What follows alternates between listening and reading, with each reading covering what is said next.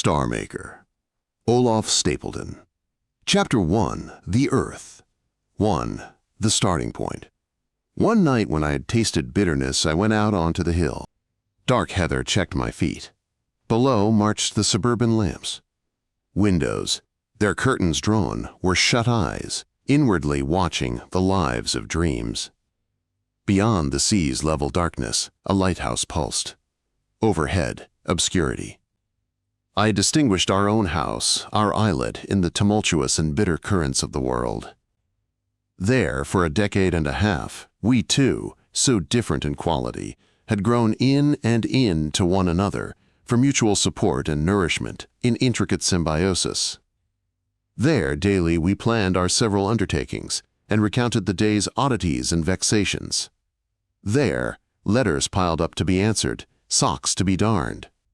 There the children were born, those sudden new lives. There, under that roof, our own two lives, recalcitrant sometimes to one another, were all the while thankfully one larger, more conscious life than either alone. All this, surely, was good. Yet there was bitterness. And bitterness not only invaded us from the world, it welled up also within our own magic circle. For horror at our futility, at our own unreality, and not only at the world's delirium, had driven me out onto the hill. We were always hurrying from one little urgent task to another, but the upshot was insubstantial. Had we, perhaps, misconceived our whole existence?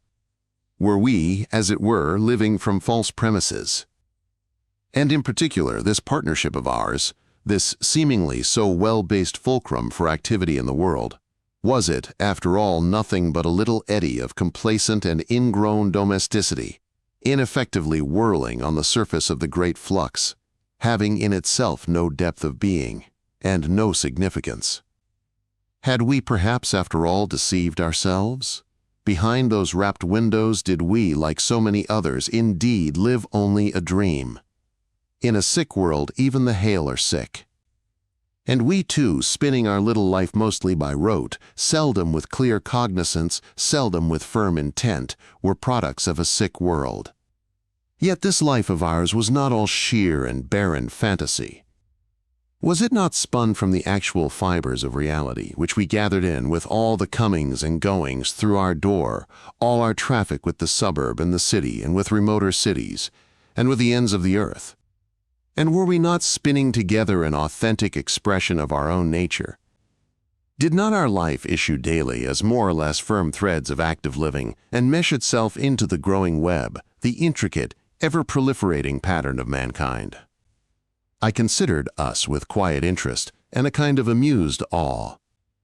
How could I describe our relationship even to myself without either disparaging it or insulting it with the tawdry decoration of sentimentality? For this our delicate balance of dependence and independence, this coolly critical, shrewdly ridiculing, but loving mutual contact, was surely a microcosm of true community, was, after all, in its simple style, an actual and living example of that high goal which the world seeks. The whole world? The whole universe? Overhead, obscurity unveiled a star. One tremulous arrow of light, projected how many thousands of years ago, now stung my nerves with vision and my heart with fear. For in such a universe as this, what significance could there be in our fortuitous, our frail, our evanescent community? But now irrationally I was seized with a strange worship, not, surely, of the star, that mere furnace which mere distance falsely sanctified, but of something other, which the dire contrast of the star and us signified to the heart. Yet what could thus be signified? Intellect, peering beyond the star, discovered no star maker but only darkness, no love, no power even, but only nothing. And yet the heart praised. Impatiently I shook off this folly and reverted from the inscrutable to the familiar and the concrete. Thrusting aside worship, and fear also and bitterness, I determined to examine more coldly this remarkable us, this surprisingly impressive datum, which to ourselves remained basic to the universe, though in relation to the stars it appeared so slight a thing. Considered even without reference to our belittling cosmical background, we were, after all, insignificant, perhaps ridiculous. We were such a commonplace occurrence, so trite, so respectable. We were just a married couple, making shift to live together without undue strain. Marriage in our time was suspect. And ours, with its trivial romantic origin, was doubly suspect. We had first met when she was a child. Our eyes encountered. She looked at me for a moment with quiet attention, even, I had romantically imagined, with obscure, deep-lying recognition. I, at any rate, recognized in that look, so I persuaded myself in my fever of adolescence, my destiny. Yes, how predestinate had seemed our union. Yet now, in retrospect, how accidental. True, of course, that as a long-married couple we fitted rather neatly, like two close trees whose trunks have grown upwards together as a single shaft, mutually distorting but mutually supporting. Coldly, I now assessed her as merely a useful but often infuriating adjunct to my personal life. We were on the whole sensible companions. We left one another a certain freedom, and so we were able to endure our proximity. Such was our relationship. Stated thus, it did not seem very significant for the understanding of the universe. Yet in my heart, I knew that it was so. Even the cold stars, even the whole cosmos with all its inane immensities could not convince me that this, our prized atom of community, imperfect as it was, short-lived as it must be, was not significant. But could this indescribable union of ours really have any significance at all beyond itself? Did it, for instance, prove that the essential nature of all human beings was to love, rather than to hate and fear? Was it evidence that all men and women the world over, though circumstance might prevent them, were at heart capable of supporting a worldwide, love-knit community? And further, did it, being itself a product of the cosmos, prove that love was in some way basic to the cosmos itself? And did it afford, through its own felt intrinsic excellence, some guarantee that we, too, its frail supporters, must in some sense have eternal life? Did it, in fact, prove that love was God, and God was awaiting us in his heaven? No! Our homely, friendly, exasperating, laughter-making, undecorated, though most prized community of spirit proved none of these things. It was no certain guarantee of anything but its own imperfect rightness.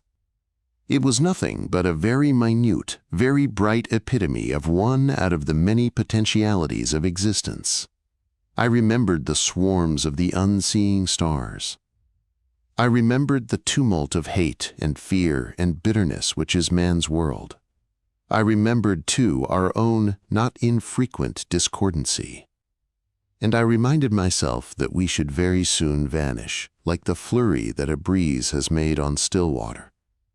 Once more there came to me a perception of the strange contrast of the stars and us. The incalculable potency of the cosmos mysteriously enhanced the tightness of our brief spark of community and of mankind's brief, uncertain venture. And these in turn quickened the cosmos. I sat down on the heather. Overhead obscurity was now in full retreat. In its rear, the freed population of the sky sprang out of hiding, star by star. On every side, the shadowy hills or the guessed, featureless sea extended beyond sight. But the hawk flight of imagination followed them as they curved downward below the horizon. I perceived that I was on a little round grain of rock and metal, filmed with water and with air, whirling in sunlight and darkness. And on the skin of that little grain all the swarms of men, generation by generation, had lived in labor and blindness, with intermittent joy and intermittent lucidity of spirit. And all their history, with its folk wanderings, its empires, its philosophies, its proud sciences, its social revolutions, its increasing hunger for community, was but a flicker in one day of the lives of stars. If one could know whether among that glittering host there were here and there other spirit-inhabited grains of rock and metal, whether man's blundering search for wisdom and for love was a sole and insignificant tremor or part of a universal movement. 2. Earth among the stars. Overhead obscurity was gone. From horizon to horizon, the sky was an unbroken spread of stars. 2 planets stared, unwinking. The more obtrusive of the constellations asserted their individuality. Orion's 4 square shoulders and feet, his belt and sword, the plow, the zigzag of Cassiopeia, the intimate Pleiades, all were duly patterned on the dark. The Milky Way, a vague hoop of light, spanned the sky. Imagination completed what mere sight could not achieve. Looking down, I seemed to see through a transparent planet, through heather and solid rock, through the buried graveyards of vanished species, down through the molten flow of basalt, and on into the Earth's core of iron, then on again, still seemingly downwards, through the southern strata to the southern ocean and lands, past the roots of gum trees and the feet of the inverted Antipodeans, through their blue, sun-pierced awning of day, and out into the eternal night, where sun and stars are together. For there, dizzyingly far below me, like fishes in the depth of a lake, lay the nether constellations. The 2 domes of the sky were fused into one hollow sphere, star-peopled, black, even beside the blinding sun. The young moon was a curve of incandescent wire. The completed hoop of the Milky Way encircled the universe. In a strange vertigo, I looked for reassurance at the little glowing windows of our home. There they still were, and the whole suburb and the hills. But stars shone through all. It was as though all terrestrial things were made of glass, or of some more limpid, more ethereal vitreosity. Faintly, the church clock chimed for midnight. Dimly, receding, it told the first stroke. Imagination was now stimulated to a new, strange mode of perception. Looking from star to star, I saw the heaven no longer as a jeweled ceiling and floor, but as depth beyond flashing depth of suns. And though for the most part the great and familiar lights of the sky stood forth as our near neighbors, some brilliant stars were seen to be in fact remote and mighty, while some dim lamps were visible only because they were so near. On every side the middle distance was crowded with swarms and streams of stars. But even these now seemed near, for the Milky Way had receded into an incomparably greater distance, and through gaps in its nearer parts appeared vista beyond vista of luminous mists and deep perspectives of stellar populations. The universe in which fate had set me was no spangled chamber, but a perceived vortex of star streams. No, it was more. Peering between the stars into the outer darkness, I saw also, as mere flecks and points of light, other such vortices, such galaxies, sparsely scattered in the void, depth beyond depth, so far afield that even the eye of imagination could find no limits to the cosmical, the all-embracing galaxy of galaxies. The universe now appeared to me as a void wherein floated rare flakes of snow, each flake a universe. Gazing at the faintest and remotest of all the swarm of universes, I seemed, by hypertelescopic imagination, to see it as a population of suns, and near one of those suns was a planet, and on that planet's dark side a hill, and on that hill myself. For our astronomers assure us that in this boundless finitude which we call the cosmos, the straight lines of light lead not to infinity, but to their source. Then I remembered that, had my vision depended on physical light, and not on the light of imagination, the rays coming thus to me round the cosmos would have revealed, not myself, but events that had ceased long before the earth, or perhaps even the sun was formed. But now, once more shunning these immensities, I looked again for the curtained windows of our home, which, though star-pierced, was still more real to me than all the galaxies. But our home had vanished, with the whole suburb, and the hills too, and the sea. The very ground on which I had been sitting was gone. Instead, there lay far below me an insubstantial gloom, and I myself was seemingly disembodied, for I could neither see nor touch my own flesh. And when I willed to move my limbs, nothing happened. I had no limbs. The familiar inner perceptions of my body and the headache which had oppressed me since morning had given way to a vague lightness and exhilaration. When I realized fully the change that had come over me, I wondered if I had died and was entering some wholly unexpected new existence. Such a banal possibility at first exasperated me. Then, with sudden dismay, I understood that if indeed I had died, I should not return to my prized, concrete atom of community. The violence of my distress shocked me. But soon I comforted myself with the thought that, after all, I was probably not dead, but in some sort of trance from which I might wake at any minute. I resolved, therefore, not to be unduly alarmed by this mysterious change. With scientific interest, I would observe all that happened to me. I noticed that the obscurity which had taken the place of the ground was shrinking and condensing. The nether stars were no longer visible through it. Soon the earth below me was like a huge circular tabletop, a broad disk of darkness surrounded by stars. I was apparently soaring away from my native planet at incredible speed. The sun, formerly visible to imagination in the nether heaven, was once more physically eclipsed by the earth. Though by now I must have been hundreds of miles above the ground, I was not troubled by the absence of oxygen and atmospheric pressure. I experienced only an increasing exhilaration and a delightful effervescence of thought. The extraordinary brilliance of the stars excited me. For, whether through the absence of obscuring air or through my own increased sensitivity, or both, the sky had taken on an unfamiliar aspect. Every star had seemingly flared up into higher magnitude. The heavens blazed. The major stars were like the headlights of a distant car.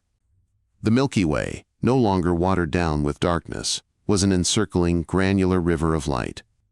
Presently, along the planet's eastern limb, now far below me, there appeared a faint line of luminosity, which, as I continued to soar, warmed here and there to orange and red. Evidently, I was traveling not only upwards, but eastwards, and swinging round into the day. Soon the sun leapt into view, devouring the huge crescent of dawn with its brilliance. But as I sped on, sun and planet were seen to drift apart, while the thread of dawn thickened into a misty breadth of sunlight.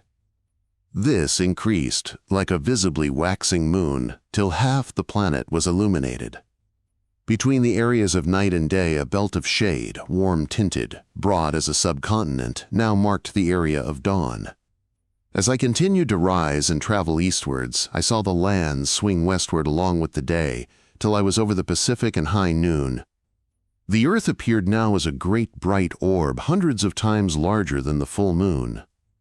In its center, a dazzling patch of light was the sun's image reflected in the ocean.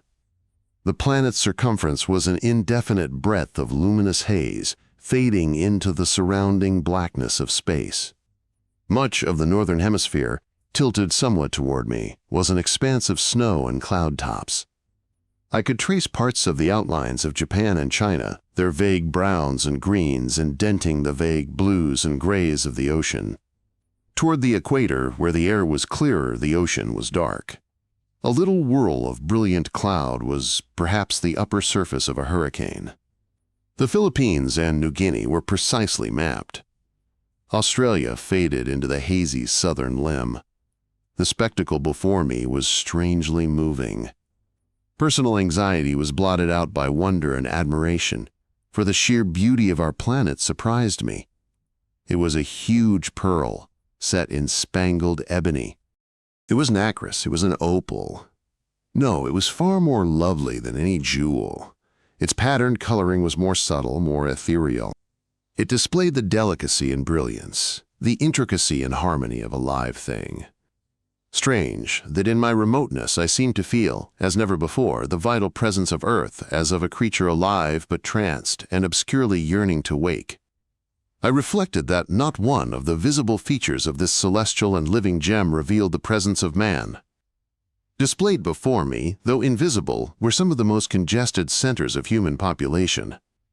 There below me lay huge industrial regions, blackening the air with smoke. Yet all this thronging life and humanly momentous enterprise had made no mark whatever on the features of the planet. From this high lookout, the Earth would have appeared no different before the dawn of man. No visiting angel or explorer from another planet could have guessed that this bland orb teemed with vermin, with world-mastering, self-torturing, incipiently angelic beasts. Chapter 2: Interstellar Travel. While I was thus contemplating my native planet, I continued to soar through space. The Earth was visibly shrinking into the distance, and as I raced eastwards it seemed to be rotating beneath me.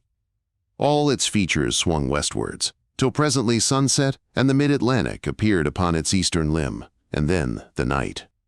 Within a few minutes, as it seemed to me, the planet had become an immense half-moon. Soon it was a misty, dwindling crescent, beside the sharp and minute crescent of its satellite. With amazement I realized that I must be traveling at a fantastic, a quite impossible rate. So rapid was my progress that I seemed to be passing through a constant hail of meteors. They were invisible till they were almost abreast of me, for they shone only by reflected sunlight, appearing for an instant only as streaks of light, like lamps seen from an express train. Many of them I met in head-on collision, but they made no impression on me. One huge, irregular bulk of rock the size of a house thoroughly terrified me.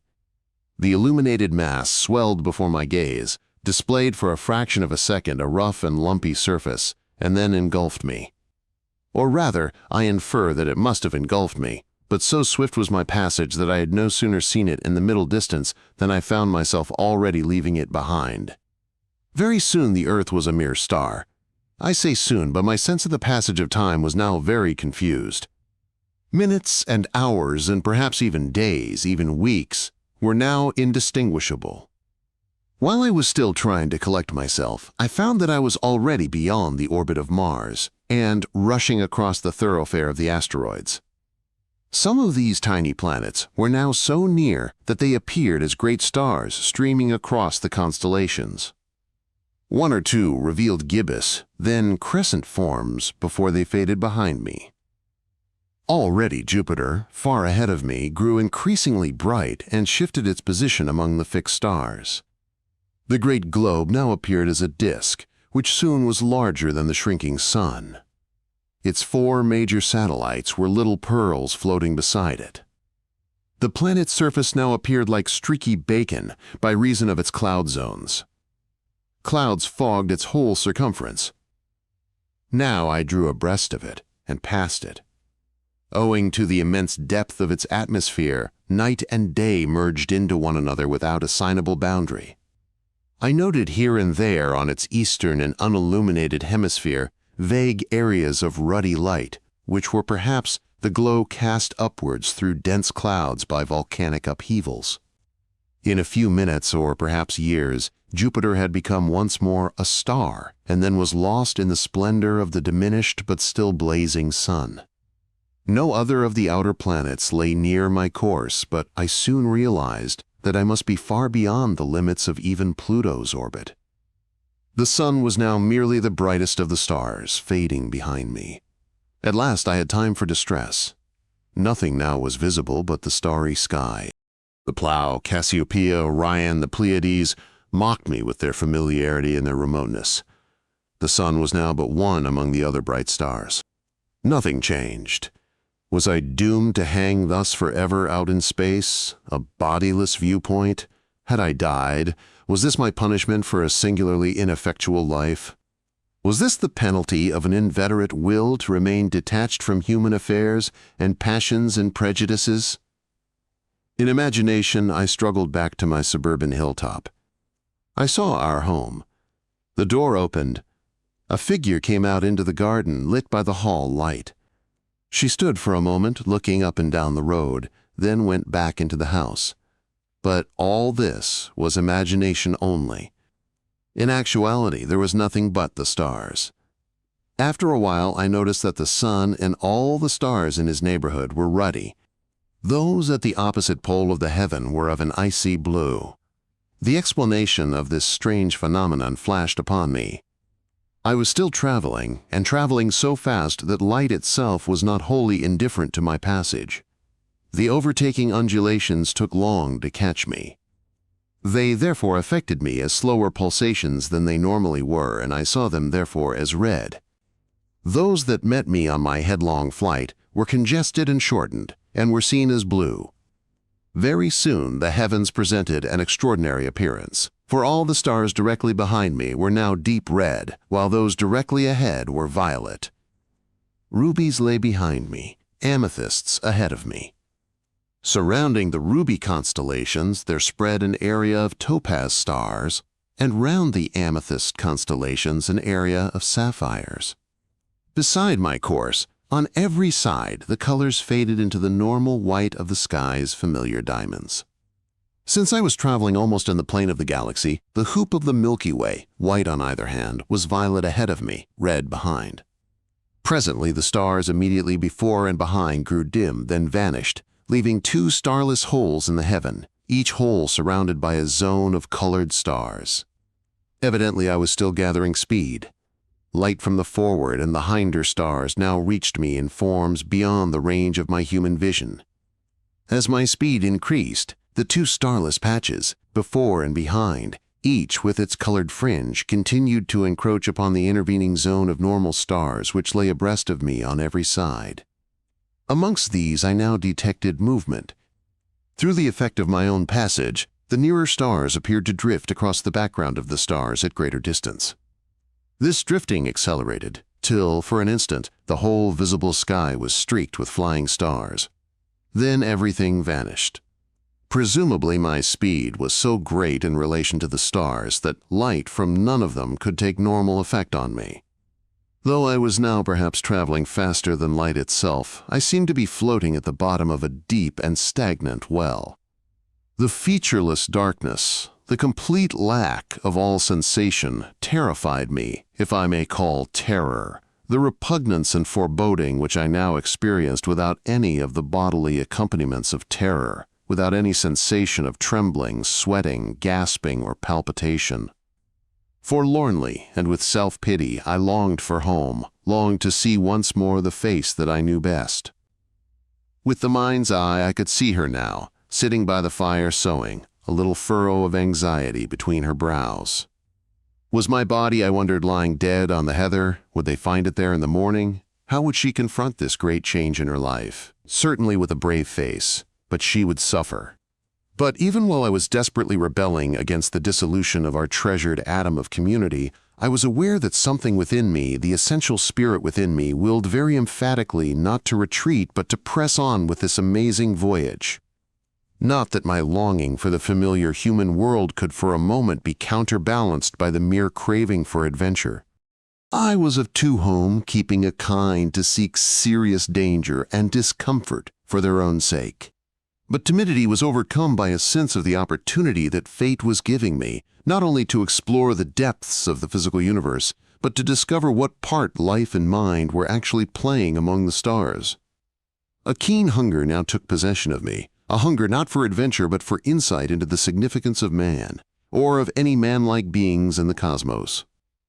This homely treasure of ours, this frank and spring-making daisy beside the arid track of modern life, impelled me to accept gladly my strange adventure. For might I not discover that the whole universe was no mere place of dust and ashes with here and there a stunted life, but actually beyond the parched terrestrial wasteland, a world of flowers? Was man indeed, as he sometimes desired to be, the growing point of the cosmical spirit, in its temporal aspect at least?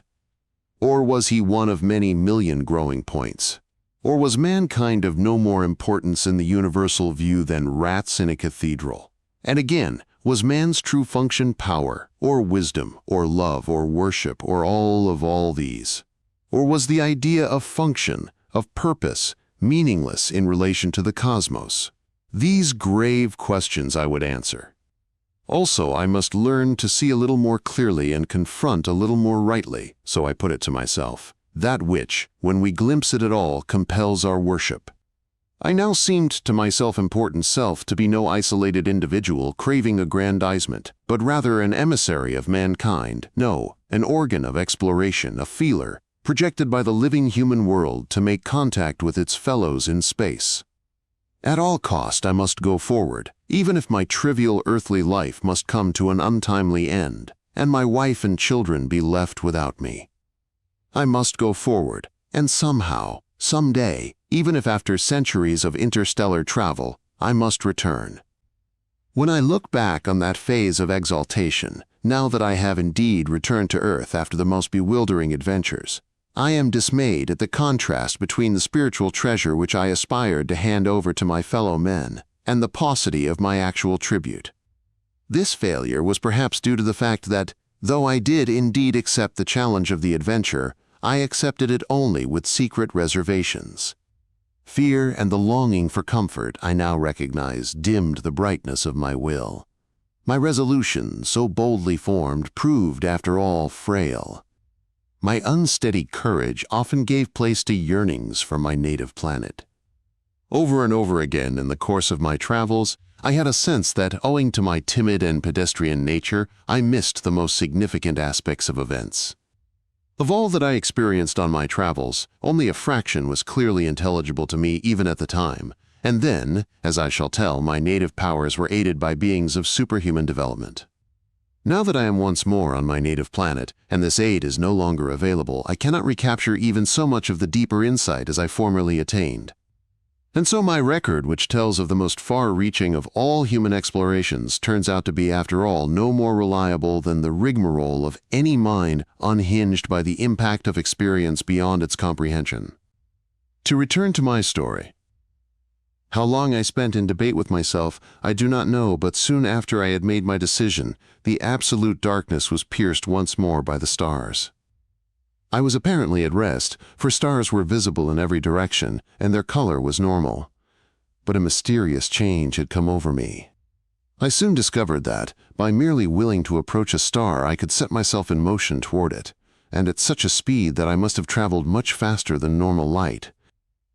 This, as I knew very well, was physically impossible. Scientists had assured me that motion faster than the speed of light was meaningless. I inferred that my motion must therefore be in some manner a mental, not a physical phenomenon, that I was enabled to take up successive viewpoints without physical means of locomotion. It seemed to me evident, too, that the light with which the stars were now revealed to me was not normal physical light, for I noticed that my new and expeditious means of travel took no effect upon the visible colors of the stars. However fast I moved, they retained their diamond hues, though all were somewhat brighter and more tinted than in normal vision. No sooner had I made sure of my new power of locomotion than I began feverishly to use it. I told myself that I was embarking on a voyage of astronomical and metaphysical research, but already my craving for the earth was distorting my purpose. It turned my attention unduly toward the search for planets, and especially for planets of the terrestrial type. At random, I directed my course toward one of the brighter of the near stars. So rapid was my advance that certain lesser and still nearer luminaries streamed past me like meteors. I swung close to the great sun, insensitive to its heat. On its mottled surface, in spite of the pervading brilliance, I could see, with my miraculous vision, a group of huge dark sunspots, each one a pit into which a dozen Earths could have been dropped. Round the star's limb, the excrescences of the chromosphere looked like fiery trees and plumes and prehistoric monsters, at tiptoe or awing, all on a globe too small for them.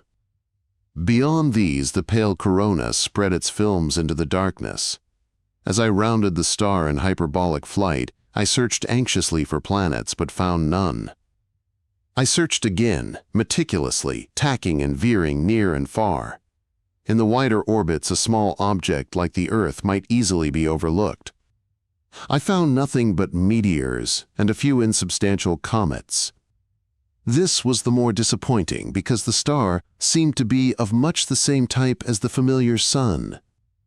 Secretly, I had hoped to discover not merely planets, but actually the Earth. Once more, I struck out into the ocean of space, heading for another near star.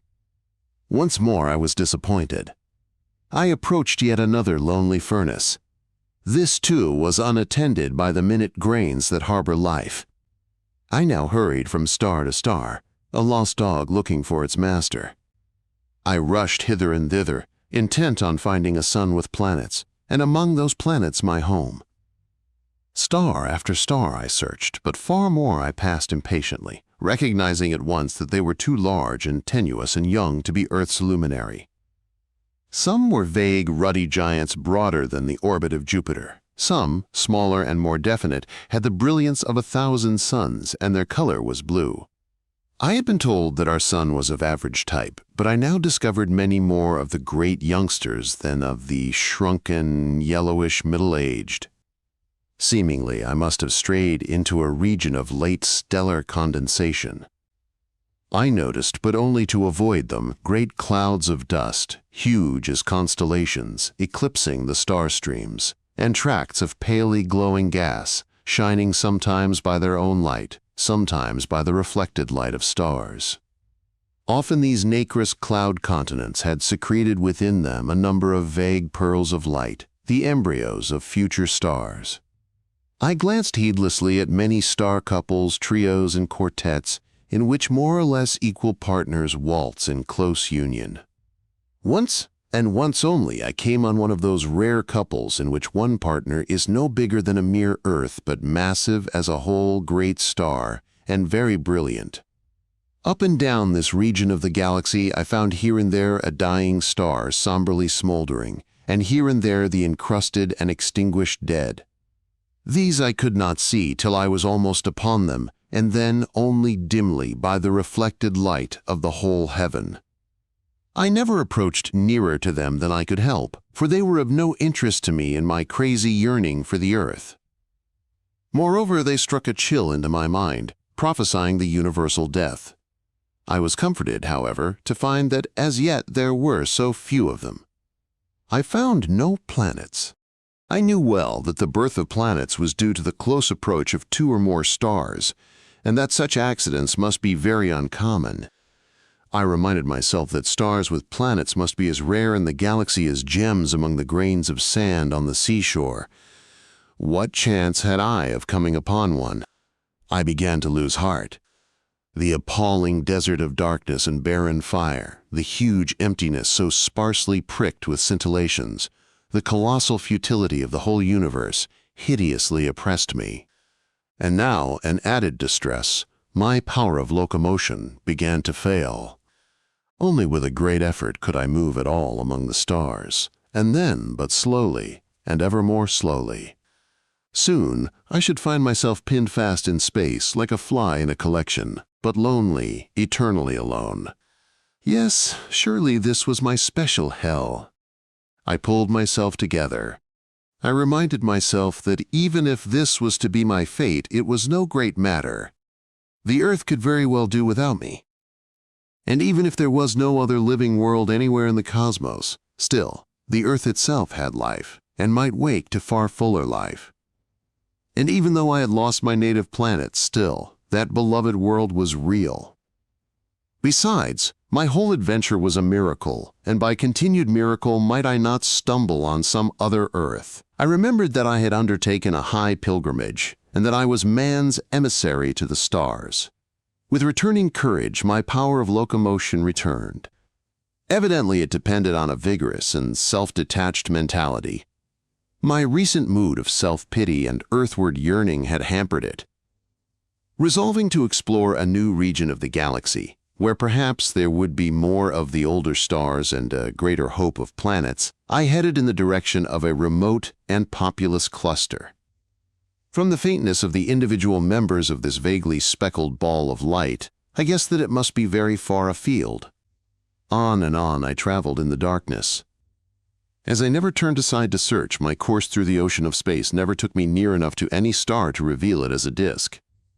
The lights of heaven streamed remotely past me like the lights of distant ships. After a voyage during which I lost all measure of time, I found myself in a great desert, empty of stars, a gap between 2 star streams, a cleft in the galaxy.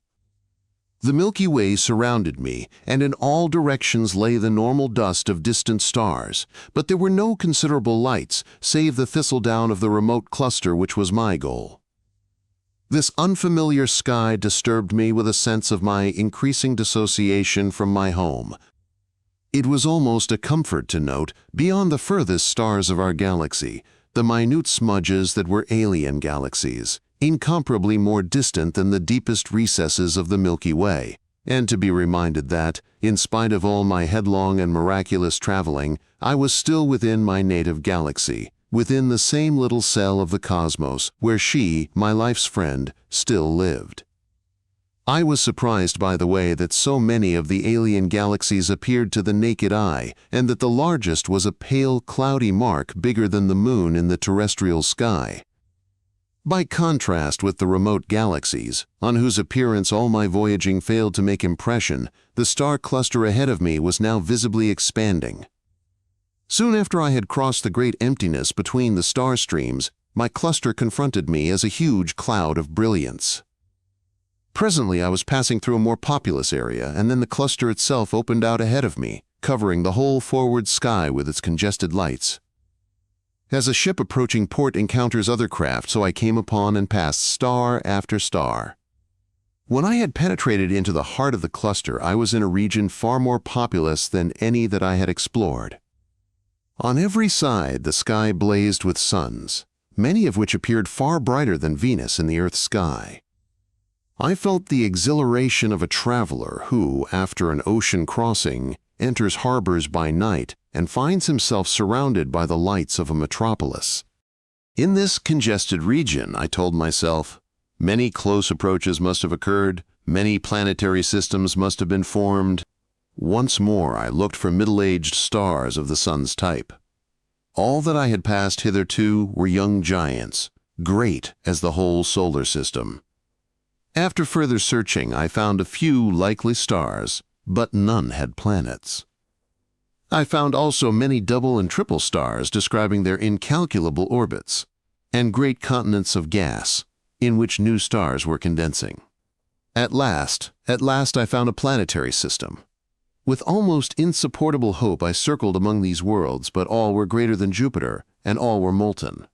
Again I hurried from star to star. I must have visited thousands, but all in vain. Sick and lonely, I fled out of the cluster. It dwindled behind me into a ball of down, sparkling with dewdrops. In front of me, a great tract of darkness blotted out a section of the Milky Way and the neighboring area of stars, save for a few near lights which lay between me and the obscuring opacity. The billowy edges of this huge cloud of gas or dust were revealed by the glancing rays of bright stars beyond it. The sight moved me with self-pity. On so many nights at home had I seen the edges of dark clouds silvered just so by moonlight. But the cloud which now opposed me could have swallowed not merely whole worlds, not merely countless planetary systems, but whole constellations. Once more my courage failed me. Miserably I tried to shut out the immensities by closing my eyes. But I had neither eyes nor eyelids. I was a disembodied, wandering viewpoint. I tried to conjure up the little interior of my home with the curtains drawn and the fire dancing. I tried to persuade myself that all this horror of darkness and distance and barren incandescence was a dream, that I was dozing by the fire, that at any moment I might wake, that she would reach over from her sewing and touch me and smile. But the stars still held me prisoner. Again, though with failing strength, I set about my search. And after I had wandered from star to star for a period that might have been days or years or eons, luck or some guardian spirit directed me to a certain sun-like star, and looking outwards from this center I caught sight of a little point of light moving, with my movement, against the patterned sky. As I leapt toward it, I saw another and another. Here was indeed a planetary system much like my own. So obsessed was I with human standards that I sought out at once the most Earth-like of these worlds. And amazingly Earth-like it appeared, as its disk swelled before me or below me. Its atmosphere was evidently less dense than ours, for the outlines of unfamiliar continents and oceans were very plainly visible. As on the Earth, the dark sea brilliantly reflected the sun's image. White cloud tracts lay here and there over the seas and the lands, which, as on my own planet, were mottled green and brown. But even from this height, I saw that the greens were more vivid and far more blue than terrestrial vegetation. I noted also that on this planet there was less ocean than land, and that the centers of the great continents were chiefly occupied by dazzling creamy white deserts. Chapter 3. The Other Earth. 1. on the other Earth. As I slowly descended toward the surface of the little planet, I found myself searching for a land which promised to be like England. But no sooner did I realize what I was doing than I reminded myself that conditions here would be entirely different from terrestrial conditions, and that it was very unlikely that I should find intelligent beings at all. If such beings existed, they would probably be quite incomprehensible to me. Perhaps they would be huge spiders or creeping jellies. How could I hope ever to make contact with such monsters? After circling about at random for some time over the filmy clouds and the forests, over the dappled plains and prairies and the dazzling stretches of desert, I selected a maritime country in the temperate zone, a brilliantly green peninsula. When I had descended almost to the ground, I was amazed at the verdure of the countryside. Here unmistakably was vegetation, similar to ours in essential character, but quite unfamiliar in detail. The fat, or even bulbous leaves, reminded me of our desert flora, but here the stems were lean and wiry. Perhaps the most striking character of this vegetation was its color, which was a vivid blue-green, like the color of vineyards that have been treated with copper salts. I was to discover later that the plants of this world had indeed learnt to protect themselves by means of copper sulfate from the microbes and the insect-like pests which formerly devastated this rather dry planet. I skimmed over a brilliant prairie scattered with Prussian blue bushes. The sky also attained a depth of blue quite unknown on Earth, save at great altitudes. There were a few low yet cirrus clouds, whose feathery character I took to be due to the tenuousness of the atmosphere. This was borne out by the fact that, though my descent had taken place in the forenoon of a summer's day, several stars managed to pierce the almost nocturnal sky. All exposed surfaces were very intensely illuminated. The shadows of the nearer bushes were nearly black. Some distant objects, rather like buildings but probably mere rocks, appeared to be blocked out in ebony and snow. Altogether, the landscape was one of unearthly and fantastical beauty. I glided with wingless flight over the surface of the planet, through glades, across tracts of fractured rock, along the banks of streams. Presently I came to a wide region covered by neat, parallel rows of fern-like plants bearing masses of nuts on the lower surfaces of their leaves. It was almost impossible to believe that this vegetable regimentation had not been intelligently planned. Or could it after all be merely a natural phenomenon not known on my own planet? Such was my surprise that my power of locomotion, always subject to emotional interference, now began to fail me. I reeled in the air like a drunk man. Pulling myself together, I staggered on over the ranked crops toward a rather large object which lay some distance from me beside a strip of bare ground. Presently, to my amazement, my stupefaction, this object revealed itself as a plow. It was rather a queer instrument, but there was no mistaking the shape of the blade, which was rusty and obviously made of iron.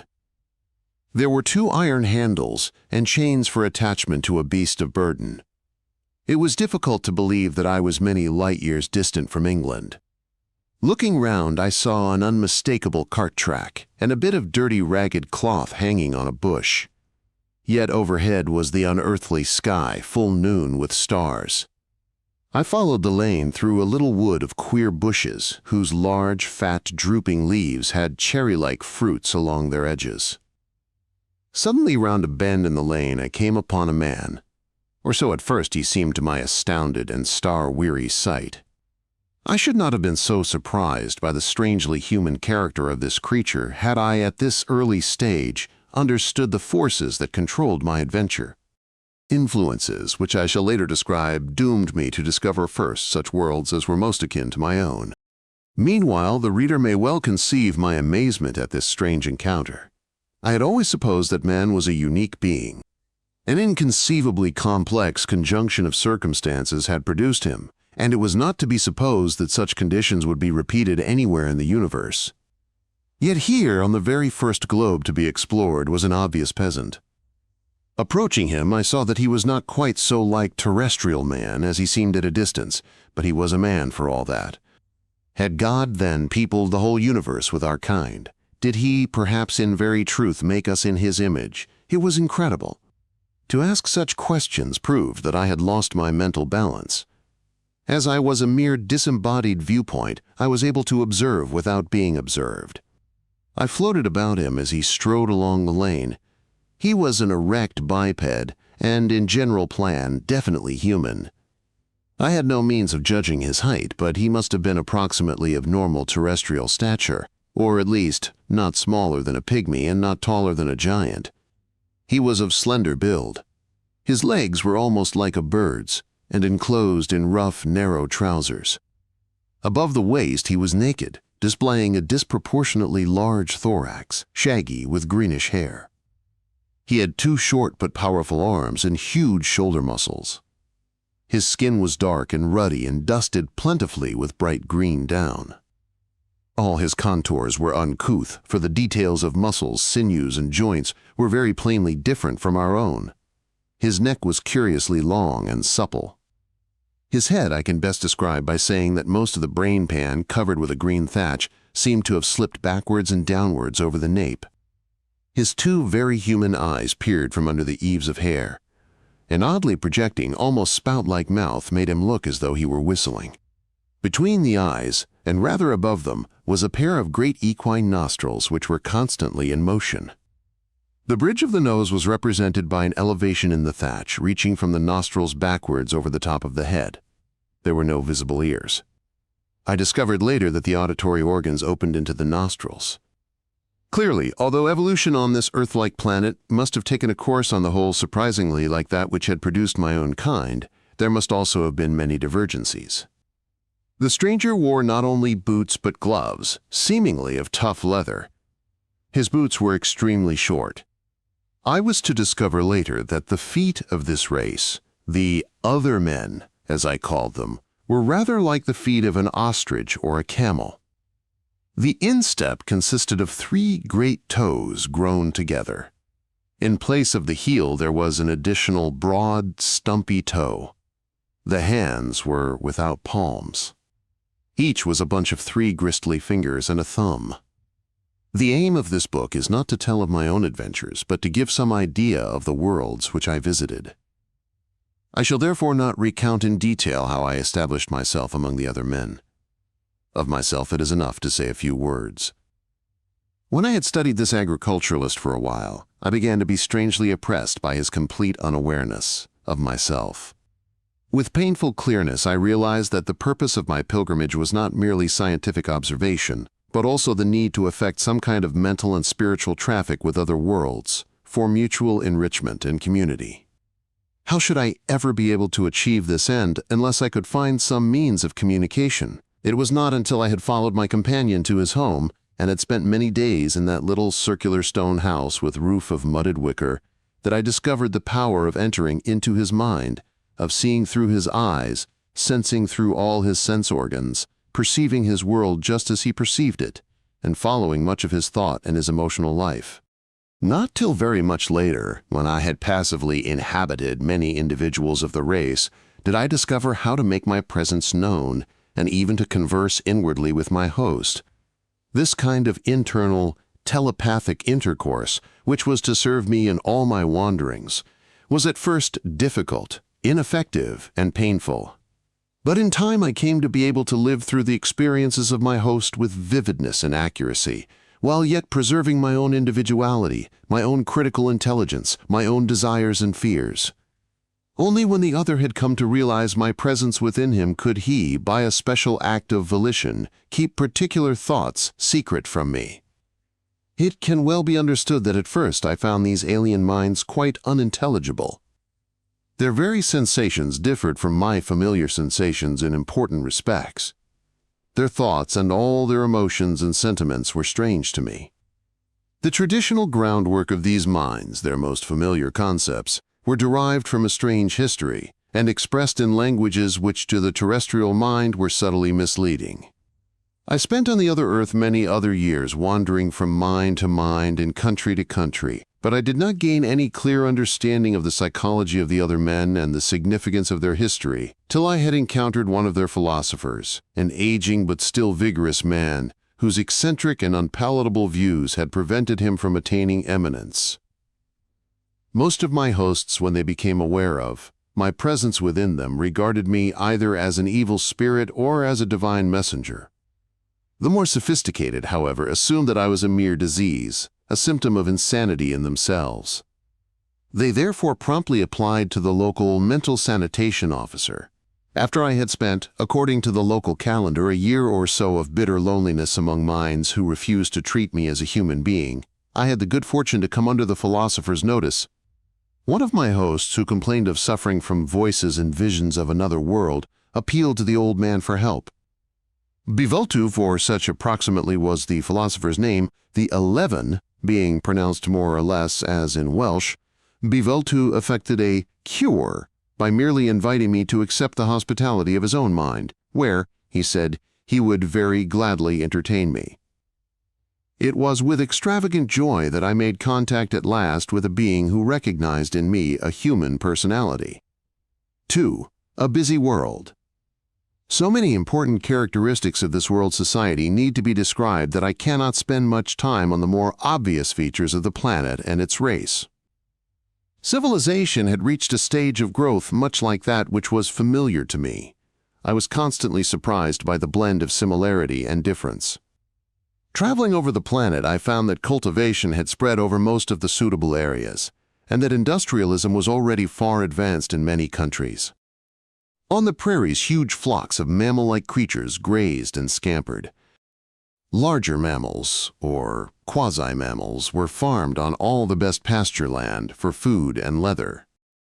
I say quasi-mammal because, though these creatures were viviparous, they did not suckle. The chewed cud, chemically treated in the maternal belly, was spat into the offspring's mouth as a jet of predigested fluid. It was thus also that human mothers fed their young. The most important means of locomotion on the other Earth was the steam train, but trains in this world were so bulky that they looked like whole terraces of houses on the move.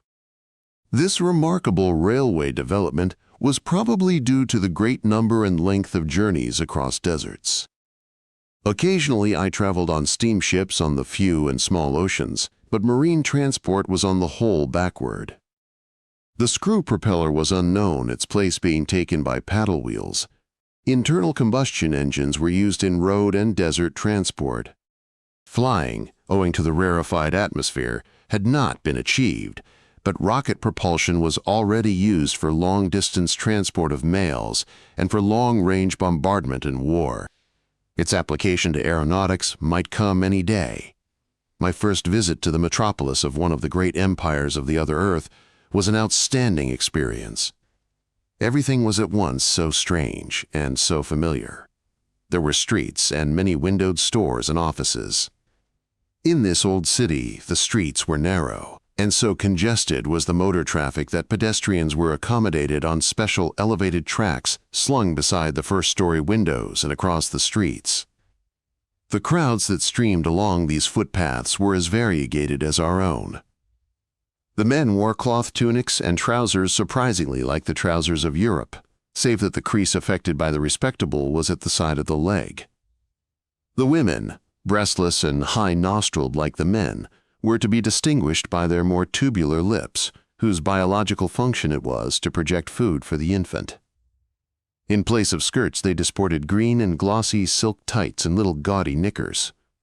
To my unaccustomed vision, the effect was inexpressibly vulgar. In summer, both sexes often appeared in the streets naked to the waist, but they always wore gloves. Here, then, was a host of persons who, in spite of their oddity, were as essentially human as Londoners. They went about their private affairs with complete assurance, ignorant that a spectator from another world found them one and all grotesque, with their lack of forehead, their great, elevated, quivering nostrils, their startlingly human eyes, their spout-like mouths. There they were, alive and busy, shopping, staring, talking. Children dragged at their mothers' hands. Old men with white facial hair bowed over walking stocks. Young men eyed young women. The prosperous were easily to be distinguished from the unfortunate by their newer and richer clothes, their confident and sometimes arrogant carriage. How can I describe in a few pages the distinctive character of a whole teeming and storied world, so different from my own, yet so similar. Here, as on my own planet, infants were being born every hour. Here, as there, they clamored for food, and very soon for companionship. They discovered what pain was, and what fear, and what loneliness and love. They grew up, molded by the harsh or kindly pressure of their fellows, to be either well-nurtured, generous, sound, or mentally crippled, bitter, unwittingly vindictive. One and all they desperately craved the bliss of true community, and very few, fewer here perhaps, than in my own world, found more than the vanishing flavor of it. They howled with the pack and hounded with the pack. Starved both physically and mentally, they brawled over the quarry and tore one another to pieces, mad with hunger, physical or mental. Sometimes some of them paused and asked what it was all for, and there followed a battle of words but no clear answer. Suddenly they were old and finished. Then, the span from birth to death being an imperceptible instant of cosmical time, they vanished. This planet, being essentially of the terrestrial type, had produced a race that was essentially human, though, so to speak, human in a different key from the terrestrial. These continents were as variegated as ours, and inhabited by a race as diversified as Homo sapiens. All the modes and facets of the spirit manifested in our history had their equivalents in the history of the other men. As with us, there had been dark ages and ages of brilliance, phases of advancement and of retreat, cultures predominantly material, and others in the main intellectual, aesthetic, or spiritual. There were Eastern races and Western races. There were empires, republics, dictatorships. Yet all was different from the terrestrial. Many of the differences, of course, were superficial, but there was also an underlying, deep-lying difference, which I took long to understand and will not yet describe. I must begin by speaking of the biological equipment of the other men. Their animal nature was at bottom, much like ours. They responded with anger, fear, hate, tenderness, curiosity, and so on, much as we respond. In sensory equipment, they were not unlike ourselves, save that in vision they were less sensitive to color and more to form than is common with us. The violent colors of the other earth appeared to me through the eyes of its natives, very subdued.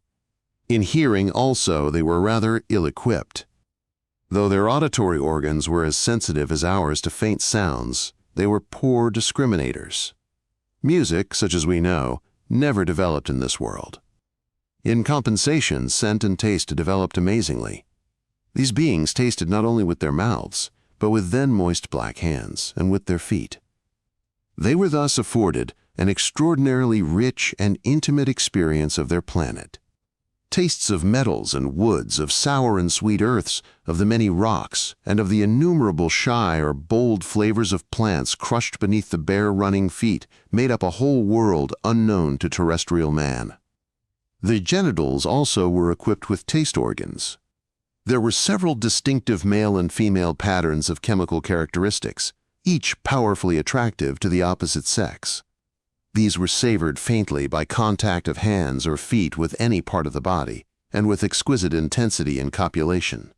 This surprising richness of gustatory experience made it very difficult for me to enter fully into the thoughts of the other men.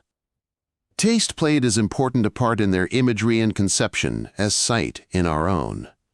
Many ideas which terrestrial man has reached by way of sight, and which even in their most abstract forms still bear traces of their visual origin, the other men conceived in terms of taste. For example, our brilliant, as applied to persons or ideas, they would translate by a word whose literal meaning was tasty. For lucid, they would use a term which in primitive times was employed by hunters to signify an easily runnable taste trail. To have religious illumination was to taste the meadows of heaven. Many of our non-visual concepts also were rendered by means of taste. Complexity was many-flavored, a word applied originally to the confusion of tastes round a drinking pool frequented by many kinds of beasts. Incompatibility was derived from a word meaning the disgust which certain human types felt for one another on account of their flavors. Differences of race, which in our world are chiefly conceived in terms of bodily appearance, were for the other men almost entirely differences of taste and smell. And as the races of the other men were much less sharply localized than our own races, the strife between groups whose flavors were repugnant to one another played a great part in history. Each race tended to believe that its own flavor was characteristic of all the finer mental qualities, was, indeed, an absolutely reliable label of spiritual worth. In former ages, the gustatory and olfactory differences had, no doubt, been true signs of racial differences, but in modern times, and in the more developed lands, there had been great changes. Not only had the races ceased to be clearly localized, but also industrial civilization had produced a crop of genetic changes which rendered the old racial distinctions meaningless. The ancient flavors, however, though they had by now no racial significance at all, and indeed members of one family might have mutually repugnant flavors, continued to have the traditional emotional effects. In each country, some particular flavor was considered the true hallmark of the race of that country, and all other flavors were despised, if not actually condemned. In the country which I came to know best, the orthodox racial flavor was a kind of saltness inconceivable to terrestrial man. My hosts regarded themselves as the very salt of the earth. But as a matter of fact, the peasant whom I first inhabited was the only genuine pure salt man of orthodox variety whom I ever encountered. The great majority of that country's citizens attained their correct taste and smell by artificial means. Those who were at least approximately salt, with some variety of saltness, though not the ideal variety, were forever exposing the deceit of their sour, sweet, or bitter neighbors. Unfortunately, though the taste of the limbs could be fairly well disguised, no effective means had been found for changing the flavor of copulation. Consequently, newly married couples were apt to make the most shattering discoveries about one another on the wedding night. Since in the great majority of unions neither party had the orthodox flavor, both were willing to pretend to the world that all was well. But often there would turn out to be a nauseating incompatibility between the two gustatory types.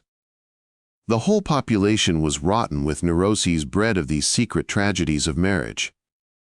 Occasionally, when one party was more or less of the orthodox flavor, this genuinely salt partner would indignantly denounce the impostor. The courts, the news bulletins, and the public would then join in self-righteous protests. Some racial flavors were too obtrusive to be disguised. One in particular, a kind of bittersweet, exposed its possessor to extravagant persecution in all but the most tolerant countries. In past times, the bittersweet race had earned a reputation of cunning and self-seeking, and had been periodically massacred by its less intelligent neighbors. But in the general biological ferment of modern times, the bittersweet flavor might crop up in any family. Woe, then, to the accursed infant and to all its relatives. Persecution was inevitable, unless indeed the family was wealthy enough to purchase from the state an honorary salting, or in the neighboring land, an honorary sweetening, which removed the stigma. In the more enlightened countries, the whole racial superstition was becoming suspect. There was a movement among the intelligentsia for conditioning infants to tolerate every kind of human flavor, and for discarding the deodorants and degustants, and even the boots and gloves, which civilized convention imposed. Unfortunately, this movement of toleration was hampered by one of the consequences of industrialism. In the congested and unhealthy industrial centers, a new gustatory and olfactory type had appeared, apparently as a biological mutation. In a couple of generations, this sour, astringent, and undisguisable flavor dominated in all the most disreputable working-class quarters. To the fastidious palates of the well-to-do, it was overwhelmingly nauseating and terrifying. In fact, it became for them an unconscious symbol, tapping all the secret guilt and fear and hate which the oppressors felt for the oppressed. In this world, as in our own, nearly all the chief means of production, nearly all the land, mines, factories, railways, ships, were controlled for private profit by a small minority of the population. These privileged individuals were able to force the masses to work for them on pain of starvation. The tragic farce inherent in such a system was already approaching. The owners directed the energy of the workers increasingly toward the production of more means of production rather than to the fulfillment of the needs of individual life. For machinery might bring profit to the owners, bread would not. With the increasing competition of machine with machine, profits declined, and therefore wages, and therefore effective demand for goods. Marketless products were destroyed, though bellies were unfed and backs unclad. Unemployment, disorder, and stern repression increased as the economic system disintegrated. A familiar story. As conditions deteriorated and the movements of charity and state charity became less and less able to cope with the increasing mass of unemployment and destitution, the new pariah race became more and more psychologically useful to the hate needs of the scared but still powerful, prosperous. The theory was spread that these wretched beings were the result of secret, systematic race pollution by riff-raff immigrants, and that they deserved no consideration whatever. They were therefore allowed only the basest forms of employment and the harshest conditions of work. When unemployment had become a serious social problem, practically the whole pariah stock was workless and destitute.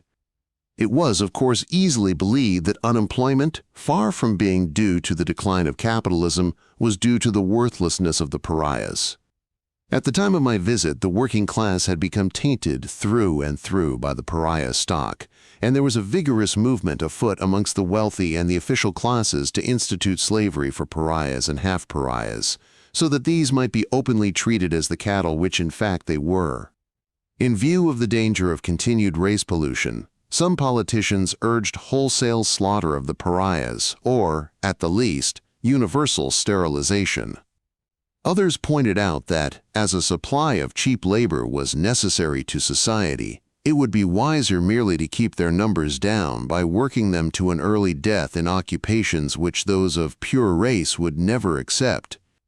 This, at any rate, should be done in times of prosperity, but in times of decline, the excess population could be allowed to starve or might be used up in the physiological laboratories. The persons who first dared to suggest this policy were scourged by the whips of generous popular indignation.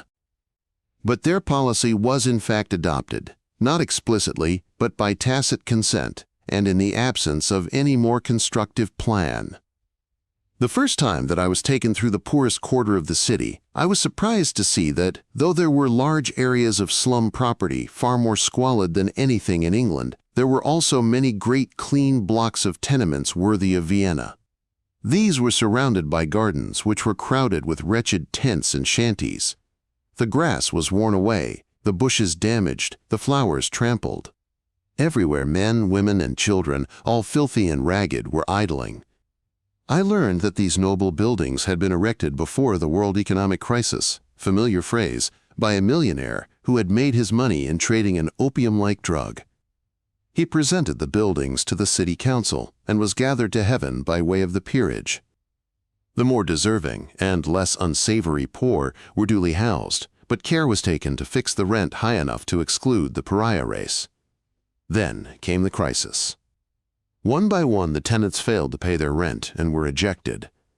Within a year the buildings were almost empty. There followed a very curious sequence of events, and one which, as I was to discover, was characteristic of this strange world. Respectable public opinion, though vindictive toward the unemployed, was passionately tender toward the sick.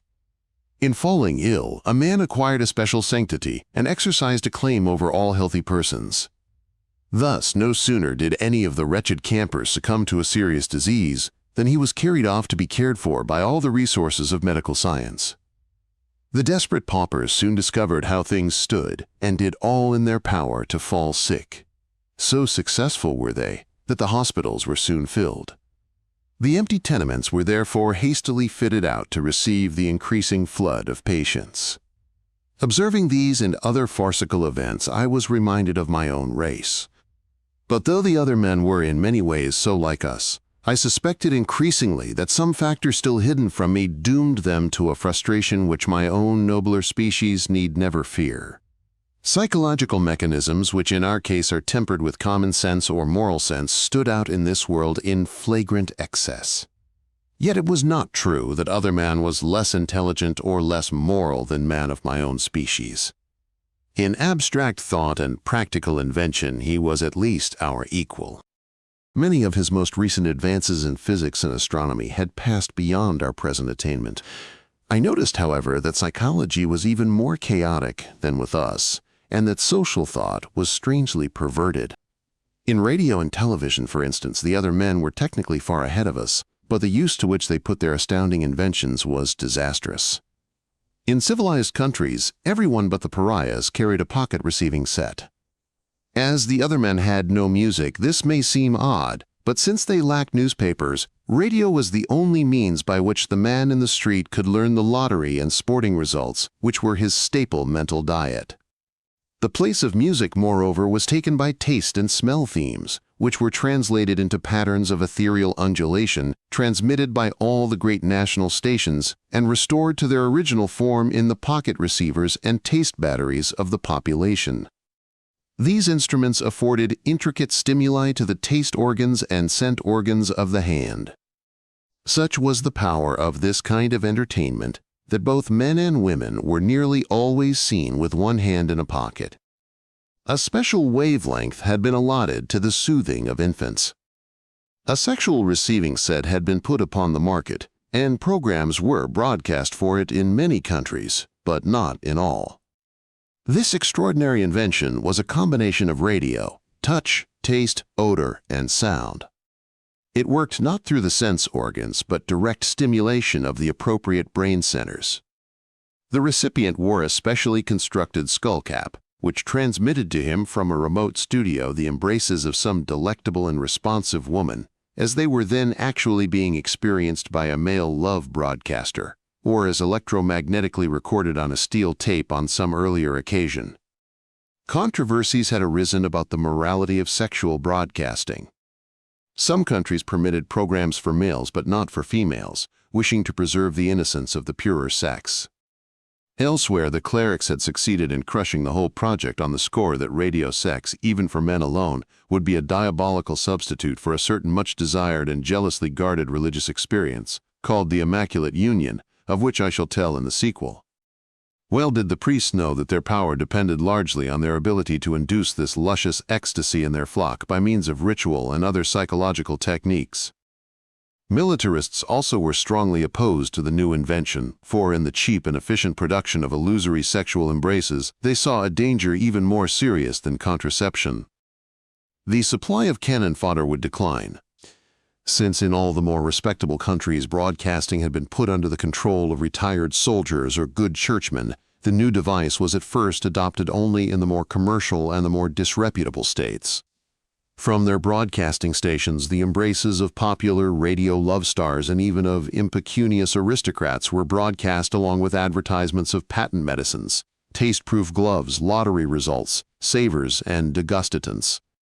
The principle of radio brain stimulation was soon developed much further.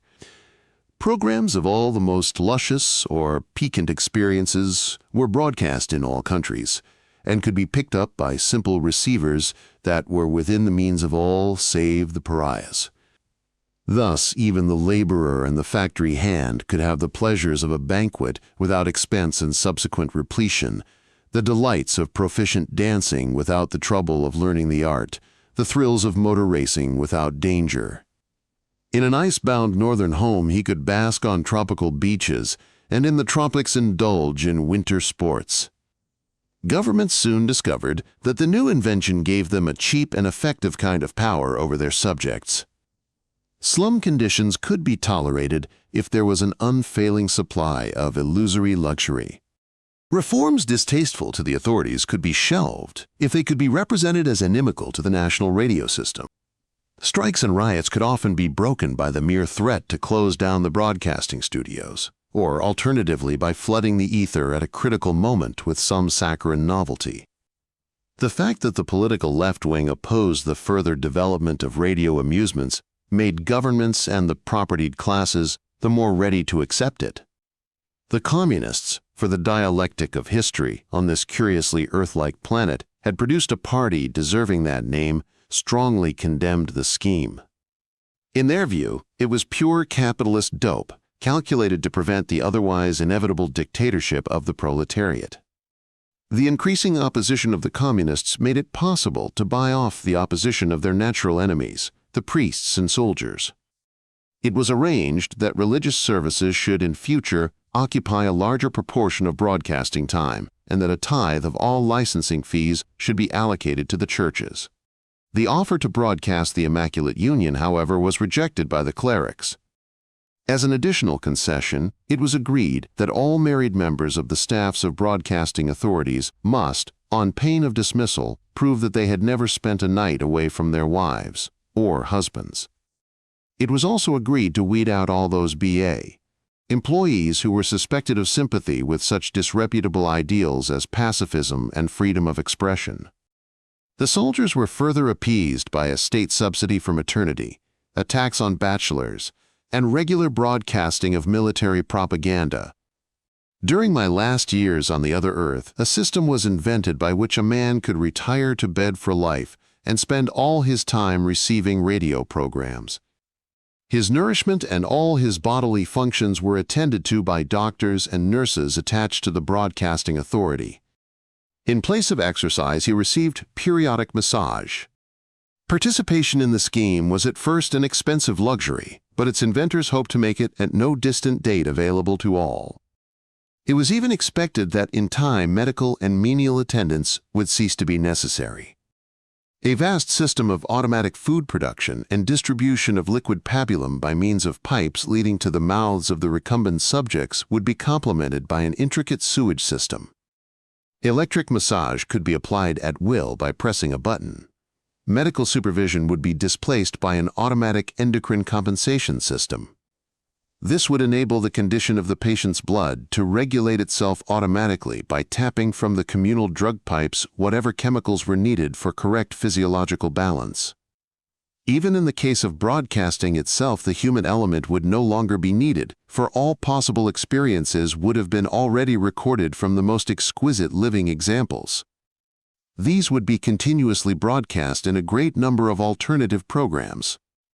A few technicians and organizers might still be needed to superintend the system, but, properly distributed, their work would entail for each member of the World Broadcasting Authority's staff no more than a few hours of interesting activity each week. Children, if future generations were required, would be produced ectogenetically. The World Director of Broadcasting would be requested to submit psychological and physiological specifications of the ideal listening breed. Infants produced in accordance with this pattern would then be educated by special radio programs to prepare them for adult radio life. They would never leave their cots, save to pass by stages to the full-sized beds of maturity. At the latter end of life, if medical science did not succeed in circumventing senility and death, the individual would at least be able to secure a painless end by pressing an appropriate button. Enthusiasm for this astounding project spread rapidly in all civilized countries, but certain forces of reaction were bitterly opposed to it. The old-fashioned religious people and the militant nationalists both affirmed that it was man's glory to be active. The religious held that only in self-discipline, mortification of the flesh, and constant prayer could the soul be fitted for eternal life. The nationalists of each country declared that their own people had been given a sacred trust to rule the baser kinds, and that in any case only the martial virtues could ensure the spirit's admittance to Valhalla. Many of the great economic masters, though they had originally favored radio bliss in moderation as an opiate for the discontented workers, now turned against it. Their craving was for power, and for power they needed slaves whose labor they could command for their great industrial ventures. They therefore devised an instrument which was at once an opiate and a spur. By every method of propaganda they sought to rouse the passions of nationalism and racial hatred. They created, in fact, the other fascism, complete with lies, with mystical cult of race and state, with scorn of reason, with praise of brutal mastery, with appeal at once to the vilest and to the generous motives of the deluded young. Opposed to all these critics of radio bliss, and equally opposed to radio bliss itself, there was in each country a small and bewildered party which asserted that the true goal of human activity was the creation of a worldwide community of awakened and intelligently creative persons, related by mutual insight and respect, and by the common task of fulfilling the potentiality of the human spirit on earth. Much of their doctrine was a restatement of the teachings of religious seers of a fine long past, but it had also been deeply influenced by contemporary science. This party, however, was misunderstood by the scientists, cursed by the clerics, ridiculed by the militarists, and ignored by the advocates of radio bliss. Now at this time, economic confusion had been driving the great commercial empires of the other Earth into more and more desperate competition for markets. These economic rivalries had combined with ancient tribal passions of fear and hate and pride to bring about an interminable series of war scares, each of which threatened universal Armageddon. In this situation, the radio enthusiasts pointed out that, if their policy were accepted, war would never occur, and on the other hand that, if a world war broke out, their policy would be indefinitely postponed. They contrived a worldwide peace movement, and such was the passion for radio bliss that the demand for peace swept all countries.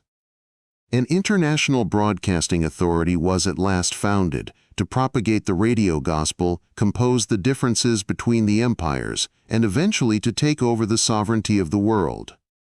Meanwhile, the earnestly religious and the sincere militarists, rightly dismayed at the baseness of the motives behind the new internationalism, but in their own manner equally wrong-headed, determined to save the other men in spite of themselves by goading the peoples into war. All the forces of propaganda and financial corruption were heroically wielded to foment the passions of nationalism. Even so, the greed for radio bliss was by now so general and so passionate that the war party would never have succeeded had it not been for the wealth of the great armorers and their experience in fomenting strife. Trouble was successfully created between one of the older commercial empires and a certain state which had only recently adopted mechanical civilization but was already a great power, and a power in desperate need of markets. Radio, which formerly had been the main force making for cosmopolitanism, became suddenly in each country the main stimulus to nationalism. Morning, noon, and night, every civilized people was assured that enemies, whose flavor was of course subhuman and foul, were plotting its destruction. Armament scares, spy stories, accounts of the barbarous and sadistic behavior of neighboring peoples, created in every country such uncritical suspicion and hate that war became inevitable. A dispute arose over the control of a frontier province. During those critical days, Bovaltu and I happened to be in a large provincial town. I shall never forget how the populace plunged into almost maniacal hate. All thought of human brotherhood, and even of personal safety, was swept away by a savage bloodlust. Panic-stricken governments began projecting long-range rocket bombs at their dangerous neighbors. Within a few weeks, several of the capitals of the other Earth had been destroyed from the air. Each people now began straining every nerve to do more hurt than it received. Of the horrors of this war, of the destruction of city after city, of the panic-stricken, starving hosts that swarmed into the open country, looting and killing, of the starvation and disease, of the disintegration of the social services, of the emergence of ruthless military dictatorships, of the steady or catastrophic decay of culture, and of all decency and gentleness in personal relations, of this there is no need to speak in detail. Instead, I shall try to account for the finality of the disaster which overtook the other men. My own humankind, in similar circumstances, would never, surely, have allowed itself to be so completely overwhelmed. No doubt we ourselves are faced with the possibility of a scarcely less destructive war, but whatever the agony that awaits us, we shall almost certainly recover. Foolish we may be, but we always manage to avoid falling into the abyss of downright madness. At the last moment, sanity falteringly reasserts itself. Not so with the other men. 3. Prospects of the race. The longer I stayed on the other Earth, the more I suspected that there must be some important underlying difference between this human race and my own. In some sense, the difference was obviously one of balance. Homo sapiens was on the whole better integrated, more gifted with common sense, less apt to fall into extravagance through mental dissociation. Perhaps the most striking example of the extravagance of the other men was the part played by religion in their more advanced societies.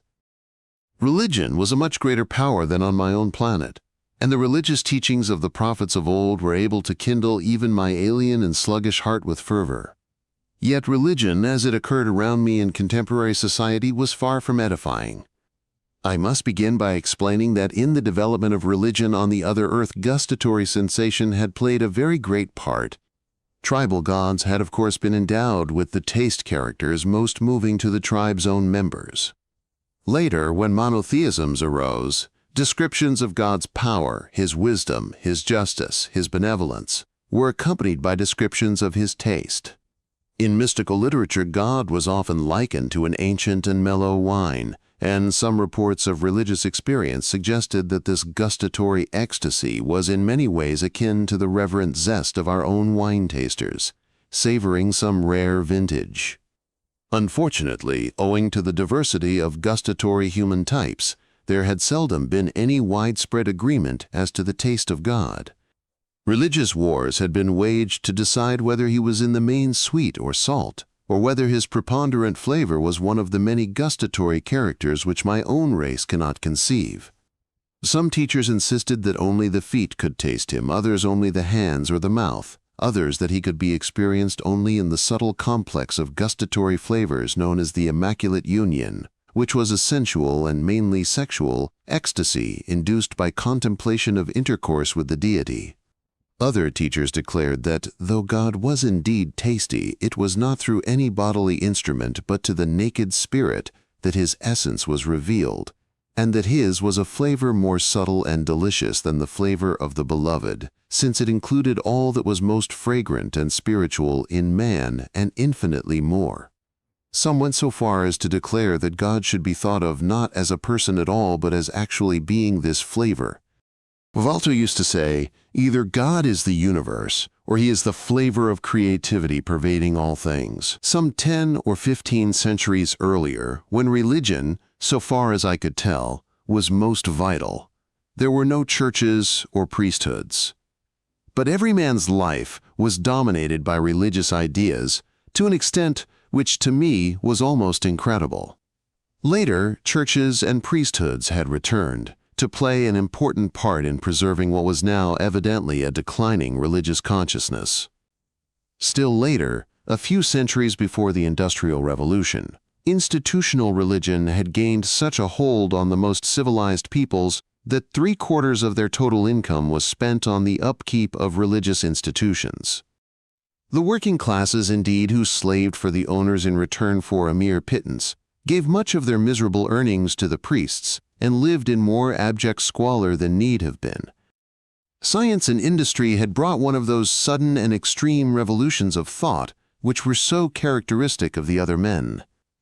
Nearly all the churches were destroyed or turned into temporary factories or industrial museums. Atheism, lately persecuted, became fashionable. All the best minds turned agnostic.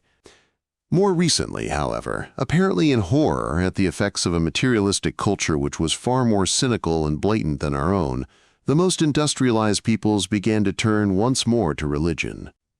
A spiritistic foundation was provided for natural science. The old churches were re-sanctified, and so many new religious edifices were built that they were soon as plentiful as cinema houses with us.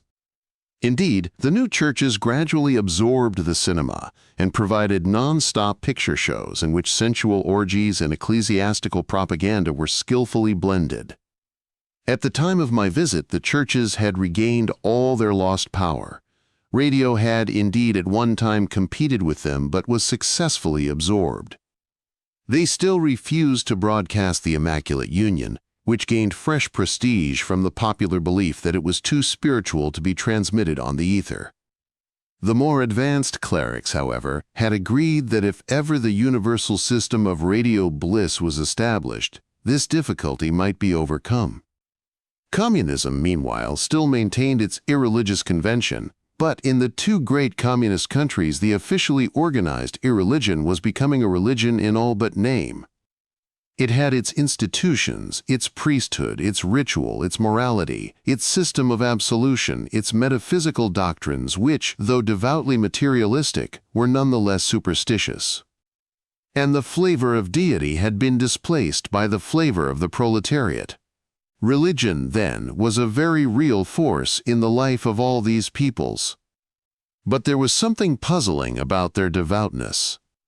In a sense it was sincere and even beneficial, for in very small personal temptations and very obvious and stereotyped moral choices, the other men were far more conscientious than my own kind.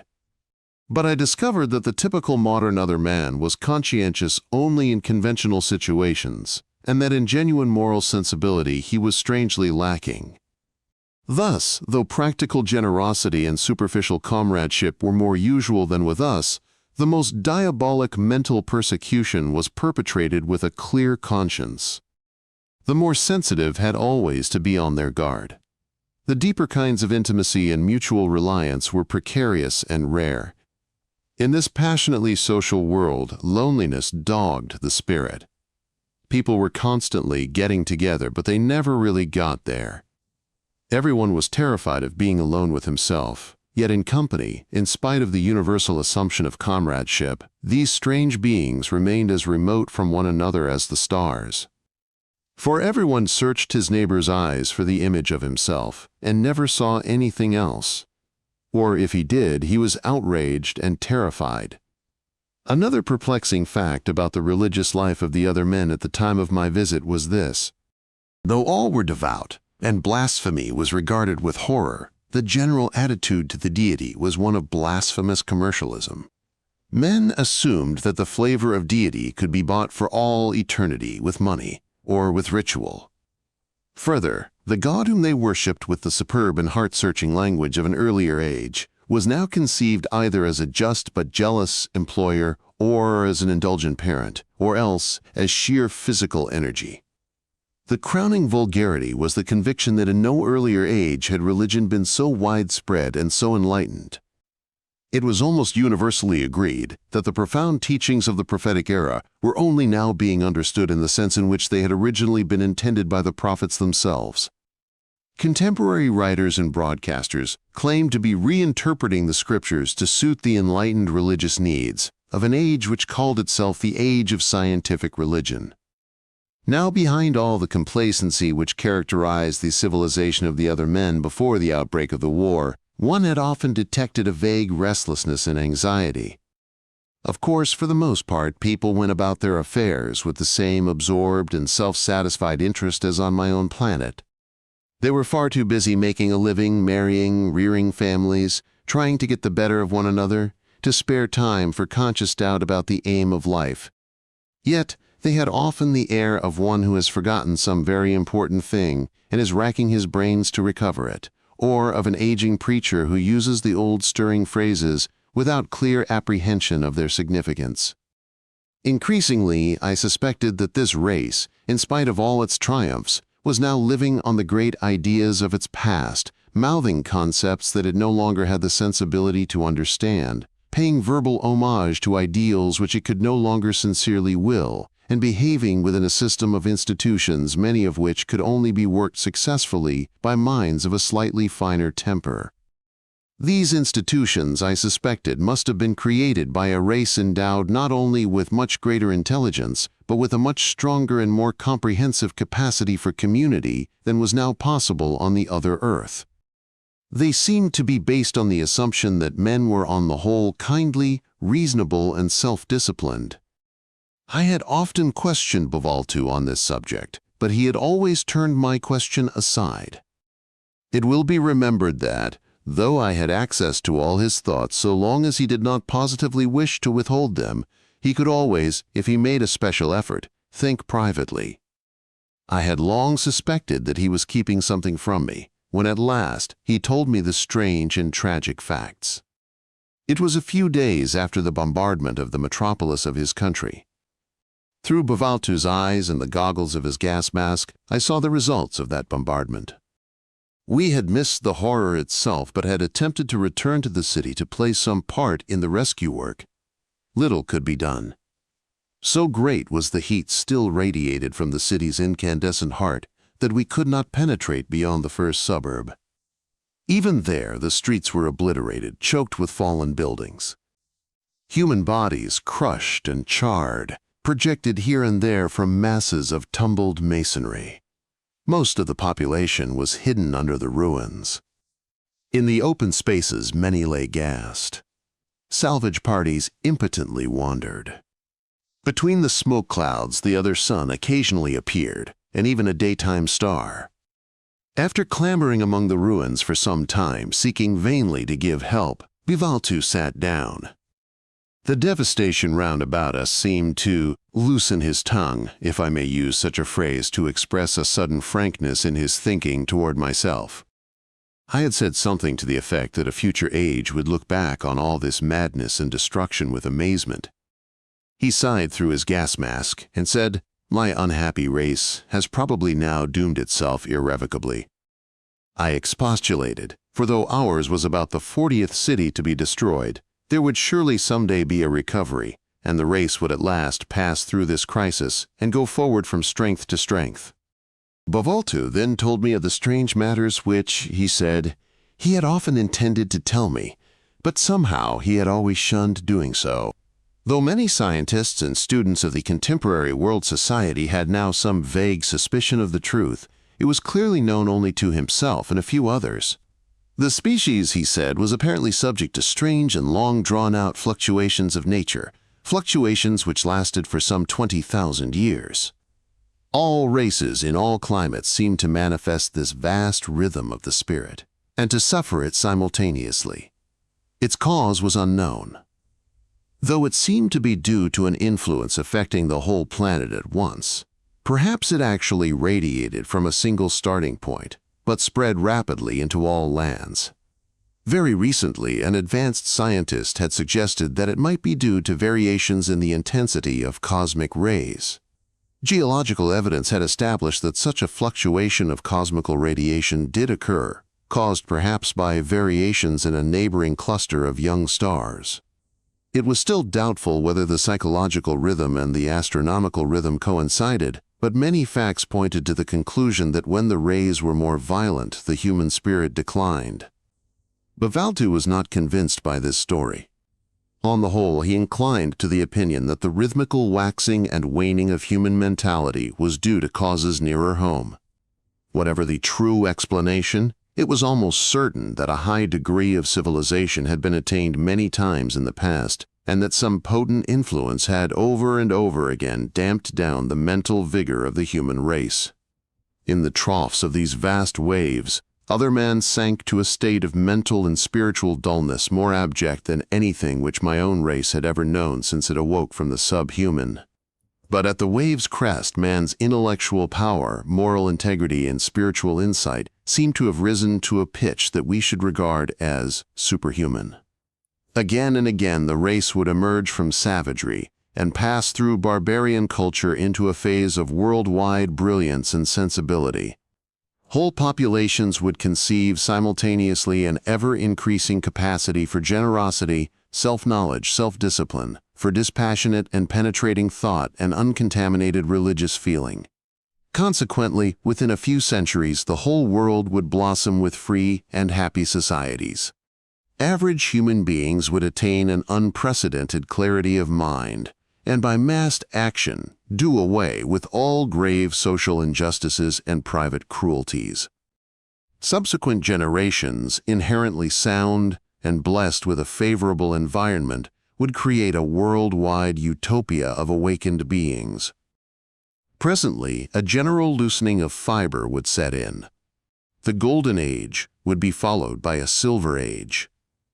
Living on the achievements of the past, the leaders of thought would lose themselves in a jungle of subtlety or fall exhausted into mere slovenliness. At the same time, moral sensibility would decline. Men would become on the whole less sincere, less self-searching, less sensitive to the needs of others, in fact, less capable of community. Social machinery, which had worked well so long as citizens attained a certain level of humanity, would be dislocated by injustice and corruption. tyrants and tyrannical oligarchies would set about destroying liberty. Hate-mad, submerged classes would give them good excuse. Little by little, though the material benefits of civilization might smolder on for centuries, the flame of the spirit would die down into a mere flicker in a few isolated individuals. Then would come sheer barbarism, followed by the trough of almost subhuman savagery. On the whole, there seemed to have been a higher achievement on the more recent crests of the wave than on those of the geological past. So at least some anthropologists persuaded themselves. It was confidently believed that the present apex of civilization was the most brilliant of all, that its best was as yet to come, and that by means of its unique scientific knowledge it would discover how to preserve the mentality of the race from a recurrence of deterioration. The present condition of the species was certainly exceptional. In no earlier recorded cycle had science and mechanization advanced to such lengths. So far as could be inferred from the fragmentary relics of the previous cycle, mechanical invention had never passed beyond the crude machinery known in our own mid-19th century. The still earlier cycles, it was believed, stagnated at even earlier stages in their industrial revolutions. Now, though it was generally assumed in intellectual circles that the best was yet to be, Vulso and his friends were convinced that the crest of the wave had already occurred many centuries ago. To most men, of course, the decade before the war had seemed better and more civilized than any earlier age. In their view, civilization and mechanization were almost identical, and never before had there been such a triumph of mechanization. The benefits of a scientific civilization were obvious. For the fortunate class, there was more comfort, better health, increased stature, a prolongation of youth, and a system of technical knowledge so vast and intricate that no man could know more than its outline or some tiny corner of its detail. Moreover, increased communications had brought all the peoples into contact.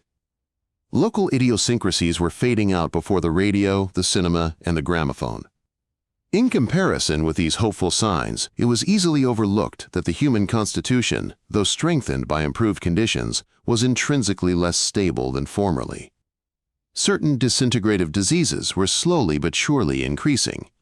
In particular, diseases of the nervous system were becoming more common and more pernicious. Cynics used to say that the mental hospitals would soon outnumber even the churches. But the cynics were only jesters. It was almost universally agreed that, in spite of wars and economic troubles and social upheavals, all was now well, and the future would be better. The truth, said Bovaltu, was almost certainly otherwise. There was, as I had suspected, unmistakable evidence that the average of intelligence and of moral integrity throughout the world had declined, and they would probably continue to do so. Already the race was living on its past.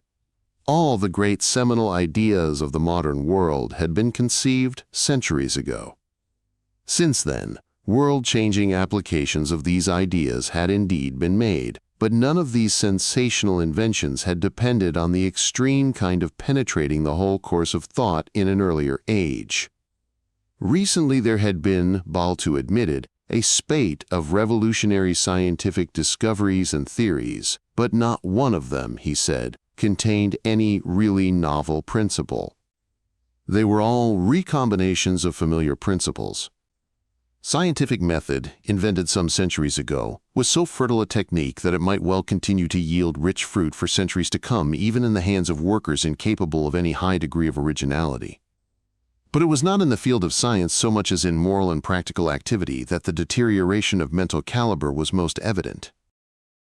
I myself, with Baltu's aid, had learned to appreciate to some extent the literature of that amazing period, many centuries earlier, when every country seems to blossom with art, philosophy, and religion, when people after people had changed its whole social and political order so as to secure a measure of freedom and prosperity to all men, when state after state had courageously disarmed, risking destruction but reaping peace and prosperity, when police forces were disbanded, prisons turned into libraries or colleges, when weapons and even locks and keys came to be known only as museum pieces, when the four great established priesthoods of the world had exposed their own mysteries, given their wealth to the poor, and led the triumphant campaign for community, or had taken to agriculture, handicrafts, teaching, as befitted humble supporters of the new priestless, faithless, godless religion of worldwide community and inarticulate worship. After some 500 years, locks and keys, weapons and doctrines began to return. The Golden Age left behind it only a lovely and incredible tradition and a set of principles which, though now sadly misconceived, were still the best influences in a distraught world. Those scientists who attributed mental deterioration to the increase of cosmic rays affirmed that if the race had discovered science many centuries earlier, when it had still before it the period of greatest vitality, all would have been well. It would soon have mastered the social problems which industrial civilization entails. It would have created not merely a medieval, but a highly mechanized utopia. It would almost certainly have discovered how to cope with the excess of cosmic rays and prevent deterioration. But science had come too late. Bivaltu, on the other hand, suspected that deterioration was due to some factor in human nature itself. He was inclined to believe that it was a consequence of civilization, that in changing the whole environment of the human species, seemingly for the better, science had unwittingly brought about a state of affairs hostile to spiritual vigor. He did not pretend to know whether the disaster was caused by the increase of artificial food, or the increased nervous strain of modern conditions, or interference with natural selection, or the softer upbringing of children, or to some other cause. Perhaps it should be attributed to none of these comparatively recent influences, for evidence did suggest that deterioration had set in at the very beginning of the scientific age, if not even earlier. It might be that some mysterious factor in the conditions of the Golden Age itself had started the rot. It might even be, he suggested, that genuine community generated its own poison, that the young human being, brought up in a perfected society, in a veritable city of God on earth, must inevitably revolt toward moral and intellectual laziness, toward romantic individualism and sheer devilment, and that once this disposition had taken root, science and a mechanized civilization had augmented the spiritual decay. Shortly before I left the other Earth, a geologist discovered a fossil diagram of a very complicated radio set. It appeared to be a lithographic plate which had been made some 10 million years earlier. The highly developed society which produced it had left no other trace. This find was a shock to the intelligent world, but the comforting view was spread abroad that some non-human and less hardy species had long ago attained a brief flicker of civilization. It was agreed that man, once he had reached such a height of culture, would never have fallen from it. When Bivaltu propunded this theory among the ruins of his native city, I suggested that sometime, if not this time, man would successfully pass this critical point in his career. Bivaltu then spoke of another matter which seemed to indicate that we were witnessing the final act of this long drawn-out and repetitive drama. It was known to scientists that, owing to the weak gravitational hold of their world, the atmosphere, already scant, was steadily deceasing. Sooner or later, humanity would have to face the problem of stopping this constant leakage of precious oxygen. Hitherto, life had successfully adapted itself to the progressive rarefaction of atmosphere, but the human physique had already reached the limit of adaptability in this respect. If the loss were not soon checked, the race would inevitably decline. The only hope was that some means to deal with the atmospheric problem would be discovered before the onset of the next age of barbarism. There had only been a slight possibility that this would be achieved. This slender hope the war had destroyed by setting the clock of scientific research back for a century, just at the time when human nature itself was deteriorating and might never again be able to tackle so difficult a problem. The thought of the disaster, which almost certainly lay in wait for the other men, threw me into a horror of doubt about the universe in which such a thing could happen. That a whole world of intelligent beings could be destroyed was not an unfamiliar idea to me, but there is a great difference between an abstract possibility and a concrete and inescapable danger. On my native planet, whenever I had been dismayed by the suffering and the futility of individuals, I had taken comfort in the thought that at least the massed effect of all our blind striving must be the slow but glorious awakening of the human spirit. This hope, this certainty, had been the one sure consolation. But now I saw that there was no guarantee of any such triumph. It seemed that the universe, or the maker of the universe, must be indifferent to the fate of worlds. That there should be endless struggle and suffering and waste must of course be accepted, and gladly, for these were the very soil in which the spirit grew. But that all struggle should be finally absolutely vain, that a whole world of sensitive spirits fail and die must be sheer evil. In my horror, it seemed to me that hate must be the star maker. Not so to Bivaltu. Even if the powers destroy us, he said, who are we to condemn them? As well might a fleeting word judge the speaker that forms it. Perhaps they use us for their own high ends, use our strength and our weakness, our joy and our pain in some theme inconceivable to us and excellent. But, I protested, what theme could justify such waste, such futility? And how can we help judging? And how otherwise can we judge than by the light of our own hearts, by which we judge ourselves? It would be base to praise the star maker, knowing that he was too insensitive to care about the fate of his worlds. Bivaltu was silent in his mind for a moment. Then he looked up, searching among the smoke clouds for a daytime star, and then he said to me in his mind, if he saved all the worlds but tormented just one man, would you forgive him? Or if he was a little harsh only to one stupid child? What has our pain to do with it, or our failure? Star maker, it is a good word, though we can have no notion of its meaning. Oh, star maker, even if you destroy me, I must praise you. Even if you torture my dearest, even if you torment and waste all your lovely worlds, the little figments of your imagination, yet I must praise you, for if you do so, it must be right. In me, it would be wrong. But in you, it must be right. He looked down once more upon the ruined city, then continued. And if, after all, there is no star maker, if the great company of galaxies leapt into being of their own accord, and even if this little nasty world of ours is the only habitation of the spirit anywhere among the stars, and this world doomed, even so I must praise. But if there is no star maker, what can it be that I praise? I do not know. I will call it only the sharp tang and savor of existence. But to call it this is to say little. Chapter 4. I travel again. I must have spent several years on the other Earth, a period far longer than I intended when I first encountered one of its peasants trudging through the fields. Often I longed to be at home again. I used to wonder with painful anxiety how those dear to me were faring, and what changes I should discover if I were ever to return. It was surprising to me that in spite of my novel and crowded experiences on the other Earth, thoughts of home should continue to be so insistent. It seemed but a moment since I was sitting on the hill looking at the lights of our suburb. Yet several years had passed. The children would be altered almost beyond recognition. Their mother? How would she have fared? Bivaltu was partly responsible for my long spell on the other Earth. He would not hear of my leaving till we had each attained a real understanding of the other's world. I constantly stimulated his imagination to picture as clearly as possible the life of my own planet, and he had discovered in it much the same medley of the splendid and the ironical as I had discovered in his. In fact, he was far from agreeing with me that his world was on the whole the more grotesque. The call to impart information was not the only consideration that bound me to Bivaltu. I had come to feel a very strong friendship for him. In the early days of our partnership, there had sometimes been strains. Though we were both civilized human beings who tried always to behave with courtesy and generosity, our extreme intimacy did sometimes fatigue us. I used, for instance, to find his passion for the gustatory fine art of his world very wearisome. He would sit by the hour passing his sensitive fingers over the impregnated chords to seize the taste sequences that had for him such great subtlety of form and symbolism. I was at first intrigued, then aesthetically stirred, but in spite of his patient help, I was never at this early stage able to enter fully and spontaneously into the aesthetic of taste. Sooner or later, I was fatigued or bored. Then again, I was impatient of his periodic need for sleep. Since I was disembodied, I myself felt no such need. I could, of course, disengage myself from Bavaltu and roam the world alone, but I was often exasperated by the necessity of breaking off the day's interesting experiences merely in order to afford my host's body time to recuperate. Bavaltu, for his part, at least in the early days of our partnership, was inclined to resent my power of watching his dreams. For though, while awake, he could withdraw his thoughts from my observation, asleep he was helpless. Naturally, I very soon learned to refrain from exercising this power, and he, on his side, as our intimacy developed into mutual respect, no longer cherished this privacy so strictly. In time, each of us came to feel that to taste the flavor of life in isolation from the other was to miss half its richness and subtlety. Neither could entirely trust his own judgment or his own motives unless the other were present to offer relentless though friendly criticism. We hit upon a plan for satisfying at once our friendship, his interest in my world, and my own longing for home. Why should we not somehow contrive to visit my planet together? I had traveled thence. Why should we not both travel thither? After a spell on my planet, we could proceed upon the larger venture, again together. When he looked up, I saw standing opposite us a caricature of a human being, with a frog-like face that was scarcely a face at all, and with the thorax of a pouter pigeon, naked save for a greenish down. Red silk knickers crowned the spindle shanks that were enclosed in green silk stockings. This creature, which to the terrestrial eye was simply a monster, passed on the other earth as a young and beautiful woman. And I myself, observing her through Bavaltu's benevolent eyes, recognized her as indeed beautiful. To a mind habituated to the other earth, her features and her every gesture spoke of intelligence and wit. Clearly, if I could admire such a woman, I myself must have changed. It would be tedious to tell of the experiments by which we acquired and perfected the art of controlled flight through interstellar space. Suffice it that, after many adventures, we learned to soar up from the planet whenever we wished, and to direct our course by mere acts of volition hither and thither among the stars. We seemed to have much greater facility and accuracy when we worked together than when either ventured into space by himself. Our community of mind seemed to strengthen us even for spatial locomotion. It was a very strange experience to find oneself in the depth of space, surrounded only by darkness and the stars, yet to be all the while in close personal contact with an unseen companion.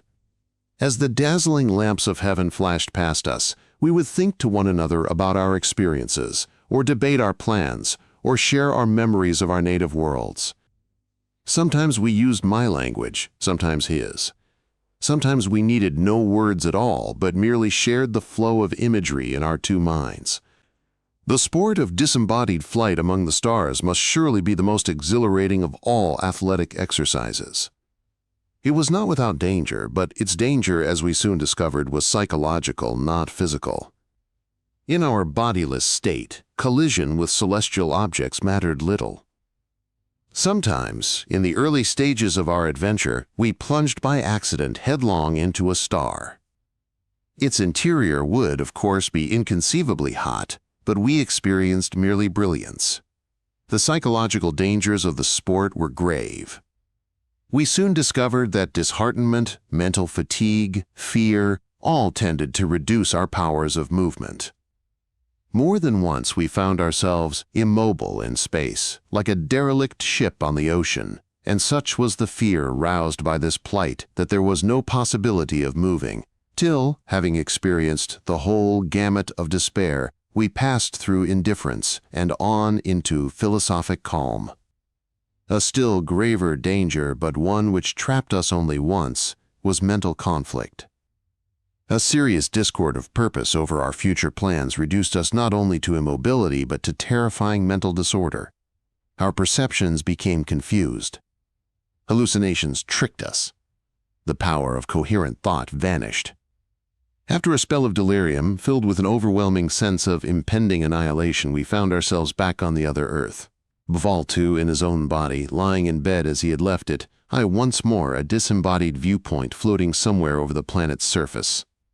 Both were in a state of insane terror, from which we took long to recover. Months passed before we renewed our partnership and our adventure.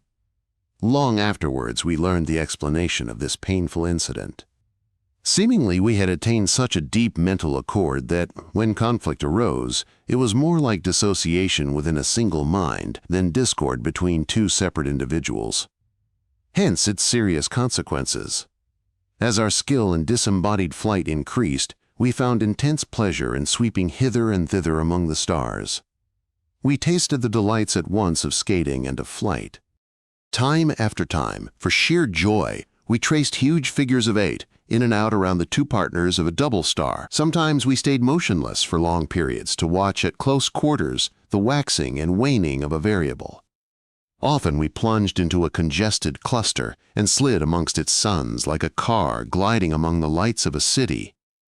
Often we skimmed over billowy and palely luminous surfaces of gas, or among feathery shreds and prominences, or plunged into mist to find ourselves in a world of featureless dawn light. Sometimes, without warning, dark continents of dust engulfed us, blotting out the universe. Once, as we were traversing a populous region of the heaven, a star suddenly blazed into exaggerated splendor, becoming a nova. As it was apparently surrounded by a cloud of non-luminous gas, we actually saw the expanding sphere of light, which was radiated by the star's explosion. Traveling outward at light speed, it was visible by reflection from the surrounding gas, so that it appeared like a swelling balloon of light, fading as it spread.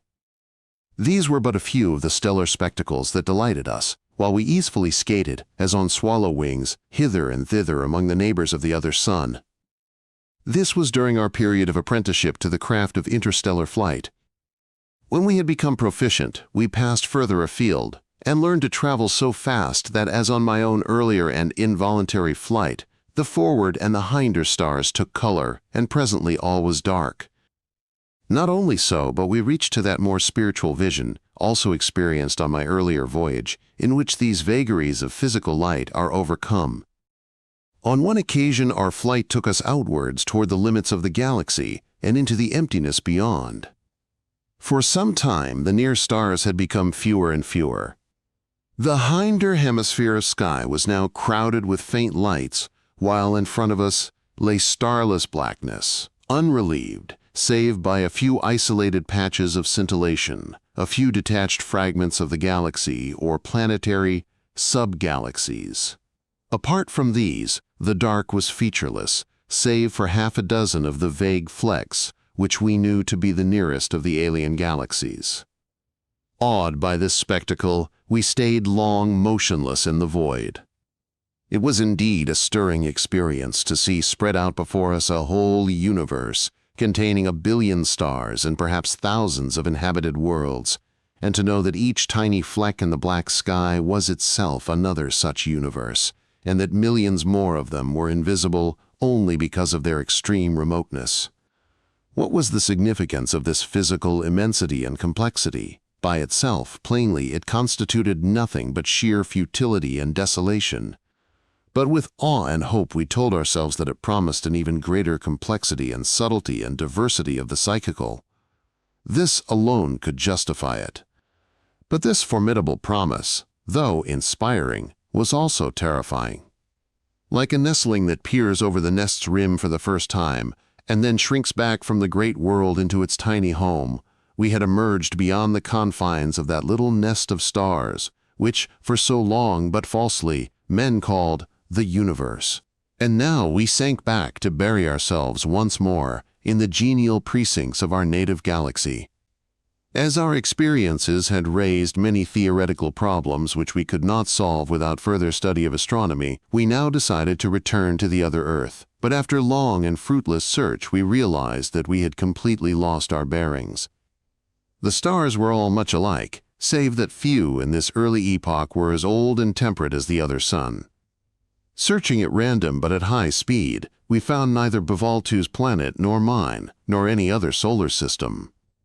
Frustrated, we came to rest once more in the void to consider our plight. On every side, the ebony of the sky, patterned with diamonds, confronted us with an enigma. Which spark of all this stardust was the other sun? As was usual in the sky of this early epoch, streaks of nebular matter were visible in all directions, but their shapes were unfamiliar and useless for orientation. The fact that we were lost among the stars did not distress us. We were exhilarated by our adventure, and each was a cause of good spirits in the other. Our recent experiences had quickened our mental life, still further organizing our two minds together. Each was still most times conscious of the other and of himself as separate beings, but the pooling or integration of our memories and of our temperaments had now gone so far that our distinctness was often forgotten. Two disembodied minds, occupying the same visual position, possessing the same memories and desires, and often performing the same mental acts at the same time, can scarcely be conceived as distinct beings. Yet, strangely enough, this growing identity was complicated by an increasingly intense mutual realization and comradeship. Our penetration of one another's minds brought to each not merely addition but multiplication of mental riches, for each knew inwardly not only himself and the other but also the contrapuntal harmony of each in relation to the other. Indeed, in some sense which I cannot precisely describe, our union of minds brought into being a third mind, as yet intermittent, but more subtly conscious than either of us in the normal state. Each of us, or rather both of us together, woke up now and then to be this superior spirit. All the experiences of each took on a new significance in the light of the other, and our two minds together became a new, more penetrating, and more self-conscious mind. In this state of heightened lucidity, we, or rather the new I, began deliberately to explore the psychological possibilities of other types of beings in intelligent worlds. With new penetration, I distinguished in myself and in Bavaltu those attributes which were essential to the spirit, and those mere accidents imposed on each by his peculiar world. This imaginative venture was soon to prove itself a method, and a very potent method, of cosmological research. We now began to realize more clearly a fact that we had long suspected. In my previous interstellar voyage which brought me to the other Earth, I had unwittingly employed two distinct methods of travel, the method of disembodied flight through space, and a method which I shall call physical attraction. This consisted of telepathic projection of the mind directly into some alien world, remote perhaps in time and space, but mentally in tune with the explorer's own mind at the time of the venture. Evidently it was this method that had really played the chief part in directing me to the other Earth. The remarkable similarities of our two races had set up a strong physical attraction which had been far more potent than all my random interstellar wanderings. It was this method that Bavaltu and I were now to practice and perfect. Presently we noticed that we were no longer at rest but slowly drifting. We had also a queer sense that, though we were seemingly isolated in a vast desert of stars and nebulae, we were in fact in some kind of mental proximity with unseen intelligences. Concentrating on this sense of presence, we found that our drift accelerated, and that, if we tried by a violent act of volition to change its course, we inevitably swung back into the original direction as soon as our efforts ceased. Soon our drift became a headlong flight. Once more the forward stars turned violet, the hinder red. Once more all vanished. In absolute darkness and silence, we debated our situation. Clearly, we were now passing through space more quickly than light itself. Perhaps we were also, in some incomprehensible manner, traversing time. Meanwhile, that sense of the proximity of other beings became more and more insistent, though no less confused. Then, once again, the stars appeared. Though they streamed past us like flying sparks, they were colorless and normal. One brilliant light lay right ahead of us. It waxed, became a dazzling splendor, then visibly a disk. With an effort of will, we decreased our speed, then cautiously we swung round this sun, searching. To our delight, it proved to be attended by several of the grains that may harbor life. Guided by our unmistakable sense of mental presence, we selected one of these planets and slowly descended toward it. Chapter 5. Worlds Innumerable. 1. The Diversity of Worlds. The planet on which we now descended after our long flight among the stars was the first of many to be visited. In some we stayed, according to the local calendar, only a few weeks. In others, several years, housed together in the mind of some native. Often, when the time came for our departure, our host would accompany us for subsequent adventures. As we passed from world to world, as experience was piled upon experience like geological strata, it seemed that this strange tour of worlds was lasting for many lifetimes. Yet thoughts of our own home planets were constantly with us. Indeed, in my case, it was not till I found myself thus exiled that I came to realize fully the little jewel of personal union that I had left behind. I had to comprehend each world as best I could by reference to the remote world where my own life had happened, and above all by the touchstone of that common life that she and I had made together. Before trying to describe, or rather suggest, the immense diversity of worlds which I entered, I must say a few words about the movement of the adventure itself. After the experiences which I have just recorded, it was clear that the method of disembodied flight was of little use. It did indeed afford us extremely vivid perception of the visible features of our galaxy, and we often used it to orientate ourselves when we had made some fresh discovery by the method of psychological attraction. But since it gave us freedom only of space and not of time, and since, moreover, planetary systems were so very rare, the method of sheer random physical flight alone was almost infinitely unlikely to produce results. Physical attraction, however, once we had mastered it, proved very effective. This method depended on the imaginative reach of our own minds. At first, when our imaginative power was strictly limited by experience of our own worlds, we could make contact only with worlds closely akin to our own. Moreover, in this novitiate stage of our work, we invariably came upon these worlds when they were passing through the same spiritual crisis as that which underlies the plight of Homo sapiens today. It appeared that to enter any world at all, there had to be a deep-lying likeness or identity in ourselves and our hosts. As we passed on from world to world, we greatly increased our understanding of the principles underlying our venture and our powers of applying them.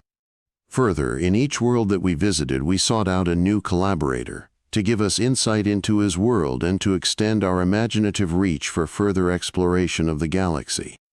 This snowball method by which our company was increased was of great importance, since it magnified our powers. In the final stages of the exploration, we made discoveries which might well be regarded as infinitely beyond the range of any single and unaided human mind. At the outset, Bvaltu and I assumed that we were embarking on a purely private adventure, and later, as we gathered helpers, we still believed that we ourselves were the sole initiators of cosmical exploration. But after a while, we came in psychical contact with another group of cosmical explorers, natives of worlds as yet unknown to us. With these adventurers, after difficult and often distressing experiments, we joined forces, entering first into intimate community and later into that strange mental union which Bvaltu and I had already experienced together in some degree on our first voyage among the stars.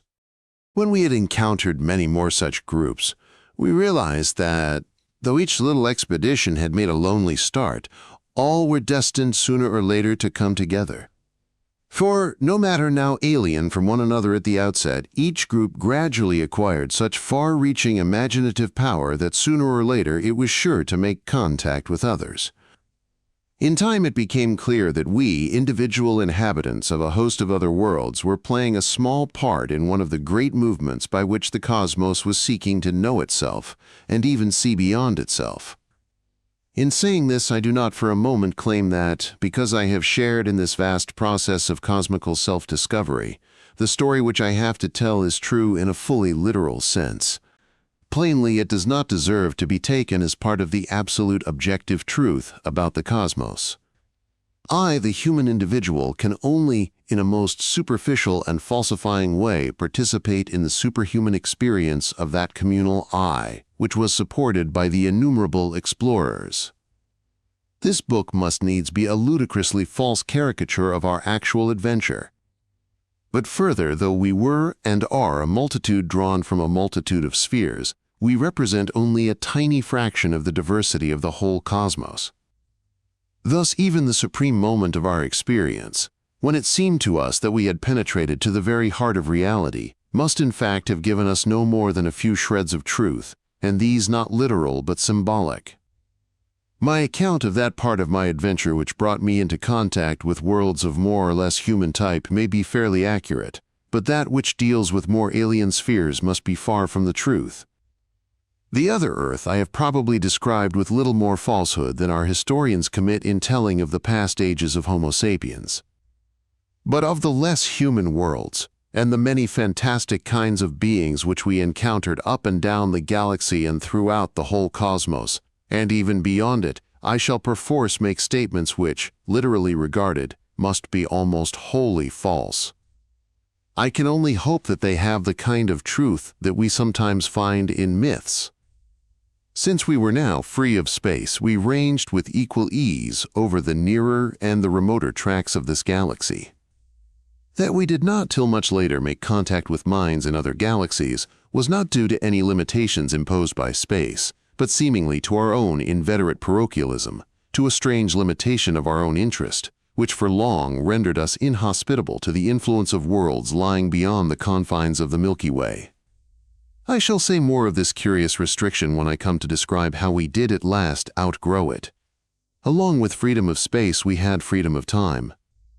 Some of the worlds that we explored in this early phase of our adventure ceased to exist long before my native planet was formed. Others were its contemporaries. Others were not born till the old age of our galaxy, when the Earth had been destroyed and a large number of the stars had already been extinguished. As we searched up and down time and space, discovering more and more of the rare grains called planets, as we watched race after race struggle to a certain degree of lucid consciousness, only to succumb to some external accident or, more often, to some flaw in its own nature, we were increasingly oppressed by a sense of the futility, the planlessness of the cosmos. A few worlds did indeed wake to such lucidity that they passed beyond our ken. But several of the most brilliant of these occurred in the earliest epoch of the galactic story, and nothing that we could as yet discover in the later phases of the cosmos suggested that any galaxies, still less the cosmos as a whole, had at last come, or will at last come, more under the sway of the awakened spirit than they were during the epoch of those early brilliant worlds. Not till a much later stage of our inquiry were we fitted to discover the glorious but ironical and heart-rending climax for which this vast proliferation of worlds was but a prologue. In the first phase of our adventure, when, as I have said, our powers of telepathic exploration were incomplete, every world that we entered turned out to be in the throes of the same spiritual crisis as that which we knew so well on our native planets. This crisis I came to regard as having two aspects. It was at once a moment in the spirit's struggle to become capable of true community on a worldwide scale, and it was a stage in the age-long task of achieving the right, the finally appropriate, the spiritual attitude toward the universe. In every one of these chrysalis worlds, thousands of millions of persons were flashing into existence, one after the other, to drift gropingly about for a few instants of cosmical time before they were extinguished. Most were capable, at least in some humble degree, of the intimate kind of community which is personal affection, but for nearly all of them a stranger was ever a thing to fear and hate. And even their intimate loving was inconstant and lacking in insight. Nearly always they were intent merely on seeking for themselves respite from fatigue or boredom, fear or hunger. Like my own race, they never fully awoke from the primeval sleep of the subman.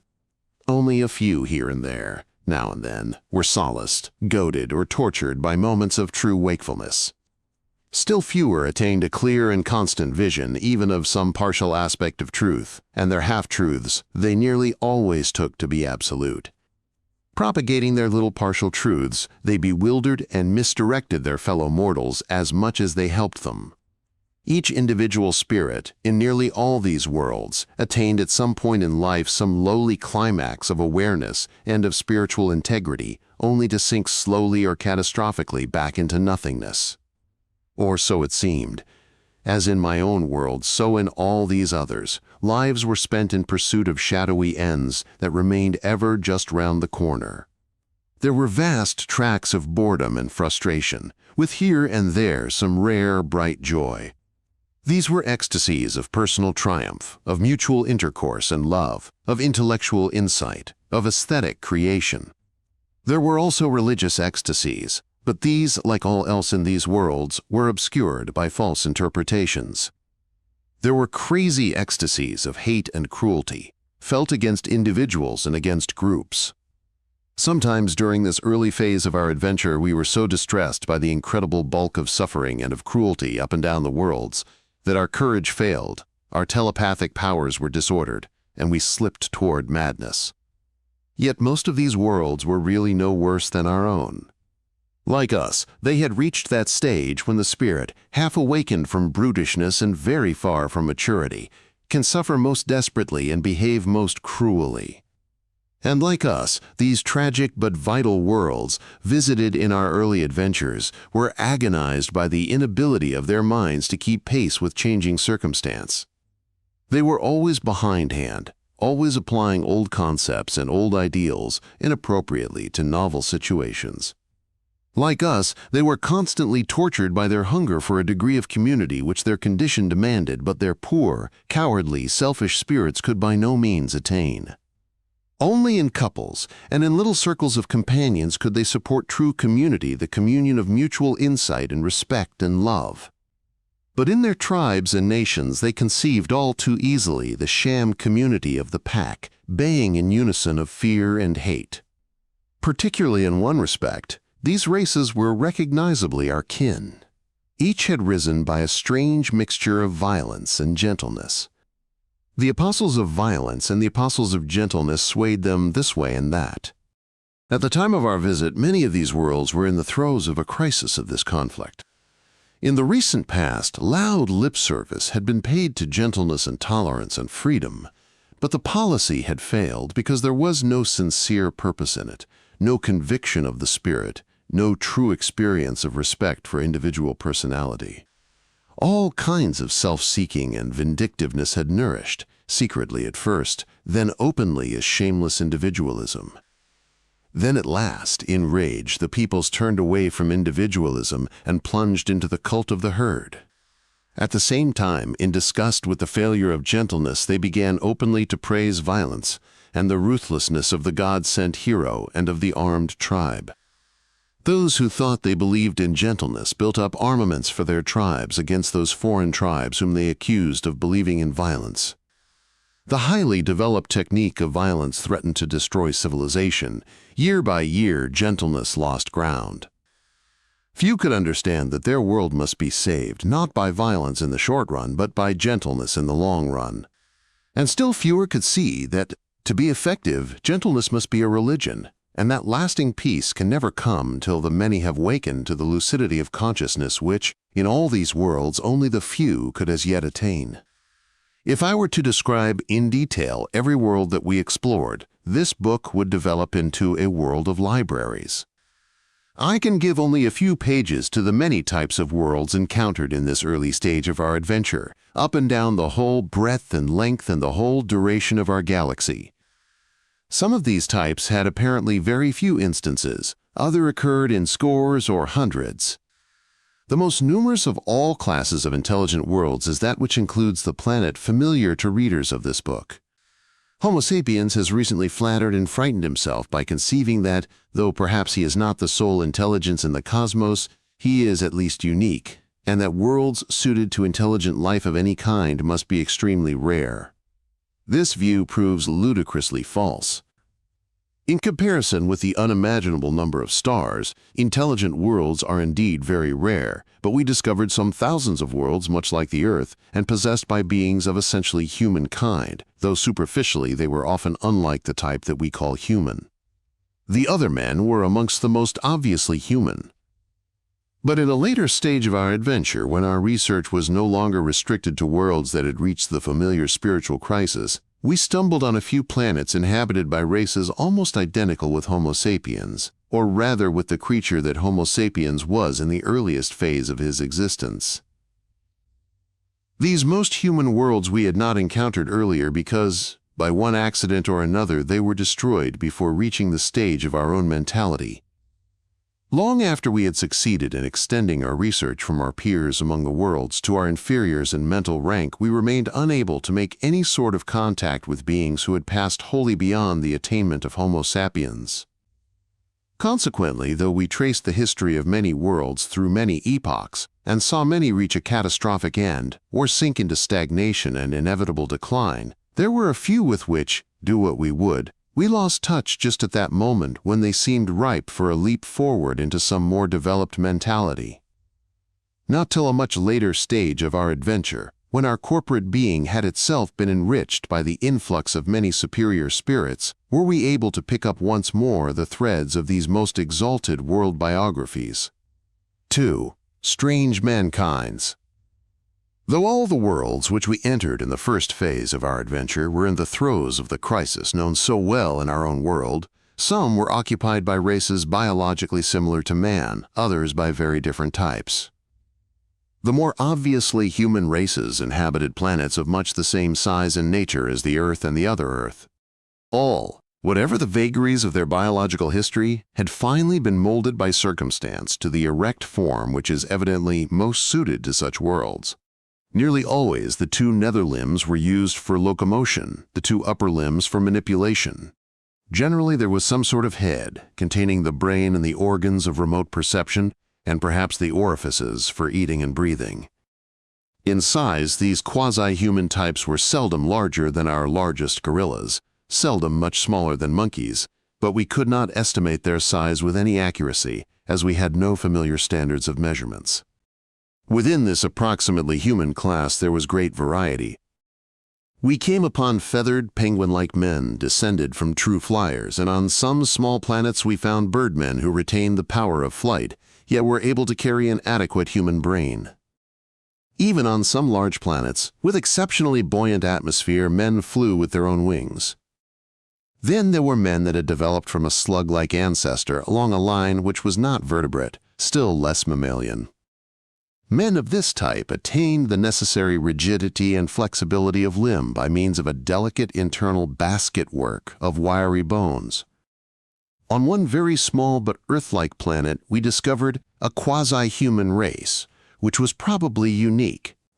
Here, though life had evolved much as on Earth, all the higher animals differed remarkably from the familiar type in one obvious respect. They were without that far-reaching duplication of organs which characterizes all our vertebrates. Thus, a man in this world was rather like half a terrestrial man. He hopped on one sturdy, splay-footed leg, balancing himself with a kangaroo tail. A single arm protruded from his chest, but branched into 3 forearms and prehensile fingers. Above his mouth was a single nostril, above that an ear, and on the top of his head a flexible 3-pronged proboscis bearing 3 eyes. A very different and fairly common quasi-human kind was sometimes produced by planets rather larger than the Earth. Owing to the greater strength of gravitation, there would first appear, in place of the familiar quadruped, a 6-legged type. This would proliferate into little sextuped burrowers, swift and elegant sextuped grazers, a sextuped mammoth, complete with tusks, and many kinds of sextuped carnivora. Man in these worlds sprang usually from some small opossum-like creature which had come to use the first of its 3 pairs of limbs for nest building or for climbing.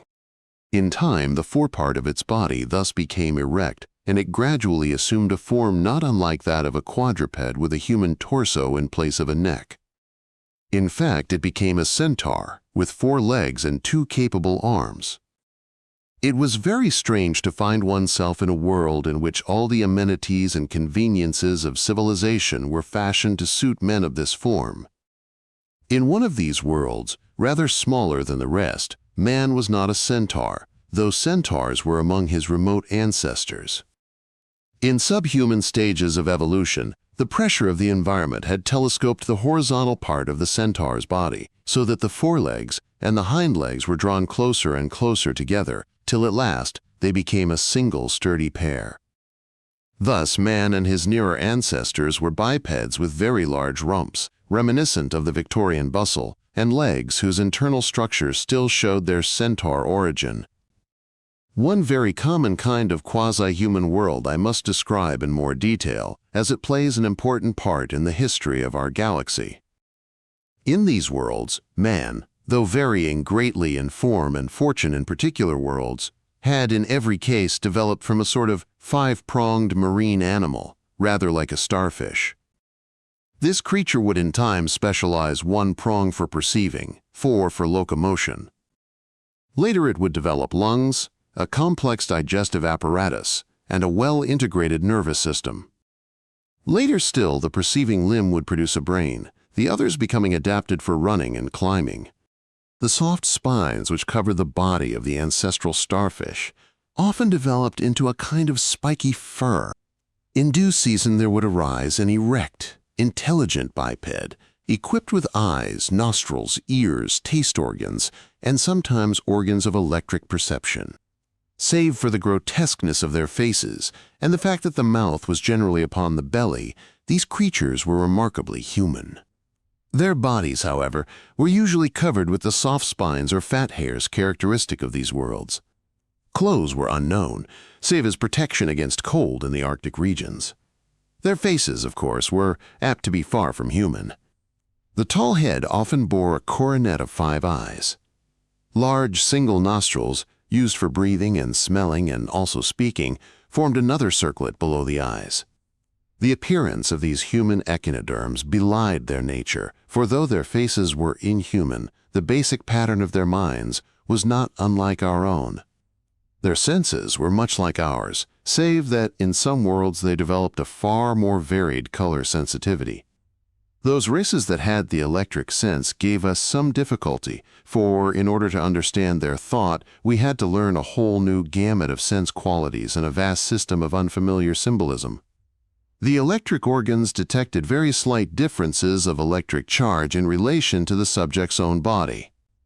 Originally, this sense had been used for revealing enemies equipped with electric organs of offense. But in man, its significance was chiefly social.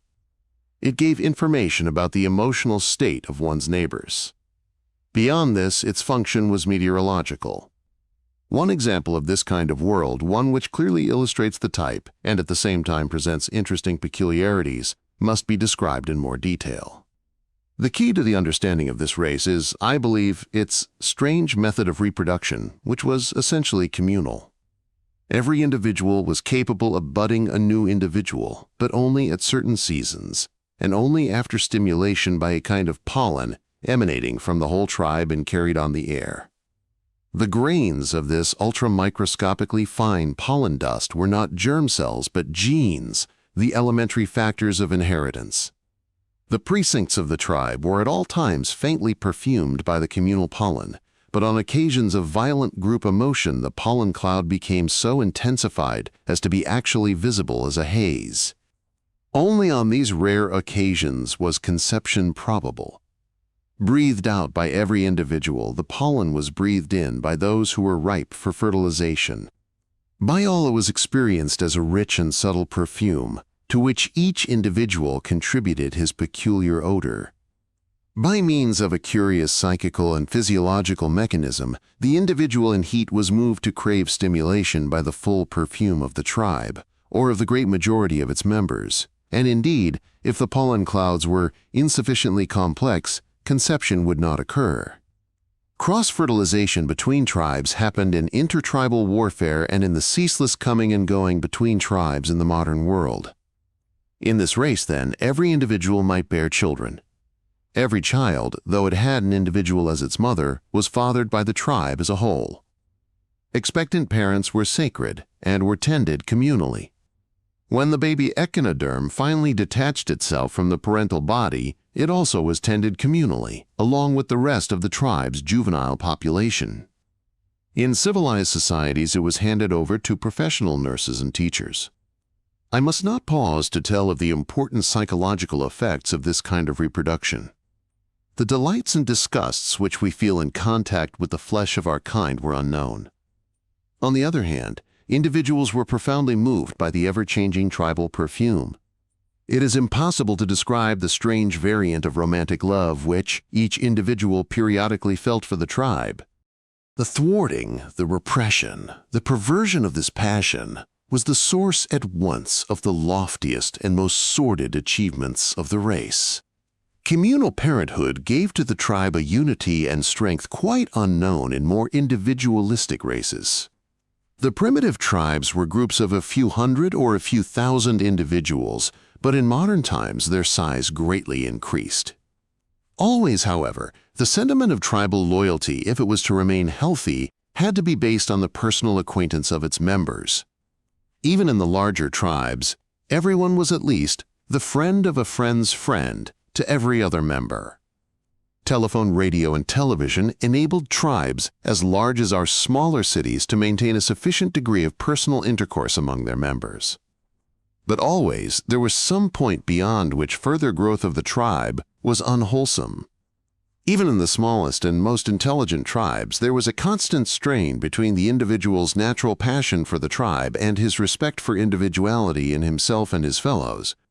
But whereas in the small tribes and healthy larger tribes the tribal spirit was kept sweet and sane by the mutual respect and self-respect of the individuals, in the largest and imperfectly sane tribes the hypnotic influence of the tribe was all too apt to drown personality.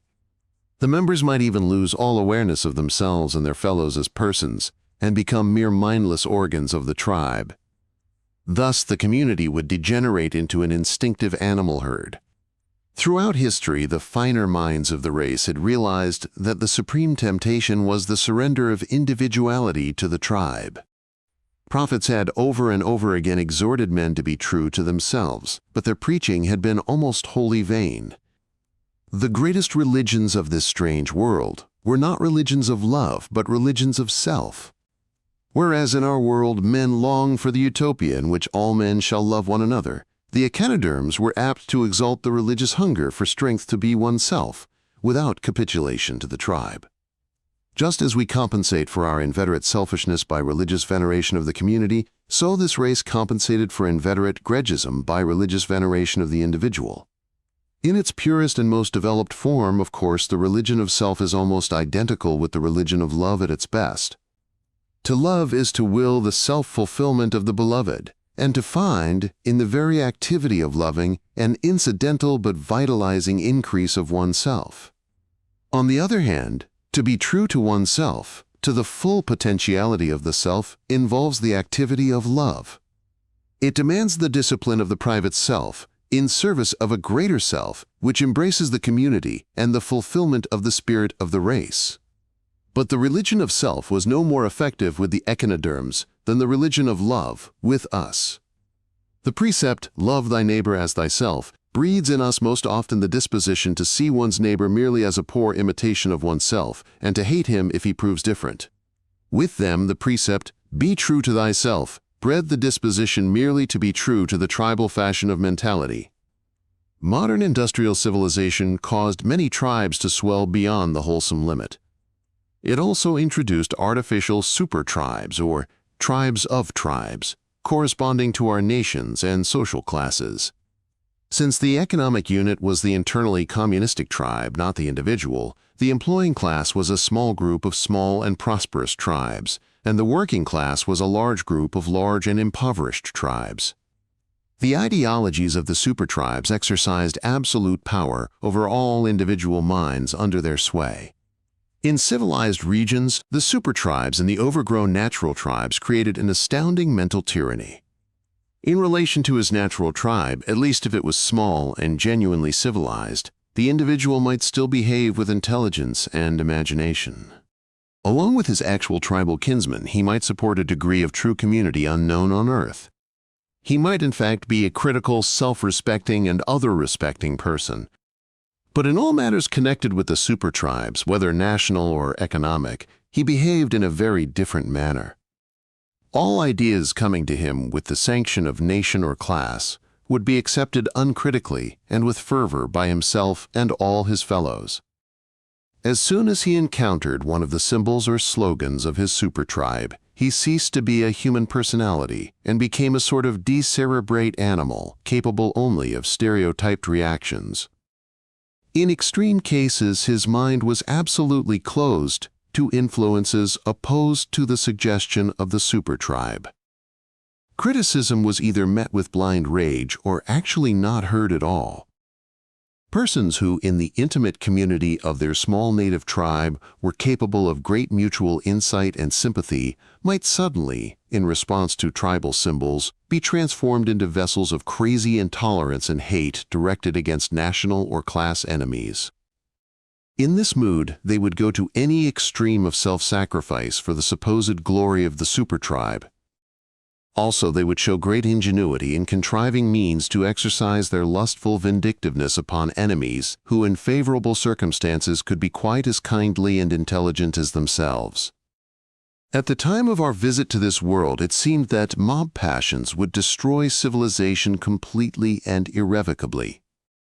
The affairs of the world were increasingly conducted under the sway of the spreading mania of supertribalism, conducted, in fact, not intelligently, but according to the relative emotional compulsions of almost meaningless slogans. I must not stay to describe how, after a period of chaos, a new way of life at last began to spread over this distressed world. It could not do so till the supertribes had been disintegrated by the economic forces of mechanized industry and by their own frenzied conflict. Then at last the individual mind became once more free. The whole prospect of the race now changed. It was in this world that we first experienced that tantalizing loss of contact with the natives just at that point where, having established something like a social utopia throughout their planet, they were beset by the first painful stirrings of the spirit before advancement to some mental plane beyond our reach, or at least beyond such comprehension as we then had. Of the other echinoderm worlds in our galaxy, one, more promising than the average, rose early to brilliance, but was destroyed by astronomical collision. Its whole solar system encountered a tract of dense nebula. The surface of every planet was fused. In several other worlds of this type, we saw the struggle for the more awakened mentality definitely fail.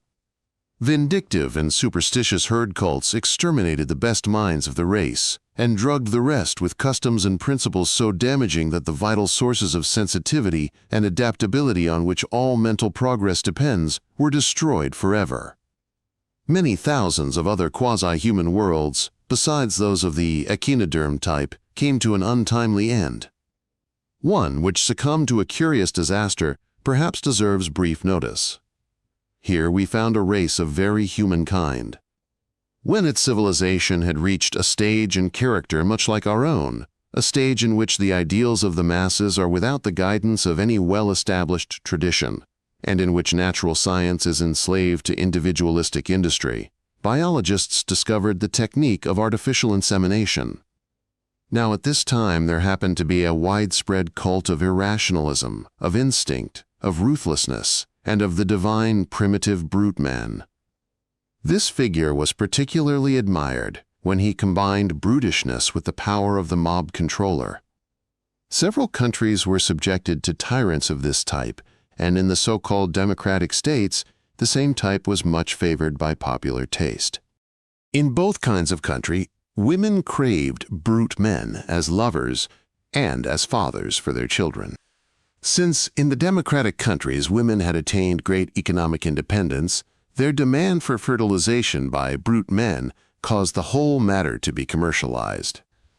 Males of the desirable type were taken up by syndicates and graded in 5 ranks of desirability. At a moderate charge, fixed in relation to the grade of the father, any woman could obtain brute man fertilization. So cheap was the 5th grade that only the most abject paupers were debarred from its services. The charge for actual copulation with even the lowest grade of selected male was, of course, much higher, since perforce the supply was limited. In the non-democratic countries, events took a different turn. In each of these regions, a tyrant of the fashionable type gathered upon his own person the adoration of the whole population. He was the God-sent hero. He was himself divine. Every woman longed passionately to have him, if not as a lover, at least as father of her children.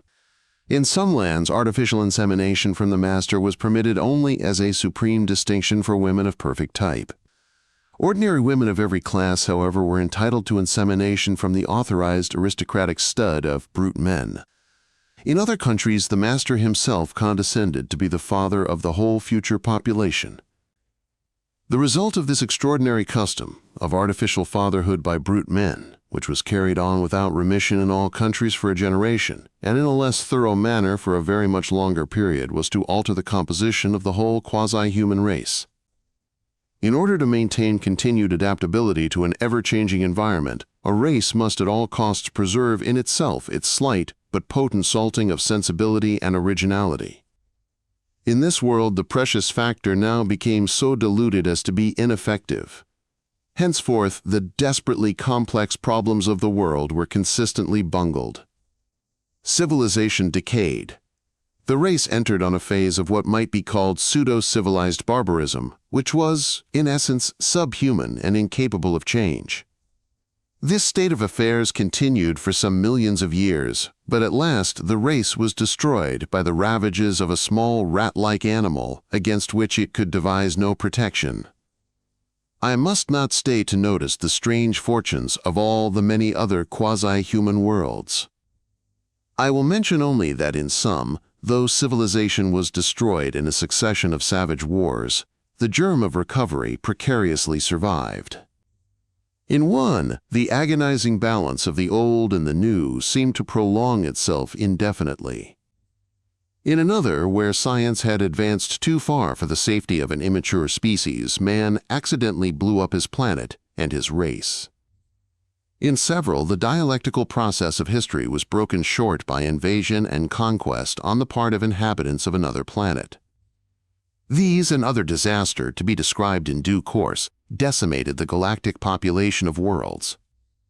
In conclusion, I will mention that in one or two of these quasi-human worlds, a new and superior biological race emerged naturally during the typical world crisis, gained power by sheer intelligence and sympathy, took charge of the planet, persuaded the aborigines to cease breeding, peopled the whole planet with its own superior type, and created a human race which attained communal mentality and rapidly advanced beyond the limits of our exploring and overstrained understanding.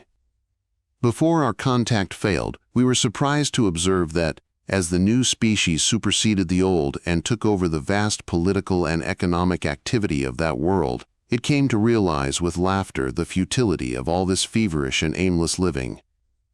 Under our eyes, the old order began to give place to a new and simpler order, in which the world was to be peopled by a small aristocratic population served by machines, freed alike from drudgery and luxury and intent on exploration of the cosmos and the mind. This changeover to a simpler life happened in several other worlds, not by the intervention of a new species, but simply by the victory of the new mentality in its battle against the old. 3. Nautiloids. As our exploration advanced and we gathered more and more helpers from the many worlds that we entered, our imaginative insight into alien natures increased.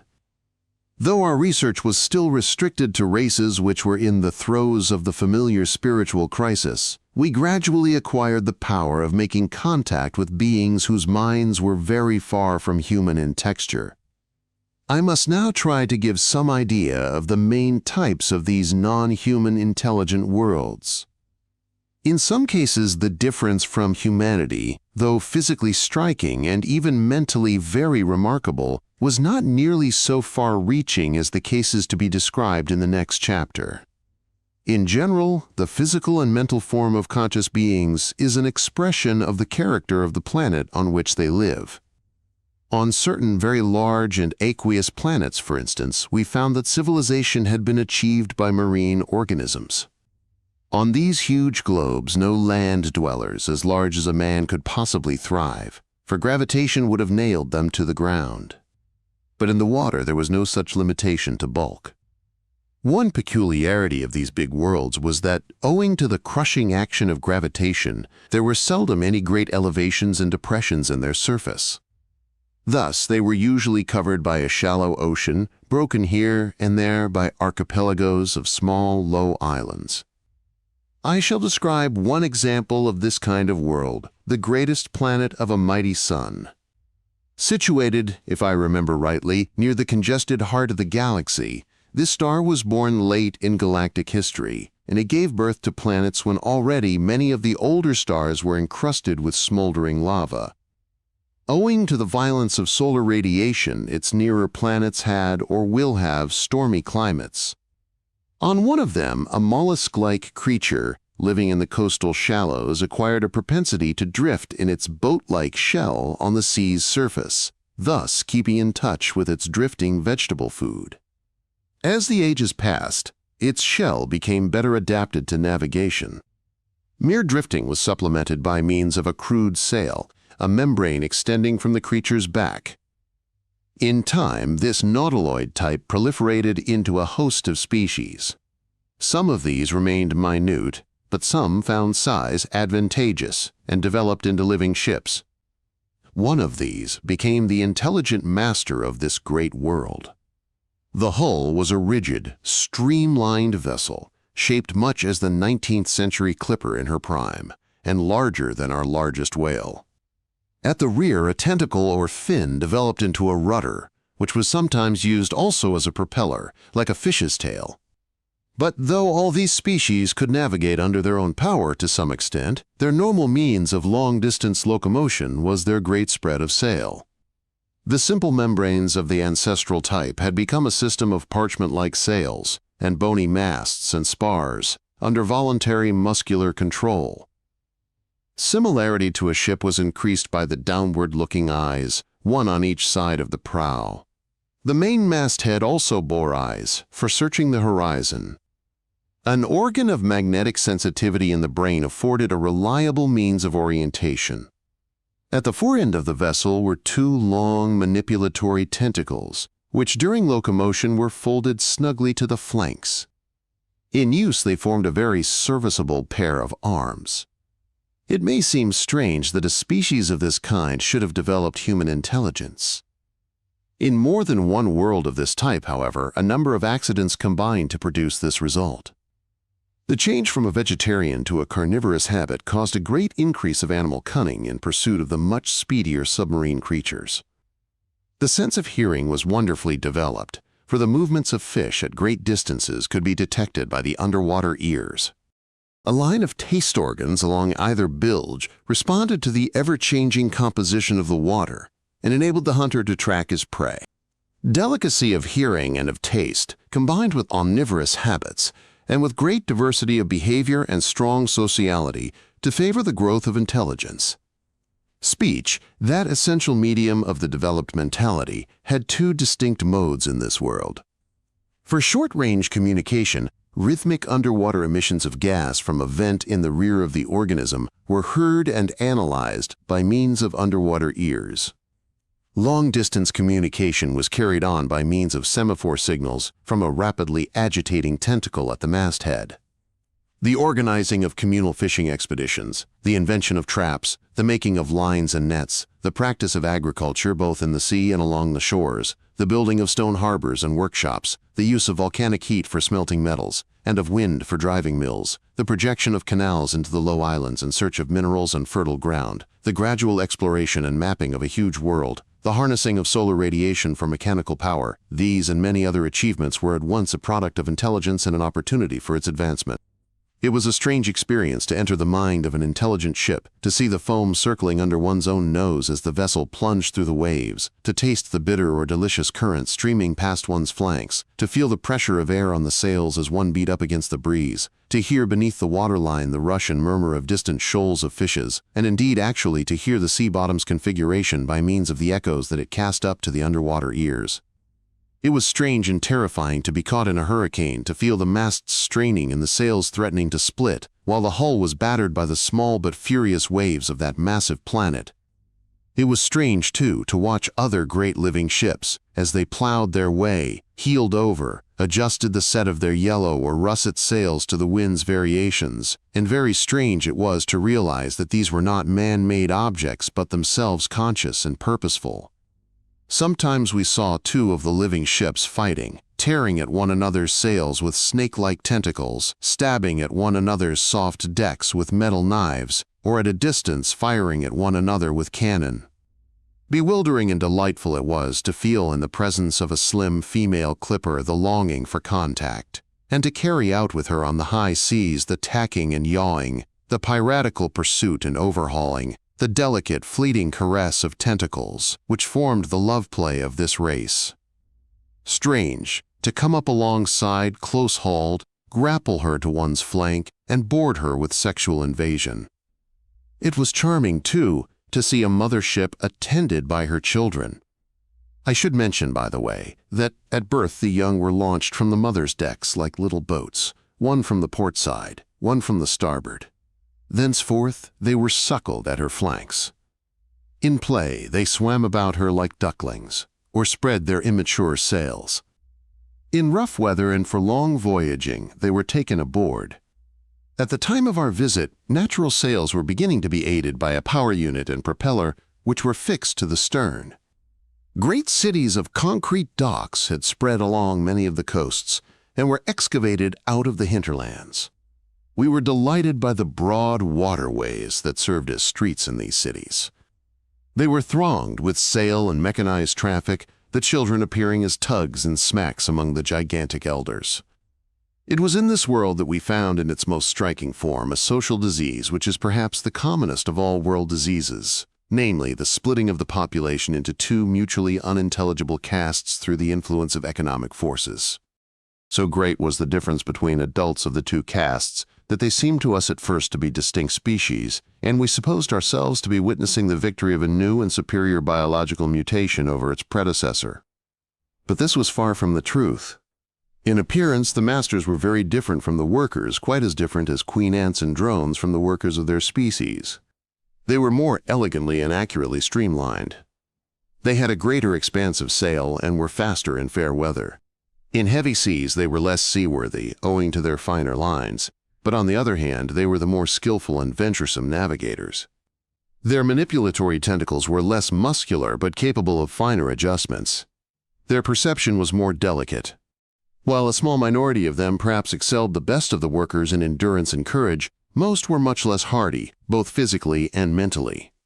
They were subject to a number of disintegrative diseases which never affected the workers, chiefly diseases of the nervous system. On the other hand, if any of them contracted one of the infectious ailments which were endemic to the workers but seldom fatal, he would almost certainly die. They were also very prone to mental disorders, and particularly to neurotic self-importance. The whole organization and control of the world was theirs. The workers, on the other hand, though racked by disease and neurosis bred of their cramping environment, were on the whole psychologically more robust. They had, however, a crippling sense of inferiority. Though in handicrafts and all small-scale operations they were capable of intelligence and skill, they were liable, when faced with tasks of wider scope, to a strange paralysis of mind. The mentalities of the two castes were indeed strikingly different. The masters were more prone to individual initiative and to the vices of self-seeking. The workers were more addicted to collectivism and the vices of subservience to the herd's hypnotic influence. The masters were on the whole more prudent, far-seeing, independent, self-reliant. The workers were more impetuous, more ready to sacrifice themselves in a social cause, often more clearly aware of the right aims of social activity, and incomparably more generous to individuals in distress. At the time of our visit, certain recent discoveries were throwing the world into confusion. Hitherto it had been supposed that the natures of the two castes were fixed unalterably, by divine law and by biological inheritance. But it was now certain that this was not the case, and that the physical and mental differences between the classes were due entirely to nurture. Since time immemorial, the castes had been recruited in a very curious manner. After weaning, all children born on the port side of the mother, no matter what the parental caste, were brought up to be members of the master caste. All those born on the starboard side were brought up to be workers. Since the master class had, of course, to be much smaller than the working class, this system gave an immense superfluity of potential masters. The difficulty was overcome as follows. The starboard-born children of workers and the port-born children of masters were brought up by their own respective parents, but the port-born, potentially aristocratic children of workers were mostly disposed of by infant sacrifice. A few only were exchanged with the starboard-born children of masters. With the advance of industrialism, the increasing need for large supplies of cheap labor, the spread of scientific ideas and the weakening of religion, came the shocking discovery that port-born children of both classes, if brought up as workers, became physically and mentally indistinguishable from workers. Industrial magnates in need of plentiful cheap labor now developed moral indignation against infant sacrifice, urging that the excess of port-born infants should be mercifully brought up as workers. Presently, certain misguided scientists made the even more subversive discovery that starboard-born children brought up as masters developed the fine lines, the great sails, the delicate constitution, the aristocratic mentality of the master caste. An attempt was made by the masters to prevent this knowledge from spreading to the workers, but certain sentimentalists of their own caste brooded it abroad and preached a newfangled and inflammatory doctrine of social equality. During our visit, the world was in terrible confusion. In backward oceans, the old system remained unquestioned, but in all the more advanced regions of the planet, a desperate struggle was being waged.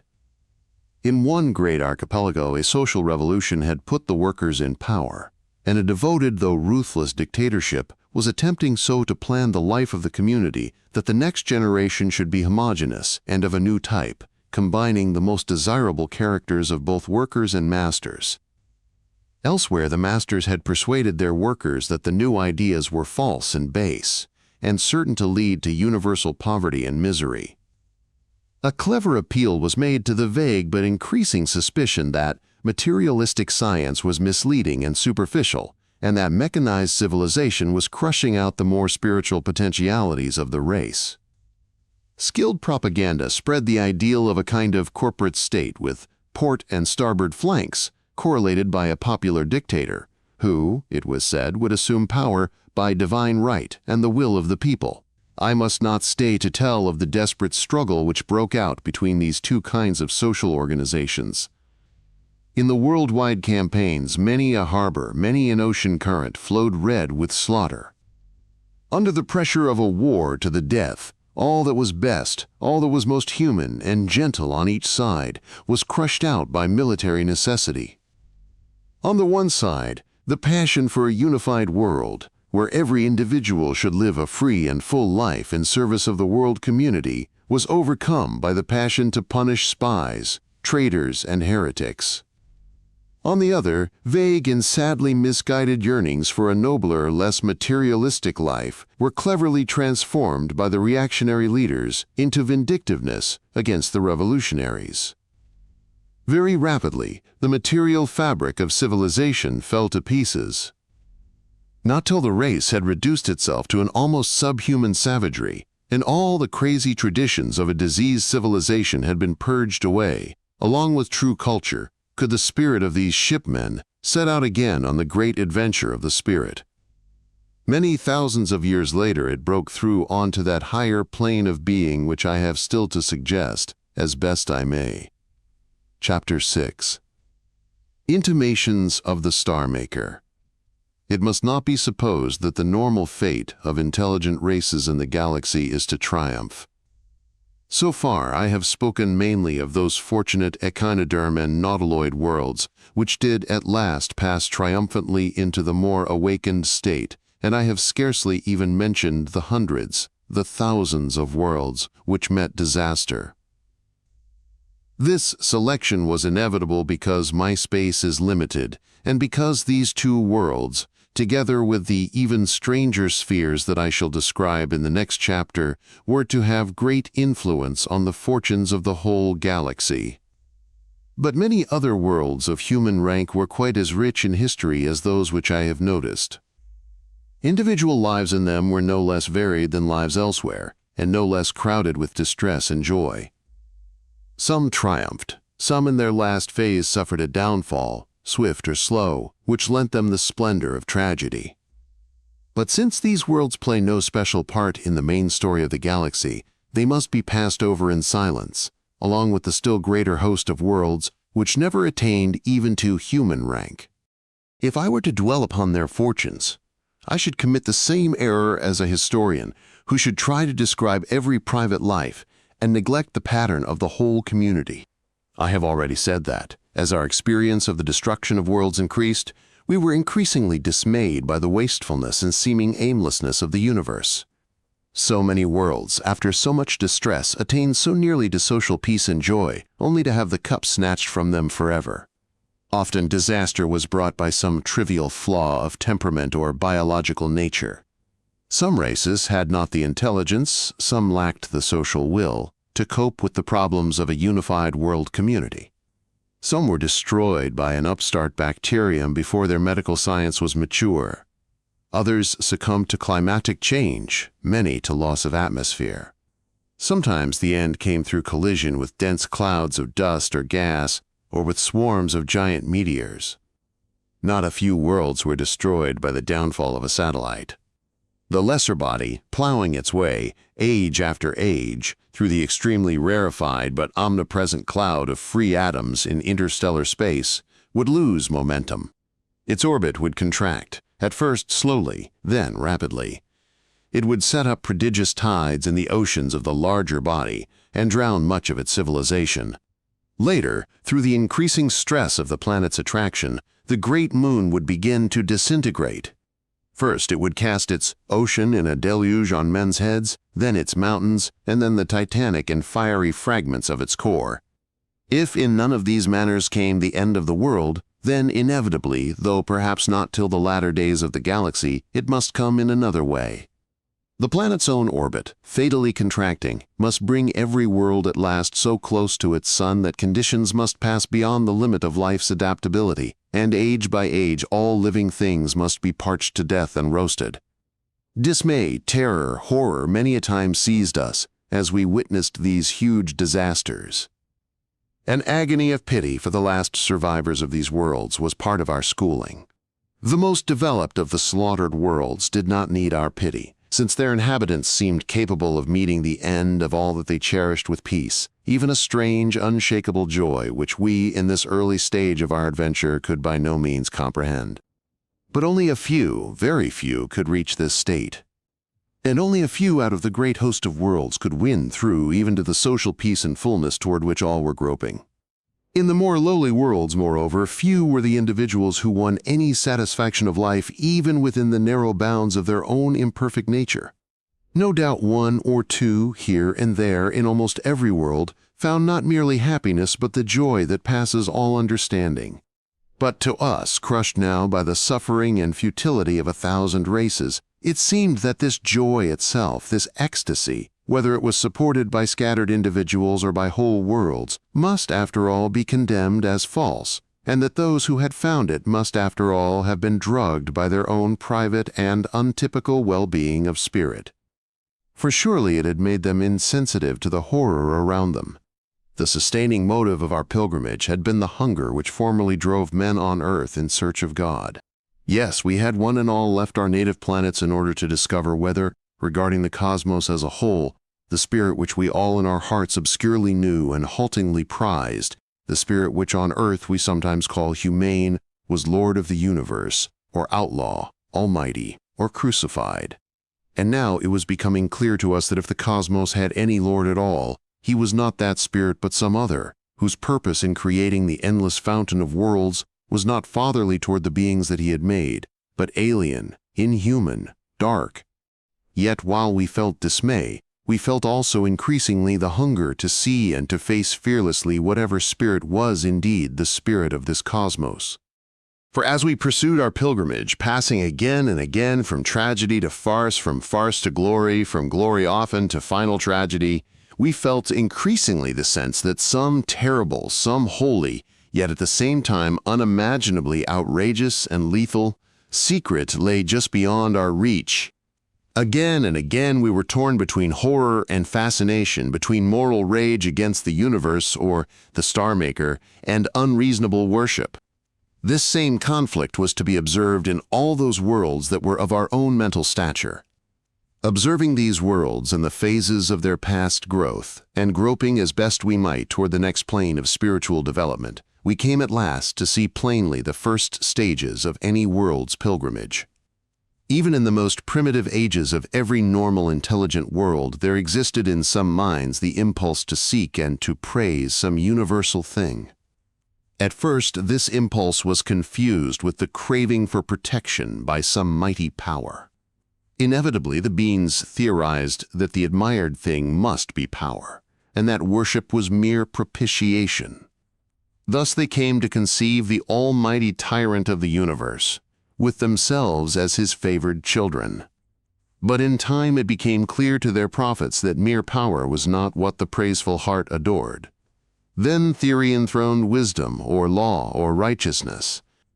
And after an age of obedience to some phantom lawgiver, or to divine legality itself, the beings found that these concepts too were inadequate to describe the indescribable glory that the heart confronted in all things, and mutely prized in all things.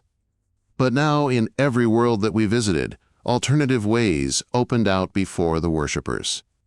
Some hoped to come face to face with their shrouded God solely by inward-searching meditation.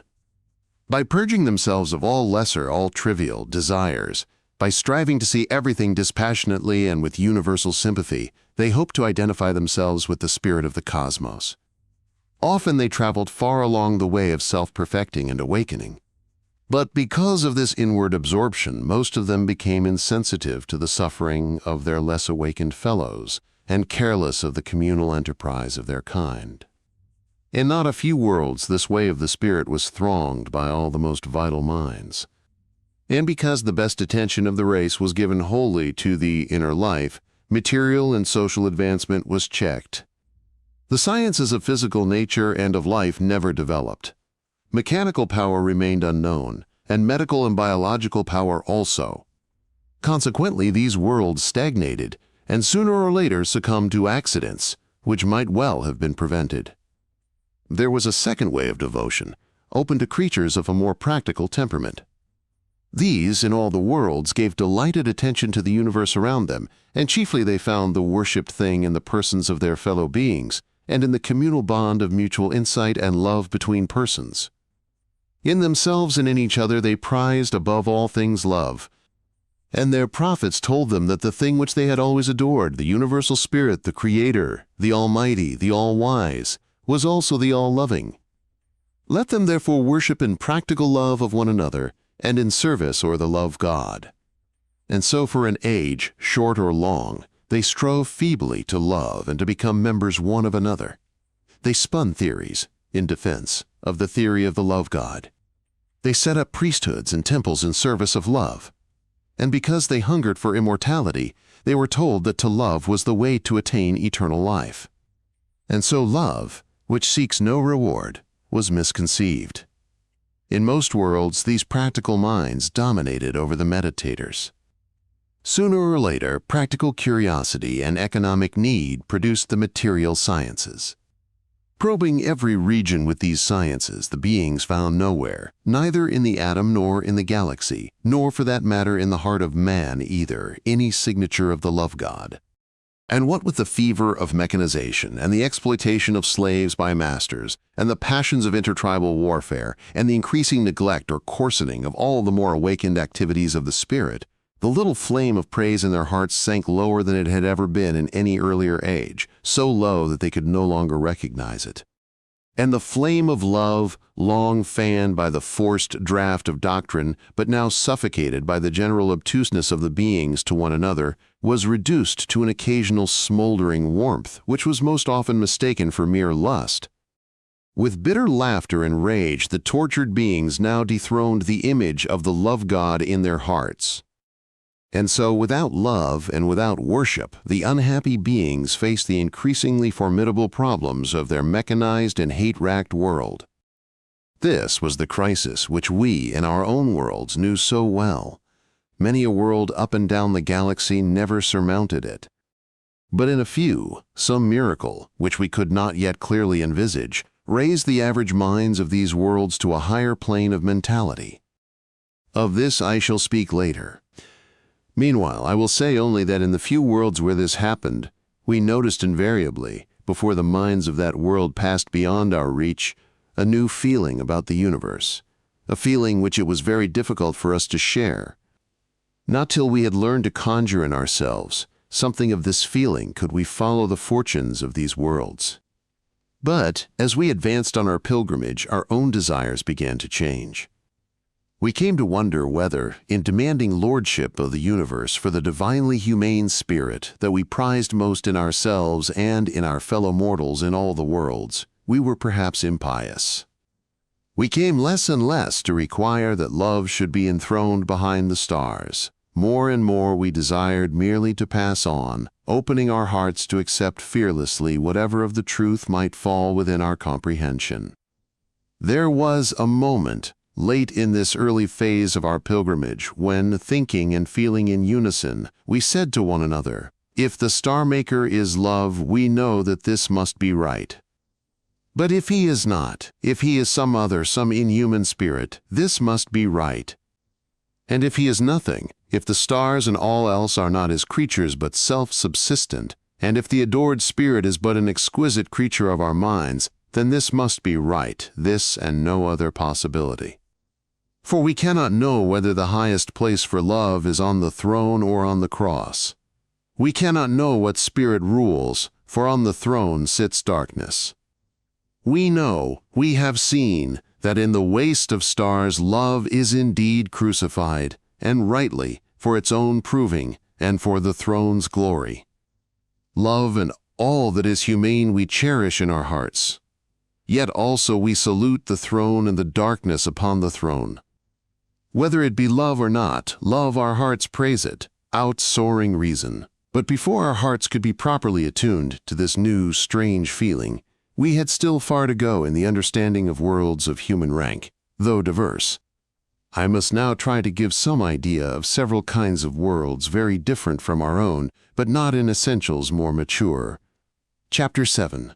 More Worlds. 1.A Symbolic Race. On certain large planets whose climates, owing to the proximity of a violent sun, were very much hotter than our tropics, we sometimes found an intelligent fish-like race. It was bewildering to us to discover that a submarine world could rise to mentality of human rank, and to that drama of the spirit, which we had now so often encountered. The very shallow and sun-drenched oceans of these great planets provided an immense diversity of habitats and a great wealth of living things. Green vegetation, which could be classified as tropical, subtropical, temperate, and Arctic, basked on the bright ocean floors. There were submarine prairies and forests.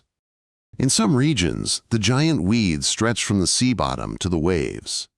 In these jungles, the blue and blinding light of the sun was reduced almost to darkness.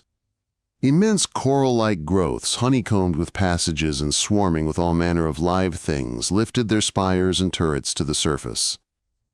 Innumerable kinds of fish-like creatures of all sizes, from sprat to whale, inhabited the many levels of the waters, some gliding on the bottom, some daring an occasional leap into the torrid air.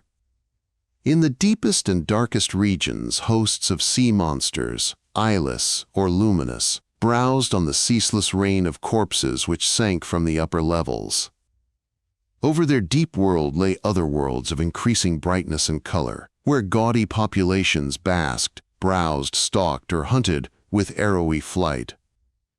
Intelligence in these planets was generally achieved by some unimposing social creature, neither fish nor octopus nor crustacean, but something of all three. It would be equipped with manipulatory tentacles, keen eyes, and subtle brain. It would make nests of weed in the crevices of the coral or build strongholds of coral masonry.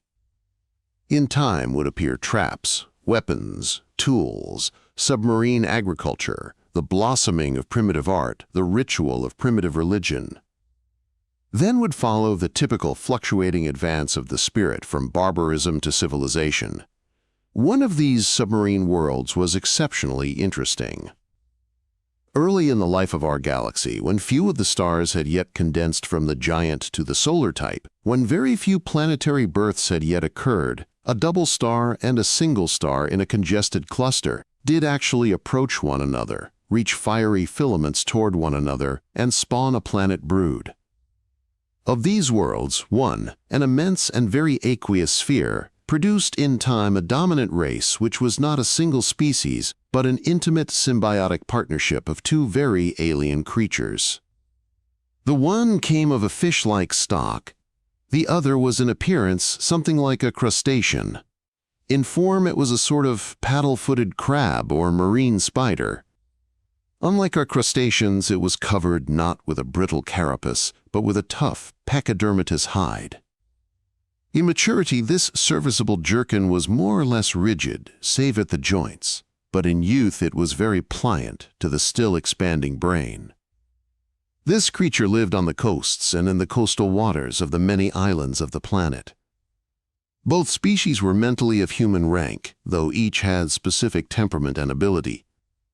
In primitive times, each had attained by its own route and in its own hemisphere of the great aqueous planet to what might be called the last stage of the subhuman mentality.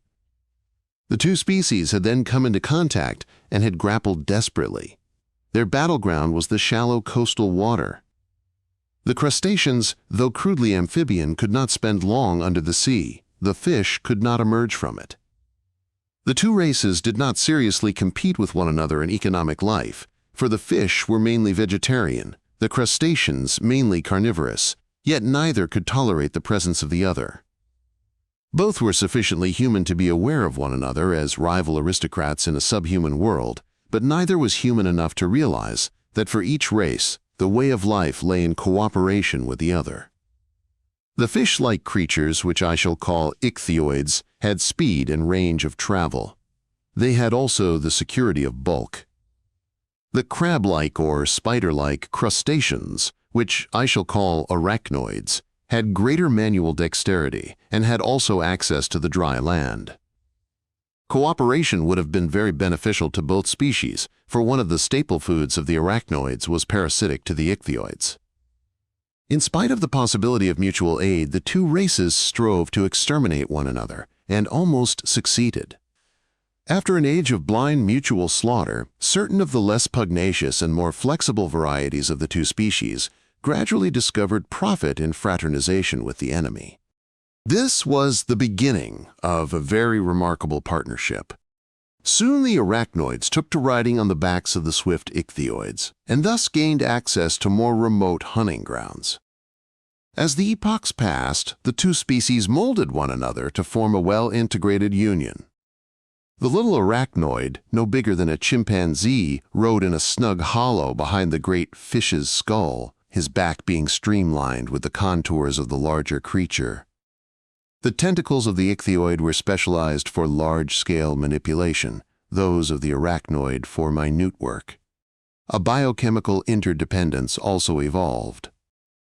Through a membrane in the ichthyoid's pouch, an exchange of endocrine products took place. The mechanism enabled the arachnoid to become fully aquatic. So long as it had frequent contact with its host, it could stay underwater for any length of time and descend to any depth. A striking mental adaptation also occurred in the two species. The ichthyoids became, on the whole, more introvert, the arachnoids more extrovert. Up to puberty, the young of both species were free-living individuals, but as their symbiotic organization developed, each sought out a partner of the opposite species. The union which followed was lifelong and was interrupted only by brief sexual matings. The symbiosis itself constituted a kind of contrapuntal sexuality, but a sexuality that was purely mental, since, of course, for copulation and reproduction, each individual had to seek out a partner belonging to his or her own species. We found, however, that even the symbiotic partnership consisted invariably of a male of one species and a female of the other, and the male, whichever his species, behaved with parental devotion to the young of his symbiotic partner. I have not space to describe the extraordinary mental reciprocity of these strange couples. I can only say that, though in sensory equipment and in temperament, the two species were very different, and though in abnormal cases tragic conflicts did occur, the ordinary partnership was at once more intimate than human marriage, and far more enlarging to the individual than any friendship between members of distinct human races. At certain stages of the growth of civilization, malicious minds had attempted to arouse widespread interspecific conflict and had met with temporary success. But the trouble seldom went as deep even as our sex war, so necessary was each species to the other. Both had contributed equally to the culture of their world, though not equally at all times. In creative work of every kind, one of the partners provided most of the originality, the other most of the criticism and restraint. Work in which one partner was entirely passive was rare. Books, or rather scrolls, which were made from pulp seaweed, were nearly always signed by couples. On the whole, the arachnoid partners dominated in manual skill, experimental science, the plastic arts, and practical social organization. The ichthyoid partners excelled in theoretical work, in literary arts, in the surprisingly developed music of that submarine world, and in the more mystical kind of religion. This generalization, however, should not be interpreted very strictly. The symbiotic relationship seems to have given the dual race a far greater mental flexibility than ours, and a quicker aptitude for community. It passed rapidly through the phase of intertribal strife, during which the nomadic shoals of symbiotic couples harried one another like hosts of submarine cavalry, for the arachnoids, riding their ichthyoid mates, attacked the enemy with bone spears and swords, while their mounts wrestled with powerful tentacles. But the phase of tribal warfare was remarkably brief. When a settled mode of life was attained, along with submarine agriculture and coral-built cities, strife between leagues of cities was the exception, not the rule. Aided no doubt by its great mobility and ease of communication, the dual race soon built up a worldwide and unarmed federation of cities. We learned also with wonder that at the height of the pre-mechanical civilization of this planet, when in our worlds the cleavage into masters and economic slaves would already have become serious, the communal spirit of the city triumphed over all individualistic enterprise. Very soon this world became a tissue of interdependent but independent municipal communes. At this time it seemed that social strife had vanished forever. But the most serious crisis of the race was still to come. The submarine environment offered the symbiotic race no great possibilities of advancement. All sources of wealth had been tapped and regularized. Population was maintained at an optimum size for the joyful working of the world. The social order was satisfactory to all classes and seemed unlikely to change. Individual lives were full and varied. Culture, founded on a great tradition, was now concerned entirely with detailed exploration of the great fields of thought that had long ago been pioneered by the revered ancestors, under direct inspiration, it was said, of the symbiotic deity. Our friends in this submarine world, our mental hosts, looked back on this age from their own more turbulent epoch, sometimes with yearning, but often with horror, for in retrospect it seemed to them to display the first faint signs of racial decay. So perfectly did the race fit its unchanging environment that intelligence and acuity were already ceasing to be precious, and might soon begin to fade. But presently it appeared that fate had decreed otherwise. In a submarine world, the possibility of obtaining mechanical power was remote. But the arachnoids, it will be remembered, were able to live out of the water.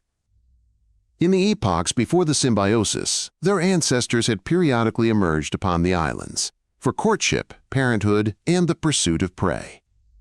Since those days, the air-breathing capacity had declined, but it had never been entirely lost. Every arachnoid still emerged for sexual mating, and also for certain ritual gymnastic exercises.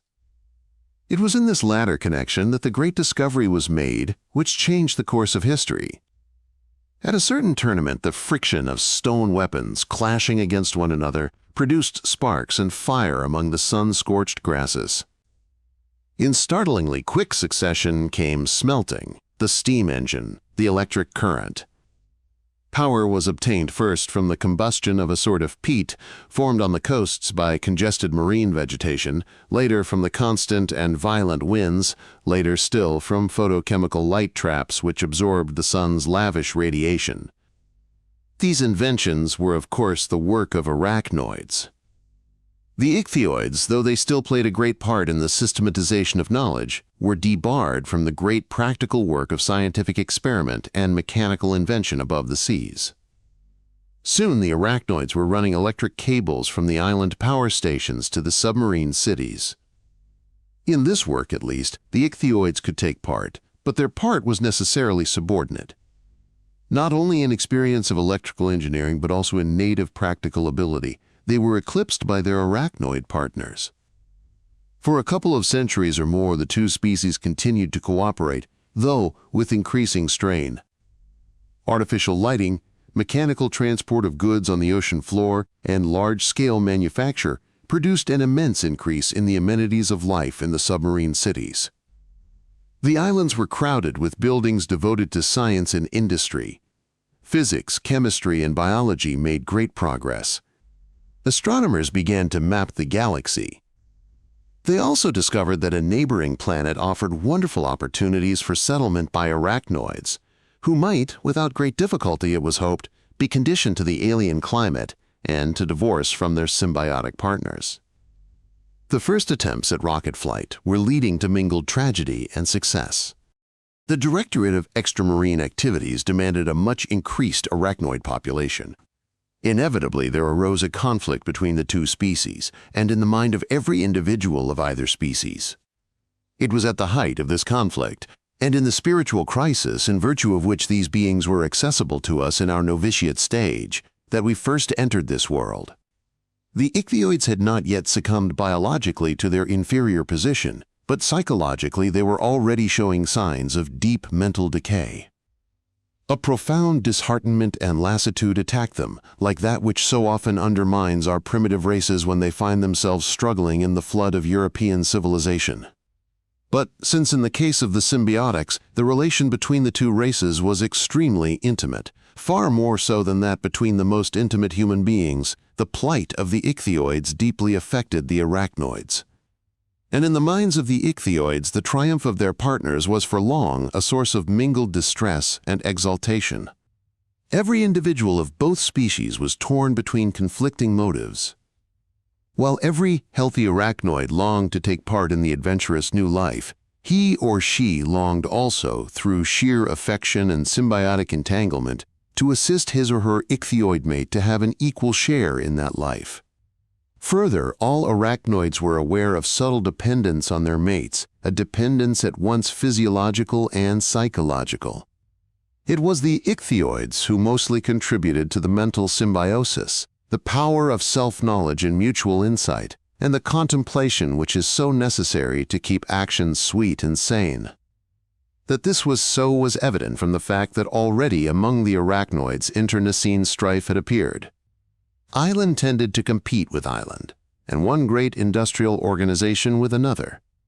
I could not help remarking that if this deep cleavage of interests had occurred on my own planet, say between our two sexes, the favored sex would have single-mindedly trampled the other into servitude. Such a victory on the part of the arachnoids did indeed nearly occur.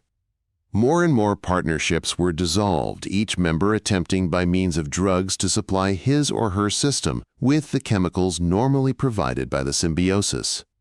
For mental dependence, however, there was no substitute, and the divorced partners were subject to serious mental disorders, either subtle or flagrant.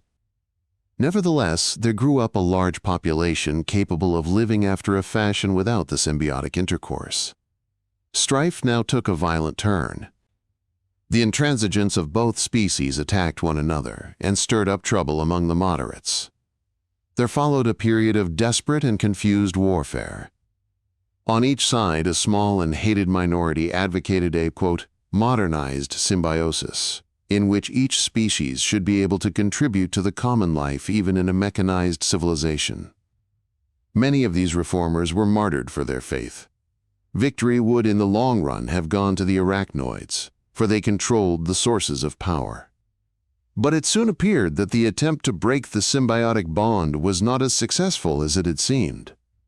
Even in actual warfare, commanders were unable to prevent widespread fraternization between the opposed forces. Members of dissolved partnerships would furtively meet to snatch a few hours or moments of each other's company.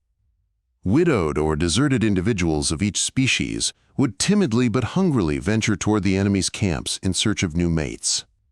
Whole companies would surrender for the same purpose. The arachnoids suffered more from the neuroses than from the weapons of the enemy. On the islands, moreover, civil wars and social revolutions made the manufacture of munitions almost impossible. The most resolute faction of the arachnoids now attempted to bring the struggle to an end by poisoning the ocean. The islands, in turn, were poisoned by the millions of decaying corpses that rose to the sea's surface and were cast up on the shores. Poison, plague, and above all neurosis brought war to a standstill, civilization to ruin, and the two species almost to extinction. The deserted skyscrapers that crowded the islands began to crumble into heaps of wreckage.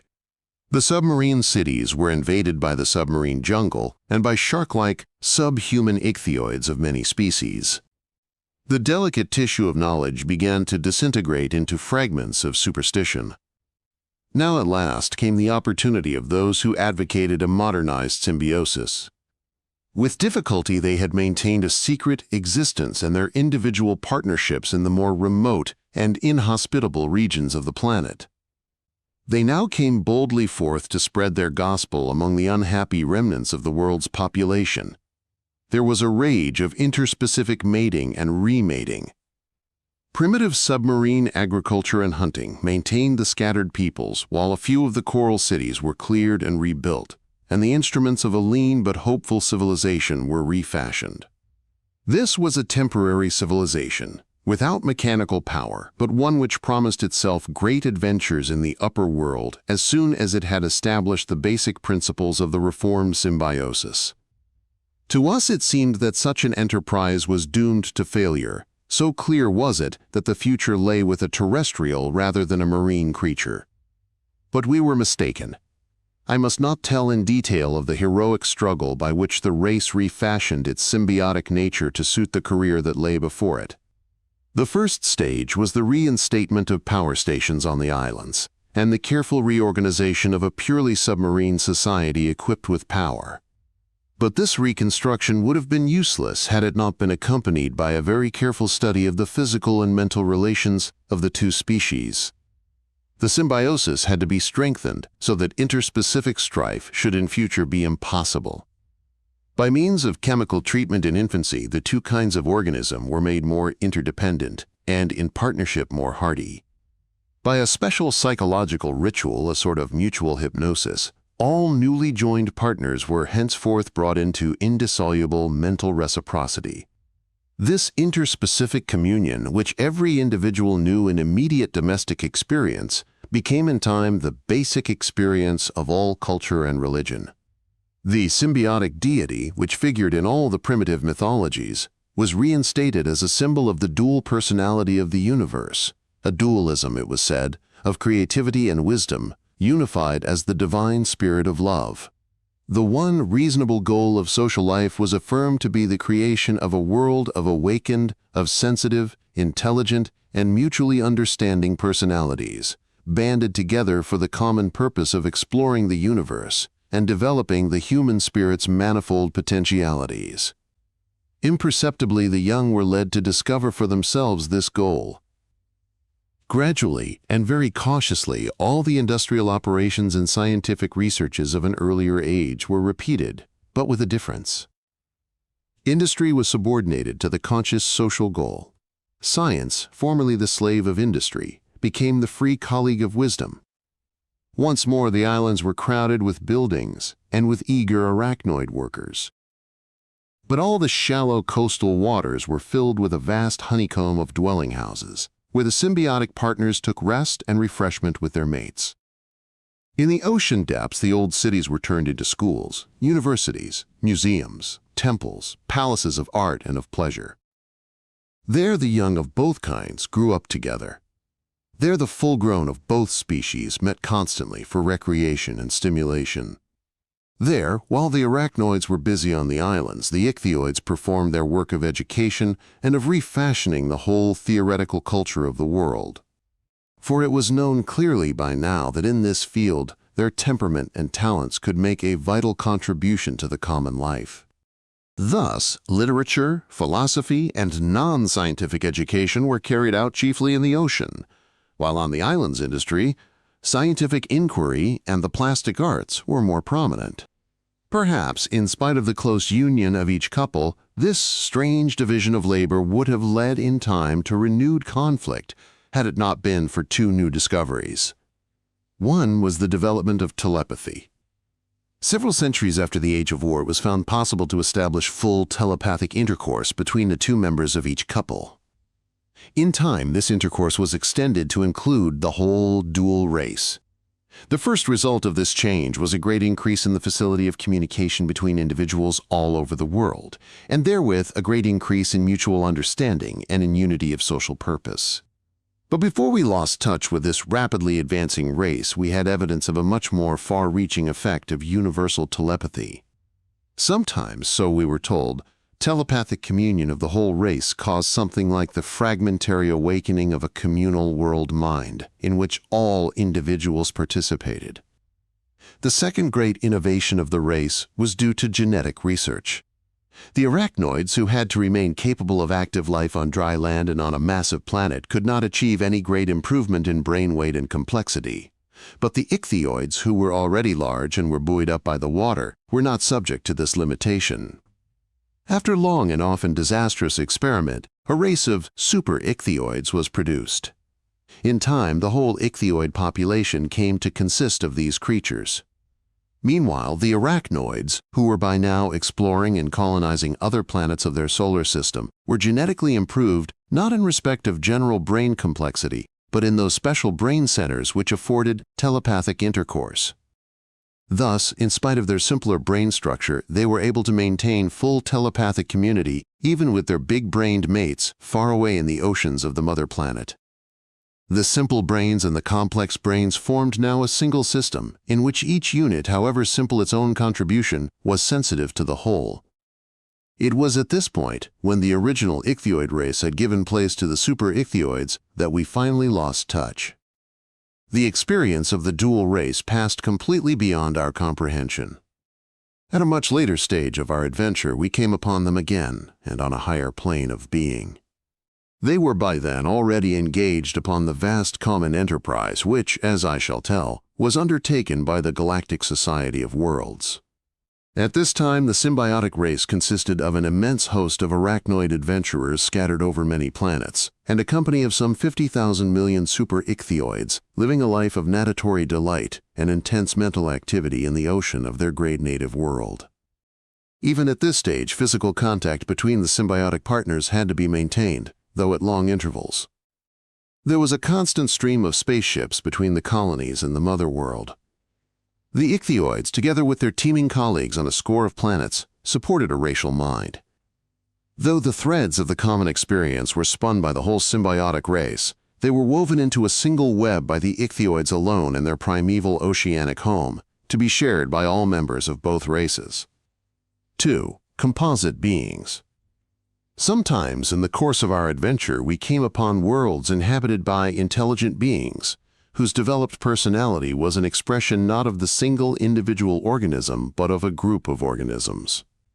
In most cases, this state of affairs had arisen through the necessity of combining intelligence with lightness of the individual body. A large planet rather close to its sun, or swayed by a very large satellite, would be swept by great ocean tides. Vast areas of its surface would be periodically submerged and exposed. In such a world, flight was very desirable, but owing to the strength of gravitation, only a small creature, a relatively small mass of molecules, could fly.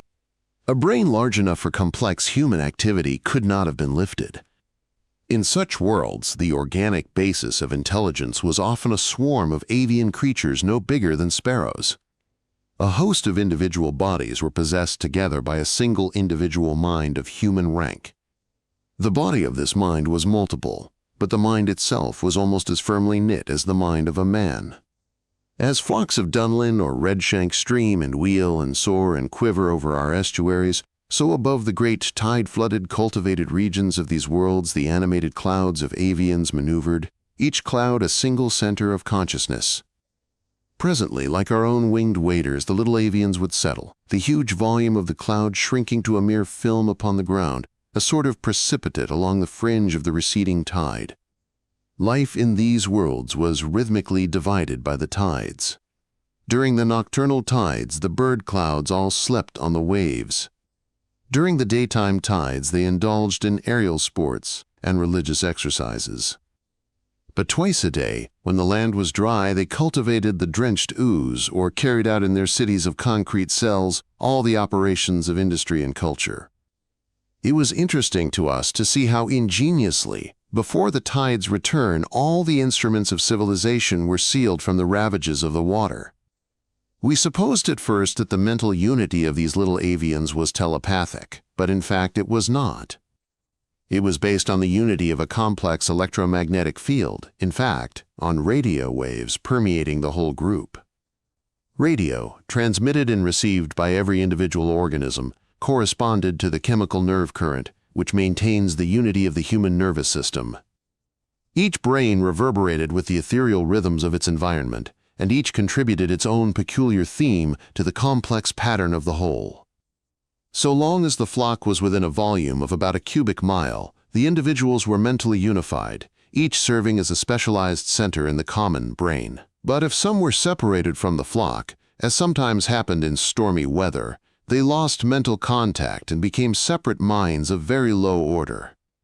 In fact, each degenerated for the time being into a very simple instinctive animal or a system of reflexes, set wholly for the task of restoring contact with the flock. It may easily be imagined that the mental life of these composite beings was very different from anything which we had yet encountered. Different and yet the same. Like a man, the bird cloud was capable of anger and fear, hunger and sexual hunger, personal love and all the passions of the herd. But the medium of these experiences was so different from anything known to us that we found great difficulty in recognizing them. Sex, for instance, was very perplexing. Each cloud was bisexual, having some hundreds of specialized male and female avian units, indifferent to one another, but very responsive to the presence of other bird clouds. We found that in these strange multiple beings, the delight and shame of bodily contact were obtained not only through actual sexual union of the specialized sexual members, but, with the most exquisite subtlety, in the aerial interfusion of two flying clouds during the performance of courtship gymnastics in the air. More important for us than this superficial likeness to ourselves was an underlying parity of mental rank. Indeed, we should not have gained access to them at all had it not been for the essential similarity of their evolutionary stage with that which we knew so well in our own worlds. For each one of these mobile-minded clouds of little birds was in fact an individual approximately of our own spiritual order, indeed a very human thing, torn between the beast and the angel, capable of ecstasies of love and hate toward other such bird clouds, capable of wisdom and folly, and the whole gamut of human passions from swinishness to ecstatic contemplation.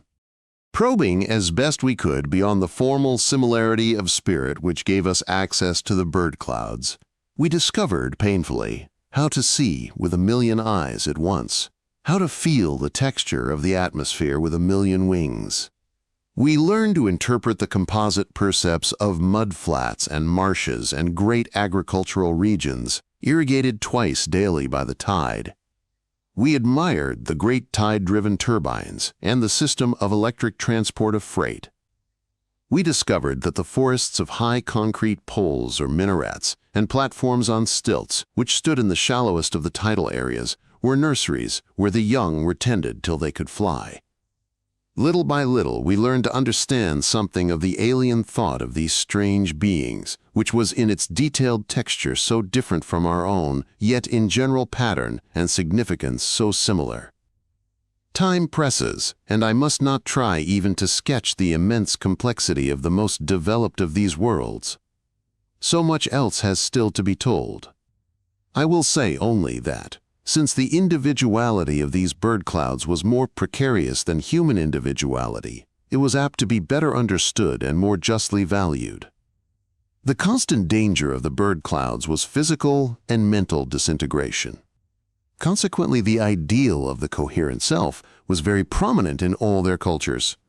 On the other hand, the danger that the self of the bird cloud would be psychically invaded and violated by its neighbors, much as one radio station may interfere with another, forced these beings to guard more carefully than ourselves against the temptations of the herd, against drowning the individual cloud self in the mob of clouds.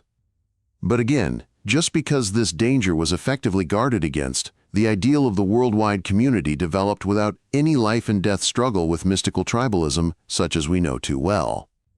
Instead, the struggle was simply between individualism and the twin ideals of the world community and the world mind. At the time of our visit, worldwide conflict was already breaking out between the two parties in every region of the planet. The individualists were stronger in one hemisphere and were slaughtering all adherents of the world mind ideal and mustering their forces for attack on the other hemisphere. Here the party of the world mind dominated, not by weapons but by sheer radio bombardment, so to speak. The pattern of ethereal undulations issuing from the party imposed itself by sheer force on all recalcitrants. All rebels were either mentally disintegrated by radio bombardment or were absorbed intact into the communal radio system. The war which ensued was to us astounding. The individualists used artillery and poison gas. The party of the world mind used these weapons far less than the radio, which they, but not their enemies, could operate with irresistible effect. So greatly was the radio system strengthened and so adapted to the physiological receptivity of the avian units that before the individualists had done serious harm, they found themselves engulfed, so to speak, in an overwhelming torrent of radio stimulation. Their individuality crumbled away. The avian units that made up their composite bodies were either destroyed, if they were specialized for war, or reorganized into new clouds, loyal to the world mind. Shortly after the defeat of the individualists, we lost touch with this race. The experience and the social problems of the young world mind were incomprehensible to us. Not till a much later stage of our adventure did we regain contact with it. Others of the worlds inhabited by races of bird clouds were less fortunate. Most, through one cause or another, came to grief. In many of them, the stresses of industrialism or of social unrest brought about a plague of insanity, or disintegration of the individual into a swarm of mere reflex animals. These miserable little creatures, which had not the power of independent, intelligent behavior, were slaughtered in myriads by natural forces and beasts of prey. Presently, the stage was clear for some worm or amoeba to reinaugurate the great adventure of biological evolution toward the human plane. In the course of our exploration, we came upon other types of composite individuals. For instance, we found that very large dry planets were sometimes inhabited by populations of insect-like creatures, each of whose swarms of nests was the multiple body of a single mind. These planets were so large that no mobile organism could be bigger than a beetle, no flying organism bigger than an ant. In the intelligent swarms that fulfilled the part of men in these worlds, the microscopic brains of the insect-like units were specialized for microscopic functions within the group, much as the members of an ant's nest are specialized for working, fighting, reproduction, and so on. All were mobile, but each class of the units fulfilled special neurological functions in the life of the whole. In fact, they acted as though they were special types of cells in a nervous system. In these worlds, as in the worlds of the bird clouds, we had to accustom ourselves to the unified awareness of a huge swarm of units. With innumerable hurrying feet, we crept along Lilliputian concrete passages. With innumerable manipulatory antennae, we took part in obscure industrial or agricultural operations. or in the navigation of toy ships on the canals and lakes of these flat worlds. Through innumerable many-faceted eyes, we surveyed the plains of moss-like vegetation or studied the stars with minute telescopes and spectroscopes. So perfectly organized was the life of the minded swarm that all routine activities of industry and agriculture had become, from the point of view of the swarm's mind, unconscious, like the digestive processes of a human being. The little insectoid units themselves carried on these operations consciously, though without understanding their significance, but the mind of the swarm had lost the power of attending to them. Its concern was almost wholly with such activities as called for unified conscious control, in fact with practical and theoretical invention of all kinds, and with physical and mental exploration. At the time of our visit to the most striking of these insectoid worlds, the world population consisted of many great nations of swarms. Each individual swarm had its own nest, its Lilliputian city, an area of about an acre, in which the ground was honeycombed to a depth of 2 feet with chambers and passages. The surrounding district was devoted to the cultivation of the moss-like food plants. As the swarm increased in size, colonies might be founded beyond the range of the physiological radio system of the parent swarm. Thus arose new group individuals.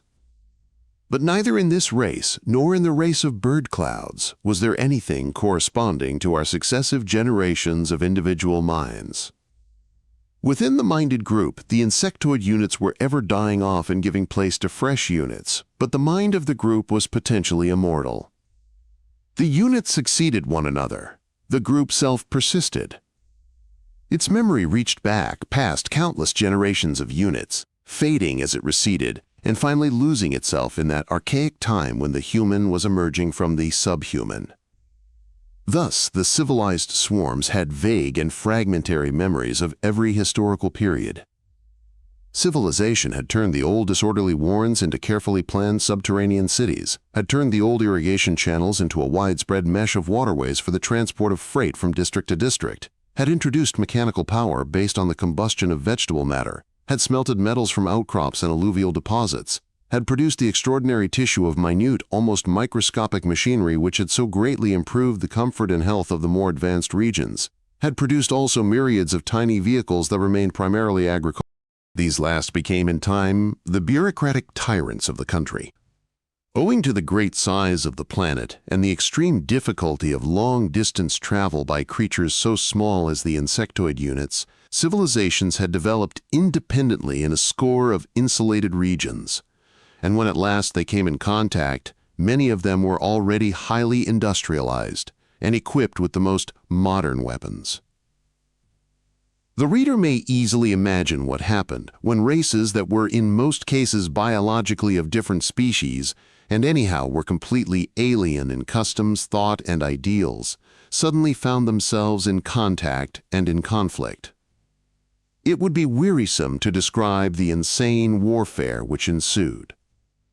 But it is of interest to note that we, the telepathic visitors from regions remote in time and space, could communicate with these warring hosts more easily than one host could communicate with another. And through this power we were actually able to play an important part in the history of this world. Indeed, it was probably through our mediation that these races were saved from mutual destruction. Taking up positions in key minds on each side of the conflict, we patiently induced in our hosts some insight into the mentality of the enemy.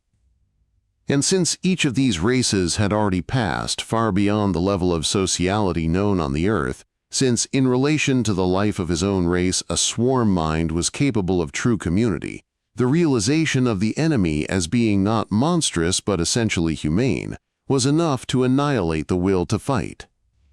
The key minds on either side, enlightened by divine messengers, heroically preached peace. And though many of them were hastily martyred, their cause triumphed. The races made terms with each other, all save 2 formidable and culturally rather backward peoples. These we could not persuade, and as they were by now highly specialized for war, they were a very serious menace.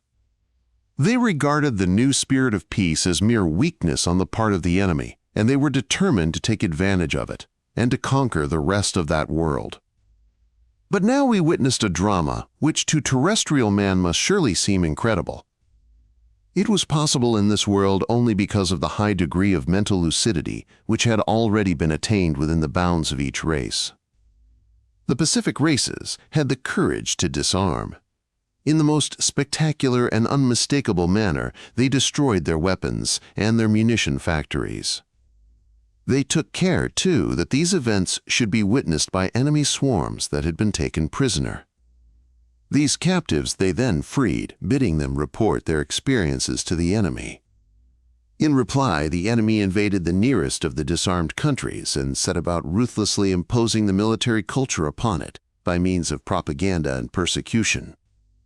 But in spite of mass executions and mass torture, the upshot was not what was expected.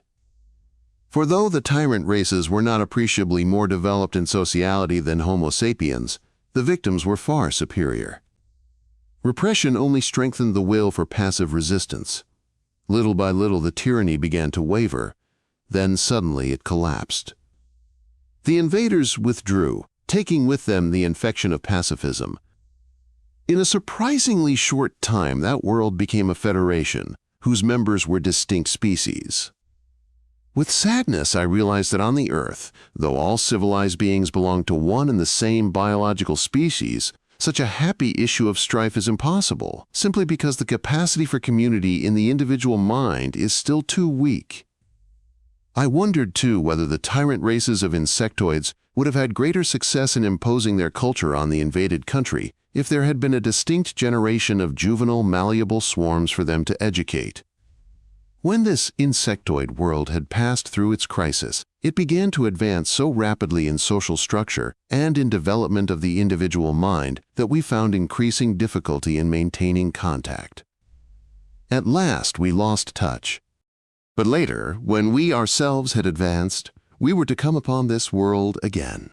Of the other insectoid worlds I shall say nothing, for not one of them was destined to play an important part in the history of the galaxy.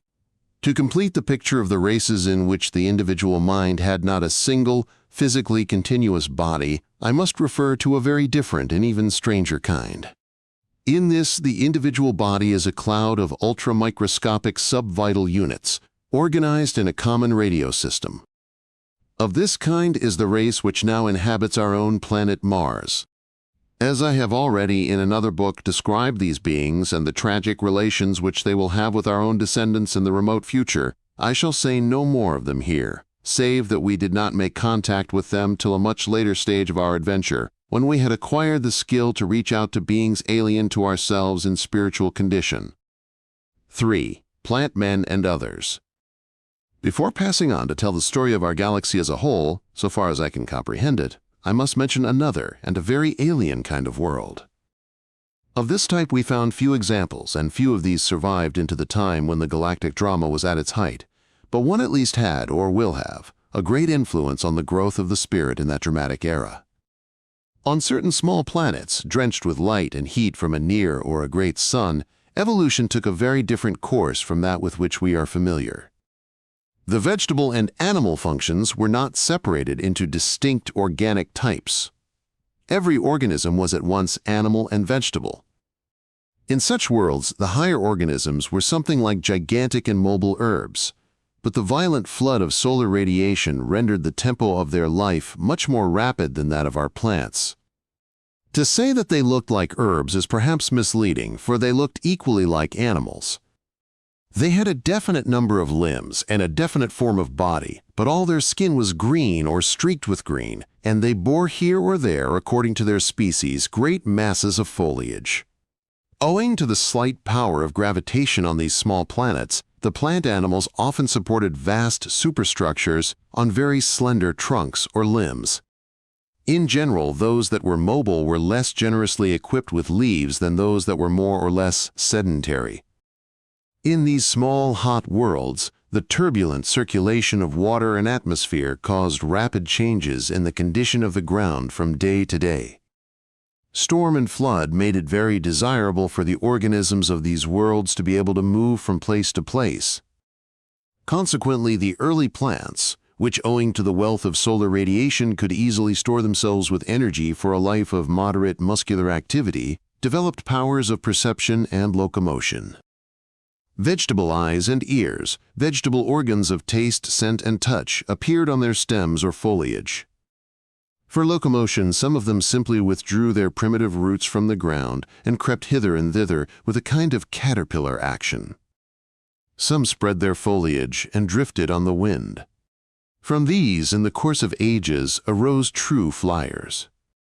Meanwhile, the pedestrian species turned some of their roots into muscular legs, 4 or 6, or centipedal. The remaining roots were equipped with boring instruments, which on a new site could rapidly proliferate into the ground. Yet another method of combining locomotion and roots was perhaps more remarkable. The aerial portion of the organism would detach itself from its embedded roots and wander off by land or air to strike root afresh in virgin soil. When the second site was exhausted, the creature would either go off in search of a third, and so on, or return to its original bed, which by now might have recovered fertility. There, it would attach itself once more to its old dormant roots and wake them into new activity. Many species, of course, developed predatory habits and special organs of offense, such as muscular bows as strong as pythons for constriction, or talons, horns, and formidable serrated pincers. In these carnivorous creatures, the spread of foliage was greatly reduced, and all the leaves could be tucked snugly away along the back. In the most specialized beasts of prey, the foliage was atrophied and had only decorative value. It was surprising to see how the environment imposed on these alien creatures forms suggestive of our tigers and wolves. And it was interesting, too, to note how excessive specialization and excessive adaptation to offense or defense ruined species after species, and how, when at length human intelligence appeared, it was achieved by an unimposing and inoffensive creature whose sole gifts were intelligence and sensibility toward the material world and toward its fellows. Before describing the efflorescence of humanity in this kind of world, I must mention one grave problem which faces the evolving life of all small planets, often at an early stage. This problem we had already come across on the other Earth. Owing to the weakness of gravitation and the disturbing heat of the sun, the molecules of the atmosphere very easily escape into space. Most small worlds, of course, lose all their air and water long before life can reach the human stage, sometimes even before it can establish itself at all. Others, less small, may be thoroughly equipped with atmosphere in their early phases, but at a much later date, owing to the slow but steady contraction of their orbits, they may become so heated that they can no longer hold down the furiously agitated molecules of their atmosphere. On some of these planets, a great population of living forms develops in early eons, only to be parched and suffocated out of existence through the long drawn-out denudation and desiccation of the planet. But in more favorable cases, life is able to adapt itself progressively to the increasingly severe conditions. In some worlds, for instance, a biological mechanism appeared by which the remaining atmosphere was imprisoned within a powerful electromagnetic field generated by the world's living population. In others, the need of atmosphere was done away with altogether. Photosynthesis and the whole metabolism of life were carried on by means of liquids alone. The last dwindling gases were captured in solution, stored in huge tracts of spongy growths among the crowded roots, and covered with an impervious membrane. Both these natural biological methods occurred in one or other of the plant-animal worlds that reached the human level. I have space only to describe a single example, the most significant of these remarkable worlds. This was one in which all free atmosphere had been lost long before the appearance of intelligence. To enter this world and experience it through the alien senses and alien temperament of its natives was an adventure in some ways more bewildering than any of our earlier explorations. Owing to the complete absence of atmosphere, the sky, even in full sunlight, was black with the blackness of interstellar space, and the stars blazed. Owing to the weakness of gravitation and the absence of the molding action of air and water and frost on the planet's shrinking and wrinkled surface, the landscape was a mass of fold mountains, primeval and extinct volcanoes, congealed floods and humps of lava, and craters left by the impact of giant meteors. None of these features had ever been much smoothed by atmospheric and glacial influences. Further, the ever-changing stresses of the planet's crust had shattered many of the mountains into the fantastic forms of icebergs. On our own Earth, where gravity, that tireless hound, pulls down its quarry with so much greater strength, these slender top-heavy crags and pinnacles could never have stood. Owing to the absence of atmosphere, the exposed surfaces of the rock were blindingly illuminated. The crevasses and all the shadows were black as night. Many of the valleys had been turned into reservoirs, seemingly of milk, for the surfaces of these lakes were covered with a deep layer of a white glutinous substance to prevent loss by evaporation. Round about clustered the roots of the strange people of this world, like tree stumps where a forest has been felled and cleared. Each stump was sealed with the white glue. Every stretch of soil was in use, and we learned that though some of this soil was the natural result of past ages of action by air and water, most was artificial. It had been manufactured by great mining and pulverizing processes. In primitive times, and indeed throughout all pre-human evolution, the competitive struggle for a share of the rare soil of this world of rock had been one of the main spurs to intelligence. The mobile plant men themselves were to be seen by day clustered in the valleys, their foliage spread to the sun. Only by night did we observe them in action, moving over the bare rock or busy with machines and other artificial objects, instruments of their civilization. There were no buildings, no roofed weatherproof enclosures, for there was no weather. But the plateau and terraces of the rock were crowded with all manner of artifacts unintelligible to us. The typical plant man was an erect organism, like ourselves. On his head he bore a vast crest of green plumes, which could be either folded together in the form of a huge, tight coslettuce, or spread out to catch the light. 3 many-faceted eyes looked out from under the crest. Beneath these were 3 arm-like manipulatory limbs, green and serpentine, branching at their extremities. The slender trunk, pliable, encased in hard rings which slid into one another as the body bowed, was divided into 3 legs for locomotion. 2 of the 3 feet were also mouths, which could either draw sap from the root or devour foreign matter. The 3rd was an organ of excretion. The precious excrement was never wasted, but passed through a special junction between the 3rd foot and the root. The feet contained taste organs and also ears. Since there was no air, sound was not propagated above ground. By day the life of these strange beings was mainly vegetable, by night animal. Every morning after the long and frigid night, the whole population swarmed to its rooty dormitories. Each individual sought out his own root, fixed himself to it, and stood throughout the torrid day, with leaves outspread. Till sunset he slept, not in a dreamless sleep, but in a sort of trance, the meditative and mystical quality of which was to prove in future ages a well of peace for many worlds. While he slept, the currents of sap hastened up and down his trunk, carrying chemicals between roots and leaves, flooding him with a concentrated supply of oxygen, removing the products of past catabolism. When the sun had disappeared once more behind the crags, displaying for a moment a wisp of fiery prominences, he would wake, fold up his leaves, close the passages to his roots, detach himself, and go about the business of civilized life. Night in this world was brighter than moonlight with us, for the stars were unobscured, and several great clusters hung in the night sky. Artificial light, however, was used for delicate operations. Its chief disadvantage was that it tended to send the worker to sleep. I must not try even to sketch the rich and alien social life of these beings. I will only say that here, as elsewhere, we found all the cultural themes known on Earth, but that in this world of mobile plants all was transposed into a strange key, a perplexing mode. Here, as elsewhere, we found a population of individuals deeply concerned with the task of keeping themselves and their society in being. Here we found self-regard, hate, love, the passions of the mob, intellectual curiosity, and so on. And here, as in all the other worlds that we had thus far visited, we found a race in the throes of the great spiritual crisis, which was the crisis familiar to us in our own worlds, and formed the channel by which we had telepathic access to other worlds.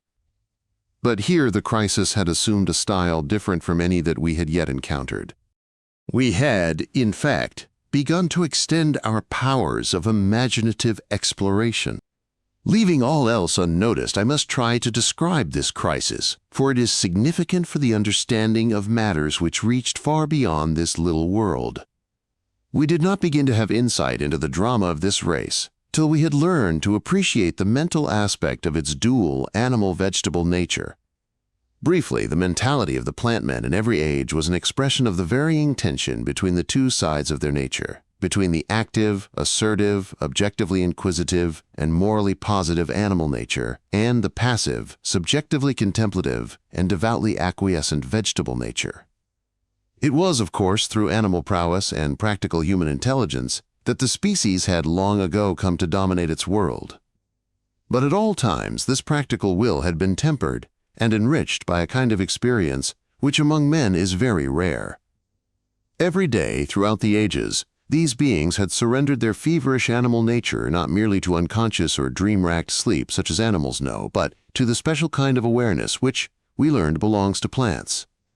Spreading their leaves, they had absorbed directly the essential elixir of life, which animals receive only at second hand in the mangled flesh of their prey. Thus they seemingly maintained immediate physical contact with the source of all cosmical being.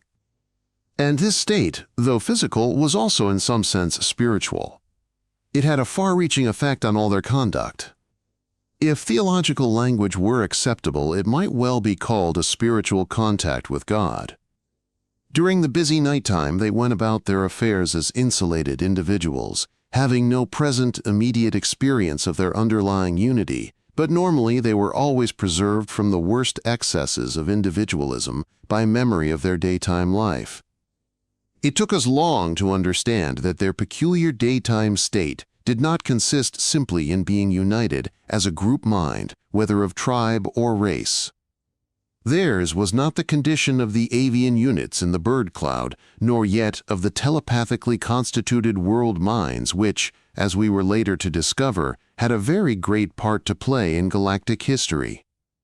The plant man did not, in his daytime life, come into possession of the precepts and thoughts of his fellow plant men and thereby waken into a more comprehensive and discriminate awareness of the environment and of the multiple body of the race.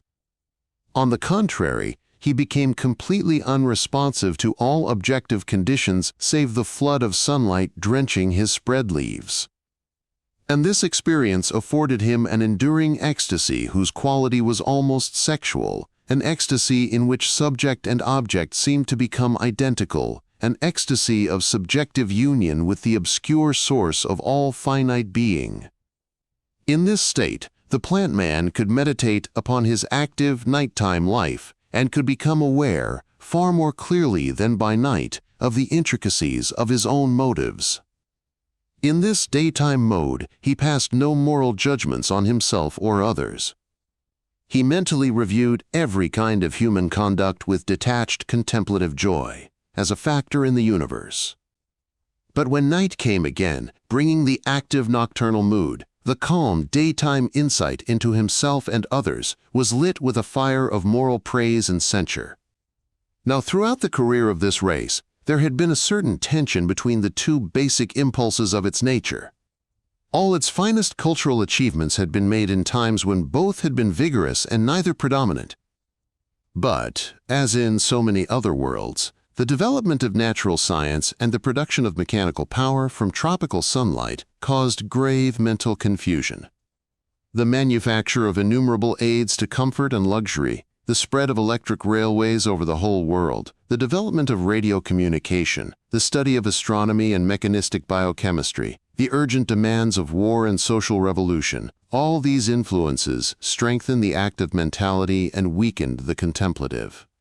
The climax came when it was found possible to do away with the daytime sleep altogether. The products of artificial photosynthesis could be rapidly injected into the living body every morning, so that the plant man could spend practically the whole day in active work. Very soon the roots of the peoples were being dug up and used as raw material in manufacture. They were no longer needed for their natural purpose. I must not spend time in describing the hideous plight into which this world now fell. Seemingly, artificial photosynthesis, though it could keep the body vigorous, failed to produce some essential vitamin of the spirit. A disease of robotism, of purely mechanical living, spread throughout the population. There was, of course, a fever of industrial activity. The plant men careered round their planet in all kinds of mechanically propelled vehicles, decorated themselves with the latest synthetic products, tapped the central volcanic heat for power, expended great ingenuity in destroying one another, and in 1,000 other feverish pursuits pushed on in search of a bliss which ever eluded them. After untold distresses, they began to realize that their whole way of life was alien to their essential plant nature. Leaders and prophets dared to inveigh against mechanization and against the prevalent intellectualistic scientific culture and against artificial photosynthesis. By now, nearly all the roots of the race had been destroyed, but presently biological science was turned to the task of generating, from the few remaining specimens, new roots for all. Little by little, the whole population was able to return to natural photosynthesis. The industrial life of the world vanished like frost and sunlight. In returning to the old alternating life of animal and vegetable, the plant men, jaded and deranged by the long fever of industrialism, found in their calm daytime experience an overwhelming joy. The misery of their recent life intensified by contrast the ecstasy of the vegetal experience. The intellectual acuity that their brightest minds had acquired in scientific analysis combined with the special quality of their revived plant life to give their whole experience a new lucidity. For a brief period they reached a plane of spiritual lucidity, which was to be an example and a treasure for the future eons of the galaxy. But even the most spiritual life has its temptations. The extravagant fever of industrialism and intellectualism had so subtly poisoned the plant men that when at last they rebelled against it, they swung too far, falling into the snare of a vegetal life, as one-sided as the old animal life had been. Little by little they gave less and less energy and time to animal pursuits, until at last their nights as well as their days were spent wholly as trees, and the active, exploring, manipulating animal intelligence died in them forever. For a while the race lived on in an increasingly vague and confused ecstasy of passive union with the universal source of being. So well established and automatic was the age-old biological mechanism for preserving the planet's vital gases in solution that it continued long to function without attention. But industrialism had increased the world population beyond the limits within which the small supply of water and gases could easily fulfill its function. The circulation of material was dangerously rapid. In time, the mechanism was overstrained. Leakages began to appear, and no one repaired them. Little by little, the precious water and other volatile substances escaped from the planet. Little by little, the reservoirs ran dry, the spongy roots were parched, the leaves withered. One by one, the blissful and no longer human inhabitants of that world passed from ecstasy to sickness, despondency, uncomprehending bewilderment, and on to death. But, as I shall tell, their achievement was not without effect on the life of our galaxy. Vegetable humanities, if I may so call them, proved to be rather uncommon occurrences. Some of them inhabited worlds of a very curious kind which I have not yet mentioned. As is well known, a small planet close to its sun tends, through the sun's tidal action upon it, to lose its rotation.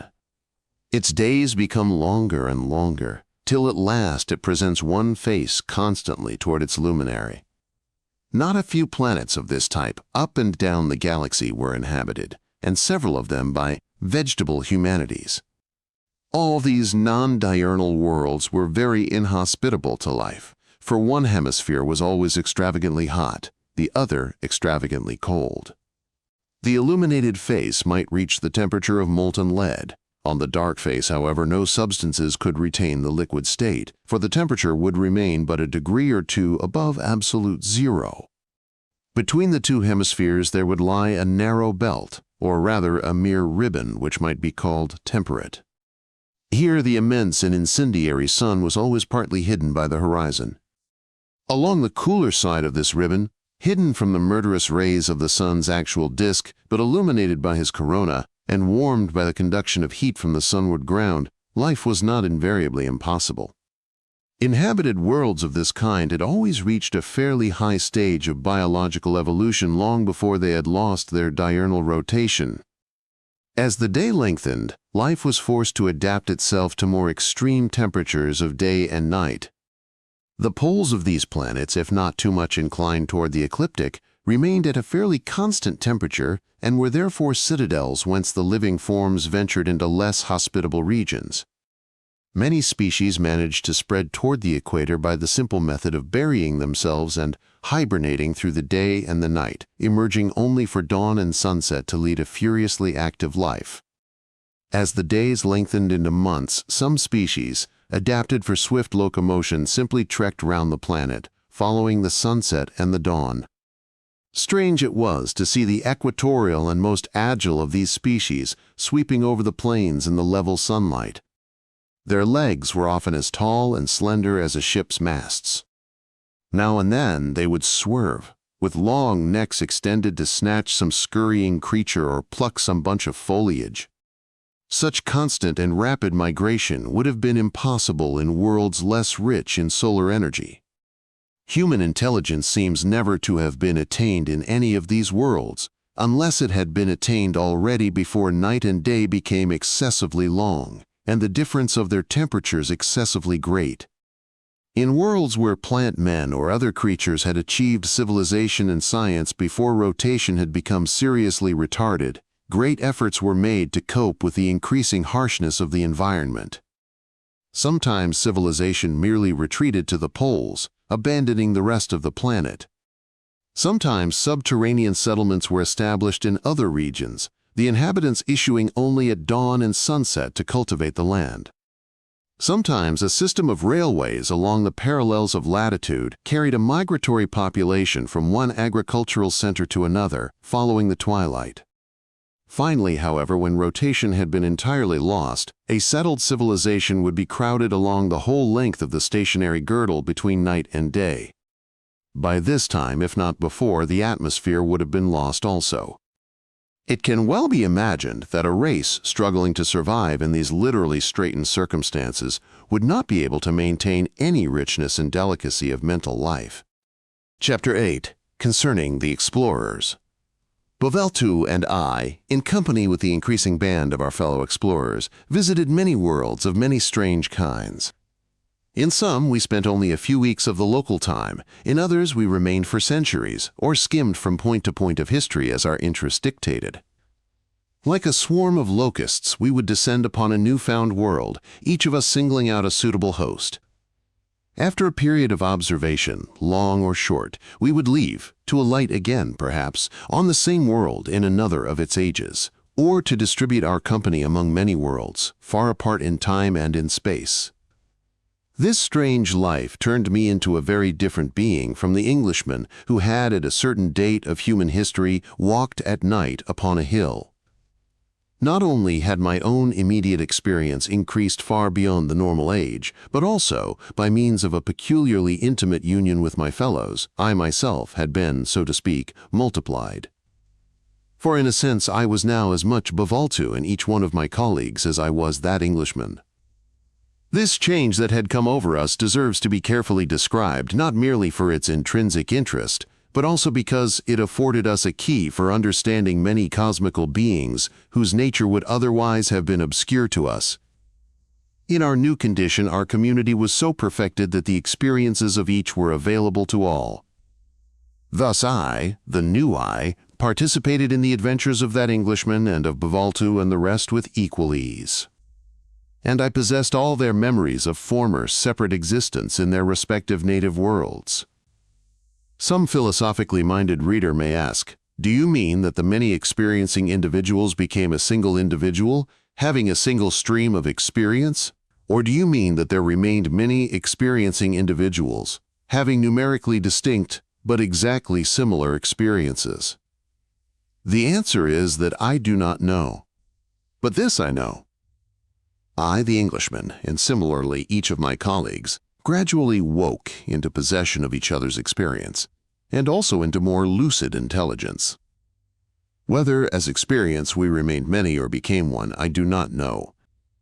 But I suspect that the question is one of those which can never be truly answered, because, in the last analysis, it is meaningless. In the course of my communal observation of the many worlds, and equally in the course of my introspection of my own communal mental processes, now one and now another individual explorer, and now perhaps a group of explorers, would form the main instrument of attention, affording through their particular nature and experience material for the contemplation of all. Sometimes, when we were exceptionally alert and eager, each awakened into a mode of perception and thought, and imagination, and will more lucid than any experiencing known to any of us as individuals. Thus, though each of us became in a sense identical with each of his friends, he also became in a manner a mind of higher order than any of us in isolation. But in this waking, there seemed to be nothing more mysterious in kind than in those many occasions in normal life when the mind delightedly relates together experiences that have hitherto been insulated from one another, or discovers in confused objects a pattern or a significance hitherto unnoticed. It must not be supposed that this strange mental community blotted out the personalities of the individual explorers. Human speech has no accurate terms to describe our peculiar relationship. It would be as untrue to say that we had lost our individuality or were dissolved in a communal individuality as to say that we were all the while distinct individuals. Though the pronoun I now applied to us all collectively, the pronoun we also applied to us. In one respect, namely unity of consciousness, we were indeed a single experiencing individual. Yet at the same time we were in a very important and delightful manner distinct from one another. Though there was only the single communal I, there was also, so to speak, a manifold and variegated us, an observed company of very diverse personalities, each of whom expressed creatively his own unique contribution to the whole enterprise of cosmical exploration, while all were bound together in a tissue of subtle personal relationships. I am well aware that this account of the matter must seem to my readers self-contradictory, as indeed it does to me. But I can find no other way of expressing the vividly remembered fact that I was at once a particular member of a community and the possessor of the pooled experience of that community. To put the matter somewhat differently, though in respect of our identity of awareness we were a single individual, in respect of our diverse and creative idiosyncrasies, we were distinct persons observable by the common I. Each one, as the common I, experienced the whole company of individuals, including his individual self, as a group of actual persons, differing in temperament and private experience. Each one of us experienced all as a real community, bound together by such relations of affection and mutual criticism as occurred, for instance, between Bivaltu and myself. Yet on another plane of experience, the plane of creative thought and imagination, the single communal attention could withdraw from this tissue of personal relationships. Instead, it concerned itself wholly with the exploration of the cosmos. With partial truth it might be said that, while for love we were distinct, for knowledge, for wisdom, and for worship we were identical. In the following chapters, which deal with the cosmical experiences of this communal I, it would be logically correct to refer to the exploring mind always in the singular, using the pronoun I, and saying simply, I did so-and-so and thought so-and-so. Nevertheless, the pronoun we will still be generally employed so as to preserve the true impression of a communal enterprise, and to avoid the false impression that the explorer was just the human author of this book. Each one of us had lived his individual active life in one or other of the many worlds. And for each one, individually, his own little blundering career in his remote native world retained a peculiar concreteness and glamour, like the vividness which mature men find in childhood memories. Not only so, but individually he imputed to his former private life an urgency and importance which, in his communal capacity, was overwhelmed by matters of greater cosmical significance. Now, this concreteness and glamour, this urgency and importance of each little private life was of great moment to the communal I in which each of us participated. It irradiated the communal experience with its vividness, its pathos.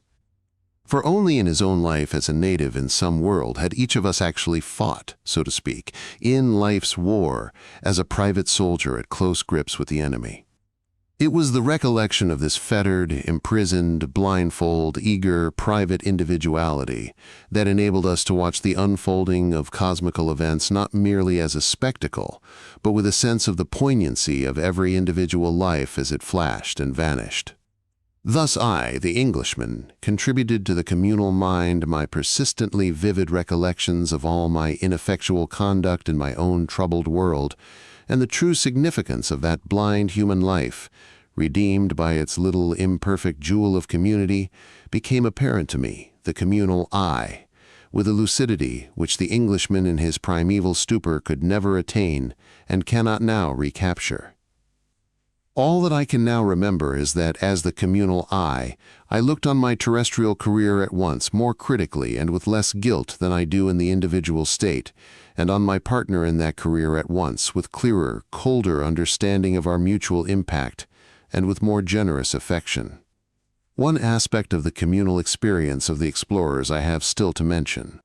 Each of us had originally set out upon the great adventure mainly in the hope of discovering what part was played by community in the cosmos as a whole. This question had yet to be answered. But meanwhile, another question was becoming increasingly insistent. Our crowded experiences in the many worlds, and our new lucidity of mind, had bred in each of us a sharp conflict of intellect and feeling.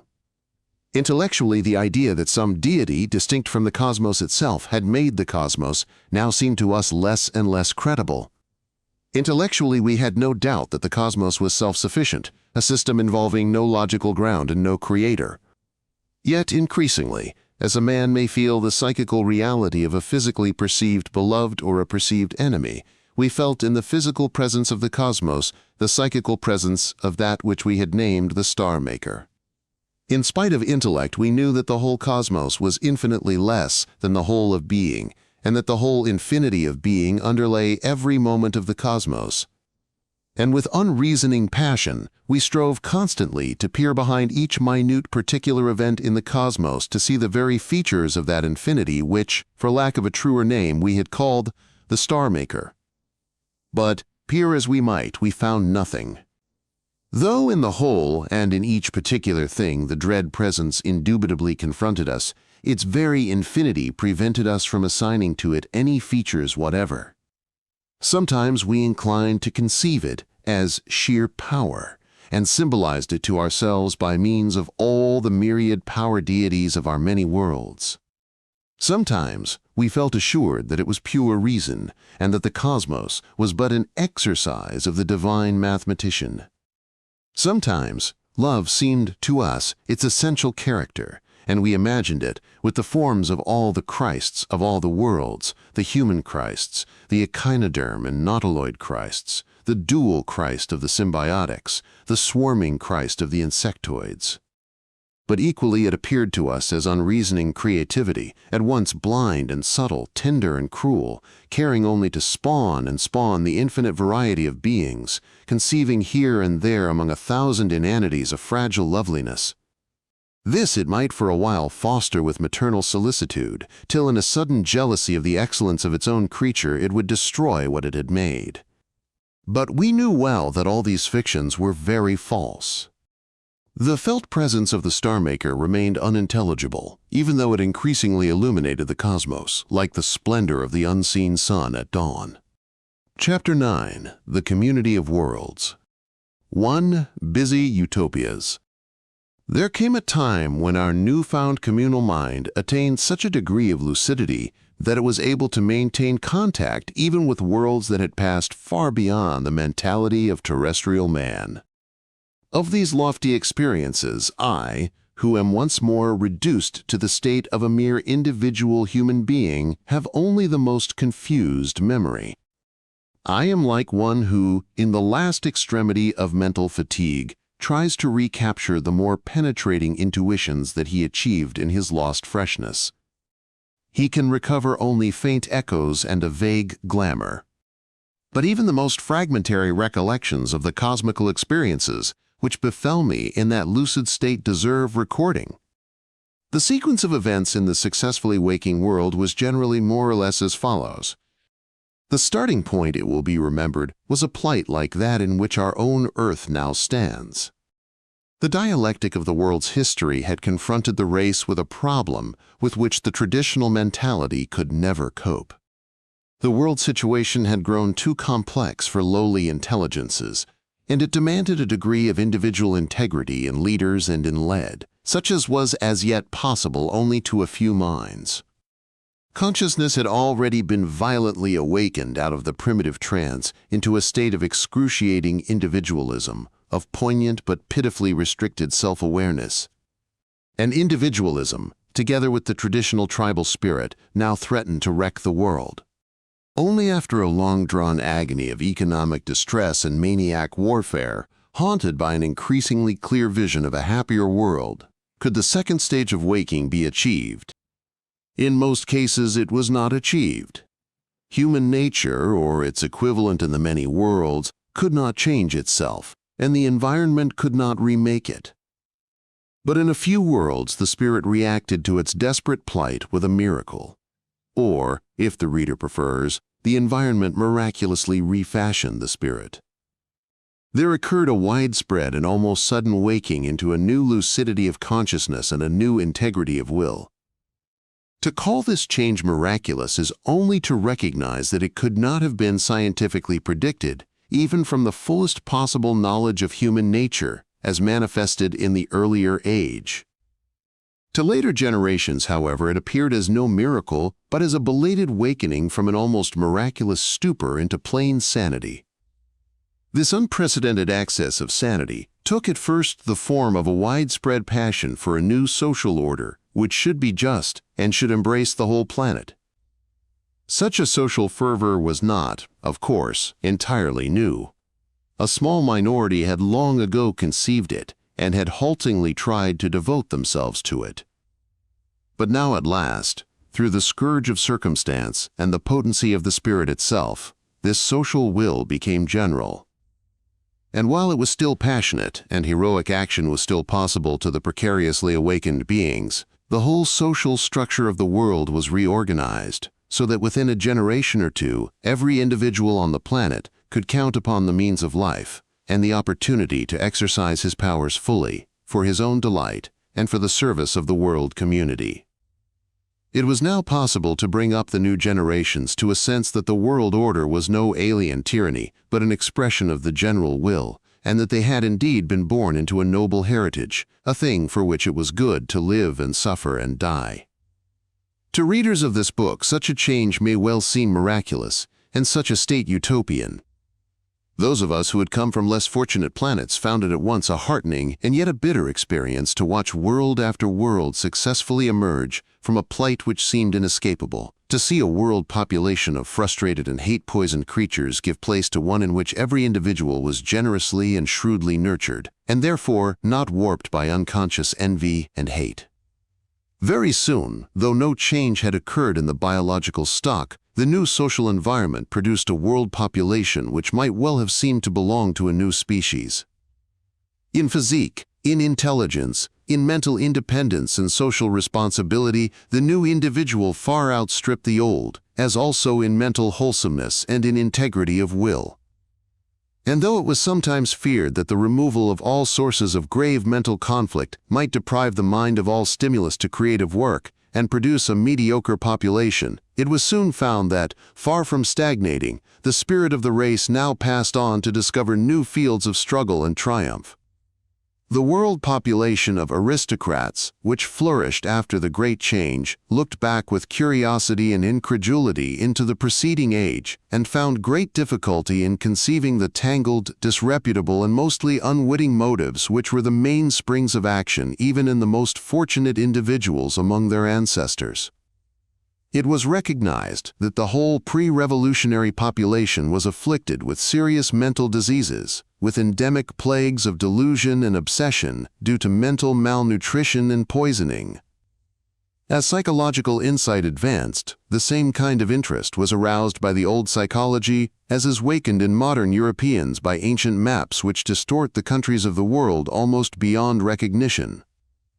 We were inclined to think of the psychological crisis of the waking worlds as being the difficult passage from adolescence to maturity, for in essence it was an outgrowing of juvenile interests, a discarding of toys and childish games, and a discovery of the interests of adult life. Tribal prestige, individual dominance, military glory, industrial triumphs lost their obsessive glamour, and instead the happy creatures delighted in civilized social intercourse, in cultural activities, and in the common enterprise of world-building. During the phase of history which followed the actual surmounting of the spiritual crisis in a waking world, the attention of the race was of course still chiefly occupied with social reconstruction. Many heroic tasks had to be undertaken. There was need not only for a new economic system, but for new systems of political organization, of world law, of education. In many cases, this period of reconstruction under the guidance of the new mentality was itself a time of serious conflict. For even beings who are sincerely in accord about the goal of social activity may disagree violently about the way. But such conflicts as arose, though heated, were of a very different kind from the earlier conflicts, which were inspired by obsessive individualism and obsessive group hatreds. We noted that the new world orders were very diverse. This was, of course, to be expected, since biologically, psychologically, culturally, these worlds were very different. The perfected world order of an echinoderm race had, of course, to be different from that of the symbiotic ichthyoids and arachnoids, and this from that of a nautiloid world, and so on. But we noted also in all these victorious worlds a remarkable identity. For instance, in the loosest possible sense, all were communistic. For in all of them the means of production were communally owned, and no individual could control the labor of others for private profit. Again, in a sense, all these world orders were democratic, since the final sanction of policy was world opinion. But in many cases, there was no democratic machinery, no legal channel for the expression of world opinion. Instead, a highly specialized bureaucracy, or even a world dictator, might carry out the business of organizing the world's activity with legally absolute power, but under constant supervision by popular will expressed through the radio. We were amazed to find that in a truly awakened world, even a dictatorship could be in essence democratic. We observed with incredulity situations in which the absolute world government, faced with some exceptionally momentous and doubtful matter of policy, had made urgent appeals for a formal democratic decision, only to receive from all regions the reply, "We cannot advise. You must decide as your professional experience suggests. We will abide by your decision." Law in these worlds was based on a very remarkable kind of sanction which could not conceivably work successfully on Earth. There was never any attempt to enforce the law by violence, save against dangerous lunatics, such as sometimes occurred as throwbacks to an earlier age. In some worlds, there was a complex body of laws regulating the economic and social life of groups, and even the private affairs of individuals. It seemed to us at first that freedom had vanished from such worlds. But later we discovered that the whole intricate system was regarded as we should regard the rules of a game or the canons of an art, or the innumerable extra-legal customs of any long-established society. In the main, everyone kept the law because he had faith in its social value as a guide to conduct. But if ever the law seemed inadequate, he would, without hesitation, break it. His conduct might cause offense or inconvenience or even serious hardship to his neighbors. They would probably protest vigorously. But there was never question of compulsion. If those concerned failed to persuade him that his behavior was socially harmful, his case might be tried by a sort of court of arbitration, backed by the prestige of the world government. If the decision went against the defendant, and yet he persisted in his illegal behavior, none would restrain him. But such was the power of public censure and social ostracism that disregard of the court's decision was very rare. The terrible sense of isolation acted on the lawbreaker like an ordeal by fire. If his motive was at bottom base, he would sooner or later collapse. But if his case had merely been misjudged, or if his conduct sprang from an intuition of value beyond the range of his fellows, he might persist in his course till he had won over the public. I mention these social curiosities only to give some illustration of the far-reaching difference between the spirit of these utopian worlds and the spirit which is familiar to readers of this book. It may be easily imagined that in our wanderings we came upon a wonderful diversity of customs and institutions, but I must not pause to describe even the most remarkable of them. I must be content to outline the activities of the typical waking worlds, so as to be able to press on to tell a story not merely of particular worlds, but of our galaxy as a whole. When a waking world had passed through the phase of radical social reconstruction and had attained a new equilibrium, it would settle into a period of steady economic and cultural advancement. Mechanism, formerly a tyrant over body and mind but now a faithful servant, would secure for every individual a fullness and diversity of life far beyond anything known on Earth. Radio communication and rocket travel would afford to each mind intimate knowledge of every people. Labor-saving machinery would reduce the work of maintaining civilization. All mind-crippling drudgery would vanish, and the best energy of every one of the world's citizens would be freely devoted to social service that was not unworthy of a well-grown, intelligent being. And social service was apt to be interpreted very broadly. It seemed to permit many lives to be given over wholly to freakish and irresponsible self-expression. The community could well afford a vast amount of such wastage for the sake of the few invaluable jewels of originality which occasionally emerged from it. This stable and prosperous phase of the waking worlds, which we came to call the utopian phase, was probably the happiest of all the ages in the life of any world. Tragedy of one sort or another there would still be, but never widespread and futile distress. We remarked, moreover, that, whereas in former ages tragedy had been commonly thought of in terms of physical pain and premature death, now it was conceived more readily as resulting from the clash in mutual yearning and mutual incompatibility of diverse personalities. So rare had the cruder kind of disaster become, and on the other hand, so much more subtle and sensitive were the contacts between persons. Widespread physical tragedy, the suffering and annihilation of whole populations, such as we experience in war and plague, were quite unknown, save in those rare cases when a whole race was destroyed by astronomical accident, whether through loss of atmosphere or the bursting of its planet, or the plunging of its solar system into some tract of gas or dust. In this happy phase, then, which might last for a few centuries or for many thousands of years, the whole energy of the world would be devoted to perfecting the world community and raising the caliber of the race by cultural and by eugenical means. Of the eugenical enterprise of these worlds I shall report little, because much of it would be unintelligible without a minute knowledge of the biological and biochemical nature of each of these non-human world populations. It is enough to say that the first task of the eugenistess was to prevent the perpetuation of inheritable disease and malformation of body and mind. In days before the great psychological change, even this modest work had often led to serious abuses. Governments would attempt to breed out all those characters, such as independence of mind, which were distasteful to governments. Ignorant enthusiasts would advocate ruthless and misguided interference in the choice of mates. But in the more enlightened age, these dangers were recognized and avoided. Even so, the eugenical venture did often lead to disaster. One splendid race of intelligent avians we saw reduced to the subhuman level by an attempt to extirpate susceptibility to a virulent mental disease. The liability to this disease happened to be genetically linked in an indirect manner with the possibility of normal brain development in the 5th generation. Of positive eugenical enterprises, I need only mention improvements of sensory range and acuity, chiefly in sight and touch, the invention of new senses, improvements in memory, in general intelligence, in temporal discrimination.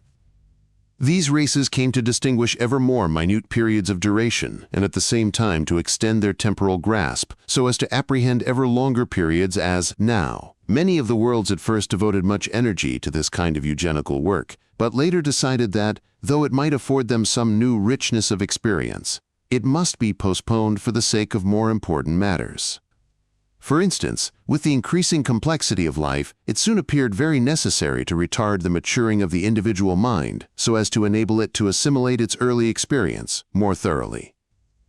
Before life begins, it was said there should be a lifetime of childhood. At the same time, efforts were made to prolong maturity to 3 or 4 times its normal extent and to reduce senility. In every world that had gained full eugenical power, there arose sooner or later a sharp public discussion as to the most suitable length of individual life.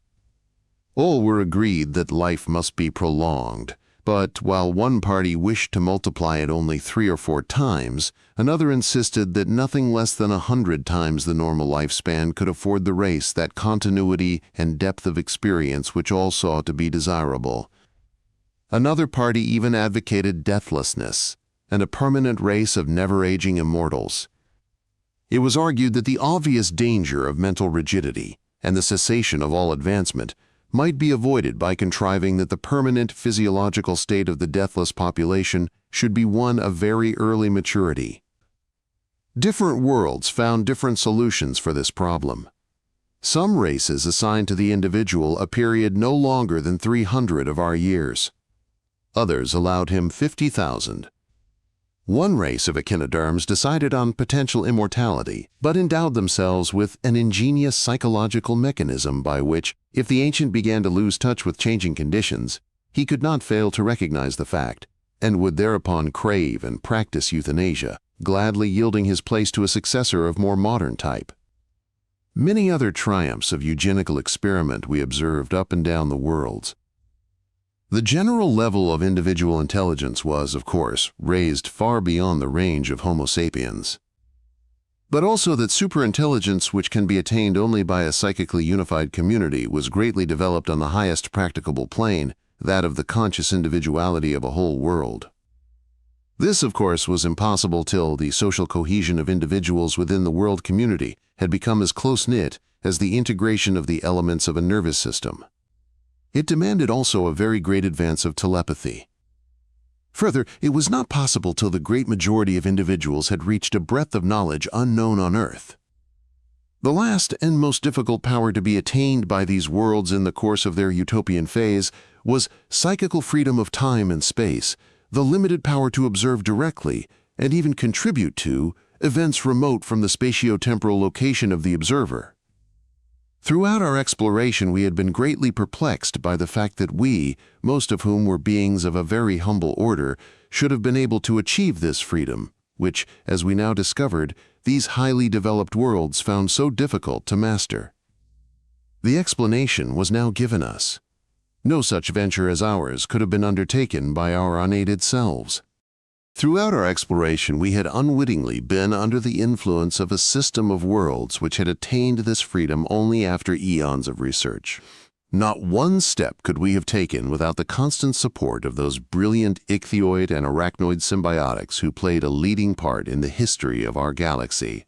They it was who controlled our whole adventure, so that we might report our experiences in our primitive native worlds.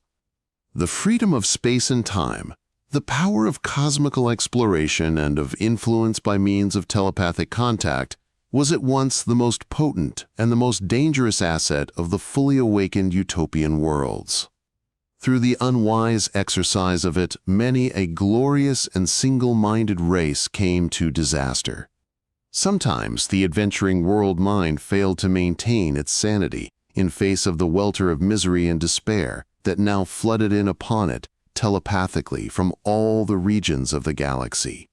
Sometimes the sheer difficulty of comprehending the subtleties that were revealed to it flung it into a mental breakdown from which there was no recovery. Sometimes it became so enthralled by its telepathic adventures that it lost touch with its own life upon its native planet, so that the world community, deprived of its guiding communal mind, fell into disorder and decay, and the exploring mind itself died. 2. In mundane strife. Of the busy utopias which I have been describing, a few were already established even before the birth of the other Earth. A larger number flourished before our own planet was formed. But many of the most important of these worlds are temporally located in an age far future to us, an age long after the destruction of the final human race. Casualties among these awakened worlds are of course much less common than among more lowly and less competent worlds. Consequently, though fatal accidents occurred in every epoch, the number of awakened worlds in our galaxy steadily increased as time advanced. The actual births of planets, due to the chance encounters of mature but not aged stars, reached or will reach a maximum fairly late in the history of our galaxy, and then declined. But since the fluctuating progress of a world from bare animality to spiritual maturity takes, on the average, several thousands of millions of years, the maximum population of utopian and fully awakened worlds occurred very late, when physically the galaxy was already somewhat past its prime. Further, though even in early epochs the few awakened worlds did sometimes succeed in making contact with one another, either by interstellar travel or by telepathy, it was not till a fairly late stage of galactic history that intermundane relations came to occupy the main attention of the awakened worlds. Throughout the progress of a waking world there was one grave, subtle, and easily overlooked danger. Interest might be fixated upon some current plane of endeavor, so that no further advance could occur. It may seem strange that beings whose psychological knowledge so far surpassed the attainment of man should have been trapped in this manner. Apparently at every stage of mental development, save the highest of all, the mind's growing point is tender and easily misdirected. However this may be, it is a fact that a few rather highly developed worlds, even with communal mentality, were disastrously perverted in a strange manner, which I find very difficult to understand.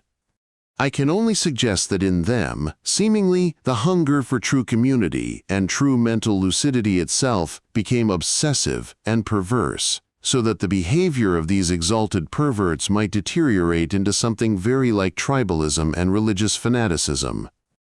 The disease would soon lead to the stifling of all elements which seemed recalcitrant to the generally accepted culture of the world society.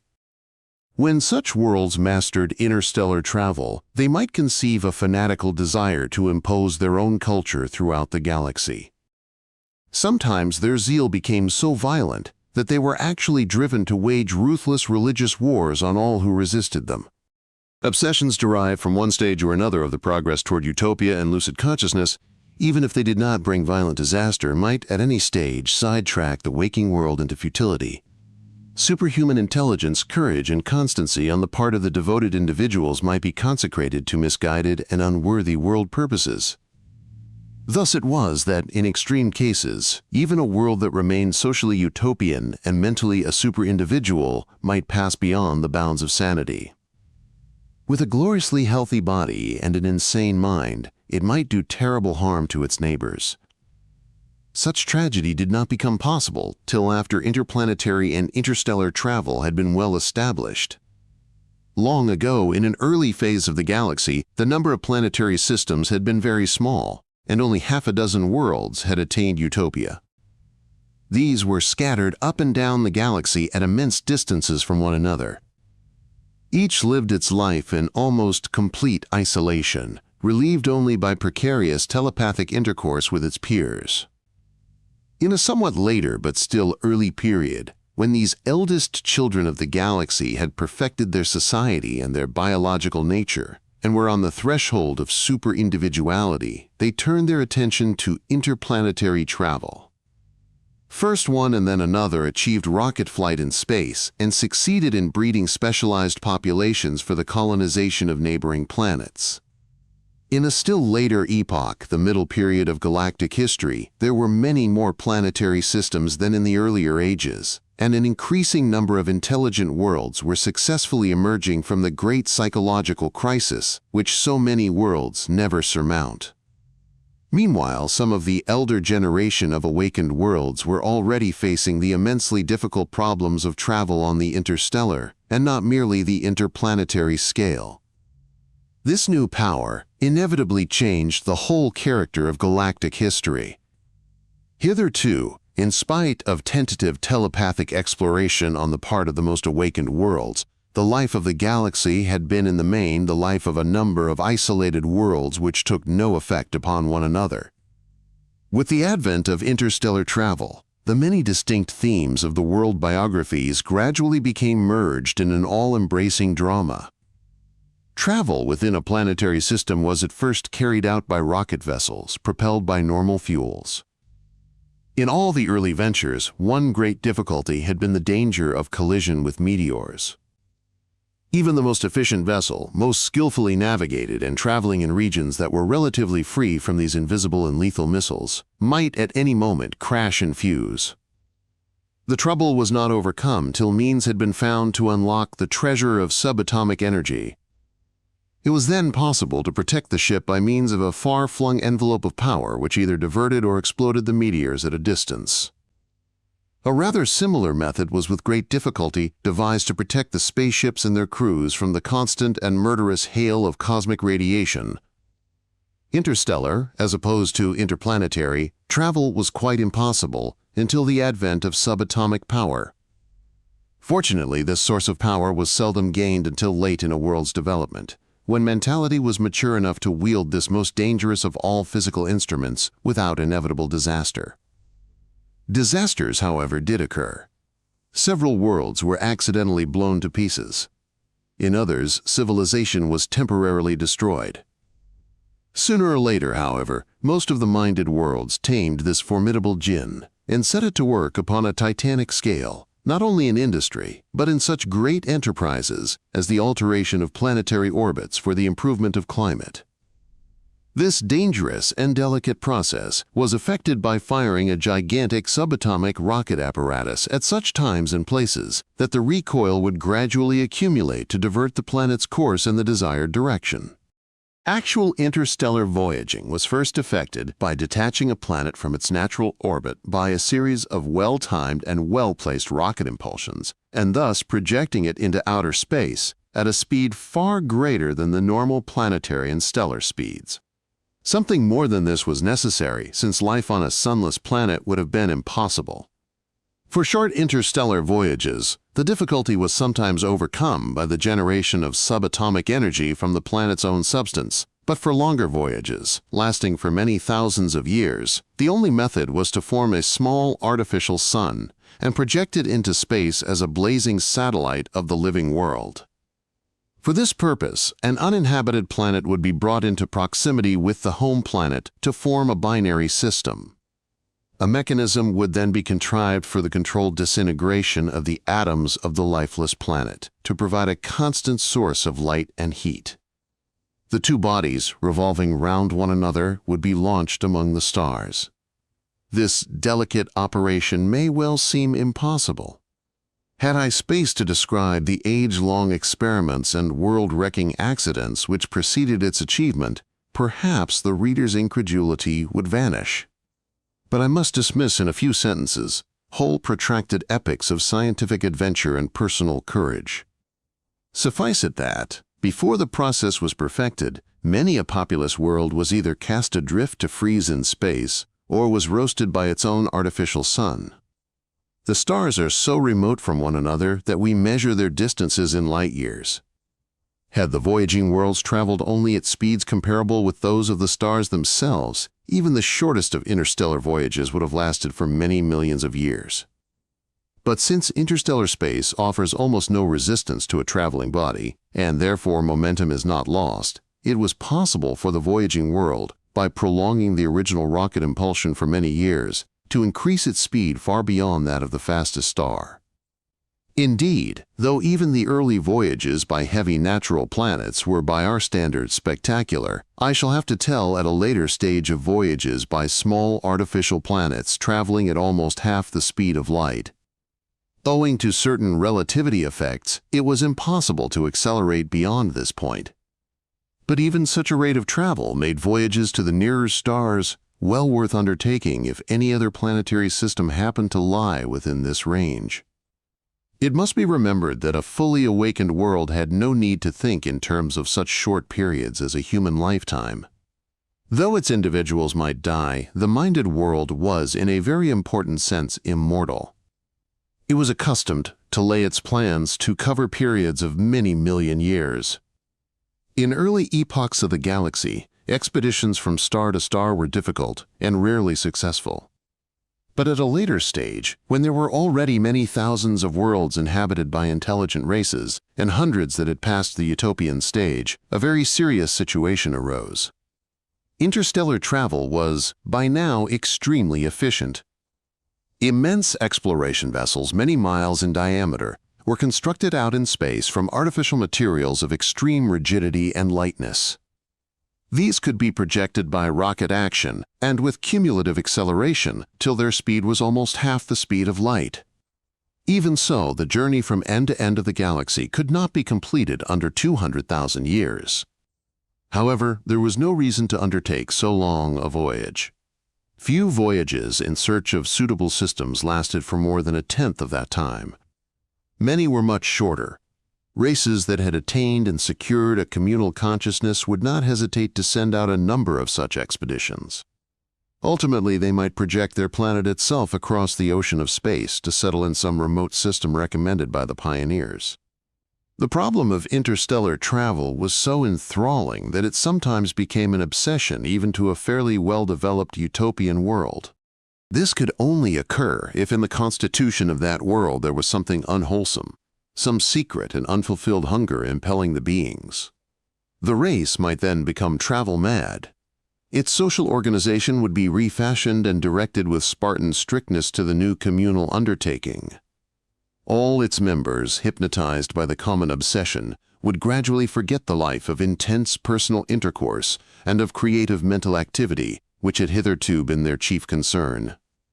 The whole venture of the spirit, exploring the universe and its own nature with critical intelligence and delicate sensibility, would gradually come to a standstill.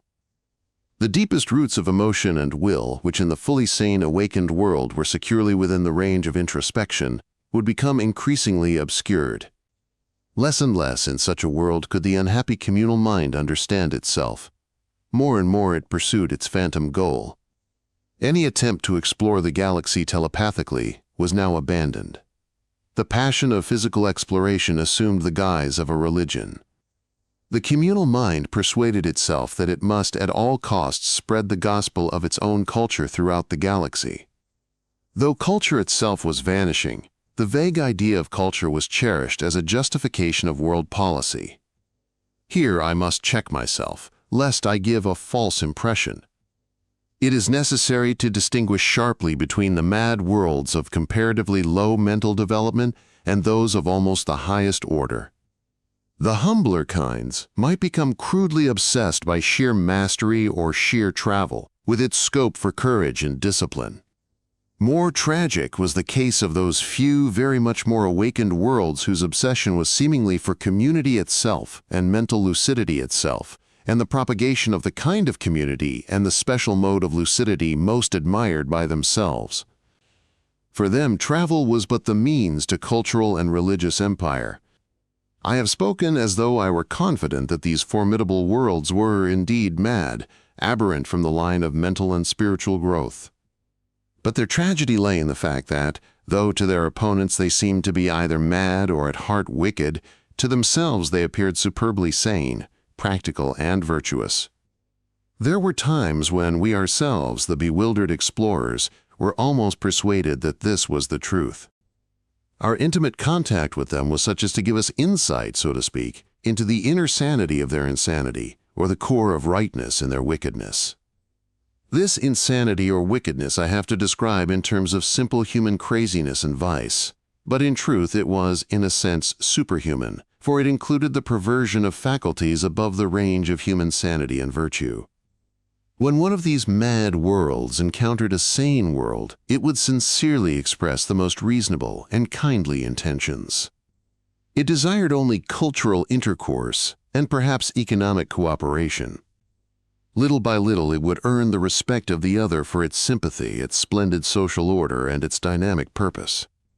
Each world would regard the other as a noble, though perhaps an alien and partly incomprehensible, instrument of the spirit. But little by little, the normal world would begin to realize that in the culture of the mad world, there were certain subtle and far-reaching intuitions that appeared utterly false, ruthless, aggressive, and hostile to the spirit, and were the dominant motives of its foreign relations. The mad world, meanwhile, would regretfully come to the conclusion that the other was, after all, gravely lacking in sensibility, that it was obtuse to the very highest values and most heroic virtues, in fact, that its whole life was subtly corrupt, and must, for its own sake, be changed, or else destroyed. Thus each world, though with lingering respect and affection, would sadly condemn the other. But the mad world would not be content to leave matters thus. It would at length with holy fervor attack, striving to destroy the other's pernicious culture, and even exterminate its population. It is easy for me now, after the event, after the final spiritual downfall of these mad worlds, to condemn them as perverts, but in the early stages of their drama, we were often desperately at a loss to decide on which side sanity lay. Several of the mad worlds succumbed to their own foolhardiness in navigation. Others, under the strain of age-long research, fell into social neurosis and civil strife. A few, however, succeeded in attaining their end, and after voyages lasting for thousands of years were able to reach some neighboring planetary system. The invaders were often in a desperate plight. Generally, they had used up most of the material of their little artificial sun. Economy had forced them to reduce their ration of heat and light so far that when at last they discovered a suitable planetary system, their native world was almost wholly Arctic. On arrival, they would first take up their position in a suitable orbit and perhaps spend some centuries in recuperating. Then they would explore the neighboring worlds, seek out the most hospitable, and begin to adapt themselves or their descendants to life upon it. If, as was often the case, any of the planets was already inhabited by intelligent beings, the invaders would inevitably come sooner or later into conflict with them, either in a crude manner over the right to exploit a planet's resources, or more probably over the invaders' obsession for propagating their own culture. For by now the civilizing mission, which was the ostensible motive of all their heroic adventures, would have become a rigid obsession. They would be quite incapable of conceiving that the native civilization, though less developed than their own, might be more suited to the natives. Nor could they realize that their own culture, formerly the expression of a gloriously awakened world, might have sunk, in spite of their mechanical powers and crazy religious fervor, below the simpler culture of the natives in all the essentials of mental life. Many a desperate defense did we see, carried out by some world of the lowly rank of Homo sapiens against a race of mad supermen, armed not only with the invincible power of subatomic energy, but with overwhelmingly superior intelligence, knowledge, and devotion, and moreover with the immense advantage that all its individuals participated in the unified mind of the race. Though we had come to cherish above all things the advancement of mentality, and were therefore prejudiced in favor of the awakened though perverted invaders, our sympathies soon became divided, and then passed almost wholly to the natives, however barbaric their culture. For in spite of their stupidity, their ignorance and superstition, their endless internecine conflicts, their spiritual obtuseness and grossness, we recognized in them a power which the others had forfeited, a naive but balanced wisdom, an animal shrewdness, a spiritual promise. The invaders, on the other hand, however brilliant, were indeed perverts. Little by little we came to regard the conflict as one in which an untamed but promising urchin had been set upon by an armed religious maniac. When the invaders had exploited every world in the new-found planetary system, they would again feel the lust of proselytization. Persuading themselves that it was their duty to advance their religious empire throughout the galaxy, they would detach a couple of planets and dispatch them into space with a crew of pioneers. Or they would break up the whole planetary system and scatter it abroad with missionary zeal. Occasionally their travel brought them into contact with another race of mad superiors. Then would follow a war in which one side or the other, or possibly both, would be exterminated. Sometimes the adventurers came upon worlds of their own rank which had not succumbed to the mania of religious empire. Then the natives, though they would at first meet the invaders with courtesy and reason, would gradually realize that they were confronted with lunatics. They themselves would hastily convert their civilization for warfare. The issue would depend on superiority of weapons and military cunning, but if the contest was long and grim, the natives, even if victorious, might be so damaged mentally by an age of warfare that they would never recover their sanity. Worlds that suffered from the mania of religious imperialism would seek interstellar travel long before economic necessity forced it upon them. The saner world spirits, on the other hand, often discovered sooner or later a point beyond which increased material development and increased population were unnecessary for the exercise of their finer capacities. These were content to remain within their native planetary systems, in a state of economic and social stability. They were thus able to give most of their practical intelligence to telepathic exploration of the universe. Telepathic intercourse between worlds was now becoming much more precise and reliable. The galaxy had emerged from the primitive stage when any world could remain solitary and live out its career in splendid isolation. In fact, just as, in the experience of Homo sapiens, the Earth is now shrinking to the dimensions of a country, so in this critical period of the life of our galaxy, the whole galaxy was shrinking to the dimensions of a world. Those world spirits that had been most successful in telepathic exploration had by now constructed a fairly accurate mental map of the whole galaxy, though there still remained a number of eccentric worlds with which no lasting contact could yet be made. There was also one very advanced system of worlds which had mysteriously faded out of telepathic intercourse altogether. Of this I shall tell more in the sequel. The telepathic ability of the mad worlds and systems was by now greatly reduced. Though they were often under telepathic observation by the more mature world spirits, and were even influenced to some extent, they themselves were so self-complacent that they cared not to explore mental life of the galaxy. Physical travel and sacred imperial power were for them good enough means of intercourse with the surrounding universe. In time, there grew up several great rival empires of the mad worlds, each claiming to be charged with some sort of divine mission for the unifying and awakening of the whole galaxy. Between the ideologies of these empires there was little to choose, yet each was opposed to the others with religious fervor. Germinating in regions far apart, these empires easily mastered any sub-utopian worlds that lay within reach. Thus they spread from one planetary system to another, till at last empire made contact with empire. Then followed wars such as had never before occurred in our galaxy. Fleets of worlds, natural and artificial, maneuvered among the stars to outwit one another and destroyed one another with long-range jets of subatomic energy. As the tides of battle swept hither and thither through space, whole planetary systems were annihilated. Many a world spirit found a sudden end. Many a lowly race that had no part in the strife was slaughtered in the celestial warfare that raged around it.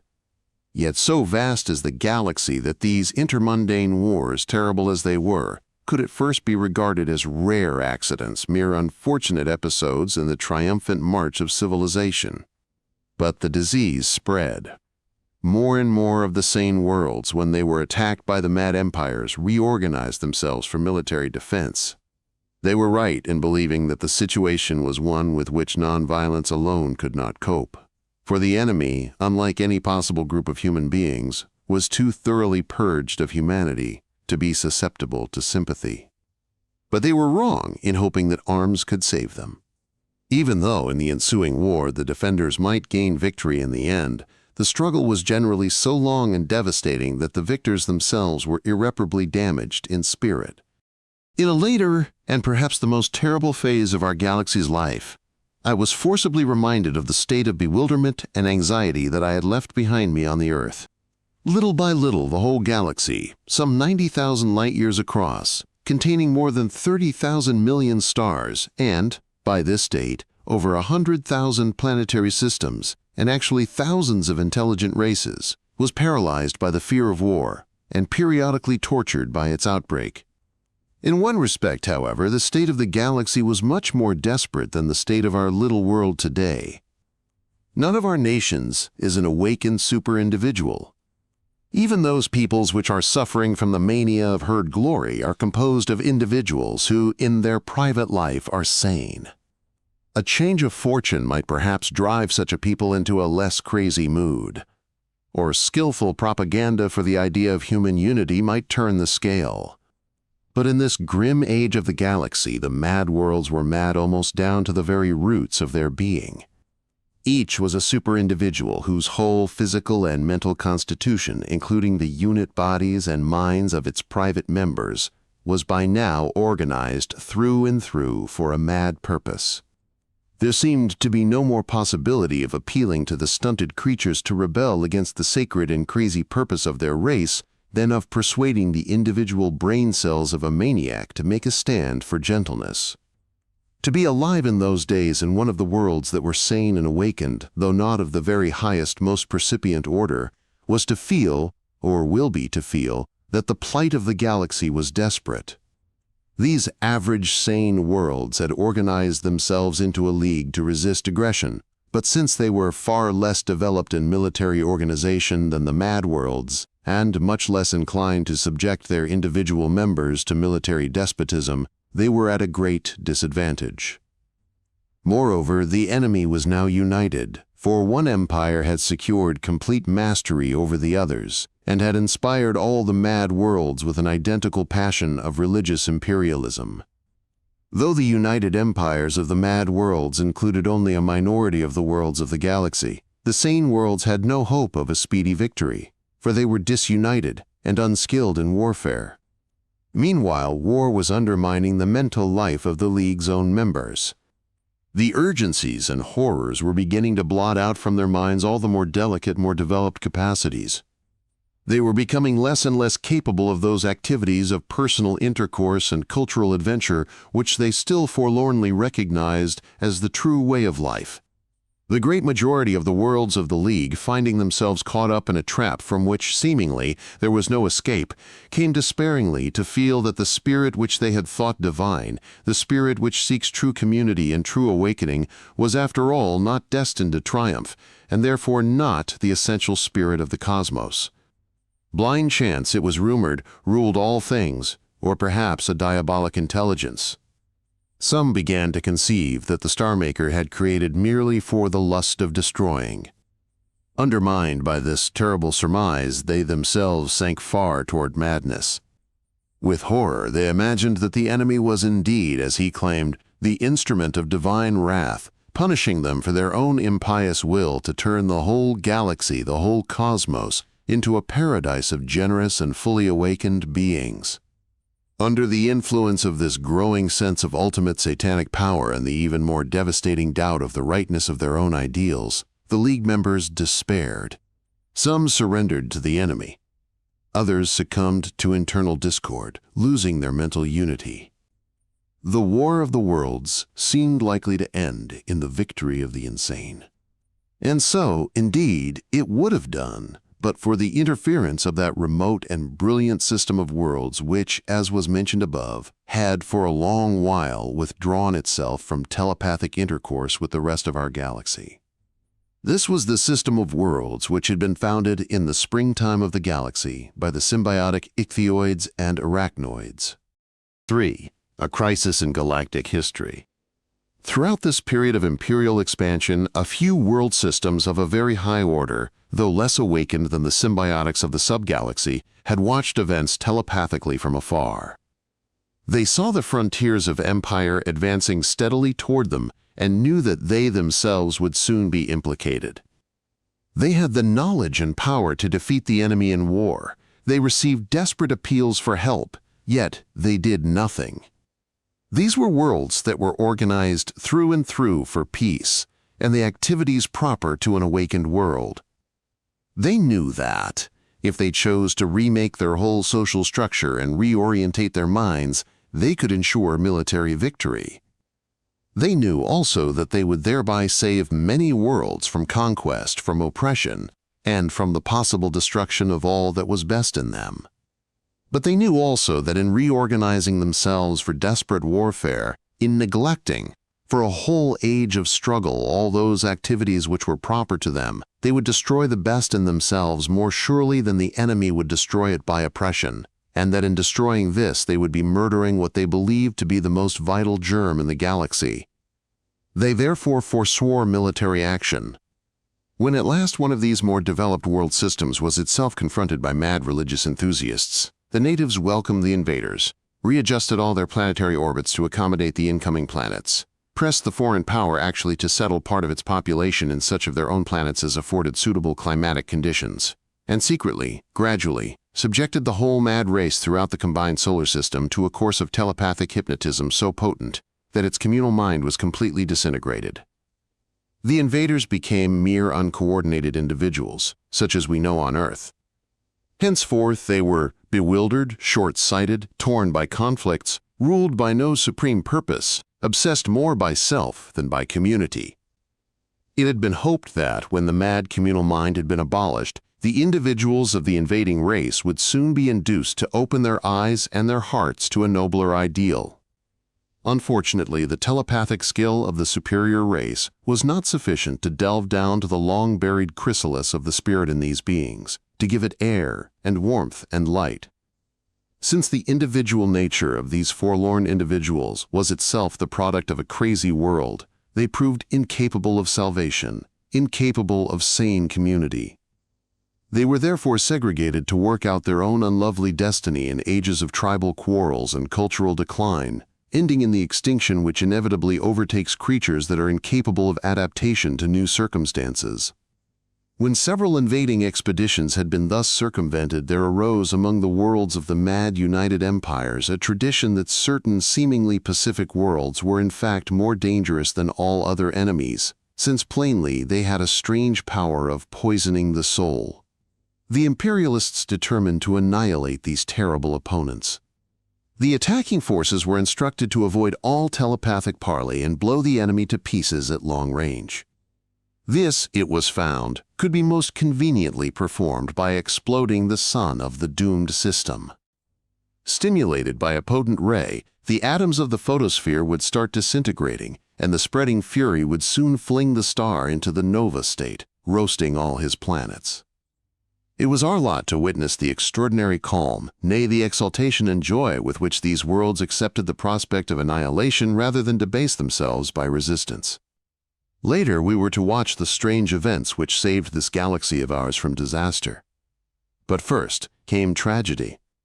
From our observation points in the minds of the attackers and the attacked, we observed not once but 3 times the slaughter of races nobler than any that we had yet encountered by perverts, whose own natural mental rank was almost as high. 3 worlds, or rather systems of worlds, each possessed by a diversity of specialized races, we saw annihilated. From these doomed planets we actually observed the sun break out with tumultuous eruption, swelling hourly. We actually felt, through the bodies of our hosts, the rapidly increasing heat, and through their eyes the blinding light. We saw the vegetation wither, the seas begin to steam. We felt and heard the furious hurricanes, which wrecked every structure and bowled the ruins before them. With awe and wonder we experienced something of that exaltation and inner peace with which the doomed angelic populations met their end. Indeed, it was this experienced angelic exaltation in the hour of tragedy that gave us our first clear insight into the most spiritual attitude to fate. The sheer bodily agony of the disaster soon became intolerable to us, so that we were forced to withdraw ourselves from those martyred worlds. But we left the doomed populations themselves, accepting not only this torture, but the annihilation of their glorious community with all its infinite hopes, accepting this bitterness as though it were not lethal but the elixir of immortality. Not till almost the close of our own adventure did we grasp for a moment the full meaning of this ecstasy. It was strange to us that none of these 3 victims made any attempt to resist the attack. Indeed, not one inhabitant in any of these worlds considered for a moment the possibility of resistance.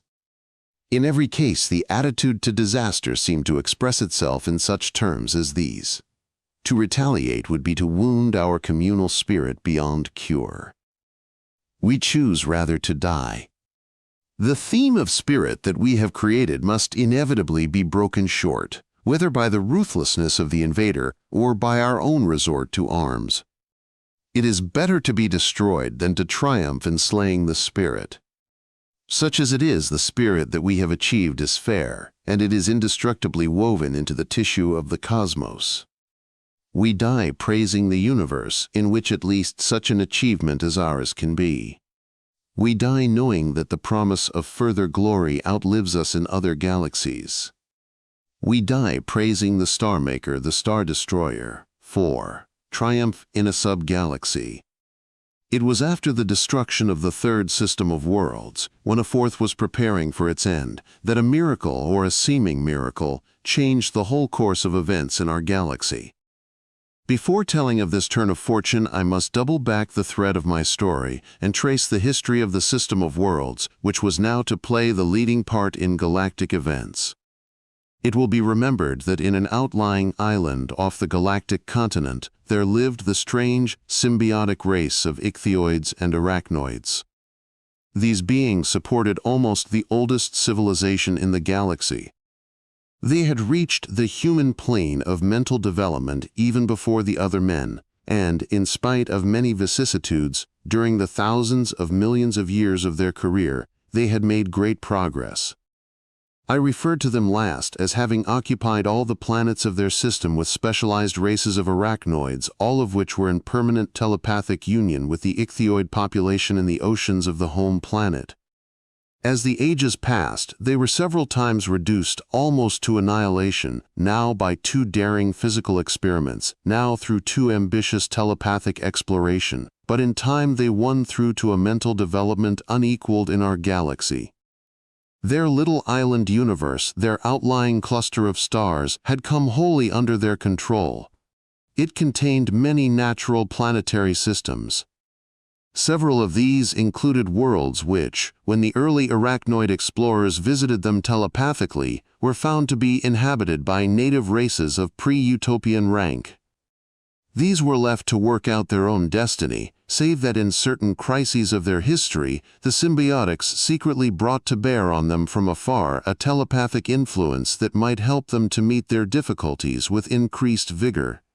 Thus, when one of these worlds reached the crisis in which Homo sapiens now stands, it passed with seemingly natural ease straight onto the phase of world unity and the building of utopia. Great care was taken by the symbiotic race to keep its existence hidden from the primitives, lest they should lose their independence of mind. Thus, even while the symbiotics were voyaging among these worlds in rocket vessels and using the mineral resources of neighboring uninhabited planets, the intelligent worlds of pre-utopian rank were left unvisited. Not till these worlds had themselves entered the full utopian phase and were exploring their neighbor planets were they allowed to discover the truth. By then they were ready to receive it with exultation rather than disheartenment and fear.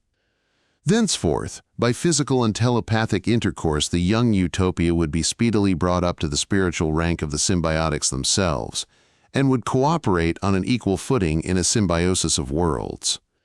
Some of these pre-utopian worlds, not malignant but incapable of further advance, were left in peace and preserved as we preserve wild animals in national parks for scientific interest. Aeon after aeon, these beings, tethered by their own futility, struggled in vain to cope with the crisis which modern Europe knows so well. In cycle after cycle, civilization would emerge from barbarism, mechanization would bring the peoples into uneasy contact, national wars and class wars would breed the longing for a better world order, but breed it in vain. Disaster after disaster would undermine the fabric of civilization. Gradually, barbarism would return. Aeon after aeon, the process would repeat itself under the calm telepathic observation of the symbiotics, whose existence was never suspected by the primitive creatures under their gaze. So might we ourselves look down into some rock pool, where lowly creatures repeat with naive zest dramas learned by their ancestors eons ago. The symbiotics could well afford to leave these museum pieces intact, for they had at their disposal scores of planetary systems. Moreover, armed with their highly developed physical sciences and with subatomic power, they were able to construct, out in space, artificial planets for permanent habitation. These great hollow globes of artificial supermetals and artificial transparent adamant ranged in size from the earliest and smallest structures, which were no bigger than a very small asteroid, to spheres considerably larger than the Earth. They were without external atmosphere, since their mass was generally too slight to prevent the escape of gases. A blanket of repelling force protected them from meteors and cosmic rays. The planet's external surface, which was wholly transparent, encased the atmosphere. Immediately beneath it hung the photosynthesis stations and the machinery for generating power from solar radiation. Part of this outer shell was occupied by astronomical observatories, machinery for controlling the planet's orbit, and great docks for interplanetary liners. The interior of these worlds was a system of concentric spheres supported by girders and gigantic arches. Interspersed between these spheres lay the machinery for atmospheric regulation, the great water reservoirs, the food factories and commodity factories, the engineering shops, the refuse conversion tracts, residential and recreational areas, and a wealth of research laboratories, libraries, and cultural centers. Since the symbiotic race was in origin marine, there was a central ocean where the profoundly modified, the physically indolent and mentally athletic descendants of the original ichthyoids constituted the highest brain tracts of the intelligent world. There, as in the primeval ocean of the home planet, the symbiotic partners sought one another, and the young of both species were nurtured. Such races of the subgalaxy as were not in origin marine constructed, of course, artificial planets which, though of the same general type, were adapted to their special nature. But all the races found it also necessary to mold their own nature drastically to suit their new conditions. As the eons advanced, hundreds of thousands of worldlets were constructed, all of this type, but gradually increasing in size and complexity. Many a star without natural planets came to be surrounded by concentric rings of artificial worlds.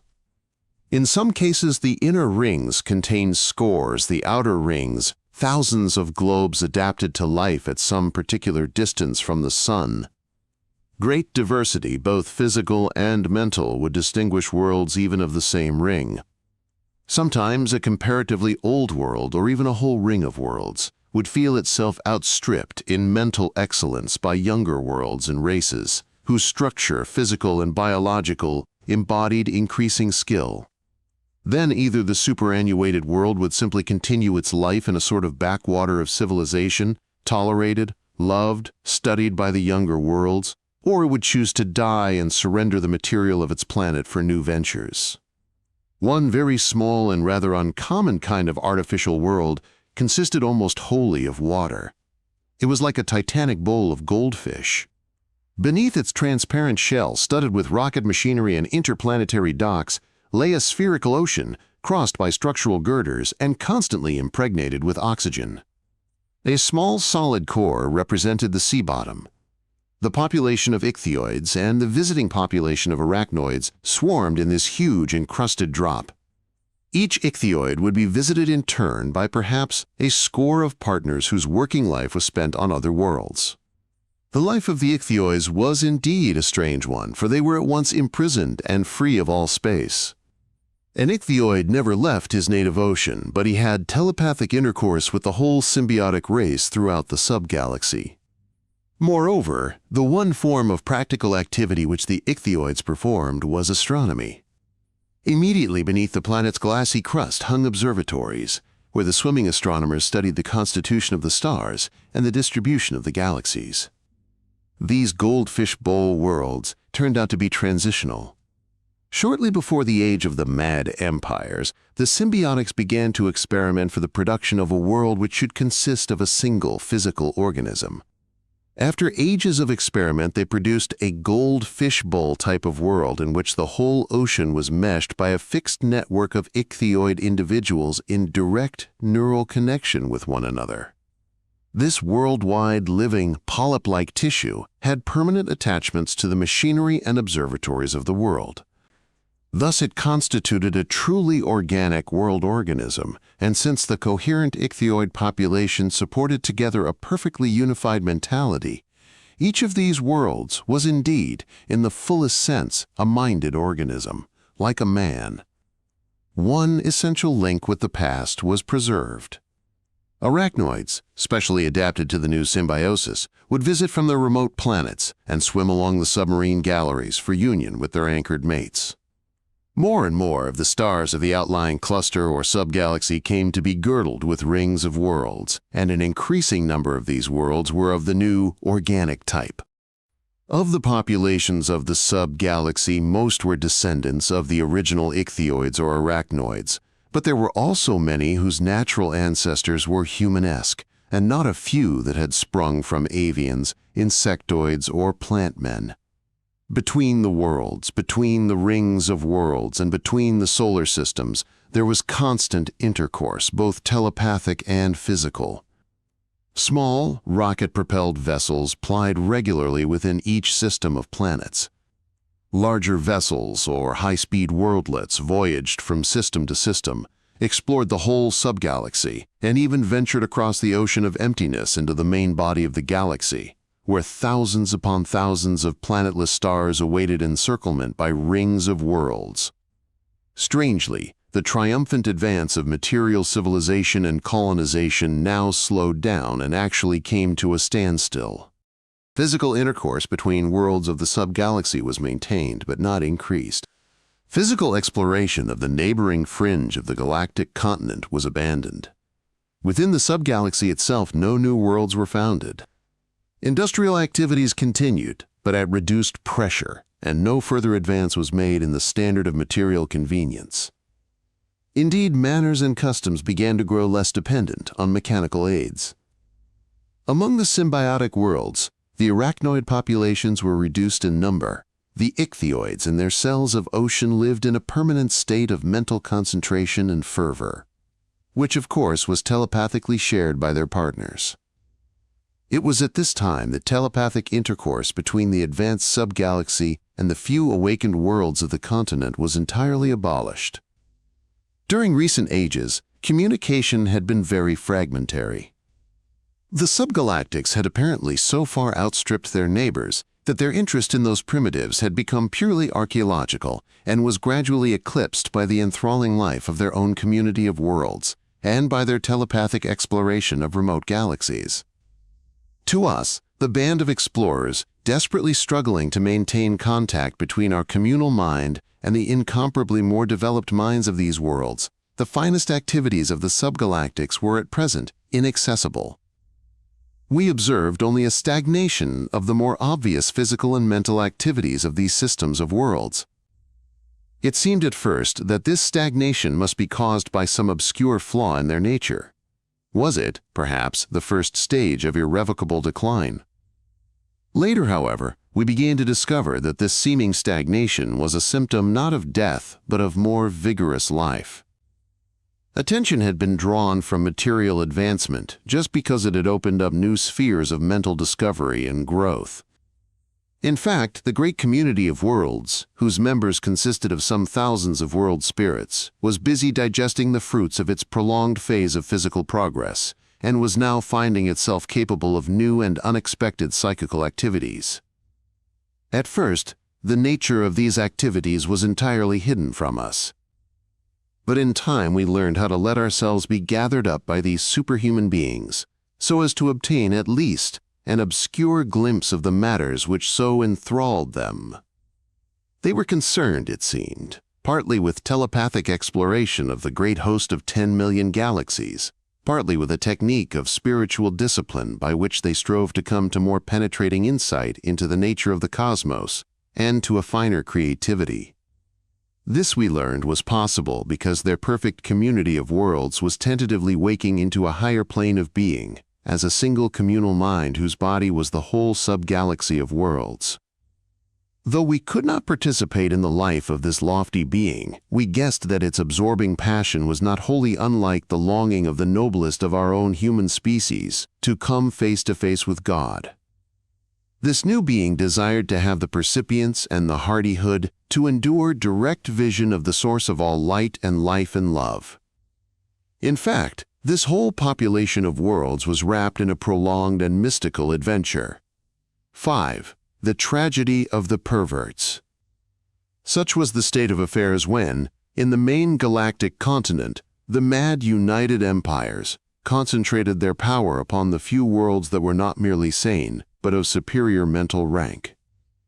The attention of the symbiotics and their colleagues in the supremely civilized sub-galaxy had long been withdrawn from the petty affairs of the continent. It was given instead to the cosmos as a whole and to the inner discipline of the spirit. But the first of the 3 murders perpetrated by the United Empires upon a population far more developed than themselves seems to have caused a penetrating reverberation to echo, so to speak, through all the loftier spheres of existence. Even in the full flight of their career, the subgalactics took cognizance. Once more, attention was directed telepathically to the neighboring continent of stars. While the situation was being studied, the second murder was committed. The subgalactics knew that they had power to prevent any further disaster. Yet, to our surprise, our horror and incomprehension, they calmly awaited the third murder. Still more strange, the doomed worlds themselves, though in telepathic communication with the subgalaxy, made no appeal for help. Victims and spectators alike studied the situation with quiet interest, even with a sort of bright exultation not wholly unlike amusement. From our lowlier plane, this detachment, this seeming levity, at first appeared less angelic than inhuman. Here was a whole world of sensitive and intelligent beings in the full tide of eager life and communal activity.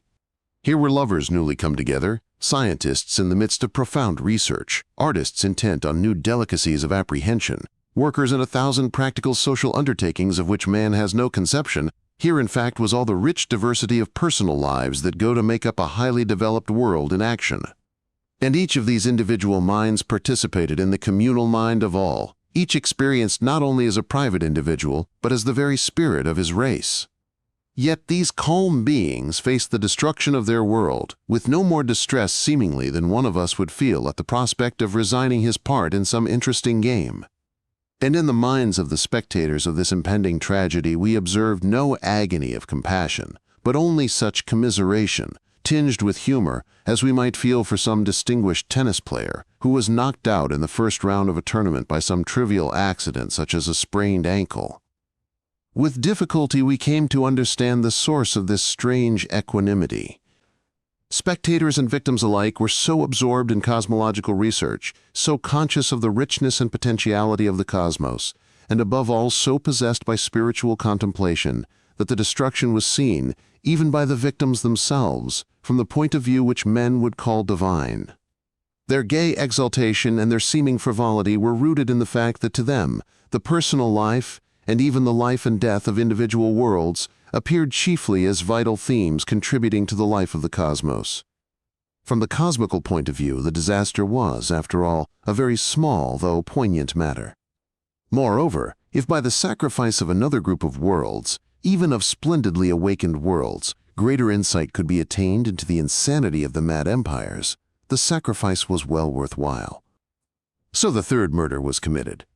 Then came the miracle.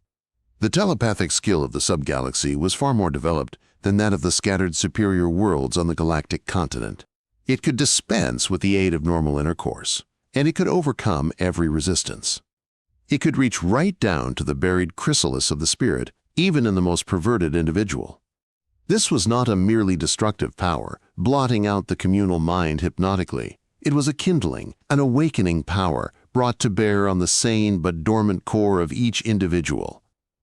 This skill was now exercised upon the galactic continent with triumphant but also tragic effect, for even this skill was not omnipotent. There appeared here and there among the mad worlds a strange and spreading disease of the mind. To the orthodox imperialists in those worlds themselves, it seemed a madness, but it was in fact a late and ineffectual waking into sanity on the part of beings whose nature had been molded through and through for madness in a mad environment. The course of this disease of sanity in a mad world ran generally as follows. Individuals here and there, while still playing their part in the well-disciplined action and communal thought of the world, would find themselves teased by private doubts and disgusts, opposed to the dearest assumptions of the world in which they lived, doubts of the worth of record-breaking travel and record-breaking empire, and disgust with the cult of mechanical triumph and intellectual servility and the divinity of the race. As these disturbing thoughts increased, the bewildered individuals would begin to fear for their own sanity. Presently, they would cautiously sound their neighbors. Little by little, doubt would become more widespread and more vocal, until at last considerable minorities in each world, though still playing their official part, would lose contact with the communal mind and become mere isolated individuals. But individuals at heart, more sane than the lofty communal mind from which they had fallen. The orthodox majority, horrified at this mental disintegration, would then apply the familiar ruthless methods that had been used so successfully in the uncivilized outposts of empire. The dissentients would be arrested and either destroyed outright or concentrated upon the most inhospitable planet in the hope that their torture might prove an effective warning to others. This policy failed. The strange mental disease spread more and more rapidly, till the lunatics outnumbered the sane.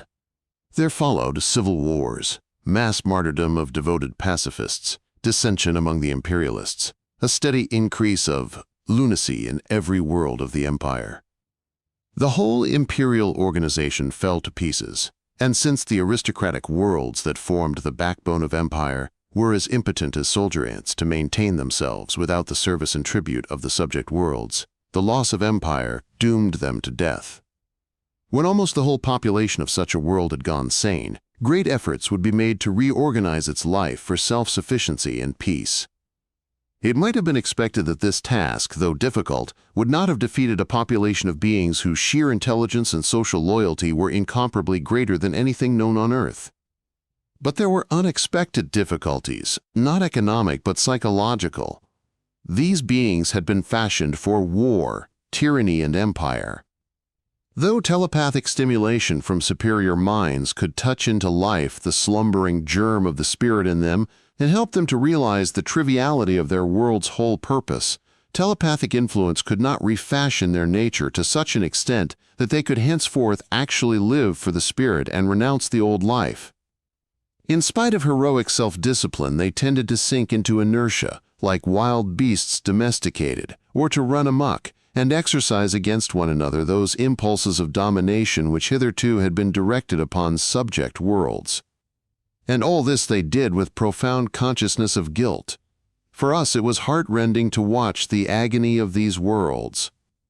Never did the newly enlightened beings lose their vision of true community and of the spiritual life, but though the vision haunted them, the power to realize it in the detail of action was lost. Moreover, there were times when the change of heart that they had suffered seemed to them actually a change for the worse. Formerly, all individuals had been perfectly disciplined to the common will and perfectly happy in executing that will without the heart-searchings of individual responsibility. But now individuals were mere individuals, and all were tormented by mutual suspicion and by violent propensities for self-seeking.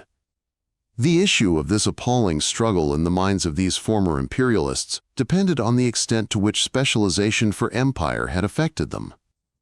In a few young worlds in which specialization had not gone deep, a period of chaos was followed by a period of reorientation and world planning, and in due season by sane utopia. But in most of these worlds, no such escape was possible. Either chaos persisted till racial decline set in and the world sank to the human, the subhuman, the merely animal states, or else, in a few cases only, the discrepancy between the ideal and the actual was so distressing that the whole race committed suicide. We could not long endure the spectacle of scores of worlds falling into psychological ruin. Yet the subgalactics who had caused these strange events and continued to use their power to clarify and so destroy these minds, watched their handiwork unflinchingly. Pity they felt, pity such as we feel for a child that has broken its toy, but no indignation against fate. Within a few thousand years, Every one of the imperial worlds had either transformed itself or fallen into barbarism or committed suicide. 6. A galactic utopia. The events that I have been describing took place, or from the human point of view will take place, at a date as far future to us as we are from the condensation of the earliest stars. The next period of galactic history covers the period from the fall of the Mad Empires to the achievement of utopia in the whole galactic community of worlds. This transitional period was in itself, in a manner, utopian, for it was an age of triumphant progress carried out by beings whose nature was rich and harmonious, whose nurture was entirely favorable, and their ever-widening galactic community a wholly satisfying object of loyalty. It was only not utopian in the sense that the galactic society was still expanding and constantly changing its structure to meet new needs, economic and spiritual. At the close of this phase, there came a period of full utopia in which the attention of the perfected galactic community was directed mainly beyond itself toward other galaxies. Of this I shall tell in due course, and of the unforeseen and stormy events which shattered this beatitude. Meanwhile, we must glance at the age of expansion. The worlds of the subgalaxy, recognizing that no further great advance in culture was possible unless the population of awakened worlds was immensely increased and diversified, now began to play an active part in the work of reorganizing the whole galactic continent. By telepathic communication, they gave to all awakened worlds throughout the galaxy knowledge of the triumphant society which they themselves had created, and they called upon all to join them in the founding of the galactic utopia. Every world throughout the galaxy, they said, must be an intensely conscious individual, and each must contribute its personal idiosyncrasy and all the wealth of its experience to the pooled experience of all. When at last the community was completed, they said, it must go on to fulfill its function in the far greater community of all galaxies, there to participate in spiritual activities as yet but dimly guessed. In their earlier age of meditation, the subgalactic worlds, or rather the single intermittently awakening mind of the subgalaxy, had evidently made discoveries which had very precise bearing on the founding of the galactic society, for they now put forward the demand that the number of minded worlds in the galaxy must be increased to at least 10,000 times its present extent. In order that all the potentialities of the spirit should be fulfilled, they said there must be a far greater diversity of world types and thousands of worlds of each type. They themselves, in their small subgalactic community, had learned enough to realize that only a very much greater community could explore all the regions of being, some few of which they themselves had glimpsed but only from afar. The natural worlds of the galactic continent were bewildered and alarmed by the magnitude of this scheme. They were content with the extant scale of life. The spirit, they affirmed, had no concern for magnitude and multiplicity. To this, the reply was made that such a protest came ill from worlds whose own achievement depended on the splendid diversity of their members. Diversity and multiplicity of worlds was as necessary on the galactic plane as diversity and multiplicity of individuals on the world plane, and diversity and multiplicity of nerve cells on the individual plane. In the upshot, the natural worlds of the continent played a decreasing part in the advancing life of the galaxy. Some merely remained at the level of their own unaided achievement. Some joined in the great cooperative work, but without fervor and without genius. A few joined heartily and usefully in the enterprise. One, indeed, was able to contribute greatly. This was a symbiotic race, but of a very different kind from that which had founded the community of the subgalaxy. The symbiosis consisted of two races which had originally inhabited separate planets of the same system. An intelligent avian species, driven to desperation by the desiccation of its native planet, had contrived to invade a neighboring world inhabited by a man-like species. Here I must not tell how, after ages of alternating strife and cooperation, a thorough economic and psychological symbiosis was established. The building of the galactic community of worlds lies far beyond the comprehension of the writer of this book. I cannot now remember at all clearly what I experienced of these obscure matters in the state of heightened lucidity which came to me through participation in the communal mind of the explorers. And even in that state I was bewildered by the effort to comprehend the aims of that close-knit community of worlds. If my memory is to be trusted at all, 3 kinds of activity occupied the minded worlds in this phase of galactic history. The main practical work was to enrich and harmonize the life of the galaxy itself, to increase the number and diversity and mental unity of the fully awakened worlds up to the point which, it was believed, was demanded for the emergence of a mode of experience more awakened than any hitherto attained. The second kind of activity was that which sought to make closer contact with the other galaxies by physical and telepathic study. The third was the spiritual exercise appropriate to beings of the rank of the world minds. This last seems to have been concerned, or will be concerned at once, with the deepening of the self-awareness of each individual world spirit and the detachment of its will from merely private fulfillment. But this was not all. For on this relatively high level of the spirit's ascent, as on our own lowliest of all spiritual planes, there had also to be a more radical detachment from the whole adventure of life and mind in the cosmos. For, as the spirit wakens, it craves more and more to regard all existence not merely with a creature's eyes, but in the universal view, as though through the eyes of the Creator. At first, the task of establishing the galactic utopia occupied almost the whole energy of the awakened worlds. More and more of the stars were encircled with concentric hoops of pearls, perfect though artificial. And each pearl was a unique world, occupied by a unique race. Henceforth, the highest level of persistent individuality was not a world, but a system of scores of hundreds of worlds. And between the systems there was as easy and delightful converse as between human individuals. In these conditions, to be a conscious individual was to enjoy immediately the united sensory impressions of all the races inhabiting a system of worlds. And as the sense organs of the worlds apprehended not only nakedly but also through artificial instruments of great range and subtlety, the conscious individual perceived not only the structure of hundreds of planets, but also the configuration of the whole system of planets clustered about its sun. Other systems also it perceived, as men perceive one another, for in the distance the glittering bodies of other multi-mundane persons like itself gyrated and drifted. Between the minded planetary systems occurred infinite variations of personal intercourse. As between human individuals there were loves and hates, temperamental sympathies and antipathies, joyful and distressful intimacies, cooperations and thwartings in personal ventures and in the great common venture of building the galactic utopia.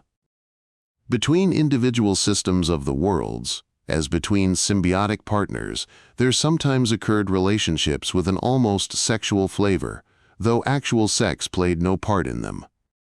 Neighboring systems would project traveling worldlets or greater worlds or trains of worlds across the ocean of space to take up orbits round each other's suns and play intimate parts in symbiotic, or rather sympsychic relationships in one another's private lives. Occasionally, a whole system would migrate to another system and settle its worlds in rings between the rings of the other system. Telepathic intercourse united the whole galaxy, but telepathy, though it had the great advantage that it was not affected by distance, was seemingly imperfect in other ways. So far as possible, it was supplemented by physical travel. A constant stream of touring worldlets percolated through the holy galaxy in every direction. The task of establishing utopia in the galaxy was not pursued without friction. Different kinds of races were apt to have different policies for the galaxy. Though war was by now unthinkable, the sort of strife which we know between individuals or associations within the same state was common. There was, for instance, a constant struggle between the planetary systems that were chiefly interested in the building of utopia, those that were most concerned to make contact with other galaxies, and those whose main preoccupation was spiritual. Besides these great parties, there were groups of planetary systems which were prone to put the well-being of individual world systems above the advancement of galactic enterprise. They cared more for the drama of personal intercourse and the fulfillment of the personal capacity of worlds and systems than for organization or exploration of spiritual purification. Though their presence was often exasperating to the enthusiasts, it was salutary, for it was a guarantee against extravagance and against tyranny. It was during the age of the galactic utopia that another salutary influence began to take full effect on the busy worlds. Telepathic research had made contact with the long-extinct plant men, who had been undone by the extravagance of their own mystical quietism. The utopian worlds now learned much from these archaic but uniquely sensitive beings. Henceforth, the vegetal mode of experience was thoroughly, but not dangerously, knit into the texture of the galactic mind. Chapter 10. A Vision of the Galaxy. It seemed to us now that the troubles of the many worlds of this galaxy were at last over, that the will to support the galactic utopia was now universal, and that the future must bring glory after glory. We felt assured of the same progress in other galaxies. In our simplicity, we looked forward to the speedy, the complete and final triumph of the striving spirit throughout the cosmos. We even conceived that the Star Maker rejoiced in the perfection of his work. Using such symbols as we could to express the inexpressible, we imagined that, before the beginning, the Star Maker was alone, and that for love and for community he resolved to make a perfect creature, to be his mate. We imagined that he made her of his hunger for beauty and his will for love, but that he also scourged her in the making and tormented her, so that she might at last triumph over all adversity and thereby achieve such perfection as he in his almightiness could never attain. The cosmos we conceived to be that creature. And it seemed to us in our simplicity that we had already witnessed the greater part of cosmical growth, and that there remained only the climax of that growth, the telepathic union of all the galaxies to become the single, fully awakened spirit of the cosmos, perfect, fit to be eternally contemplated and enjoyed by the Star Maker. All this seemed to us majestically right, yet we ourselves had no joy in it. We had been sated with the spectacle of continuous and triumphant progress in the latter age of our galaxy, and we were no longer curious about the host of the other galaxies. Almost certainly they were much like our own. We were, in fact, overwhelmingly fatigued and disillusioned. During so many eons, we had followed the fortunes of the many worlds. So often we had lived out their passions, novel to them, but to us, for the most part, repetitive. We had shared all kinds of sufferings, all kinds of glories and shames. And now that the cosmical ideal, the full awakening of the spirit, seemed on the point of attainment, we found ourselves a little tired of it. What matter whether the whole huge drama of existence should be intricately known and relished by the perfected spirit or not? What matter whether we ourselves should complete our pilgrimage or not?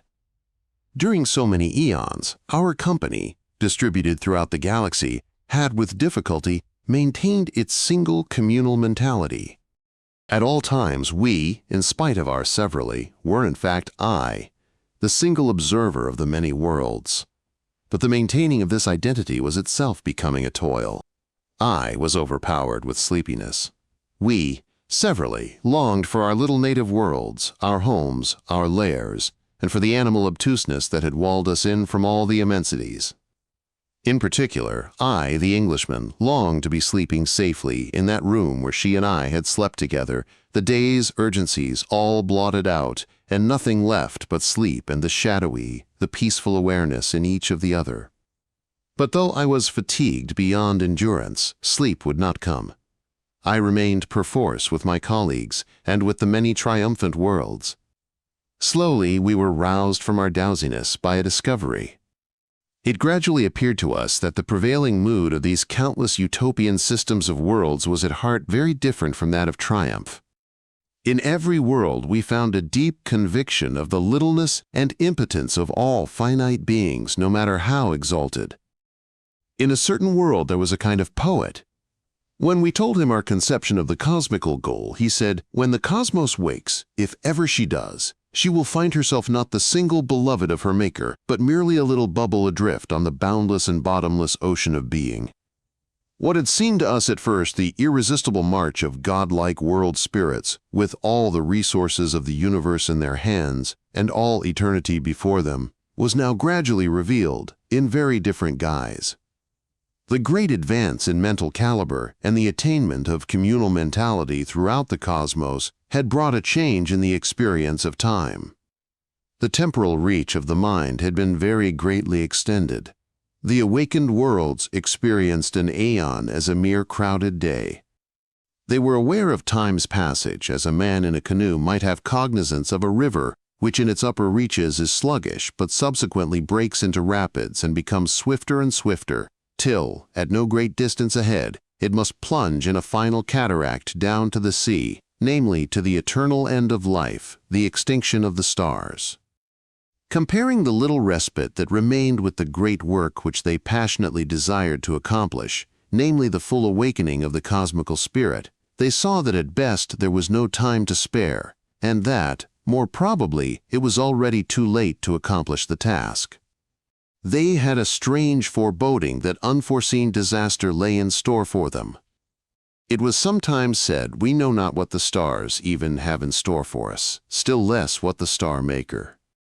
And it was sometimes said, we should not for a moment consider even our best established knowledge of existence as true.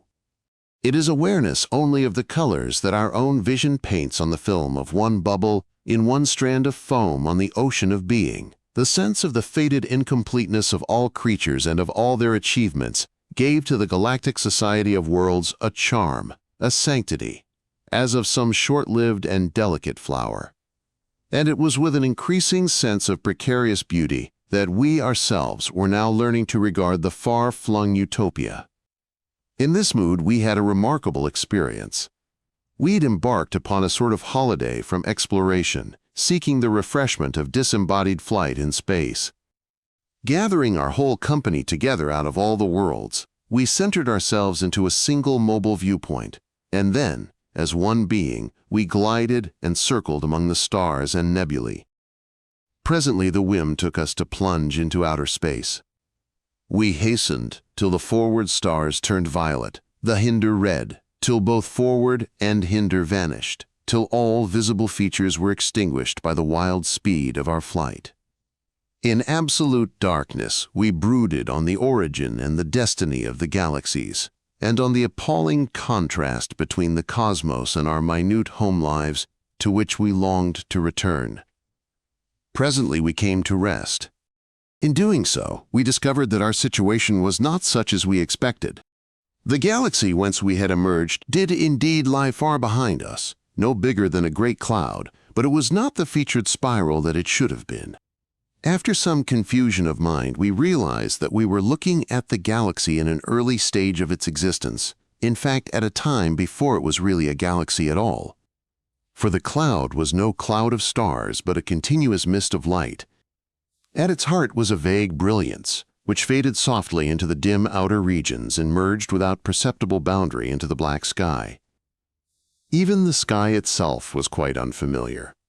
Though empty of stars, it was densely peopled with a great number of pale clouds. All seemingly were farther from us than that from which we had come, but several bulked as largely as Orion in the earth's sky.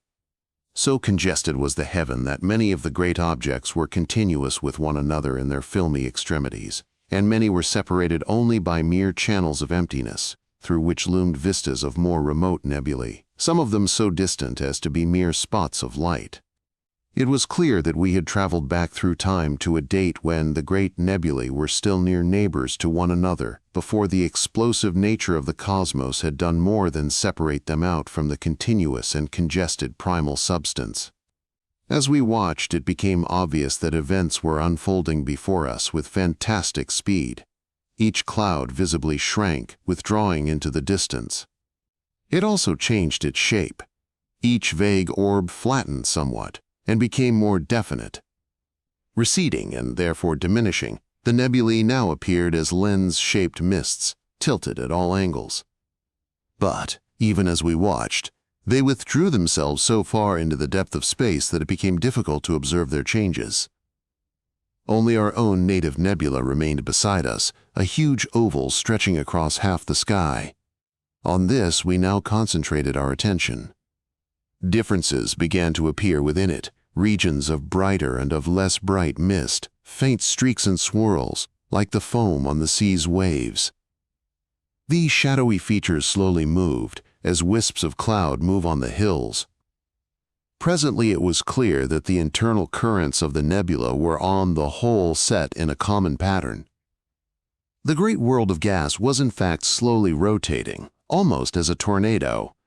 As it rotated, it continued to flatten. It was now like some blurred image of a streaked and flattish pebble, handy for ducks and drakes, held too near the eye to be focused.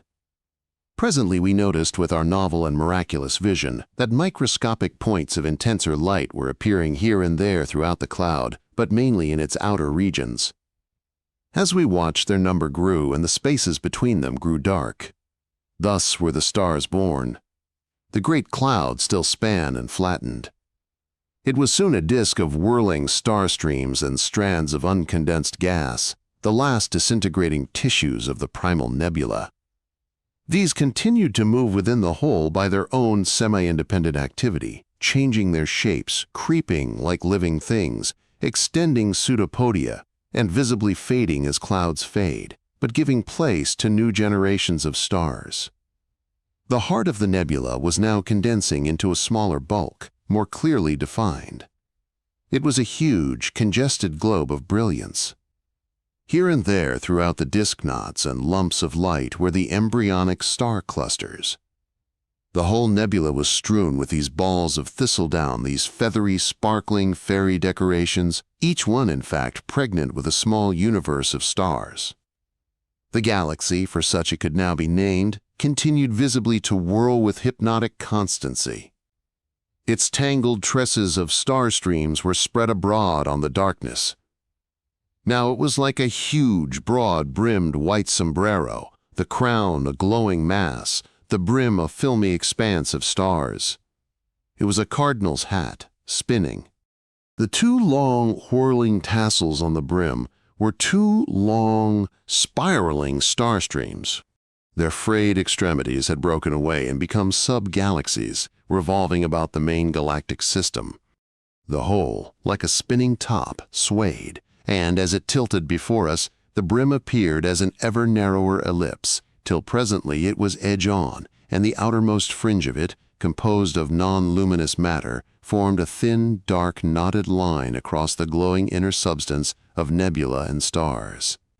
Peering, straining to see more precisely the texture of this shimmering and nacrous wonder, this largest of all the kinds of objects in the cosmos, we found that our new vision, even while embracing the whole galaxy and the distant galaxies, apprehended each single star as a tiny disk separated from its nearest neighbors, much as a cork on the Arctic Ocean would be separated from another cork on the Antarctic.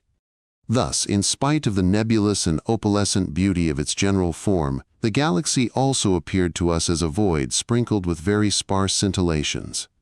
Observing the stars more closely, we saw that while they streamed along in companies like shoals of fishes, their currents sometimes interpenetrated. Then seemingly the stars of the different streams, crossing one another's paths, pulled at one another, moving in great sweeping curves as they passed from one neighbor's influence to another. Thus, in spite of their remoteness each from each, the stars often looked curiously like minute living creatures taking cognizance of one another from afar. Sometimes they swung hyperbolically round one another and away, or, more rarely, united to form binaries. So rapidly did time pass before us that eons were packed into moments. We had seen the first stars condense from the nebular tissue as ruddy giants, though in the remote view inconceivably minute. A surprising number of these, perhaps through the centrifugal force of their rotation, were burst asunder to form binaries, so that, increasingly, the heaven was peopled by these waltzing pairs. Meanwhile, the giant stars slowly shrank in gathered brightness. They passed from red to yellow and on to dazzling white and blue.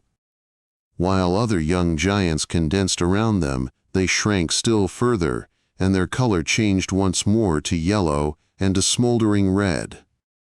Presently, we saw the eldest of the stars one by one extinguished like sparks from a fire. The incidence of this mortality increased, slowly but steadily. Sometimes a nova flashed out and faded, outshining for a moment all its myriad neighbors. Here and there, a variable pulsated with inconceivable rapidity. Now and again, we saw a binary and a third star approach one another so closely that one or other of the group reached out a filament of its substance toward its partner. Straining our supernatural vision, we saw these filaments break and condense into planets. And we were awed by the infinitesimal size and the rarity of these seeds of life among the lifeless host of the stars. But the stars themselves gave an irresistible impression of vitality. Strange that the movements of these merely physical things, these mere fireballs, whirling and traveling according to the geometrical laws of their minutest particles, should seem so vital, so questing. But then the whole galaxy was itself so vital, so like an organism, with its delicate tracery of star streams like the streams within a living cell, and its extended wreaths, almost like feelers, and its nucleus of light. Surely this great and lovely creature must be alive, must have intelligent experience of itself and of things other than it. In the tide of these wild thoughts, we checked our fancy, remembering that only on the rare grains called planets can life gain foothold, and that all this wealth of restless jewels was but a waste of fire.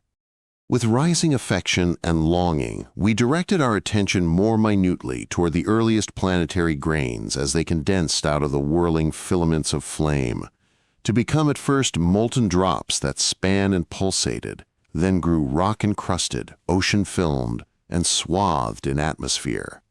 Our piercing sight observed their shallow waters ferment with life, which soon spread into their oceans and continents. A few of these early worlds we saw awaken to intelligence of human rank, and very soon these were in the throes of the great struggle for the spirit, from which still fewer emerged victorious. Meanwhile, new planetary births, rare among the stars, yet in all thousands upon thousands, had launched new worlds and new biographies.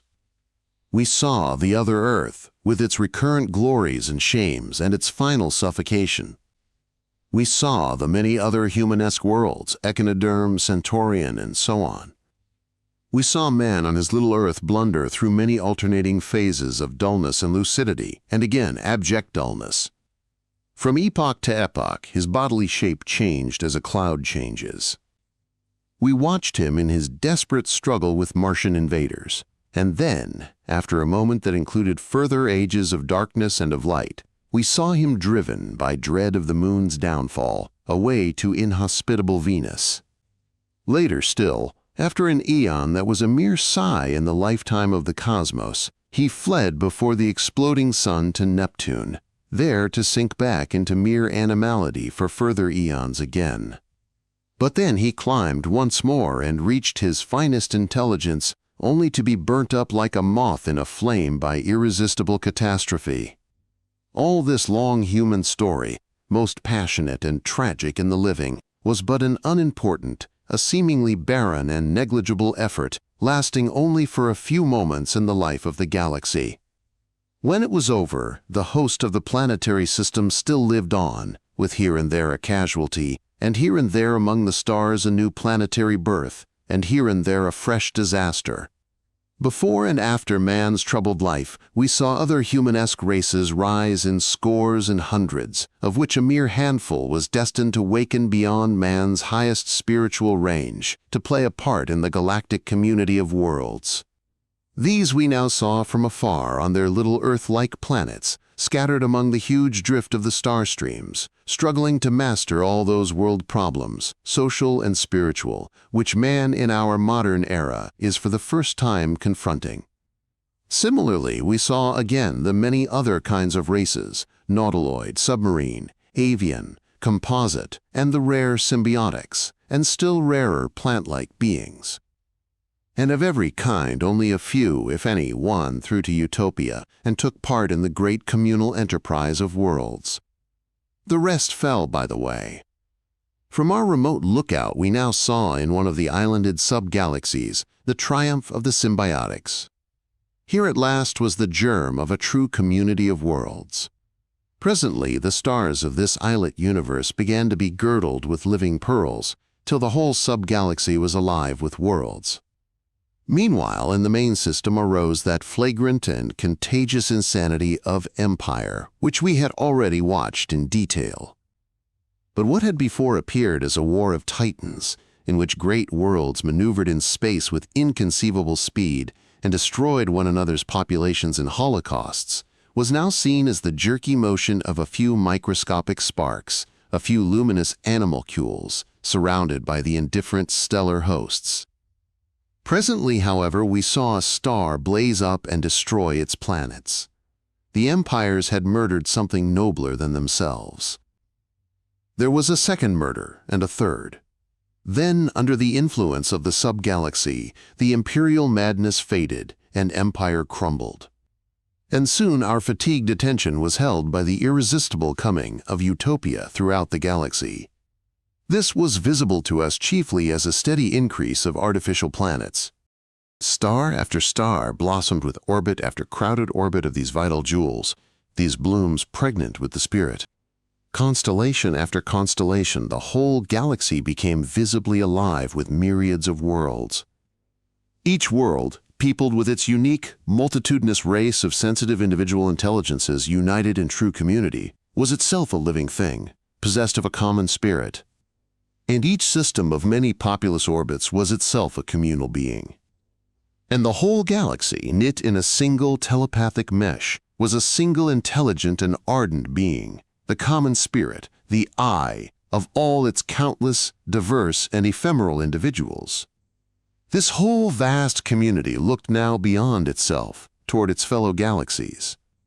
Resolved to pursue the adventure of life and of spirit in the cosmical, the widest of all spheres, it was in constant telepathic communication with its fellows, and at the same time conceiving all kinds of strange practical ambitions. It began to avail itself of the energies of its stars, upon a scale hitherto unimagined. Not only was every solar system now surrounded by a gauze of light traps, which focused the escaping solar energy for intelligent use, so that the whole galaxy was dimmed, but many stars that were not suited to be suns were disintegrated and rifled of their prodigious stores of subatomic energy. Suddenly our attention was held by an event which even at a distance was visibly incompatible with utopia. A star encircled by planets exploded, destroying all its rings of worlds and sinking afterwards into wan exhaustion. Another, and yet others in different regions of the galaxy did likewise. To inquire into the cause of these startling disasters, we once more, by an act of volition, dispersed ourselves to our stations among the many worlds. Chapter 11. Stars and Vermin. 1. The Many Galaxies.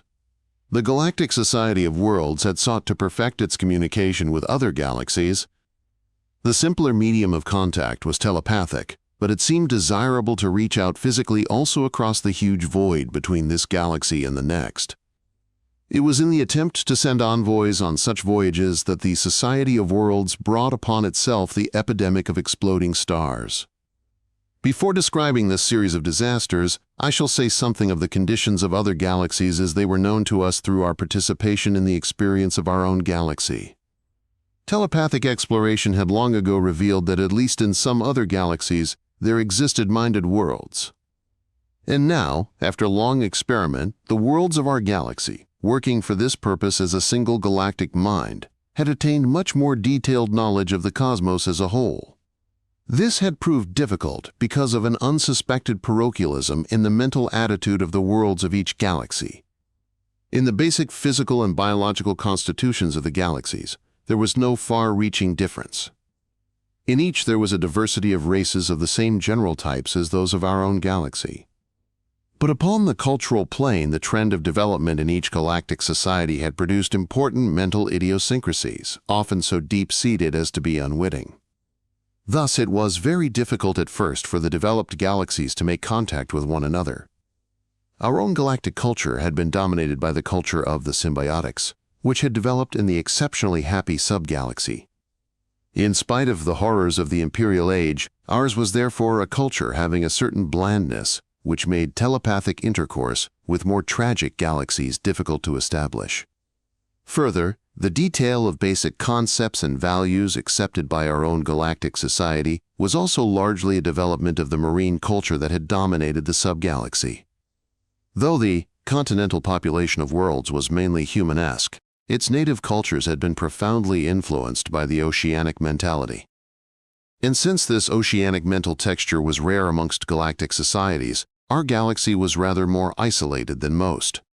After long and patient work, however, our galactic society succeeded in forming a fairly complete survey of the cosmical population of galaxies. It was discovered that at this time the many galaxies were in many stages of mental as of physical development. Many very young systems, in which nebular matter still predominated over stars, contained as yet no planets. In others, though already there was a sprinkling of the vital grains, life had nowhere reached the human level. Some galaxies, though physically mature, were wholly barren of planetary systems, either through sheer accident or by reason of the exceptionally sparse distribution of their stars. In several out of the millions of galaxies, a single intelligent world had spread its race and its culture throughout the galaxy, organizing the whole as an egg's germ organizes into itself the whole substance of the egg. In these galaxies, very naturally, the galactic culture had been based on the assumption that from the one single germ, the whole cosmos was to be peopled. When telepathic intercourse with other galaxies was at last stumbled upon, its effect was at first utterly bewildering. There were not a few galaxies in which two or more such germs had developed independently and finally come into contact. Sometimes the result was symbiosis, sometimes endless strife, or even mutual destruction. By far the commonest type of galactic society was that in which many systems of worlds had developed independently, come into conflict, slaughtered one another, produced vast federations and empires, plunged again and again into social chaos, and struggled between whiles haltingly toward galactic utopia. A few had already attained that goal, though seared with bitterness. More were still floundering. Many were so undermined by war that there seemed little prospect of recovery. To such a type our own galaxy would have belonged, had it not been for the good fortune of the symbiotics. To this account of the galactic survey, 2 points should be added. First, there were certain very advanced galactic societies which had been telepathic spectators of all history in our own and all other galaxies. Secondly, in not a few galaxies the stars had recently begun unexpectedly exploding and destroying their girdles of worlds. 2. Disaster in our galaxy. While our Galactic Society of Worlds was perfecting its telepathic vision and at the same time improving its own social and material structure, the unexpected disasters which we had already observed from afar forced it to attend strictly to the task of preserving the lives of its constituent worlds. The occasion of the first accident was an attempt to detach a star from its natural course and direct it upon an intergalactic voyage. Telepathic intercourse with the nearest of the foreign galaxies was fairly reliable, but, as I have said, it had been decided that a physical exchange of worlds would be invaluable for mutual understanding and cooperation.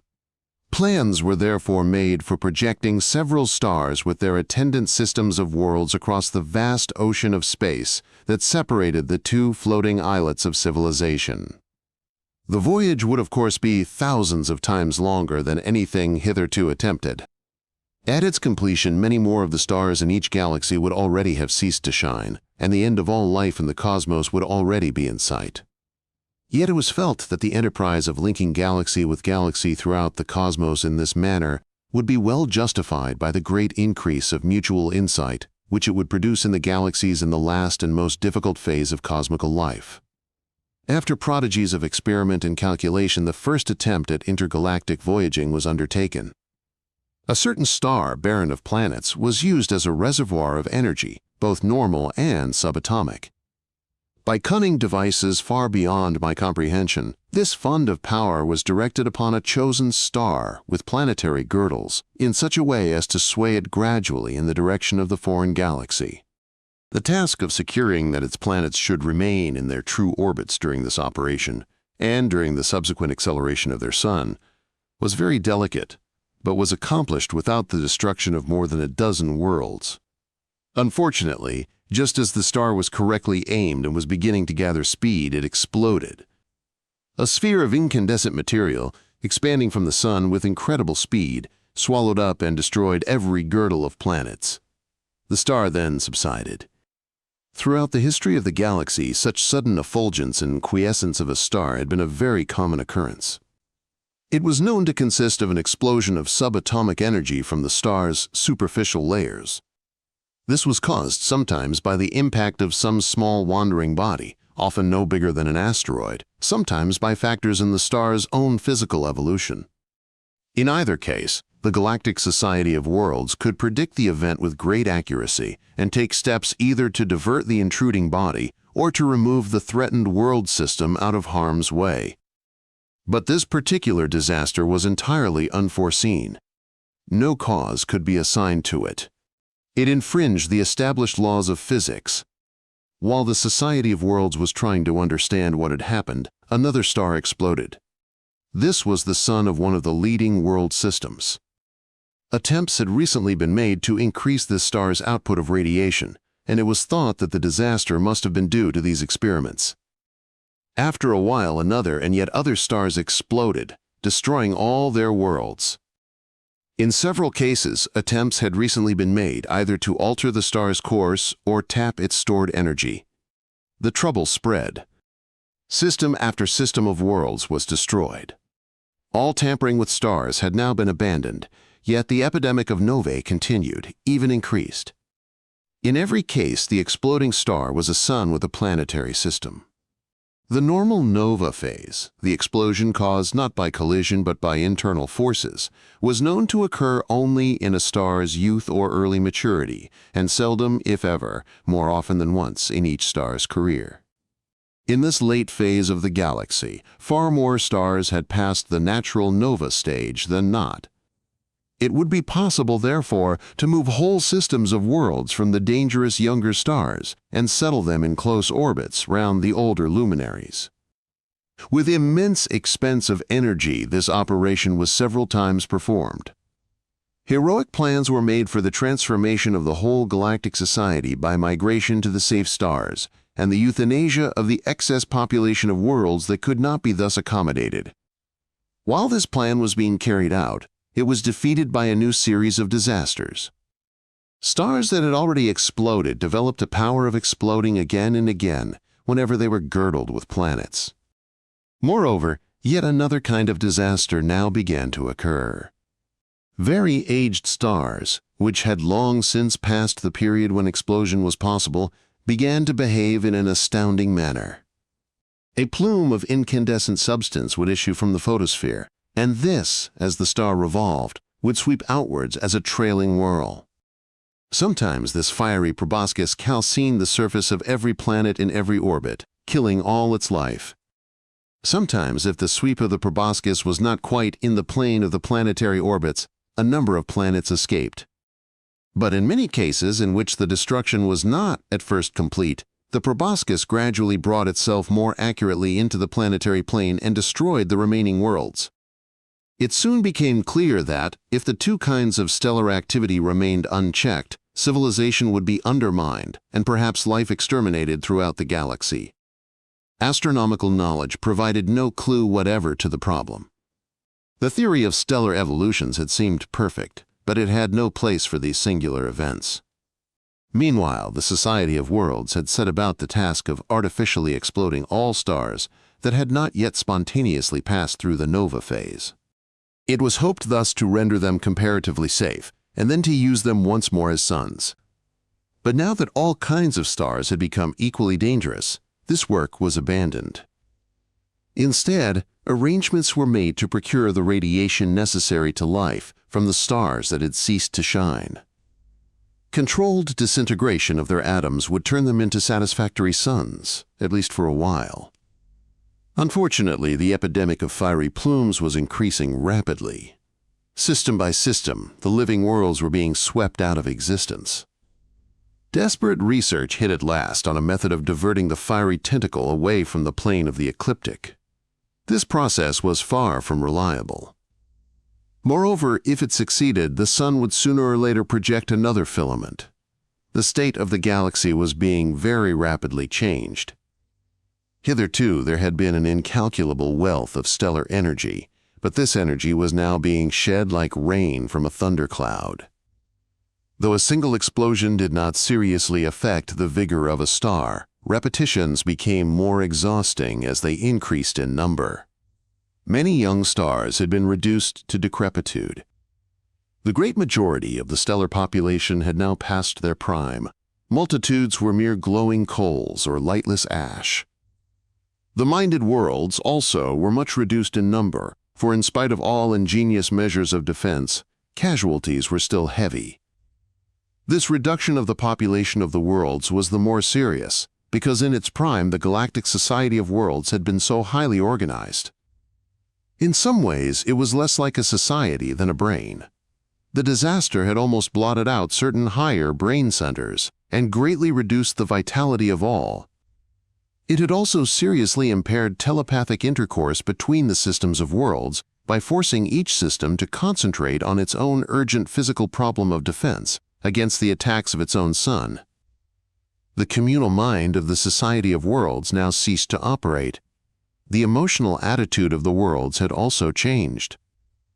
The fervor for the establishment of cosmical utopia had vanished, and with it the fervor for the completion of the spirit's adventure by the fulfillment of knowledge and creative capacity. Now that extermination seemed inevitable, within a comparatively short time, there was an increasing will to meet fate with religious peace. The desire to realize the far cosmical goal, formerly the supreme motive of all awakened worlds, now seemed to be extravagant, even impious. How should the little creatures, the awakened worlds, reach out to knowledge of the whole cosmos and of the divine? Instead, they must play their own part in the drama and appreciate their own tragic end with godlike detachment and relish. This mood of exultant resignation, appropriate to unavoidable disaster, quickly changed under the influence of a new discovery. In certain quarters, there had long been a suspicion that the irregular activity of the stars was not merely automatic, but purposeful. In fact, that the stars were alive and were striving to rid themselves of the pest of planets. This possibility had at first seemed too fantastic, but it gradually became obvious that the destruction of a star's planetary system was the end, which determined the duration of the irregular action. Of course, it was possible that in some unexplained but purely mechanical way, the presence of many planetary girdles created the explosion or the fiery limb. Astronomical physics could suggest no mechanism whatever which could have this result. Telepathic research was now undertaken in order to test the theory of stellar consciousness, and if possible to set up communication with the minded stars. This venture was at first completely barren. The worlds had not the slightest knowledge of the right method of approach to minds which, if they existed at all, must be inconceivably different from their own.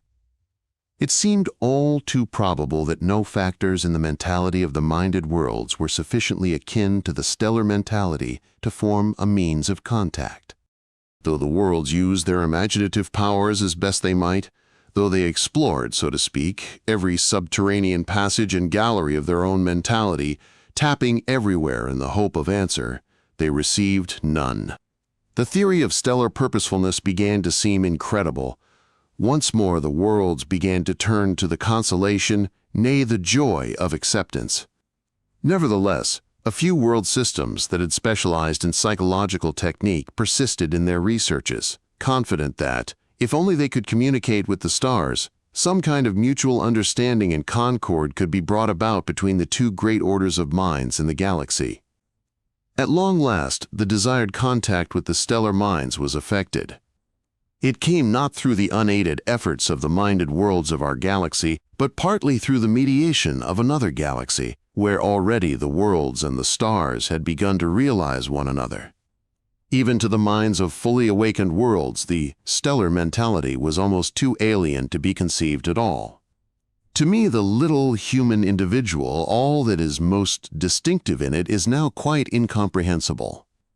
Nevertheless, its simpler aspect I must now try to summarize as best I may, since it is essential to my story. the minded worlds made their first contact with the stars on the higher planes of stellar experience, but I shall not follow the chronological order of their discoveries.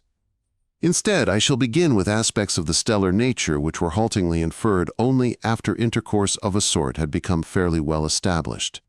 It is in terms of stellar biology and physiology that the reader may most easily conceive something of the mental life of stars. 3. Stars. Stars are best regarded as living organisms, but organisms which are physiologically and psychologically of a very peculiar kind.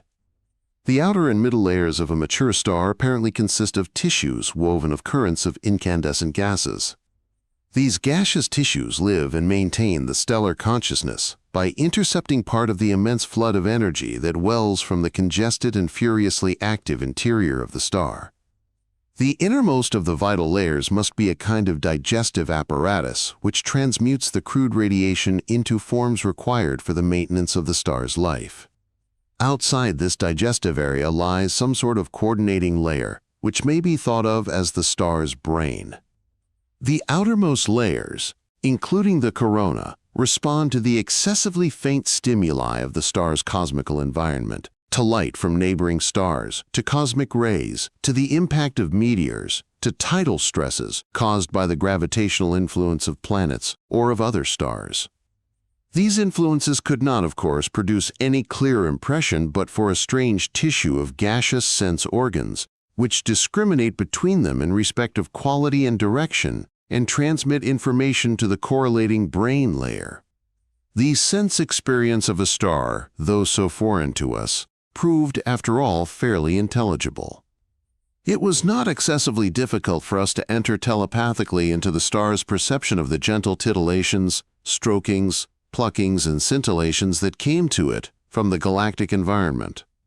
It was strange that, though the star's own body was actually in a state of extreme brilliance, none of this outward flowing light took effect upon its sense organs. Only the faint incoming light of other stars was seen. This afforded the perception of a surrounding heaven of flashing constellations, which were set not in blackness but in blackness tinged with the humanly inconceivable color of the cosmic rays. The stars themselves were seen colored according to their style and age. But though the sense perception of the stars was fairly intelligible to us, the motor side of stellar life was at first quite incomprehensible. We had to accustom ourselves to an entirely new way of regarding physical events. For the normal voluntary motor activity of a star appears to be no other than the star's normal physical movement studied by our science, movement in relation to other stars, and the galaxy as a whole. A star must be thought of as vaguely aware of the gravitational influence of the whole galaxy, and more precisely aware of the pull of its near neighbors, though of course their influence would generally be far too slight to be detected by human instruments. To these influences the star responds by voluntary movement, which to the astronomers of the little-minded world seems purely mechanical, but the star itself unquestioningly and rightly feels this movement to be the freely willed expression of its own psychological nature. Such, at least, was the almost incredible conclusion forced on us by the research carried out by the Galactic Society of Worlds. Thus, the normal experience of a star appears to consist in perception of its cosmical environment, along with continuous voluntary changes within its own body and in its position in relation to other stars. This change of position consists, of course, in rotation and passage. The star's motor life is thus to be thought of almost as a life of dance or of figure skating, executed with perfect skill according to an ideal principle which emerges into consciousness from the depths of the stellar nature and becomes clearer as the star's mind matures. This ideal principle cannot be conceived by men save as it is manifested in practice as the well-known physical principle of least action, or the pursuit of that course which in all the gravitational and other conditions is the least extravagant.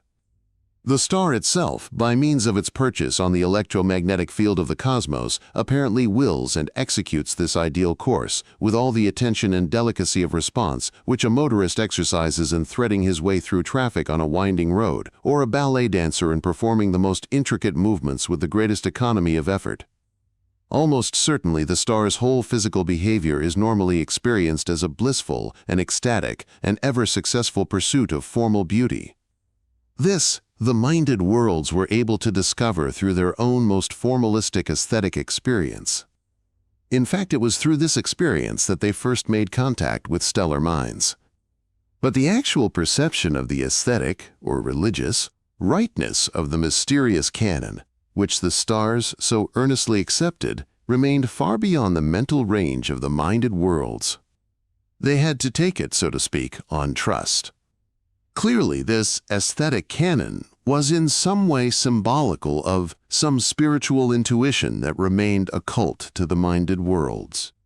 The life of the individual star is not only a life of physical movement, it is also undoubtedly in some sense a cultural and a spiritual life.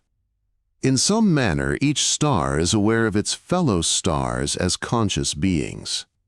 This mutual awareness is probably intuitive and telepathic, though presumably it is also constantly supported by inference from observation of the behavior of others.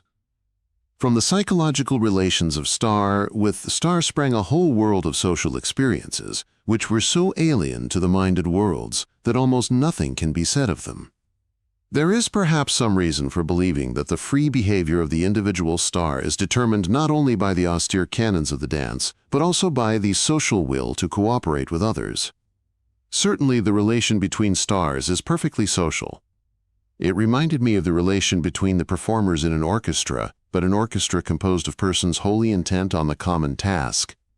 Possibly, but not certainly, each star executing its particular theme is moved not only by the pure aesthetic or religious motive, but also by a will to afford its partners every legitimate opportunity for self-expression. If so, the life of each star is experienced not only as the perfect execution of formal beauty, but also as the perfect expression of love. It would, however, be unwise to attribute affection and comradeship to the stars in any human sense. The most that can safely be said is that it would probably be more false to deny them affection for one another than to assert that they were, indeed, capable of love. Telepathic research suggested that the experience of the stars was through and through of a different texture from that of the minded worlds. Even to attribute to them thought or desire of any kind is probably grossly anthropomorphic, but it is impossible to speak of their experience in any other terms. The mental life of a star is almost certainly a progress from an obscure infantile mentality to the discriminate consciousness of maturity. All stars, young and old, are mentally angelic, in that they all freely and joyfully will the good will, the pattern of right action so far as it is revealed to them. But the great tenuous young stars, though they perfectly execute their part in the galactic dance, would seem to be in some manner spiritually naive or childlike in comparison with their more experienced elders. Thus, though there is normally no such thing as sin among the stars, no deliberate choice of the course known to be wrong for the sake of some end known to be irrelevant, there is ignorance and consequent aberration from the pattern of the ideal as revealed to stars of somewhat mature mentality. But this aberration on the part of the young is itself apparently accepted by the most awakened class of the stars as itself a desirable factor in the dance pattern of the galaxy.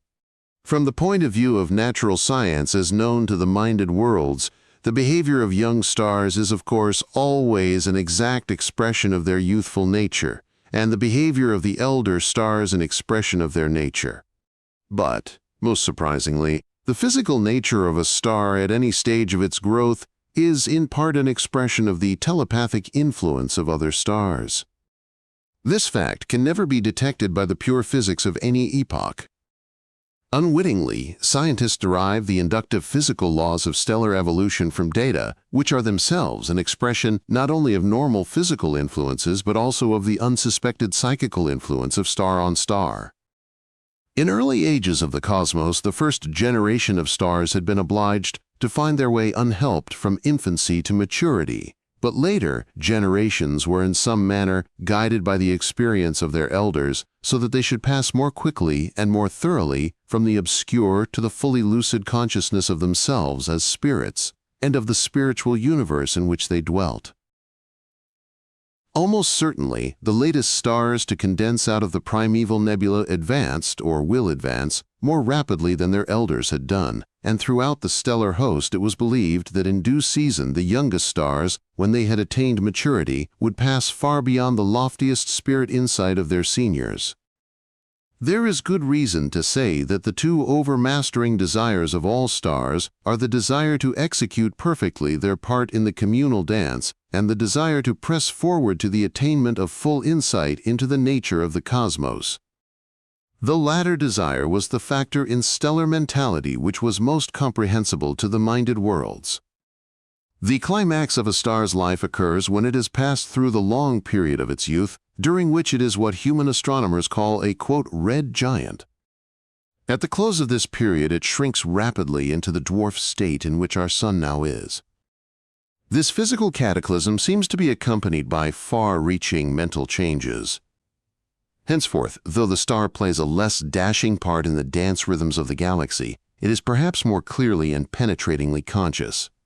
It is interested less in the ritual of the stellar dance, more in its supposed spiritual significance. After this very long phase of physical maturity, there comes another crisis. The star shrinks into the minute and the inconceivably dense condition in which our astronomers call it a white dwarf. Its mentality in the actual crisis proved almost impervious to the research of the minded worlds. It appeared to be a crisis of despair and of reorientated hope. Henceforth, the stellar mind presents increasingly a strain of baffling and even terrifying negativity, an icy and almost cynical aloofness which, we suspected, was but the obverse of some dread rapture hidden from us. However that may be, the age star still continues meticulously to fulfill its part in the dance, but its mood is deeply changed. The aesthetic fervors of youth, the more serene but earnest will of maturity, all maturity's devotion to the active pursuit of wisdom now fall away. Perhaps the star is henceforth content with its achievement, such as it is, and pleased simply to enjoy the surrounding universe with such detachment and insight as it has attained. Perhaps, but the minded worlds were never able to ascertain whether the aged stellar-minded eluded their comprehension through sheer superiority of achievement or through some obscure disorder of the spirit. In this state of old age, a star remains for a very long period, gradually losing energy and mentally withdrawing into itself until it sinks into an impenetrable trance of senility. Finally, its light is extinguished and its tissues disintegrate in death. Henceforth, it continues to sweep through space, but it does so unconsciously and in a manner repugnant to its still conscious fellows. Such, very roughly stated, would seem to be the normal life of the average star, but there are many varieties within the general type. For stars vary in original size and in composition, and probably in psychological impact upon their neighbors. One of the commonest of the eccentric types is the double star, two mighty globes of fire waltzing through space together, in some cases almost in contact. Like all stellar relations, these partnerships are perfect, are angelic. Yet it is impossible to be certain whether the members experience anything which could properly be called a sentiment of personal love, or whether they regard one another solely as partners in a common task. Research undoubtedly suggested that the two beings did indeed move on their winding courses in some kind of mutual delight, and delight of close cooperation in the measures of the galaxy. But love? It is impossible to say.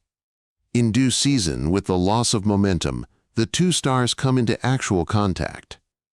Then, seemingly in an agonizing blaze of joy and pain, they merge. After a period of unconsciousness, the great new star generates new living tissues and takes its place among the angelic company. These strange Cepheid variables proved the most baffling of all the stellar kinds.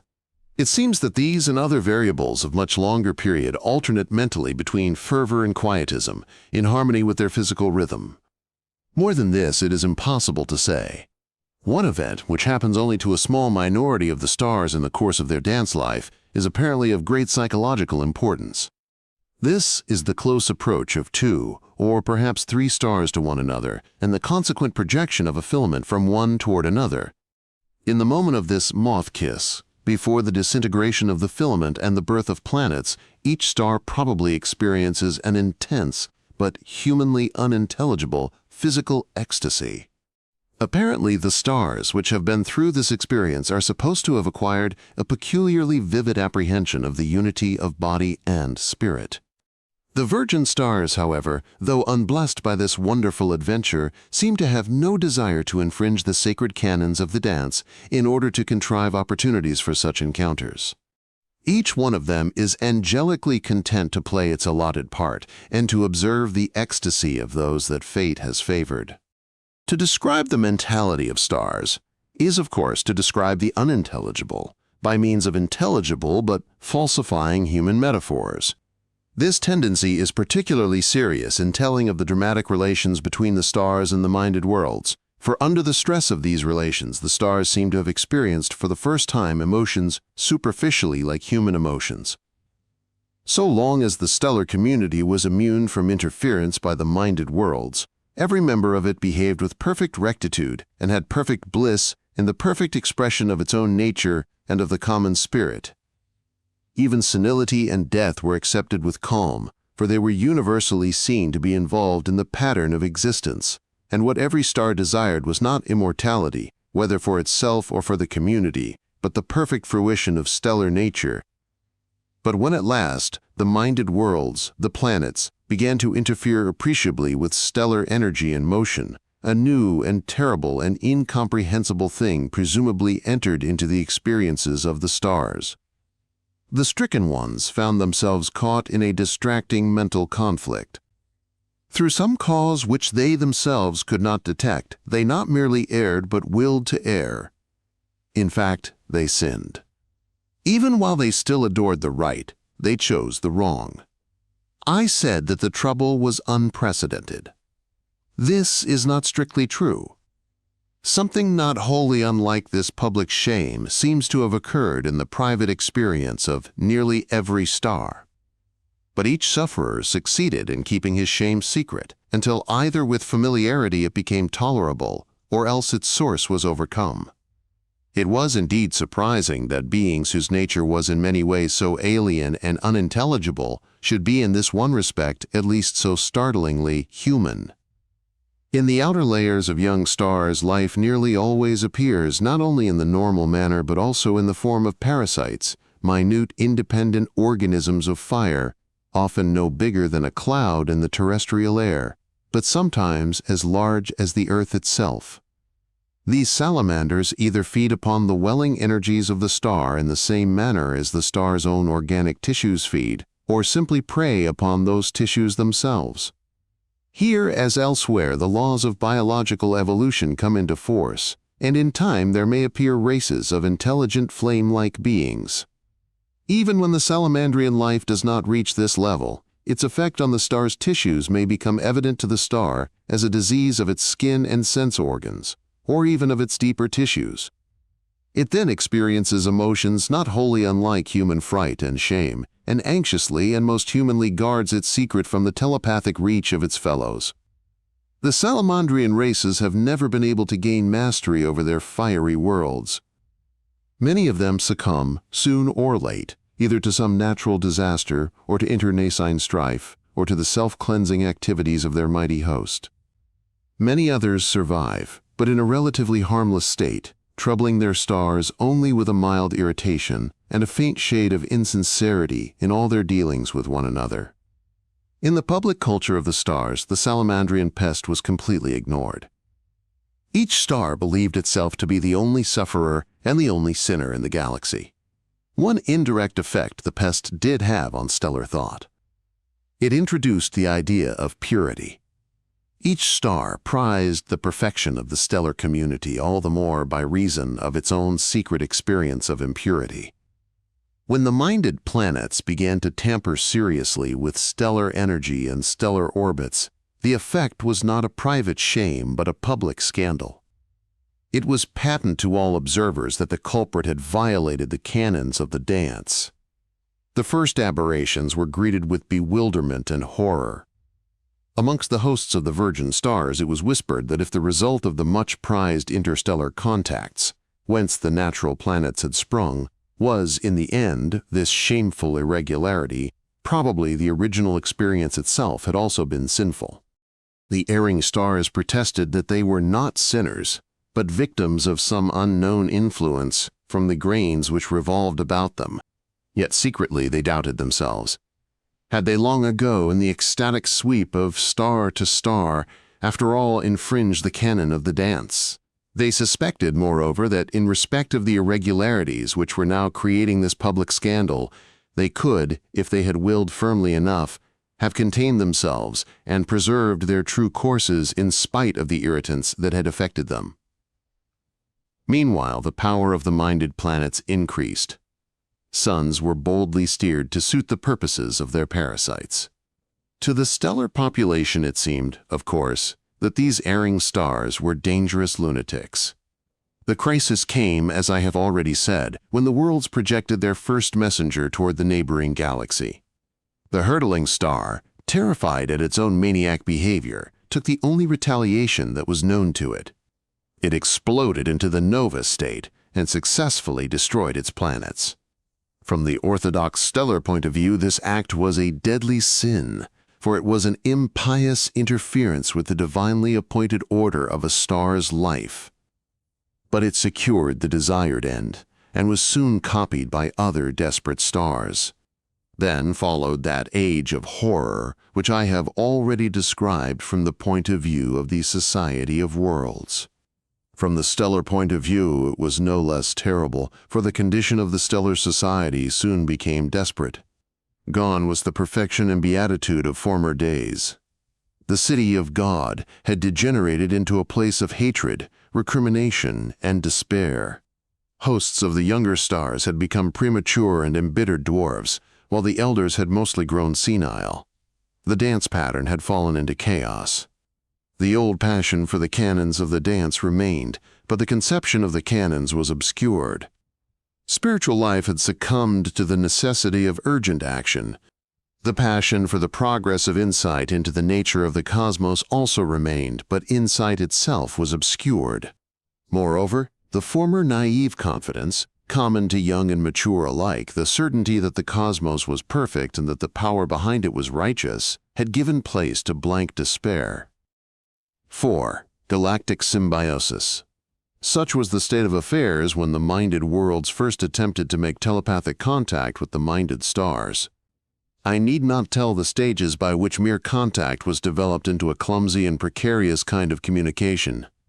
In time, the stars must have begun to realize that they were at grips, not with mere physical forces nor yet with fiends, but with beings whose nature, though so profoundly alien, was at bottom identical with their own.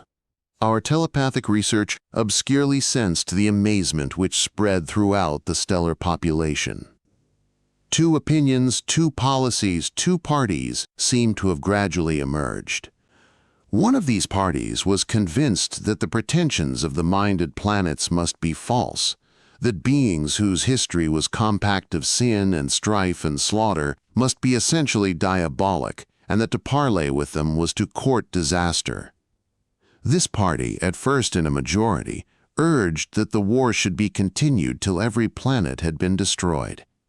The minority party clamored for peace. The planets, they affirmed, were seeking in their own way the very same goal as the stars. It was even suggested that these minute beings, with their more varied experience and their long acquaintance with evil, might have certain kinds of insight which the stars, those fallen angels, lacked. Might not the two sorts of being create together a glorious symbiotic society and achieve together the end that was most dear to both, namely, the full awakening of the spirit? It was a long while before the majority would listen to this counsel. Destruction continued. The precious energies of the galaxy were squandered. System after system of worlds was destroyed. Star after star sank into exhaustion and stupor. Meanwhile, the Society of Worlds maintained a pacific attitude. No more stellar energy was tapped. No more stellar orbits were altered. No stars were artificially exploded. Stellar opinion began to change. The crusade of extermination relaxed and was abandoned. There followed a period of isolationism in which the stars, intent on repairing their shattered society, left their former enemies alone. Gradually, a fumbling attempt at fraternizing began between the planets and their suns. The two kinds of beings, though so alien that they could not at all comprehend each other's idiosyncrasies, were too lucid for mere tribal passions. They resolved to overcome all obstacles and enter into some kind of community. Soon it was the desire of every star to be girdled with artificial planets and enter into some sort of sympsychic partnership with its encircling companions. For it was by now clear to the stars that the vermin had much to give them. The experience of the two orders of beings was in many ways complementary. The stars retained still the tenor of the angelic wisdom of their golden age. The planets excelled in the analytic, the microscopic, and in that charity which was bred in them by knowledge of their own weak and suffering forebears. To the stars, moreover, it was perplexing that their minute companions could accept, not merely with resignation but with joy, a cosmos which evidently was seamed with evil. In due season, a symbiotic society of stars and planetary systems embraced the whole galaxy. But it was at first a wounded society, and ever after an impoverished galaxy. Few only of its million stars were still in their prime. Every possible sun was now girdled with planets. Many dead stars were stimulated to disintegrate their atoms so as to provide artificial suns. Others were used in a more economical manner. Special races of intelligent organisms were bred or synthesized to inhabit the surfaces of these great worlds. Very soon, upon 1,000 stars that once had blazed, teeming populations of innumerable types maintained an austere civilization. These subsisted on the volcanic energies of their huge worlds. Minute, artificially contrived worm-like creatures, they crept laboriously over the plains where oppressive gravitation allowed not so much as a stone to project above the general level. So violent indeed was gravitation that even the little bodies of these worms might be shattered by a fall of half an inch. Save for artificial lighting, the inhabitants of the stellar worlds lived in eternal darkness, mitigated only by the starlight, the glow of volcanic eruption, and the phosphorescence of their own bodies. Their subterranean borings led down to the vast photosynthesis stations, which converted the stars' imprisoned energy for the uses of life and of mind. Intelligence in these gigantic worlds was of course a function not of the separate individual, but of the minded swarm. Like the insectoids, these little creatures, when isolated from the swarm, were mere instinctive animals, actuated wholly by the gregarious craving to return to the swarm. The need to people the dead stars would not have arisen had not the war reduced the number of minded planets and the number of suns available for new planetary systems dangerously near the minimum required to maintain the communal life in full diversity. The Society of Worlds had been a delicately organized unity in which each element had a special function. It was therefore necessary, since the lost members could not be repeated, to produce new worlds to function in their places, at least approximately. Gradually, the symbiotic society overcame the immense difficulties of reorganization and began to turn its attention to the pursuit of that purpose which is the ultimate purpose of all awakened minds, the aim which they inevitably and gladly espouse because it is involved in their deepest nature. Henceforth, the symbiotic society gave all its best attention to the further awakening of the spirit. But this purpose, which formerly the angelic company of the stars and the ambitious society of worlds had each hoped to accomplish in relation not merely to the galaxy but to the cosmos, was now regarded more humbly. Both stars and worlds recognized that not merely the home galaxy but the cosmical swarm of galaxies was nearing its end. Physical energy, once a seemingly inexhaustible fund, was becoming less and less available for the maintenance of life. It was spreading itself more and more evenly over the whole cosmos. Only here and there and with difficulty could the minded organisms intercept it in its collapse from high to low potential. Very soon the universe would be physically senile. All ambitious plans had therefore to be abandoned. No longer was there any question of physical travel between the galaxies. Such enterprises would use up too many of the pence out of the few pounds of wealth that survived after the extravagance of former eons. No longer was there any unnecessary coming and going, even within the galaxy itself. The worlds clung to their suns. The suns steadily cooled. And as they cooled, the encircling worlds contracted their orbits for warmth's sake. But though the galaxy was physically impoverished, it was in many ways utopian. The symbiotic society of stars and worlds was perfectly harmonious. Strife between the two kinds was a memory of the remote past. Both were wholly loyal to the common purpose. They lived their personal lives in zestful cooperation, friendly conflict, and mutual interest. Each took part according to its capacity in the common task of cosmical exploration and appreciation. The stars were now dying off more rapidly than before, for the great host of the mature had become a great host of aged white dwarves. As they died, they bequeathed their bodies to the service of the society, to be used either as reservoirs of subatomic energy, or as artificial suns, or as worlds to be peopled by intelligent populations of worms. Many a planetary system was now centered around an artificial sun. Physically, the substitution was tolerable, but beings that had become mentally dependent on partnership with a living star regarded a mere furnace with despondency. Foreseeing the inevitable dissolution of the symbiosis throughout the galaxy, the planets were now doing all in their power to absorb the angelic wisdom of the stars. But after very few eons, the planets themselves had to begin reducing their number. The myriad worlds could no longer all crowd closely enough around their cooling suns. Soon the mental power of the galaxy, which had hitherto been with difficulty maintained at its highest pitch, must inevitably begin to wane. Yet the temper of the galaxy was not sad but joyful. The symbiosis had greatly improved the art of telepathic communion, and now at last the many kinds of spirit which composed the galactic society were bound so closely in mutual insight that there had emerged out of their harmonious diversity a true galactic mind, whose mental reach surpassed that of the stars and the worlds as far as these surpassed their own individuals. The galactic mind, which was but the mind of each individual star and world and minute organism in the worlds, enriched by all its fellows and awakened to finer percipience, saw that it had but a short time to live. Looking back through the ages of galactic history, down temporal vistas crowded with teeming and diversified populations, the mind of our galaxy saw that itself was the issue of untold strife and grief and hope frustrated. It confronted all the tortured spirits of the past not with pity or regret, but with smiling content, such as a man may feel toward his own childhood's tribulations. And it said, within the mind of each one of all its members, their suffering, which to them seemed barren evil, was the little price to be paid for my future coming. Right and sweet and beautiful is the whole in which these things happen. For I am the heaven in which all my myriad progenitors find recompense, finding their heart's desire.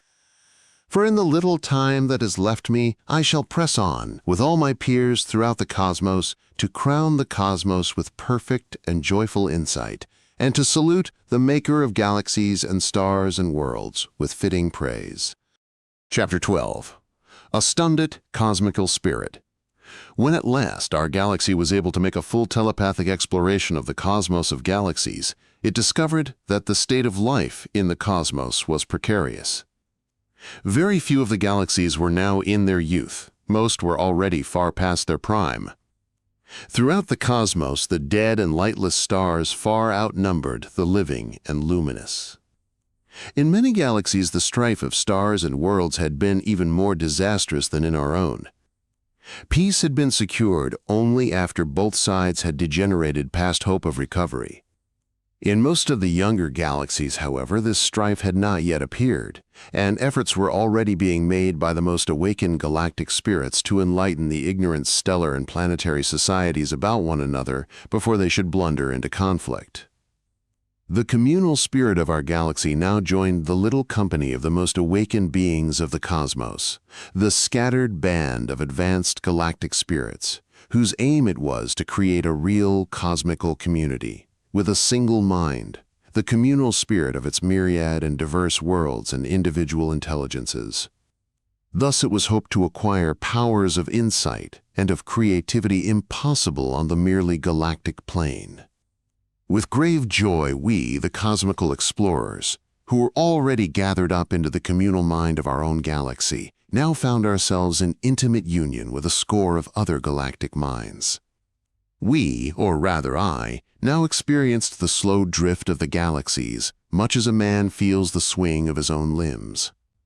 From my score of viewpoints, I observed the great snowstorm of many million galaxies, streaming and circling and ever withdrawing farther apart from one another with the relentless expansion of space.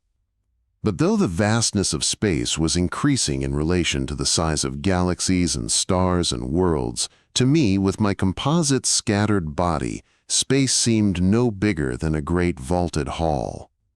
My experience of time also had changed, for now, as on an earlier occasion, the eons had become for me as brief as minutes. I conceived the whole life of the cosmos not as an immensely protracted and leisurely passage from a remote and shadowy source to a glorious and a still more remote eternity, but as a brief, a headlong and forlorn race against galloping time. Confronted by the many backward galaxies, I seemed to myself to be a lonely intelligence in a wilderness of barbarians and beasts. The mystery, the futility, the horror of existence now bore down upon me most cruelly. For to me, to the spirit of that little band of awakened galaxies, surrounded by unawakened and doomed hordes in the last day of the cosmos, there appeared no hope of any triumph elsewhere. For to me the whole extent, seemingly, of existence was revealed. There could be no elsewhere. I knew with exactness the sum of cosmical matter. And though the expansion of space was already sweeping most of the galaxies apart more swiftly than light could bridge the gulf, telepathic exploration still kept me in touch with the whole extent of the cosmos. Many of my own members were physically divided from one another by the insurmountable gulf created by the ceaseless expansion, but telepathically they were still united. I, the communal mind of a score of galaxies, seemed now to myself to be the abortive and crippled mind of the cosmos itself.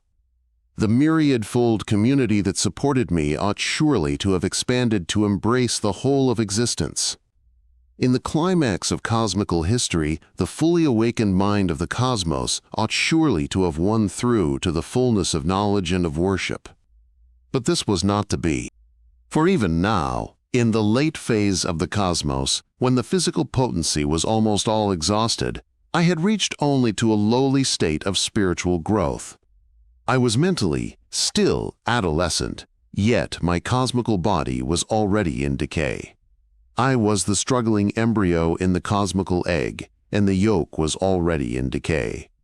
Looking back along the vistas of the eons, I was impressed less by the length of the journey that had led me to my present state than by its haste and confusion, and even its brevity. Peering into the very earliest of the ages, before the stars were born, before the nebulae were formed from chaos, I still failed to see any clear source, but only a mystery as obscure as any that confronts the little inhabitants of the earth. Equally, when I tried to probe the depths of my own being, I found impenetrable mystery.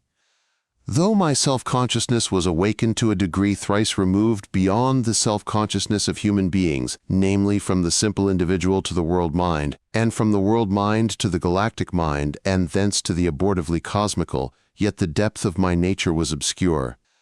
Although my mind now gathered into itself all the wisdom of all worlds and all ages, and though the life of my cosmical body was itself the life of myriads of infinitely diverse worlds and myriads of infinitely diverse individual creatures, and though the texture of my daily life was one of joyful and creative enterprise, yet all this was as nothing. For around lay the host of the unfulfilled galaxies, and my own flesh was already grievously impoverished by the death of my stars, and the eons were slipping past with fatal speed. Soon the texture of my cosmical brain must disintegrate. and then inevitably I must fall away from my prized, though imperfect state of lucidity, and descend, through all the stages of the mind's second childhood, down to the cosmical death. It was very strange that I, who knew the whole extent of space and time and counted the wandering stars like sheep overlooking none, but I, who was the most awakened of all beings, I, the glory which myriads in all ages had given their lives to establish and myriads had worshipped, should now look about me with the same overpowering awe, the same abashed and tongue-tied worship as that which human travelers in the desert feel under the stars. Chapter 13. The Beginning and the End. 1. Back to the nebulae. While the awakened galaxies were striving to make full use of the last phase of their lucid consciousness, while I, the imperfect cosmical mind, was thus striving, I began to have a strange new experience. I seemed to be telepathically stumbling upon some being or beings of an order that was at first quite incomprehensible to me. At first I supposed that I had inadvertently come into touch with subhuman beings in the primitive age of some natural planet, perhaps with some very lowly amoeboid microorganisms floating in a primeval sea. I was aware only of crude hungers of the body, such as the lust to assimilate physical energy for the maintenance of life, the lust of movement and of contact, the lust of light and warmth. Impatiently I tried to dismiss this trivial irrelevance, but it continued to haunt me, becoming more intrusive and more lucid. Gradually it took on such an intensity of physical vigor and well-being, and such a divine confidence, as was manifested by no spirits up and down the ages since the stars began. I need not tell of the stages by which I learned at last the meaning of this experience. Gradually I discovered that I had made contact not with microorganisms, nor yet with worlds or stars or galactic minds, but with the minds of the great nebulae before their substance had disintegrated into stars to form the galaxies. Presently I was able to follow their history from the time when they first wakened, when they first existed as discrete clouds of gas, flying apart after the explosive act of creation, even to the time when, with the birth of the stellar hosts out of their substance, they sank into senility and death. In their earliest phase, when physically they were the most tenuous clouds, their mentality was no more than a formless craving for action and a sleepy perception of the infinitely slight congestion of their own vacuous substance. I watched them condense into close-knit balls with sharper contours, then into lentoid disks, featured with brighter streams and darker chasms. As they condensed, each gained more unity, became more organic in structure. Congestion, though so slight, brought greater mutual influence to their atoms, which still were no more closely packed, in relation to their size, than stars in space. Each nebula was now a single great pool of faint radiation, a single system of all-pervasive waves, spreading from atom to atom. And now mentally these greatest of all megatheria, these amoeboid titans, began to waken into a vague unity of experience. By human standards, and even by the standards of the minded worlds and the stars, the experience of the nebulae was incredibly slow-moving. For owing to their prodigious size and the slow passage of the undulations to which their consciousness was physically related, 1,000 years was for them an imperceptible instant. Periods such as men call geological, containing the rise and fall of species after species, they experienced as we experience the hours. Each of the great nebulae was aware of its own lentoid body as a single-volume compact of tingling currents. Each craved fulfillment of its organic potency, craved easement from the pressure of physical energy welling softly within it, craved at the same time free expression of all its powers of movement, craved also something more. For though, both in physique and in mentality, these primordial beings were strangely like the primeval microorganisms of planetary life, they were also remarkably different, or at least they manifested a character which even I, the rudimentary cosmical mind, had overlooked in microorganisms. This was a will or predilection that I can only by halting metaphor suggest. Though even at their best these creatures were physically and intellectually very simple, they were gifted with something which I am forced to describe as a primitive but intense religious consciousness. For they were ruled by two longings, both of which were essentially religious. They desired, or rather they had a blind urge toward, union with one another, and they had a blind, passionate urge to be gathered up once more into the source whence they had come. The universe that they inhabited was of course a very simple, even a poverty-stricken universe. It was also to them quite small. For each of them the cosmos consisted of two things: the nebula's own almost featureless body and the bodies of the other nebulae. In this early age of the cosmos, the nebulae were very close to one another, for the volume of the cosmos was at this time small in relation to its parts, whether nebulae or electrons. In that age, the nebulae, which in man's day are like birds at large in the sky, were confined, as it were, within a narrow aviary. Thus each exercised an appreciable influence on its fellows. And as each became more organized, more of a coherent physical unity, it distinguished more readily between its native wave pattern and the irregularities which its neighbors' influence imposed upon that pattern. And by a native propensity implanted in it at the time of its emergence from the common ancestral cloud, it interpreted this influence to mean the presence of other-minded nebulae. Thus, the nebulae in their prime were vaguely but intensely aware of one another as distinct beings. They were aware of one another, but their communication with each other was very meager and very slow. As prisoners confined in separate cells give one another a sense of companionship by tapping on their cell walls, and may even in time work out a crude system of signals, so the nebulae revealed to one another their kinship by exercising gravitational stress upon one another, and by long drawn-out pulsations of their light. Even in the early phase of their existence, when the nebulae were very close to one another, a message would take many thousands of years to spell itself out from beginning to end, and many millions of years to reach its destination. When the nebulae were at their prime, the whole cosmos reverberated with their talk. In the earliest phase of all, when these huge creatures were still very close to one another and also immature, their parleying was concerned wholly with the effort to reveal themselves to one another. With childlike glee, they laboriously communicated their joy in life, their hungers and pains, their whims, their idiosyncrasies, their common passion to be once more united, and to be, as men have sometimes said, at one in God. But even in early days, when few nebulae were yet mature and most were still very unclear in their minds, it became evident to the more awakened that, far from unity, they were steadily drifting apart. As the physical influence of one on another diminished, each nebula perceived its companions shrinking into the distance. Messages took longer and longer to elicit answers. Had the nebulae been able to communicate telepathically, the expansion of the universe might have been faced without despair. But these beings were apparently too simple to make direct and lucid mental contact with one another. Thus, they found themselves doomed to separation.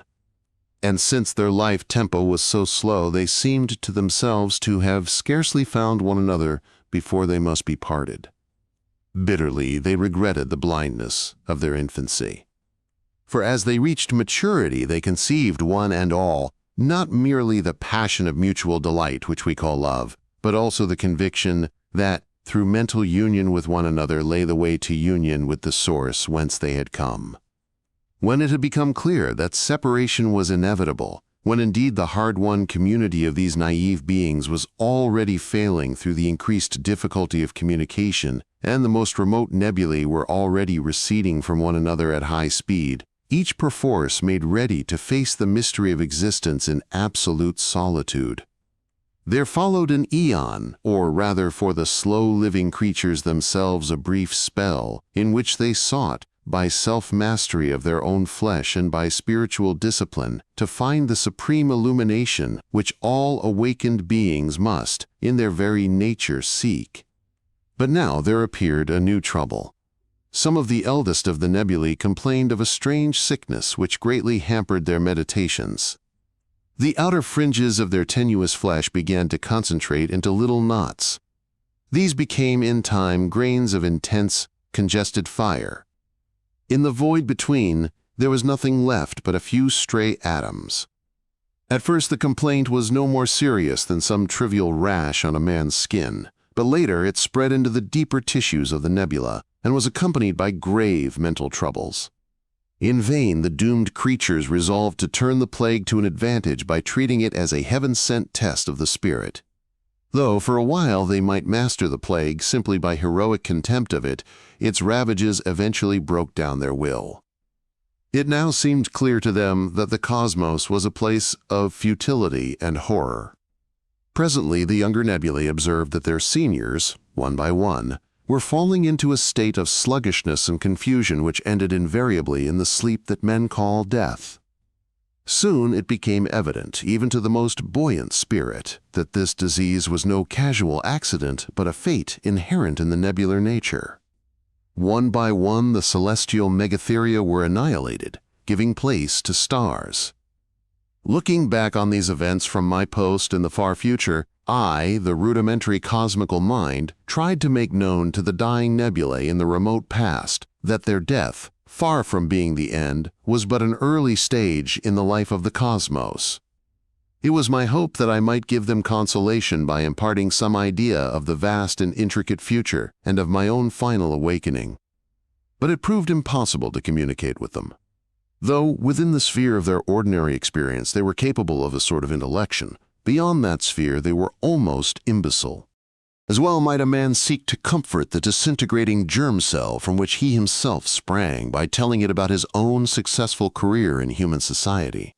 Since this attempt to comfort was vain, I put aside compassion and was content merely to follow to its conclusion the collapse of the nebular community. Judged by human standards, the agony was immensely prolonged. It began with the disintegration of the eldest nebulae into stars, and it lasted, or will last, long after the destruction of the final human race on Neptune. Indeed, the last of the nebulae did not sink into complete unconsciousness till many of the corpses of its neighbors had already been transformed into symbiotic societies of stars and minded worlds. But to the slow-living nebulae themselves, the plague seemed a galloping disease. One after the other, each great religious beast found itself at grips with the subtle enemy and fought a gallant, losing fight until stupor overwhelmed it. None ever knew that its crumbling flesh teemed with the young and swifter lives of stars, or that it was already sprinkled here and there with the incomparably smaller, incomparably swifter, and incomparably richer lives of creatures such as men, whose crowded ages of history were all compressed within the last few distressful moments of the primeval monsters. 2. The supreme moment nears. The discovery of nebular life deeply moved the incipient cosmical mind that I had become. Patiently I studied those almost formless megatheria, absorbing into my own composite being the fervor of their simple but deep-running nature. For these simple creatures sought their goal with a single-mindedness and passion eclipsing all the worlds and stars. With such earnest imagination did I enter into their history that I myself, the cosmical mind, was in a manner remade by contemplation of these beings. Considering from the nebular point of view the vast complexity and subtlety of the living worlds, I began to wonder whether the endless divagations of the worlds were really due so much to richness of being as to weakness of spiritual perception, so much to the immensely varied potentiality of their nature as to sheer lack of any intense controlling experience. A compass needle that is but feebly magnetized swings again and again to west and east, and takes long to discover its proper direction. One that is more sensitive will settle immediately toward the north. Had the sheer complexity of every world with its host of minute yet complex members merely confused its sense of the proper direction of all spirit? Had the simplicity and spiritual vigor of the earliest, hugest beings achieved something of highest value that the complexity and subtlety of the worlds could never achieve? But no. Excellent as the nebular mentality was in its own strange way, the stellar and the planetary mentalities had also their special virtues. And of all three, the planetary must be most prized, since it could best comprehend all three. I now allowed myself to believe that I, since I did at last include in my own being an intimate awareness not only of many galaxies but also of the first phase of cosmical life, might now with some justice regard myself as the incipient mind of the cosmos as a whole. But the awakened galaxies that supported me were still only a small minority of the total population of galaxies. By telepathic influence, I continued to help on those many galaxies that were upon the threshold of mental maturity. If I could include within the cosmical community of awakened galaxies some hundreds instead of a mere score of members, perhaps I myself, the communal mind, might be so strengthened as to rise from my present state of arrested mental infancy to something more like maturity. It was clear to me that even now, in my embryonic state, I was ripening for some new elucidation, and that with good fortune I might yet find myself in the presence of that which, in the human language of this book, has been called the Star Maker. At this time, my longing for that presence had become an overmastering passion. It seemed to me that the veil which still hid the source and goal of all nebulae and stars and worlds was already dissolving. That which had kindled so many myriad beings to worship, yet had clearly revealed itself to none, that toward which all beings had blindly striven, representing it to themselves by the images of a myriad divinities, was now, I felt, on the point of revelation to me, the marred but still growing spirit of the cosmos. I, who had myself been worshipped by hosts of my little members, I, whose achievement reached far beyond their dreams, was now oppressed, overwhelmed by the sense of my own littleness and imperfection. For the veiled presence of the Star Maker already overmastered me with dreadful power. The further I ascended along the path of the Spirit, the loftier appeared the heights that lay before me. For what I had once thought to be the summit fully revealed was now seen to be a mere foothill. Beyond lay the real ascent, steep, cragged, glacial, rising into the dark mist. Never, never should I climb that precipice. And yet I must go forward. Dread was overcome by irresistible craving. Meanwhile, under my influence, the immature galaxies one by one attained that pitch of lucidity which enabled them to join the cosmical community and enrich me with their special experience. But physically, the enfeeblement of the cosmos continued. By the time that half the total population of galaxies had reached maturity, it became clear that few more would succeed. Of living stars, very few were left in any galaxy. Of the host of dead stars, some, subjected to atomic disintegration, were being used as artificial suns and were surrounded by many thousands of artificial planets. But the great majority of the stars were now encrusted and themselves peopled. After a while, it became necessary to evacuate all planets, since the artificial suns were too extravagant of energy. The planet-dwelling races, therefore, one by one destroyed themselves, bequeathing the material of their worlds and all their wisdom to the inhabitants of the extinguished stars. Henceforth the cosmos, once a swarm of blazing galaxies, each a swarm of stars, was composed wholly of star corpses. These dark grains drifted through the dark void, like an infinitely tenuous smoke rising from an extinguished fire. Upon these motes, these gigantic worlds, the ultimate populations had created here and there with their artificial lighting a pale glow, invisible even from the innermost ring of lifeless planets. By far the commonest type of being in these stellar worlds was the intelligent swarm of minute worms or insectoids. But there were also many races of larger creatures of a very curious kind adapted to the prodigious gravitation of their giant worlds. Each of these creatures was a sort of living blanket.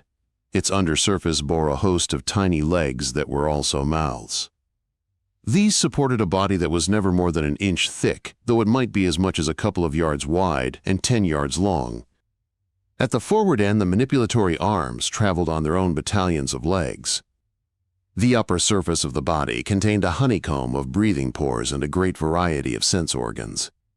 Between the two surfaces spread the organs of metabolism and the vast area of brain. Compared with the worm swarms and insect swarms, these tripe-like beings had the advantage of more secure mental unity and greater specialization of organs, but they were more cumbersome and less adapted to the subterranean life which was later to be forced on all populations.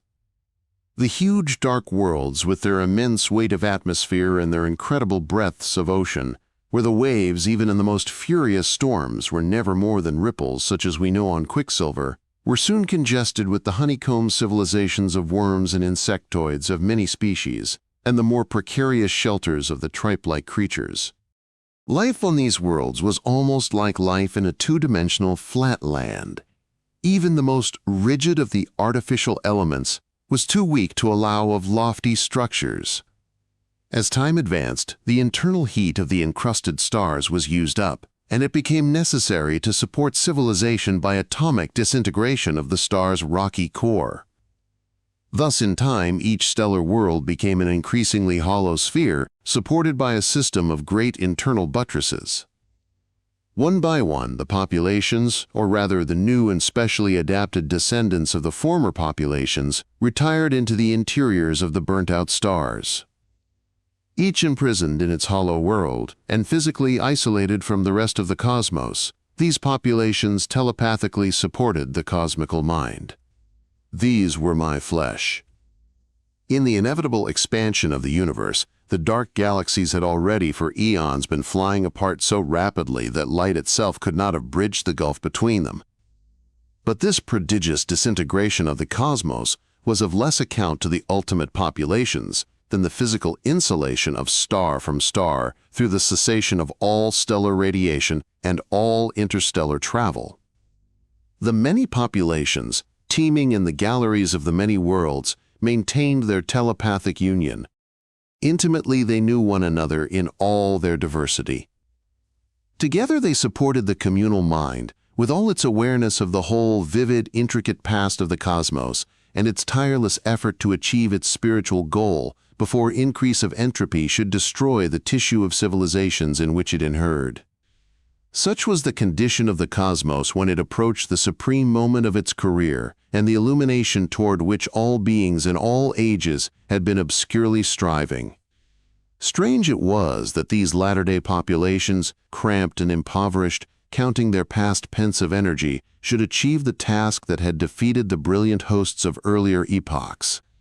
Theirs was indeed the case of the wren that outsoared the eagle. In spite of their straitened circumstances, they were still able to maintain the essential structure of a cosmical community and a cosmical mentality. And with native insight, they could use the past to deepen their wisdom far beyond the range of any past wisdom. The supreme moment of the cosmos was not or will not be a moment by human standards, but by cosmical standards it was indeed a brief instant. When little more than half the total population of many million galaxies had entered fully into the cosmical community, and it was clear that no more were to be expected, there followed a period of universal meditation. The populations maintained their straitened utopian civilizations, lived their personal lives of work and social intercourse, and at the same time, upon the communal plane, refashioned the whole structure of cosmical culture. Of this phase one shall say nothing. Suffice it that to each galaxy and to each world was assigned a special creative mental function, and that all assimilated the work of all. At the close of this period, I, the communal mind, emerged remade, as from a chrysalis, and for a brief moment, which was indeed the supreme moment of the cosmos, I faced the Star Maker. For the human author of this book, there is now nothing left of that age-long, that eternal moment which I experienced as the cosmical mind, save the recollection of a bitter beatitude, together with a few incoherent memories of the experience itself which fired me with that beatitude. Somehow I must tell something of that experience. Inevitably, I faced the task with a sense of abysmal incompetence. The greatest minds of the human race, through all the ages of human history, have failed to describe their moments of deepest insight. Then how dare I attempt this task? And yet I must. Even at the risk of well-merited ridicule and contempt and moral censure, I must stammer out what I have seen. If a shipwrecked seaman on his raft is swept helplessly past marvelous coasts and then home again, he cannot hold his peace. The cultivated may turn away in disgust at his rude accent and clumsy diction. The knowing may laugh at his failure to distinguish between fact and illusion. But speak he must. 3. The supreme moment and after. In the supreme moment of the cosmos, I, as the cosmical mind, seemed to myself to be confronted with the source and the goal of all finite things. I did not, of course, in that moment, sensuously perceive the infinite spirit, the star maker.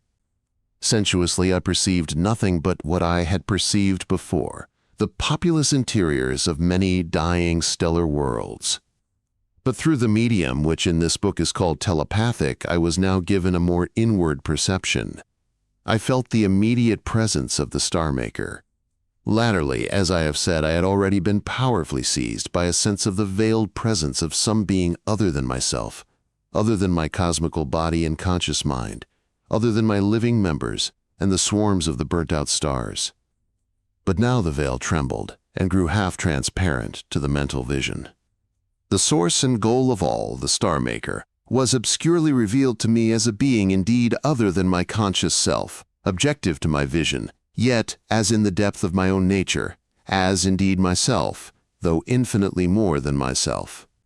It seemed to me that I now saw the star maker in two aspects, as the spirit's particular creative mode that had given rise to me, the cosmos, and also, most dreadfully, as something incomparably greater than creativity, namely, as the eternally achieved perfection of the absolute spirit.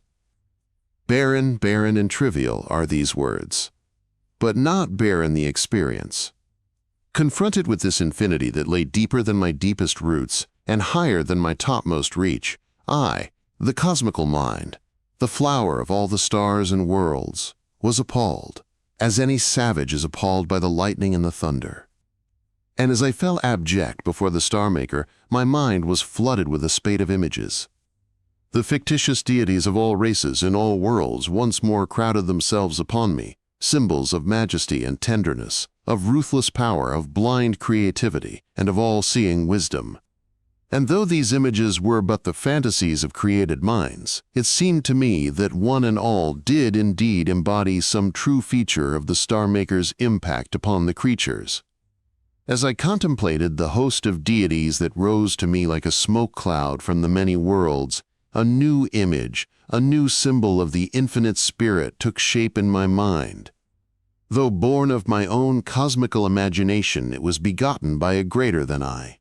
To the human writer of this book, little remains of that vision which so abashed and exalted me as the cosmical mind.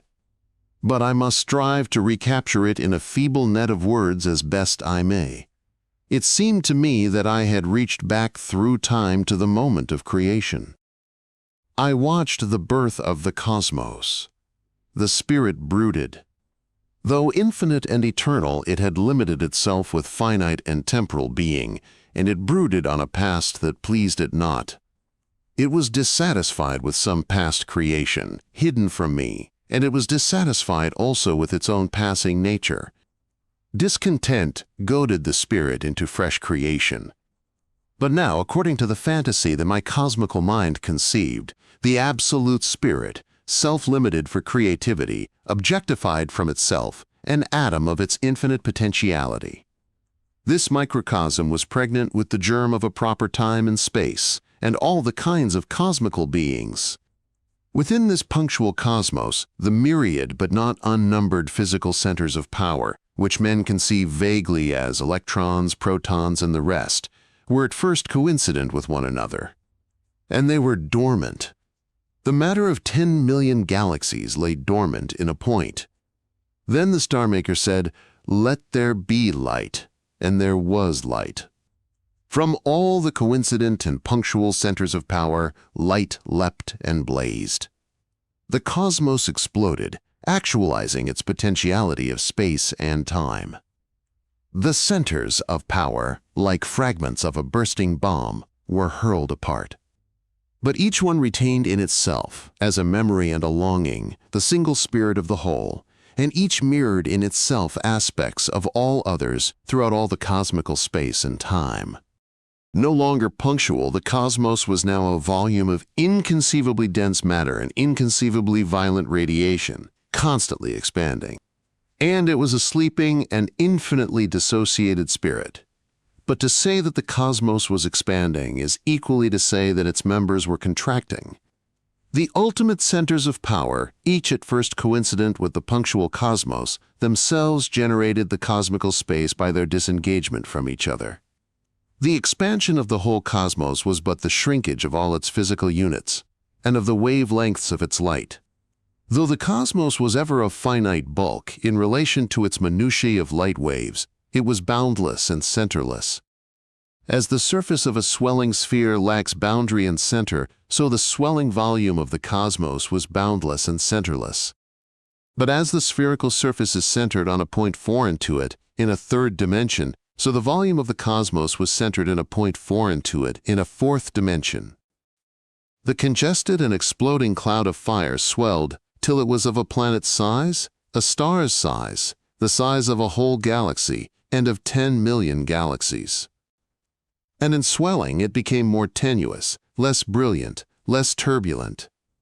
Presently the cosmical cloud was disrupted by the stress of its expansion, in conflict with the mutual clinging of its parts, disrupted into many million cloudlets, the swarm of the great nebulae. For a while these were as close to one another in relation to their bulk as the flocculations of a mottled sky. But the channels between them widened, till they were separated, as flowers on a bush, as bees in a flying swarm, as birds migrating, as ships on the sea. More and more rapidly they retreated from one another, and at the same time each cloud contracted, becoming first a ball of down, and then a spinning lens, and then a featured whirl of star streams. Still the cosmos expanded, till the galaxies that were most remote from one another were flying apart so swiftly that the creeping light of the cosmos could no longer bridge the gulf between them. But I, with imaginative vision, retained sight of them all. It was as though some hypercosmical and instantaneous light, issuing from nowhere in the cosmical space, illuminated all things inwardly. Once more, but in a new and cold and penetrating light, I watched all the lives of stars and worlds, and of the galactic communities, and of myself, up to the moment wherein now I stood, confronted by the infinity that men call God, and conceive according to their human cravings. I, too, now sought to capture the infinite spirit, the star-maker, in an image spun by my own finite though cosmical nature. For now it seemed that I suddenly outgrew the three-dimensional vision proper to all creatures, and that I saw with physical sight the star-maker. I saw, though nowhere in cosmical space, the blazing source of the hypercosmical light, as though it were an overwhelmingly brilliant point, a star, a sun more powerful than all suns together. It seemed to me that this effulgent star was the center of a four-dimensional sphere whose curved surface was the three-dimensional cosmos. This star of stars, this star that was indeed the star-maker, was perceived by me, its cosmical creature, for one moment before its splendor seared my vision. And in that moment I knew that I had indeed seen the very source of all cosmical light and life and mind, and of how much else besides I had as yet no knowledge. But this image, this symbol that my cosmical mind had conceived under the stress of inconceivable experience, broke, and was transformed in the very act of my conceiving it, so inadequate was it to the actuality of the experience. Harking back in my blindness to the moment of my vision, I now conceived that the star which was the star-maker and the immanent center of all existence had been perceived as looking down on me, his creature, from the height of his infinitude, and that when I saw him I immediately spread the poor wings of my spirit to soar up to him, only to be blinded and seared and struck down. It seemed to me, in the moment of my vision, that all the longing and hope of all finite spirits for union with the infinite spirit were strength to my wings. It seemed to me that the star, my maker, must surely stoop to meet me and raise me and enfold me in his radiance. For it seemed to me that I, the spirit of so many worlds, the flower of so many ages, was the church cosmical, fit at last to be the bride of God. But instead I was blinded and seared and struck down by terrible light. It was not only physical effulgence that struck me down in that supreme moment of my life. In that moment I guessed what mood it was of the infinite spirit that had in fact made the cosmos and constantly supported it, watching its tortured growth. And it was that discovery which felled me. For I had been confronted not by welcoming and kindly love, but by a very different spirit. And at once I knew that the Star Maker had made me not to be his bride, nor yet his treasured child, but for some other end. It seemed to me that he gazed down on me from the height of his divinity with the aloof though passionate attention of an artist judging his finished work, calmly rejoicing in its achievement, but recognizing at last the irrevocable flaws in its initial conception and already lusting for fresh creation. His gaze anatomized me with calm skill, dismissing my imperfections, and absorbing for his own enrichment all the little excellence that I had won in the struggle of the ages. In my agony, I cried out against my ruthless maker. I cried out that after all, the creature was nobler than the creator, for the creature loved and craved love, even from the star that was the Star Maker. But the creator, the Star Maker, neither loved nor had need of love. But no sooner had I, in my blinded misery, cried out, than I was struck dumb with shame. For suddenly it was clear to me that virtue in the Creator is not the same as virtue in the creature. For the Creator, if he should love his creature, would be loving only a part of himself. But the creature, praising the Creator, praises an infinity beyond himself. I saw that the virtue of the creature was to love and to worship, but the virtue of the Creator was to create, and to be the infinite, the unrealizable and incomprehensible goal of worshiping creatures. Once more, but in shame and adoration, I cried out to my Maker. I said, "It is enough, and far more than enough, to be the creature of so dread and lovely a spirit, whose potency is infinite, whose nature passes the comprehension even of a minded cosmos. It is enough to have been created, to have embodied for a moment the infinite and tumultuously creative spirit. It is infinitely more than enough to have been used, to have been the rough sketch for some perfected creation. And so there came upon me a strange peace and a strange joy. Looking into the future, I saw without sorrow, rather with quiet interest, my own decline and fall. I saw the populations of the stellar worlds use up more and more of their resources for the maintenance of their frugal civilizations. So much of the interior matter of the stars did they disintegrate, that their worlds were in danger of collapse. Some worlds did indeed crash in fragments upon their hollow centers, destroying the indwelling peoples. Most, before the critical point was reached, were remade, patiently taken to pieces and rebuilt upon a smaller scale. One by one, each star was turned into a world of merely planetary size. Some were no bigger than the moon. The populations themselves were reduced to a mere millionth of their original numbers, maintaining within each little hollow grain a mere skeleton civilization in conditions that became increasingly penurious. Looking into the future eons from the supreme moment of the cosmos, I saw the populations still with all their strength maintaining the essentials of their ancient culture, still living their personal lives in zest and endless novelty of action, still practicing telepathic intercourse between worlds, still telepathically sharing all that was of value in their respective world spirits, still supporting a truly cosmical community with its single cosmical mind.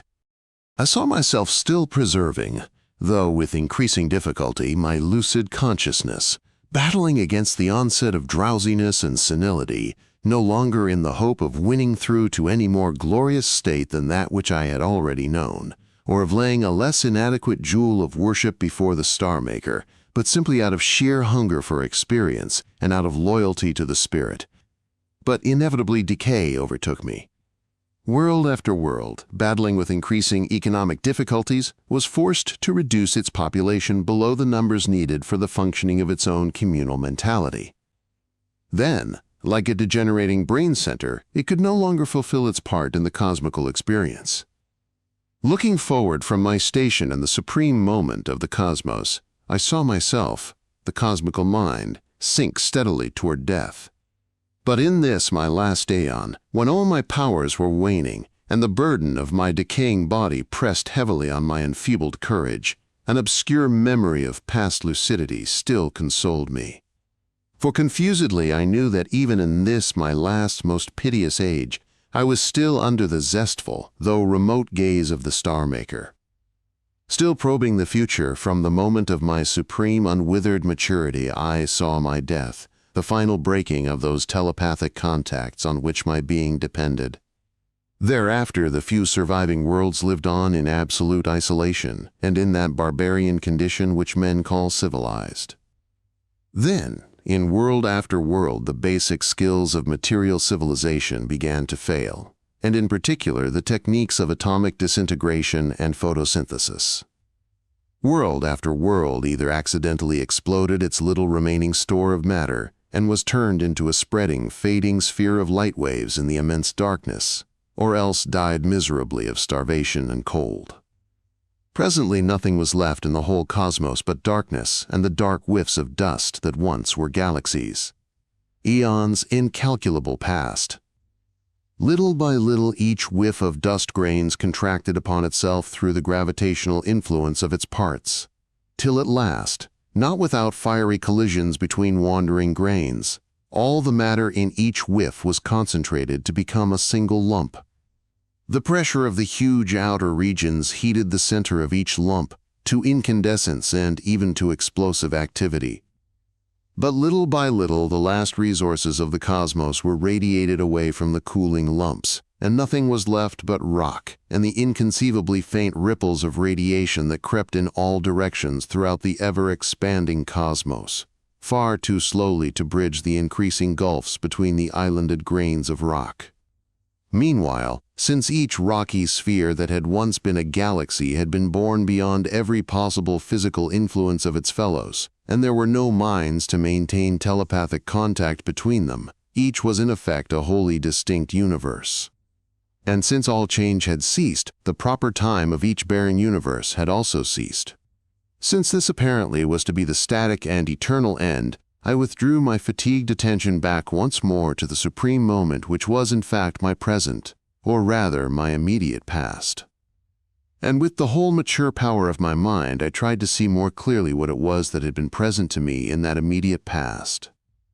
For in that instant when I had seen the blazing star that was the Star Maker, I had glimpsed, in the very eye of that splendor, strange vistas of being, as though in the depths of the hypercosmical past, and the hypercosmical future also, yet coexistent in eternity, lay cosmos beyond cosmos. Chapter 14. The Myth of Creation. A walker in mountainous country, lost in mist and groping from rock to rock, may come suddenly out of the cloud to find himself on the very brink of a precipice. Below he sees valleys and hills, plains, rivers, and intricate cities, the sea with all its islands, and overhead the sun.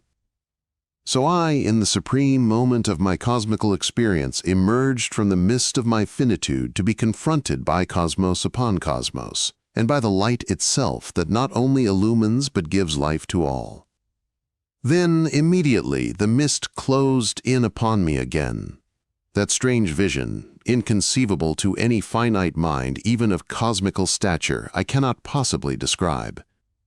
I, the little human individual, am now infinitely removed from it, and even to the cosmical mind itself it was most baffling. Yet if I were to say nothing whatever of the content of my adventure's crowning moment, I should belie the spirit of the whole. Though human language and even human thought itself are perhaps in their very nature incapable of metaphysical truth, something I must somehow contrive to express, even if only by metaphor. All I can do is to record, as best I may with my poor human powers, something of the vision's strange and tumultuous after-effect upon my own cosmical imagination, when the intolerable lucidity had already blinded me, and I gropingly strove to recollect what it was that had appeared.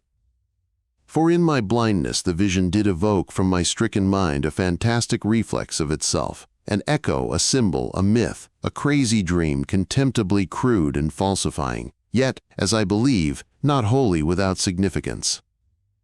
This poor myth, this mere parable I shall recount, so far as I can remember it in my merely human state. More I cannot do. But even this I cannot properly accomplish. Not once, but many times, I have written down an account of my dream and then destroyed it, so inadequate was it. With a sense of utter failure, I stammeringly report only a few of its more intelligible characters. One feature of the actual vision my myth represented in a most perplexing and inadequate manner. It declared that the supreme moment of my experience as the cosmical mind actually comprised eternity within it, and that within eternity there lay a multiplicity of temporal sequences wholly distinct from one another. For though in eternity all times are present, and the infinite spirit, being perfect, must comprise in itself the full achievement of all possible creations, yet this could not be unless in its finite, its temporal and creative mode, the infinite and absolute spirit conceived and executed the whole vast series of creations. For creation's sake, the eternal and infinite spirit entails time within its eternity, contains the whole protracted sequence of creations. In my dream, the Star Maker himself, as eternal and absolute spirit, timelessly contemplated all his works, but also as the finite and creative mode of the absolute spirit, he bodied forth his creations one after the other in a time sequence proper to his own adventure and growth. And further, each of his works, each cosmos, was itself gifted with its own peculiar time, in such a manner that the whole sequence of events within any single cosmos could be viewed by the Star Maker not only from within the cosmical time itself but also externally, from the time proper to his own life, with all the cosmical epochs coexisting together.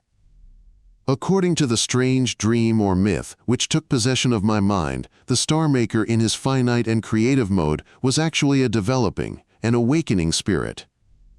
That he should be so and yet also eternally perfect is of course humanly inconceivable, but my mind, overburdened with superhuman vision, found no other means of expressing to itself the mystery of creation.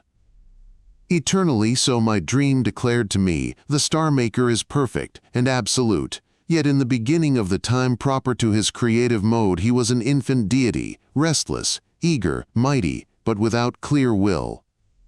He was equipped with all creative power. He could make universes with all kinds of physical and mental attributes.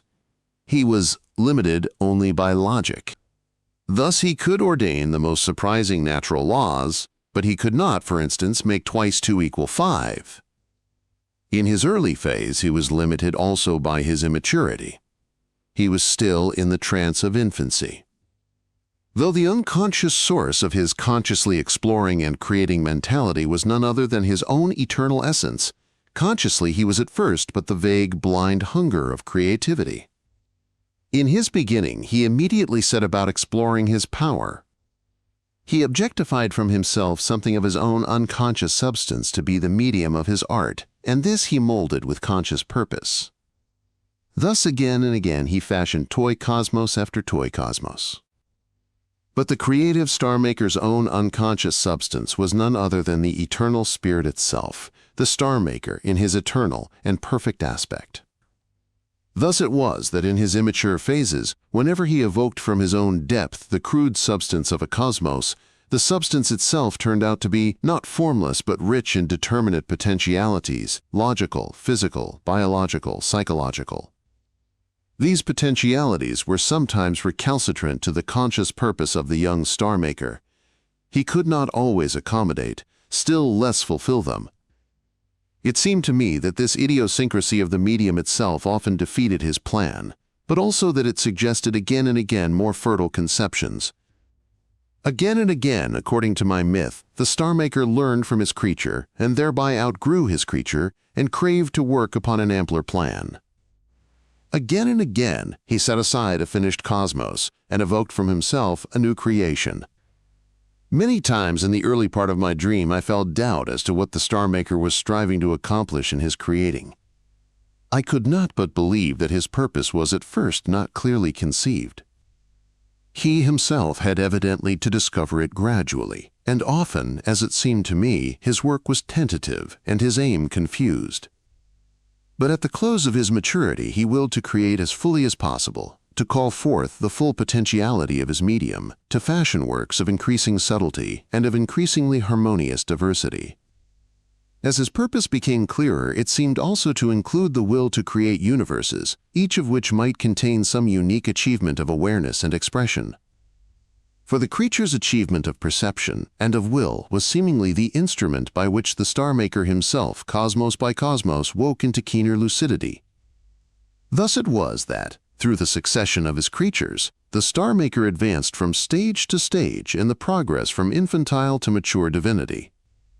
Thus it was that in the end he became what, in the eternal view, he already was in the beginning, the ground and crown of all things.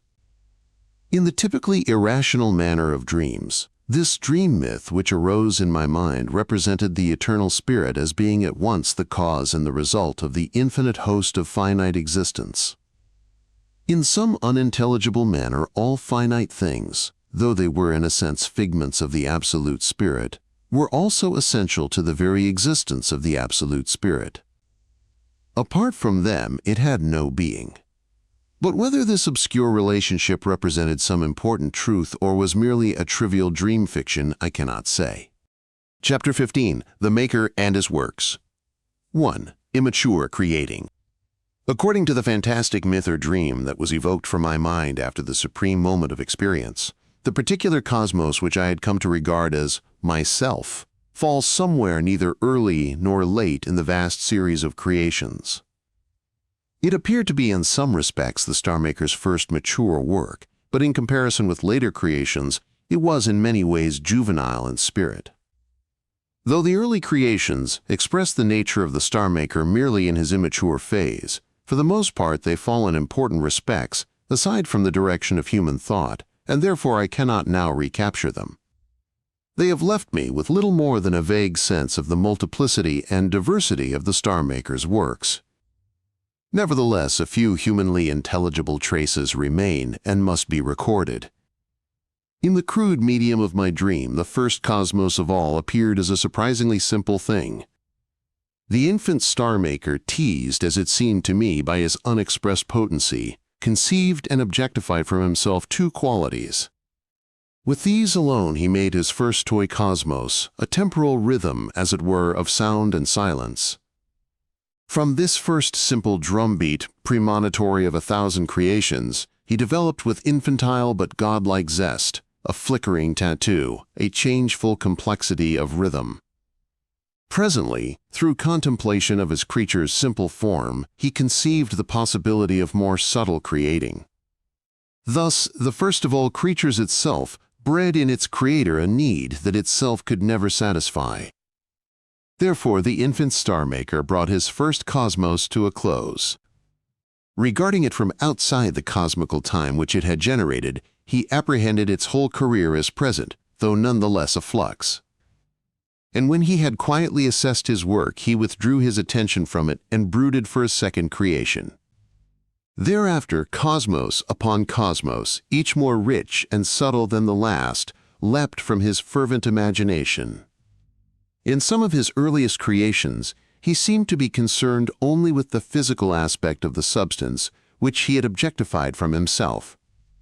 He was blind to its physical potentiality.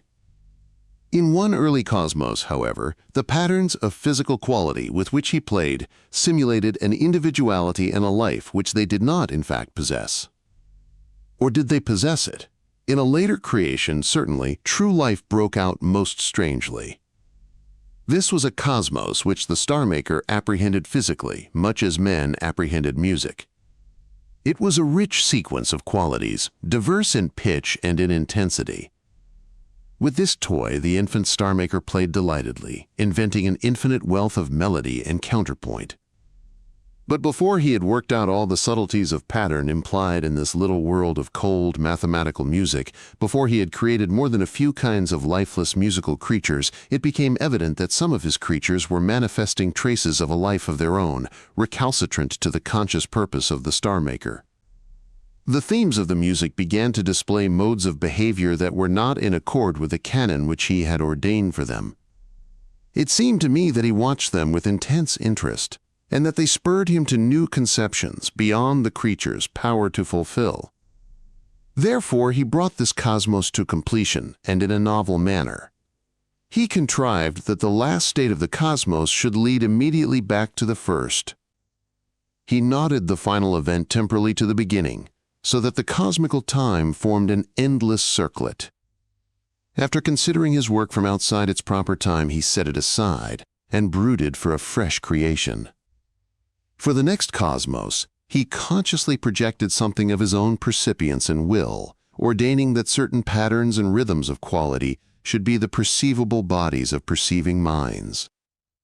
Seemingly, these creatures were intended to work together to produce the harmony which he had conceived for this cosmos, but instead, each sought to mold the whole cosmos in accordance with its own form. The creatures fought desperately and with self-righteous conviction. When they were damaged, they suffered pain. This, seemingly, was something which the young star maker had never experienced or conceived. With rapt, surprised interest and, as it seemed to me, with almost diabolical glee, he watched the antics and the sufferings of his first living creatures, till by their mutual strife and slaughter they had reduced this cosmos to chaos. Thenceforth, the star maker never for long ignored his creatures' potentiality for intrinsic life. It seemed to me, however, that many of his early experiments in vital creation went strangely awry, and that sometimes, seemingly in disgust with the biological, he would revert for a while to purely physical fantasies. I can only briefly describe the host of the early creations. Suffice it that they issued from the divine, though still infantile imagination, one after the other, like bright but trivial bubbles, gaudy with color, rich with all manner of physical subtleties, lyrical and often tragic with the loves and hates, the lusts and aspirations and communal enterprises of the star maker's early experimental conscious beings. Many of these early universes were non-spatial, though nonetheless physical. And of these non-spatial universes, not a few were of the musical type, in which space was strangely represented by a dimension corresponding to musical pitch, and capacious with myriads of tonal differences. The creatures appeared to one another as complex patterns and rhythms of tonal characters. They could move their tonal bodies in the dimension of pitch, and sometimes in other dimensions, humanly inconceivable. A creature's body was a more or less constant tonal pattern, with much the same degree of flexibility and minor changefulness as a human body. Also, it could traverse other living bodies in the pitch dimension, much as wave trains on a pond may cross one another. But though these beings could glide through one another, they could also grapple and damage one another's tonal tissues. Some, indeed, lived by devouring others, for the more complex needed to integrate into their own vital patterns the simpler patterns that exfoliated throughout the cosmos directly from the creative power of the star maker. The intelligent creatures could manipulate for their own ends elements wrenched from the fixed tonal environment, thus constructing artifacts of tonal pattern. Some of these served as tools for the more efficient pursuit of agricultural activities, by which they enhanced the abundance of their natural food. Universes of this non-spatial kind, though incomparably simpler and more meager than our own cosmos, were rich enough to produce societies capable not only of agriculture but of handicrafts, and even a kind of pure art that combined the characteristics of song and dance and verse. Philosophy, generally rather Pythagorean, appeared for the first time in a cosmos of this musical kind. In nearly all the star maker's works, as revealed in my dream, time was a more fundamental attribute than space. Though in some of his earliest creations he excluded time, embodying merely a static design, this plan was soon abandoned. It gave little scope to his skill. Moreover, since it excluded the possibility of life and mind, it was incompatible with all but the earliest phase of his interest. Space, my dream declared, appeared first as a development of a non-spatial dimension in a musical cosmos. The tonal creatures in this cosmos could move not merely up and down the scale, but sideways. In human music, particular themes may seem to approach or retreat, owing to variations of loudness and timbre. In a rather similar manner, the creatures in this musical cosmos could approach one another, or retreat and finally vanish out of earshot. In passing sideways, they traveled through continuously changing tonal environments. In a subsequent cosmos, this sideways motion of the creatures was enriched with true spatial experience. There followed creations with spatial characters of several dimensions, creations Euclidean and non-Euclidean, creations exemplifying a great diversity of geometrical and physical principles. Sometimes time, or space-time, was the fundamental reality of the cosmos, and the entities were but fleeting modifications of it. But more often, qualitative events were fundamental, and these were related in spatio-temporal manners. In some cases, the system of spatial relations was infinite, in others finite, though boundless. In some, the finite extent of space was of constant magnitude in relation to the atomic material constituents of the cosmos. In some, as in our own cosmos, it was manifested as in many respects expanding. In others, again, space contracted, so that the end of such a cosmos, rich perhaps in intelligent communities, was the collision and congestion of all its parts, and their final coincidence and vanishing into a dimensionless point. In some creations, expansion and ultimate quiescence were followed by contraction and entirely new kinds of physical activity. Sometimes, for example, gravity was replaced by anti-gravity. All large lumps of matter tended to burst asunder, and all small ones to fly apart from each other. In one such cosmos, the law of entropy also was reversed. Energy, instead of gradually spreading itself evenly throughout the cosmos, gradually piled itself upon the ultimate material units.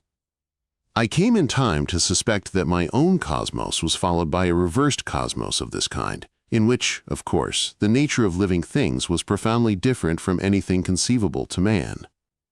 But this is a digression, for I am at present describing much earlier and simpler universes.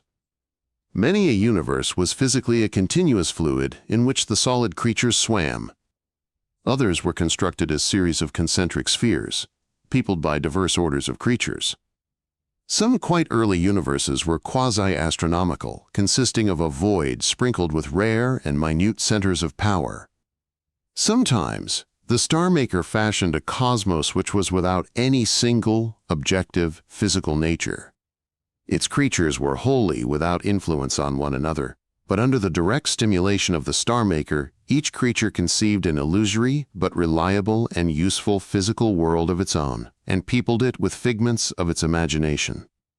These subjective worlds, the mathematical genius of the Star Maker, correlated in a manner that was perfectly systematic.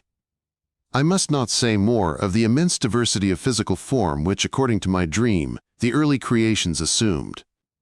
It is enough to mention that, in general, each cosmos was more complex, and in a sense more voluminous than the last, for in each the ultimate physical units were smaller in relation to the whole and more multitudinous. Also in each the individual conscious creatures were generally more in number and more diverse in type, and the most awakened in each cosmos reached a more lucid mentality than any creatures in the previous cosmos. Biologically and psychologically, the early creations were very diverse. In some cases there was a biological evolution, such as we know. A small minority of species would precariously ascend toward greater individuation and mental clarity. In other creations, the species were biologically fixed, and progress, if it occurred, was wholly cultural. In a few most perplexing creations, the most awakened state of the cosmos was at the beginning, and the Star Maker calmly watched this lucid consciousness decay. Sometimes a cosmos started as a single lowly organism with an internal, non-organic environment. It then propagated by fission into an increasing host of increasingly small and increasingly individuated and awakened creatures. In some of these universes, evolution would continue till the creatures became too minute to accommodate the complexity of organic structure necessary for intelligent minds. The Star Maker would then watch the cosmical societies desperately striving to circumvent the fated degeneration of their race. In some creations, the crowning achievement of the cosmos was a chaos of mutually unintelligible societies, each devoted to the service of some one mode of the spirit and hostile to all others.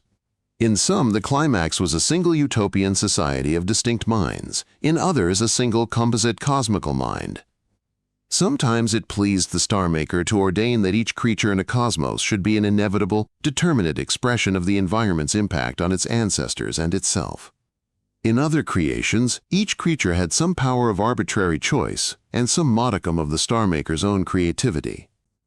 So it seemed to me in my dream, but even in my dream I suspected that to a more subtle observer both kinds would have appeared as in fact determinate, and yet both of them also spontaneous and creative. In general, the Star Maker, once he had ordained the basic principles of a cosmos and created its initial state, was content to watch the issue.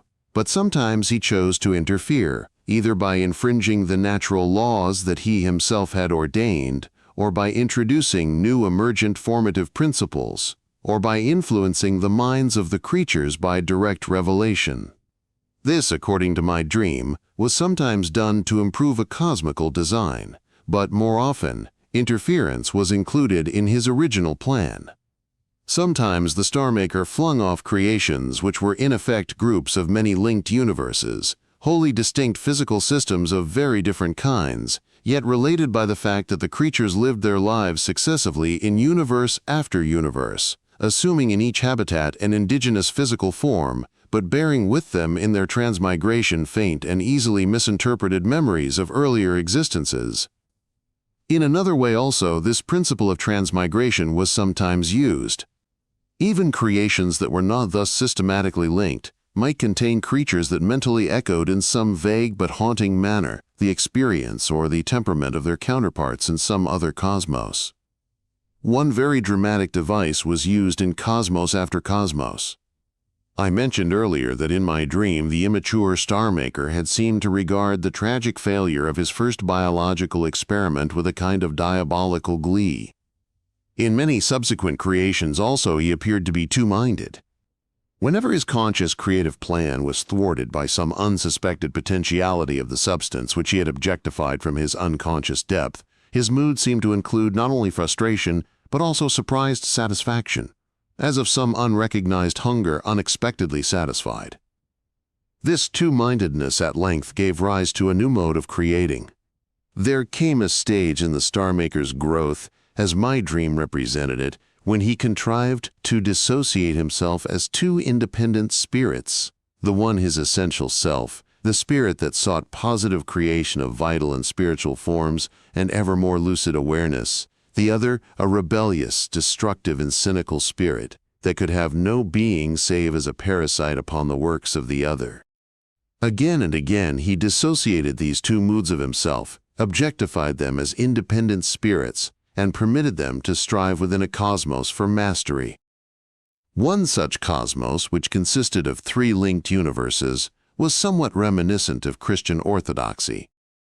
The first of these linked universes was inhabited by generations of creatures gifted with varying degrees of sensibility, intelligence, and moral integrity.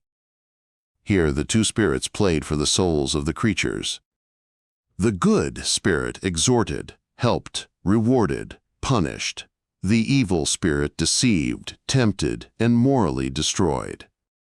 At death, the creatures passed into one or other of the two secondary universes, which constituted a timeless heaven and a timeless hell.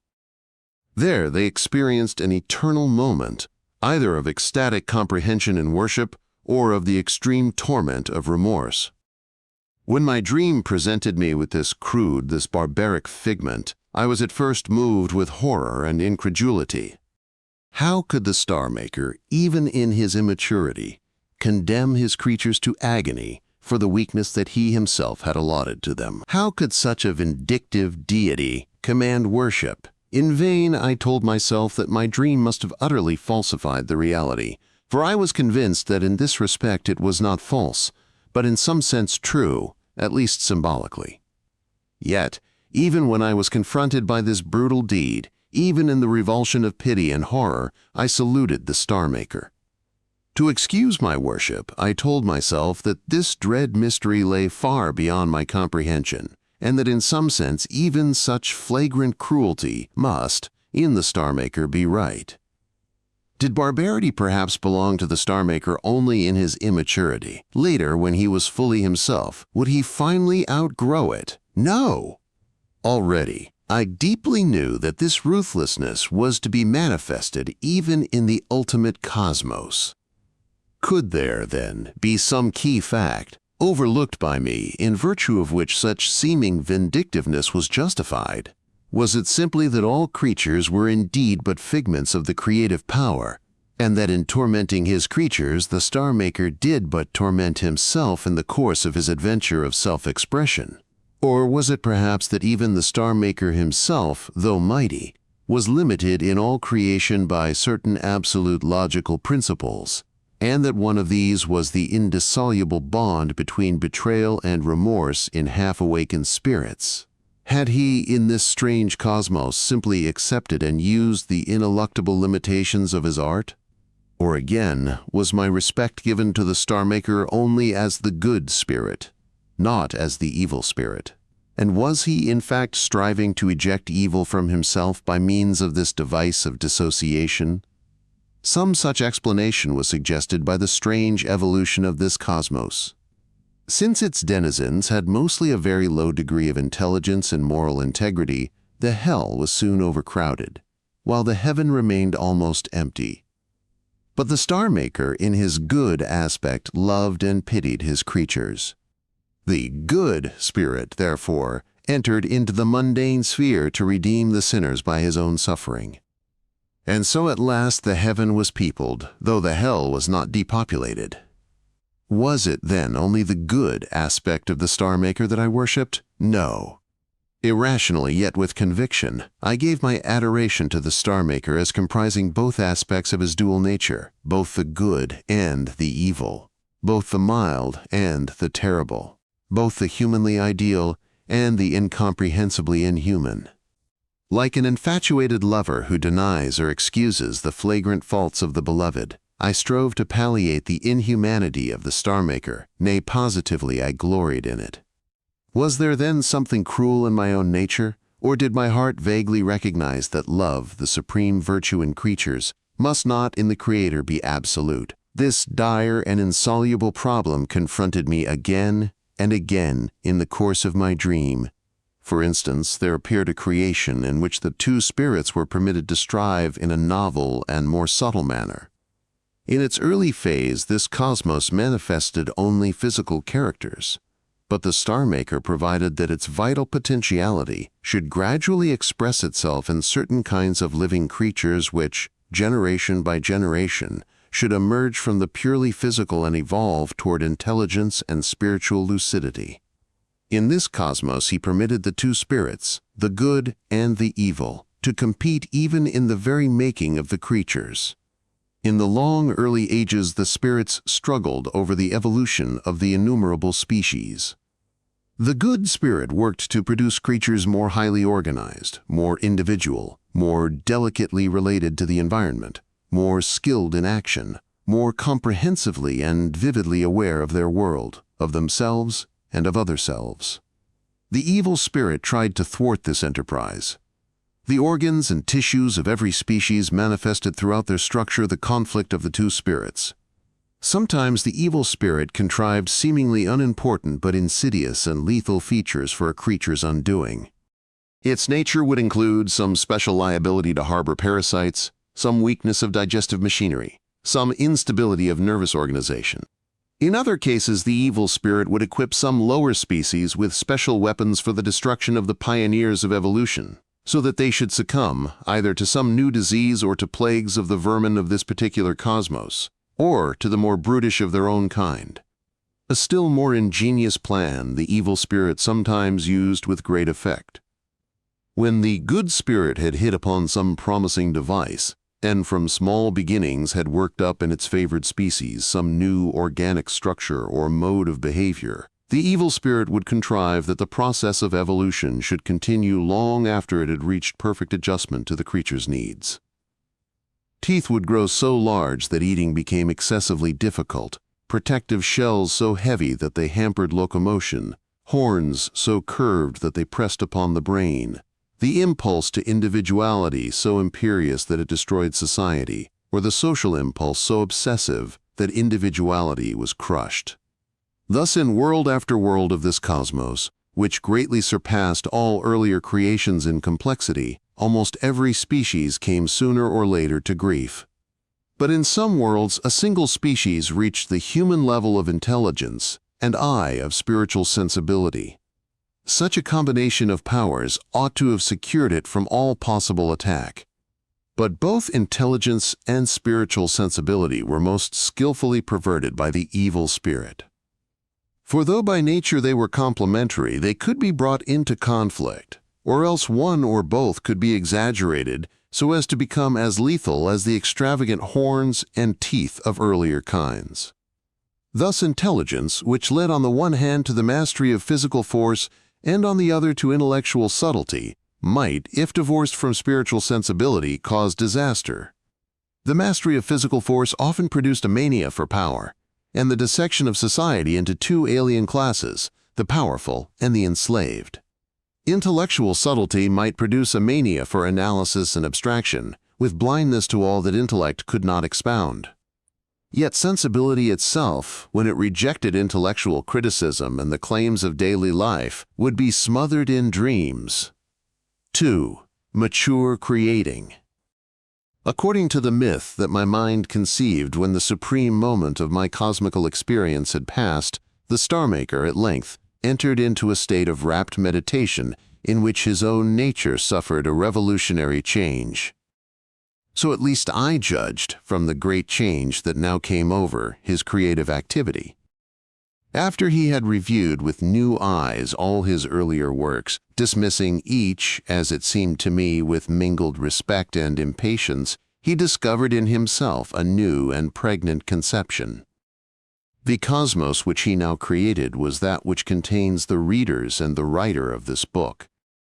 In its making he used, but with more cunning art, many of the principles which had already served him in earlier creations, and he wove them together to form a more subtle and more capacious unity than ever before. It seemed to me in my fantasy that he approached this new enterprise in a new mood. Each earlier cosmos appeared to have been fashioned with conscious will to embody certain principles, physical, biological, psychological. As has already been reported, there often appeared a conflict between his intellectual purpose and the raw nature which he had evoked for his creature out of the depth of his own obscure being. This time, however, he dealt more sensitively with the medium of his creation. The crude spiritual material, which he objectified from his own hidden depth for the formation of his new creature, was molded to his still tentative purpose, with more sympathetic intelligence, with more respect for its nature and its potentiality, though with detachment from its more extravagant demands. To speak thus of the universal creative spirit is almost childishly anthropomorphic. For the life of such a spirit, if it exists at all, must be utterly different from human mentality and utterly inconceivable to man. Nevertheless, since this childish symbolism did force itself upon me, I record it. In spite of its crudity, perhaps it does contain some genuine reflection of the truth, however distorted. Since the new creation, there occurred a strange kind of discrepancy between the Star Maker's own time and the time proper to the cosmos itself. Hitherto, though he could detach himself from the cosmical time when the cosmical history had completed itself, and observe all the cosmical ages as present, he could not actually create the later phases of a cosmos before he had created the earlier. In his new creation, he was not thus limited. Thus, although this new cosmos was my own cosmos, I regarded it from a surprising angle of vision. No longer did it appear as a familiar sequence of historical events beginning with the initial physical explosion and advancing to the final death. I saw it now not from within the flux of the cosmical time, but quite otherwise. I watched the fashioning of the cosmos in the time proper to the Star Maker, and the sequence of the Star Maker's creative acts was very different from the sequence of historical events. First he conceived from the depth of his own being a something, neither mind nor matter, but rich in potentiality, and in suggestive traits, gleams, hints for his creative imagination. Over this fine substance for a long while he pondered. It was a medium in which the one and the many demanded to be most subtly dependent upon one another, in which all parts and all characters must pervade and be pervaded by all other parts and all other characters, in which each thing must seemingly be but an influence in all other things, and yet the whole must be no other than the sum of all its parts, and each part an all-pervading determination of the whole. It was a cosmical substance in which any individual spirit must be, mysteriously, at once an absolute self and a mere figment of the whole. This most subtle medium the Star-Maker now rough-hewed into the general form of a cosmos. Thus he fashioned a still indeterminate space-time, as yet quite ungeometrized, an amorphous physicality with no clear quality or direction, no intricacy of physical laws, a more distinctly conceived vital trend and epic adventure of mentality, and a surprisingly definite climax and crown of spiritual lucidity. This last, though its situation in the cosmical time was for the most part late, was given a certain precision of outline earlier in the sequence of creative work than any other factor in the cosmos. And it seemed to me that this was so because the initial substance itself so clearly exposed its own potentiality for some such spiritual form. Thus it was that the Star-Maker at first almost neglected the physical minutiae of his work, neglected also the earlier ages of cosmical history, and devoted his skill at first almost entirely to shaping the spiritual climax of the whole creature. Not till he had blocked in unmistakably the most awakened phase of the cosmical spirit did he trace any of the variegated psychological trends which, in the cosmical time, should lead up to it. Not till he had given outline to the incredibly diverse themes of mental growth did he give attention fully to constructing the biological evolutions and the physical and geometrical intricacy which could best evoke the more subtle potentialities of his still rough-hewn cosmical spirit. But, as he geometrized, he also intermittently turned again to modify and elucidate the spiritual climax itself. Not till the physical and geometrical form of the cosmos was almost completely fashioned could he endow the spiritual climax with fully concrete individuality.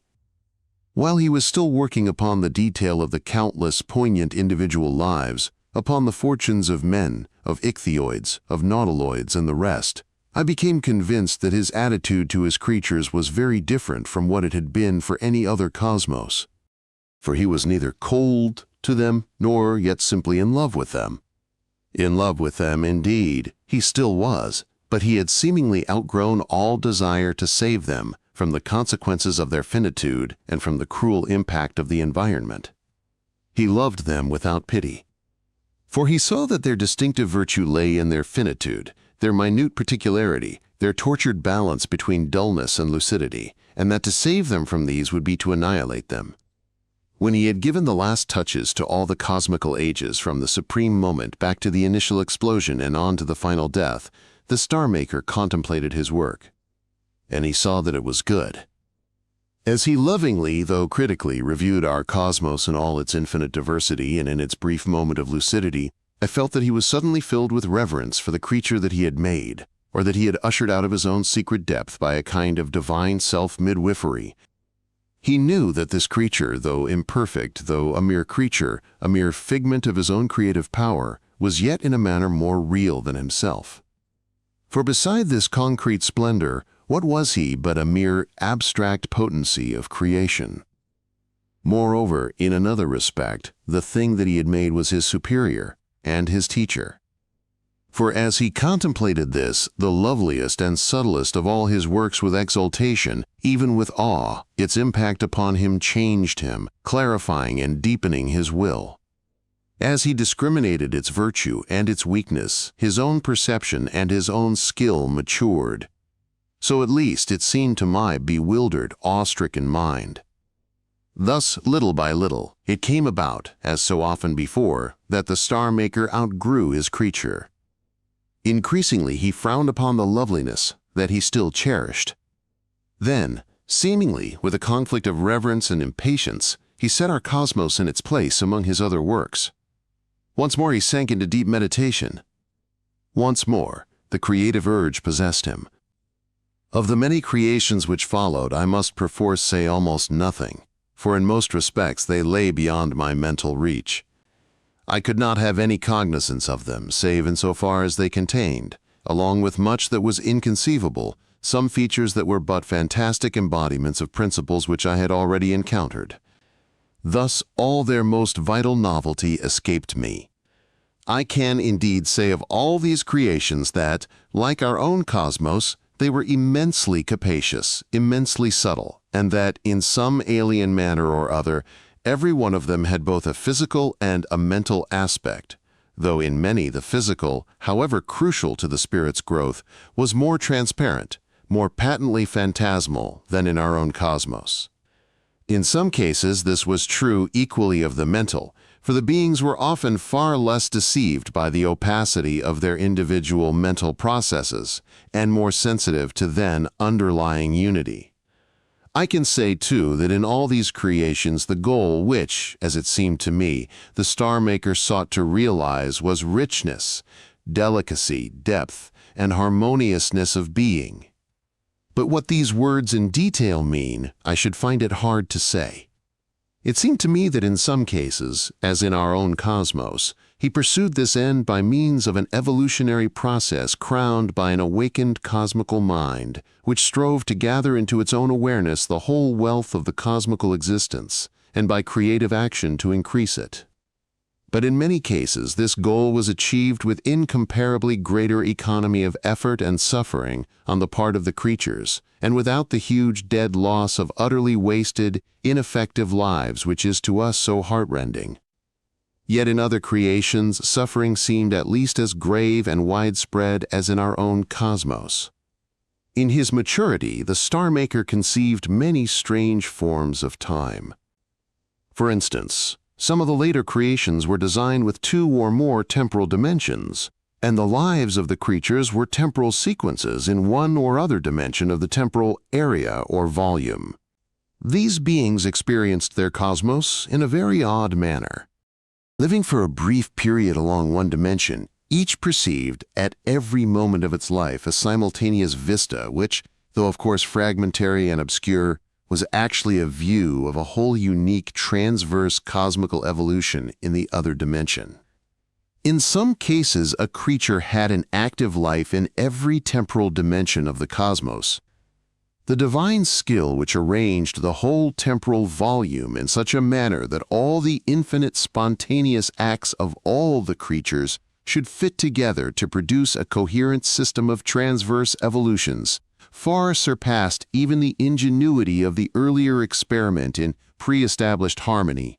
In other creations, a creature was given only one life, but this was a zigzag line, alternating from one temporal dimension to another, according to the quality of the choices that the creature made. Strong or moral choices led in one temporal direction, weak or immoral choices in another. In one inconceivably complex cosmos, whenever a creature was faced with several possible courses of action, it took them all, thereby creating many distinct temporal dimensions and distinct histories of the cosmos. Since in every evolutionary sequence of the cosmos there were very many creatures, and each was constantly faced with many possible courses, and the combinations of all their courses were innumerable, an infinity of distinct universes exfoliated from every moment of every temporal sequence in this cosmos. In some creations, each being had sensory perception of the whole physical cosmos from many spatial points of view, or even from every possible point of view. In the latter case, of course, the perception of every mind was identical in spatial range, but it varied from mind to mind in respect of penetration or insight. This depended on the mental caliber and disposition of particular minds. Sometimes these beings had not only omnipresent perception but omnipresent volition. They could take action in every region of space, though with varying precision and vigor according to their mental caliber. In a manner they were disembodied spirits, striving over the physical cosmos like chess players, or like Greek gods over the Trojan plain. In other creations, though there was indeed a physical aspect, there was nothing corresponding to the familiar systematic physical universe. The physical experience of the beings was wholly determined by their mutual impact on one another. Each flooded its fellows with sensory images, the quality and sequence of which were determined according to psychological laws of the impact of mind on mind. In other creations, the processes of perception, memory, intellection, and even desire and feeling were so different from ours as to constitute, in fact, a mentality of an entirely different order. Of these minds, though I seem to catch remote echoes of them, I cannot say anything. Or rather, though I cannot speak of the alien psychical modes of these beings, one very striking fact about them I can record. However incomprehensible their basic mental fibers and the patterns into which these were woven, in one respect all these beings came fleetingly within my comprehension. However foreign to me their lives, in one respect they were my kin. For all these cosmical creatures, senior to me and more richly endowed, constantly faced existence in the manner that I myself still haltingly strove to learn. Even in pain and grief, even in the very act of moral striving and of white-hot pity, they met fate's issue with joy. Perhaps the most surprising and heartening fact that emerged from all my cosmical and hypercosmical experience was this kinship and mutual intelligibility of the most alien beings in respect of the pure spiritual experience. But I was soon to discover that in this connection I had still much to learn. 3. The ultimate cosmos and the eternal spirit. In vain, my fatigued, my tortured attention strained to follow the increasingly subtle creations which, according to my dream, the Star Maker conceived. Cosmos after cosmos issued from his fervent imagination, each one with a distinctive spirit infinitely diversified, each in its fullest attainment more awakened than the last, but each one less comprehensible to me. At length, so my dream, my myth, declared, the Star Maker created his ultimate and most subtle cosmos, for which all others were but tentative preparations. Of this final creature, I can say only that it embraced within its own organic texture the essences of all its predecessors, and far more besides. It was like the last movement of a symphony which may embrace, by the significance of its themes, the essence of the earlier movements, and far more besides. This metaphor extravagantly understates the subtlety and complexity of the ultimate cosmos.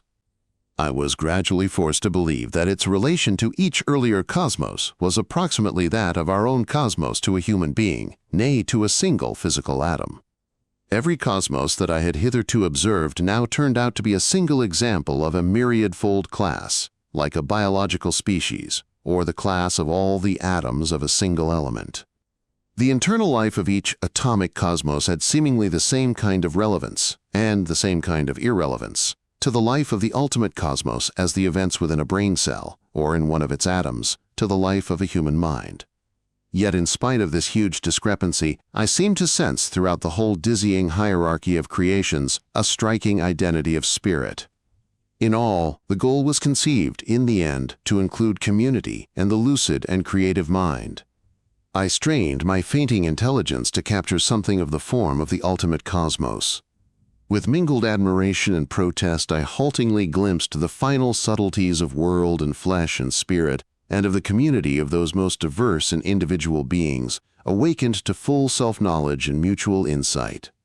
But as I strove to hear more inwardly into that music of concrete spirits in countless worlds, I caught echoes not merely of joys unspeakable, but of griefs inconsolable.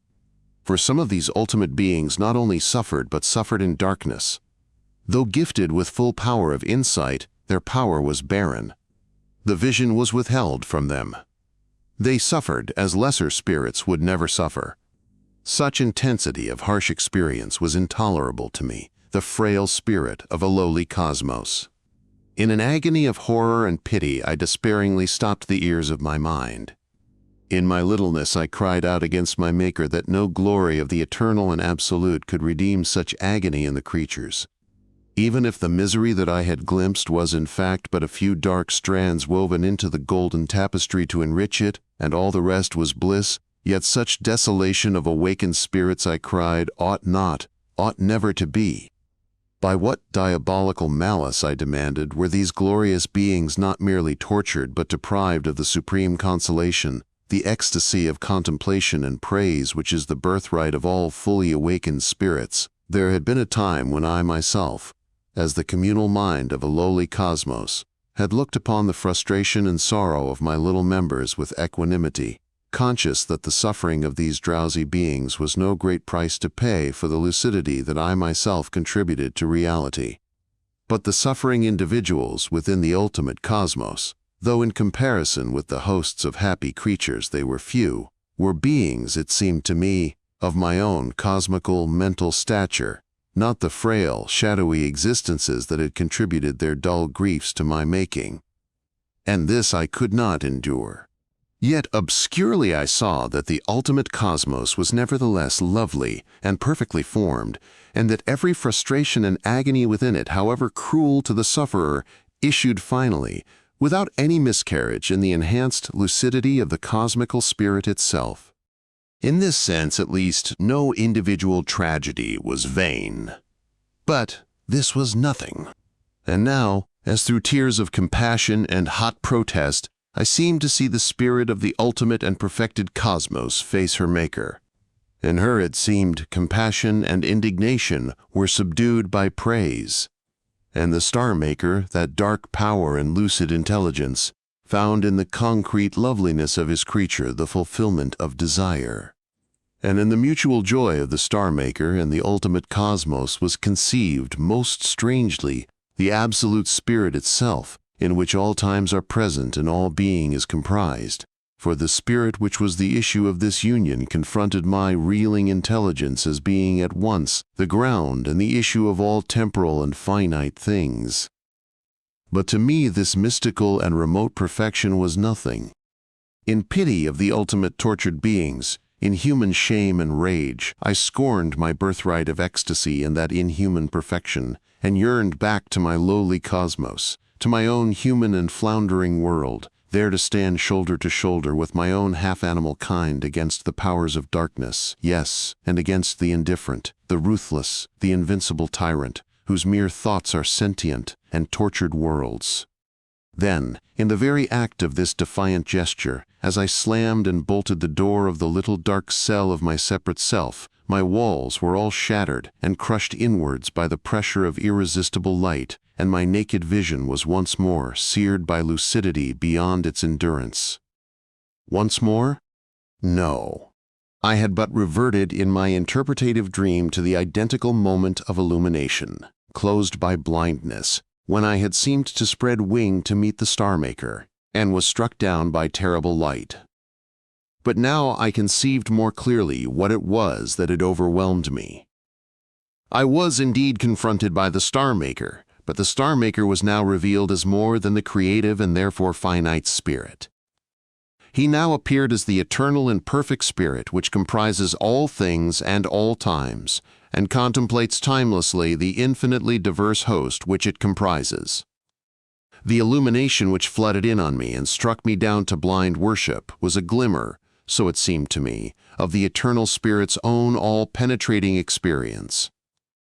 It was with anguish and horror, and yet with acquiescence, even with praise, that I felt or seemed to feel something of the eternal spirit's temper as it apprehended in one intuitive and timeless vision all our lives. Here was no pity, no proffer of salvation, no kindly aid. Or here were all pity and all love, but mastered by a frosty ecstasy. Our broken lives, our loves, our follies, our betrayals, our forlorn and gallant defenses were one and all calmly anatomized, assessed, and placed.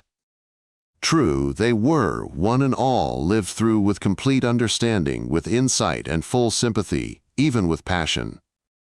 But sympathy was not ultimate in the temper of the eternal spirit. Contemplation was. Love was not absolute. Contemplation was.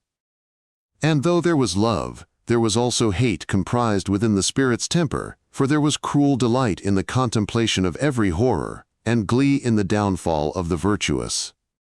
All passions, it seemed, were comprised within the spirit's temper, but mastered, icily gripped within the cold, clear, crystal ecstasy of contemplation. That this should be the upshot of all our lives, this scientist's, no, artist's keen appraisal, and yet I worshipped. But this was not the worst. For in saying that the spirit's temper was contemplation, I imputed to it a finite human experience and an emotion, thereby comforting myself, even though with cold comfort. But in truth, the eternal spirit was ineffable. Nothing, whatever, could be truly said about it. Even to name it spirit was perhaps to say more than was justified. Yet to deny it, that name would be no less mistaken, for whatever it was more, not less, than spirit, more, not less, than any possible human meaning of that word. And from the human level, even from the level of a cosmical mind, this more, obscurely and agonizingly glimpsed, was a dread mystery, compelling adoration. Chapter 16. Epilogue. Back to Earth. I woke on the hill. The street lamps of our suburb outshone the stars. The reverberation of the clock's stroke was followed by 11 strokes more. I singled out our window. A surge of joy, of wild joy, swept me like a wave. Then peace. The littleness but the intensity of earthly events, gone, abolished in an instant, was the hypercosmical reality, the wild fountain of creations, and all the spray of worlds. Vanished, transmuted into fantasy and into sublime irrelevance. The littleness but the intensity of this whole grain of rock with its film of ocean and of air and its discontinuous variegated tremulous film of life, of the shadowy hills, of the sea vague, horizonless, of the pulsating Cepheid lighthouse, of the clanking railway trucks. My hand caressed the pleasant harshness of the heather. Vanished, the hypercosmical apparition. Not such as I had dreamed must the real be, but infinitely more subtle, more dread, more excellent, and infinitely nearer home. Yet, however false, the vision in detail of structure, even perhaps in its whole form, in temper surely it was relevant, in temper perhaps it was even true. The real itself, surely, had impelled me to conceive that image, false in every theme and facet, yet in spirit true. The stars wanly trembled above the street lamps. Great suns? Or feeble sparks in the night sky? Suns, it was vaguely rumored. Lights at least to steer by, and to beckon the mind from the terrestrial flurry, but piercing the heart with their cold spears. Sitting there on the heather, on our planetary grain, I shrank from the abysses that opened up on every side, and in the future. The silent darkness, the featureless unknown, were more dread than all the terrors that imagination had mustered. Peering, the mind could see nothing sure, nothing in all human experience to be grasped as certain, except uncertainty itself, nothing but obscurity gendered by a thick haze of theories. Man's science was a mere mist of numbers, his philosophy but a fog of words. His very perception of this rocky grain and all its wonders was but a shifting and a lying apparition. Even oneself, that seeming central fact, was a mere phantom, so deceptive that the most honest of men must question his own honesty, so insubstantial that he must even doubt his very existence.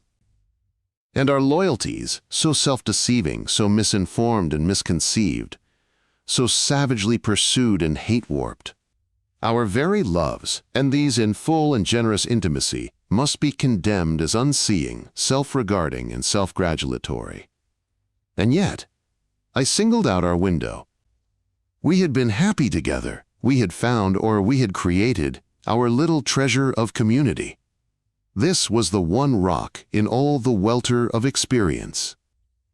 This, not the astronomical and hyper-cosmical immensity, nor even the planetary grain, this alone, was the solid ground of existence. On every side was confusion, a rising storm, great waves already drenching our rock. And all around, in the dark welter, faces and appealing hands, half seen and vanishing. And the future? Black with the rising storm of this world's madness, though shot through with flashes of a new and violent hope, the hope of a sane, a reasonable, a happier world. Between our time and that future, what horror lay in store? Oppressors would not meekly give way. And we too, accustomed only to security and mildness, were fit only for a kindly world, wherein, none being tormented, none turns desperate. We were adapted only to fair weather, for the practice of the friendly but not too difficult, not heroical virtues, in a society both secure and just. Instead, we found ourselves in an age of titanic conflict, when the relentless powers of darkness and the ruthless because desperate powers of light were coming to grips for a death struggle in the world's torn heart, when grave choices must be made in crisis after crisis, and no simple or familiar principles were adequate. Beyond our estuary, a red growth of fire sprang from a foundry. At hand, the dark forms of the gorse lent mystery to the suburb's foot-worn moor. In imagination I saw, behind our own hill's top, the further and unseen hills. I saw the plains and woods and all the fields, each with its myriads of particular blades. I saw the whole land curving down from me, over the planet's shoulder. The villages were strung together on a mesh of roads, steel lines, and humming wires. Mist drops on a cobweb. Here and there, a town displayed itself as an expanse of light, a nebulous luminosity, sprinkled with stars. Beyond the plains, London, neon-lit, seething, was a microscope slide drawn from foul water and crowded with nosing animalcules. Animalcules? In the stars' view, no doubt, these creatures were mere vermin, yet each to itself, and sometimes one to another, was more real than all the stars. Gazing beyond London, imagination detected the dim stretch of the Channel, and then the whole of Europe, a patchwork of tillage and sleeping industrialism. Beyond poplared Normandy spread Paris, with the towers of Notre Dame tipped slightly by reason of Earth's curvature. Further on, the Spanish night was ablaze with the murder of cities. Away to the left lay Germany, with its forests and factories, its music, its steel helmets. In cathedral squares I seemed to see the young men ranked together in thousands, exalted, possessed, saluting the flood-lit Führer. In Italy, too, land of memories and illusions, the mob's idol spellbound the young.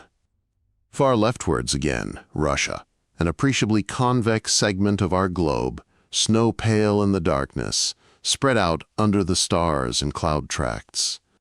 Inevitably, I saw the spires of the Kremlin confronting the Red Square. There Lenin lay, victorious. Far off, at the foot of the Urals, imagination detected the ruddy plumes and smoke pall of Magnitostroy. Beyond the hills there gleamed a hint of dawn, for day, at my midnight, was already pouring westward across Asia, overtaking with its advancing front of gold, and rose the tiny smoke caterpillar of the Trans-Siberian Express. To the north, the iron-hard Arctic oppressed the exiles in their camps. Far southward lay the rich valleys and plains that once cradled our species. But there I now saw railway lines ruled across the snow. In every village, Asiatic children were waking to another school day and to the legend of Lenin. South again, the Himalayas, snow-clad from waist to crest, looked over the rabble of their foothills into crowded India. I saw the dancing cotton plants and the wheat and the sacred river that bore the waters of Kemet, past rice fields and crocodile shallows, past Calcutta with its shipping and its offices, down to the sea. From my midnight, I looked into China. The morning sun glanced from the flooded fields and gilded the ancestral graves. The Yangtze, a gleaming, crumpled thread, rushed through its gorge. Beyond the Korean ranges and across the sea stood Fujiyama, extinct and formal. Around it, a volcanic population welled and seethed in that narrow land, like lava in a crater. Already it spilled over Asia, a flood of armies and of trade. Imagination withdrew and turned to Africa. I saw the man-made thread of water that joins west to east, then minarets, pyramids, the ever-waiting Sphinx. Ancient Memphis itself now echoed with the rumor of Magnitostroy. Far southward, black men slept beside the Great Lakes. Elephants trampled the crops. Further still, where Dutch and English profit by the Negro millions, those hosts were stirred by vague dreams of freedom. Peering beyond the whole bulge of Africa, beyond cloud-spread Table Mountain, I saw the Southern Ocean, black with storms, and then the ice cliffs with their seals and penguins, and the high snowfields of the one unpeopled continent. Imagination faced the midnight sun, crossed the pole and passed Erebus, vomiting hot lava down his ermine. Northward it sped over the summer sea past New Zealand, that freer but less conscious Britain, to Australia, where clear-eyed horsemen collect their flocks. Still peering eastward from my hill, I saw the Pacific, strewn with islands. And then the Americas, where the descendants of Europe long ago mastered the descendants of Asia through priority in the use of guns, and the arrogance that guns breed. Beside the further ocean, north and south, lay the old New World, the River Plate and Rio, the New England cities, radiating center of the old new style of life and thought. New York, dark against the afternoon sun, was a cluster of tall crystals, a Stonehenge of modern megaliths. Round these, like fishes nibbling at the feet of waiters, the great liners crowded. Out at sea also I saw them, and the plunging freighters forging through the sunset, portholes and decks aglow. Stokers sweated at furnaces, lookout men in crow's nests shivered, dance music, issuing from open doors, was drowned by the wind. The whole planet, the whole rock grain with its busy swarms, I now saw as an arena where two cosmical antagonists, two spirits, were already preparing for a critical struggle, already assuming terrestrial and local guise, and coming to grips in our half-awakened minds.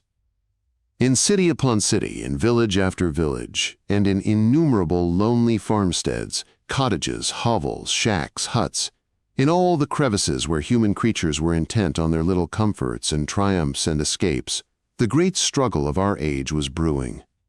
One antagonist appeared as the will to dare for the sake of the new, the longed for, the reasonable and joyful world in which every man and woman may have scope to live fully and live in service of mankind. The other seemed essentially the myopic fear of the unknown, or was it more sinister? Was it the cunning will for private mastery, which fomented for its own ends the archaic, reason-hating and vindictive passion of the tribe? It seemed that in the coming storm all the dearest things must be destroyed. All private happiness, all loving, all creative work in art, science, and philosophy, all intellectual scrutiny and speculative imagination, and all creative social building, all, indeed, that man should normally live for, seemed folly and mockery and mere self-indulgence in the presence of public calamity. But if we failed to preserve them, when would they live again? How to face such an age? How to muster courage, being capable only of homely virtues? How to do this, yet preserve the mind's integrity, never to let the struggle destroy in one's own heart what one tried to serve in the world, the spirit's integrity. Two lights for guidance. The first, our little glowing atom of community, with all that it signifies. The second, the cold light of the stars, symbol of the hypercosmical reality, with its crystal ecstasy. Strange that in this light, in which even the dearest love is frostily assessed, and even the possible defeat of our half-waking world is contemplated without remission of praise, the human crisis does not lose but gain significance. Strange that it seems more, not less, urgent to play some part in this struggle, this brief effort of animalcules striving to win for their race, some increase of lucidity before the ultimate darkness. The end.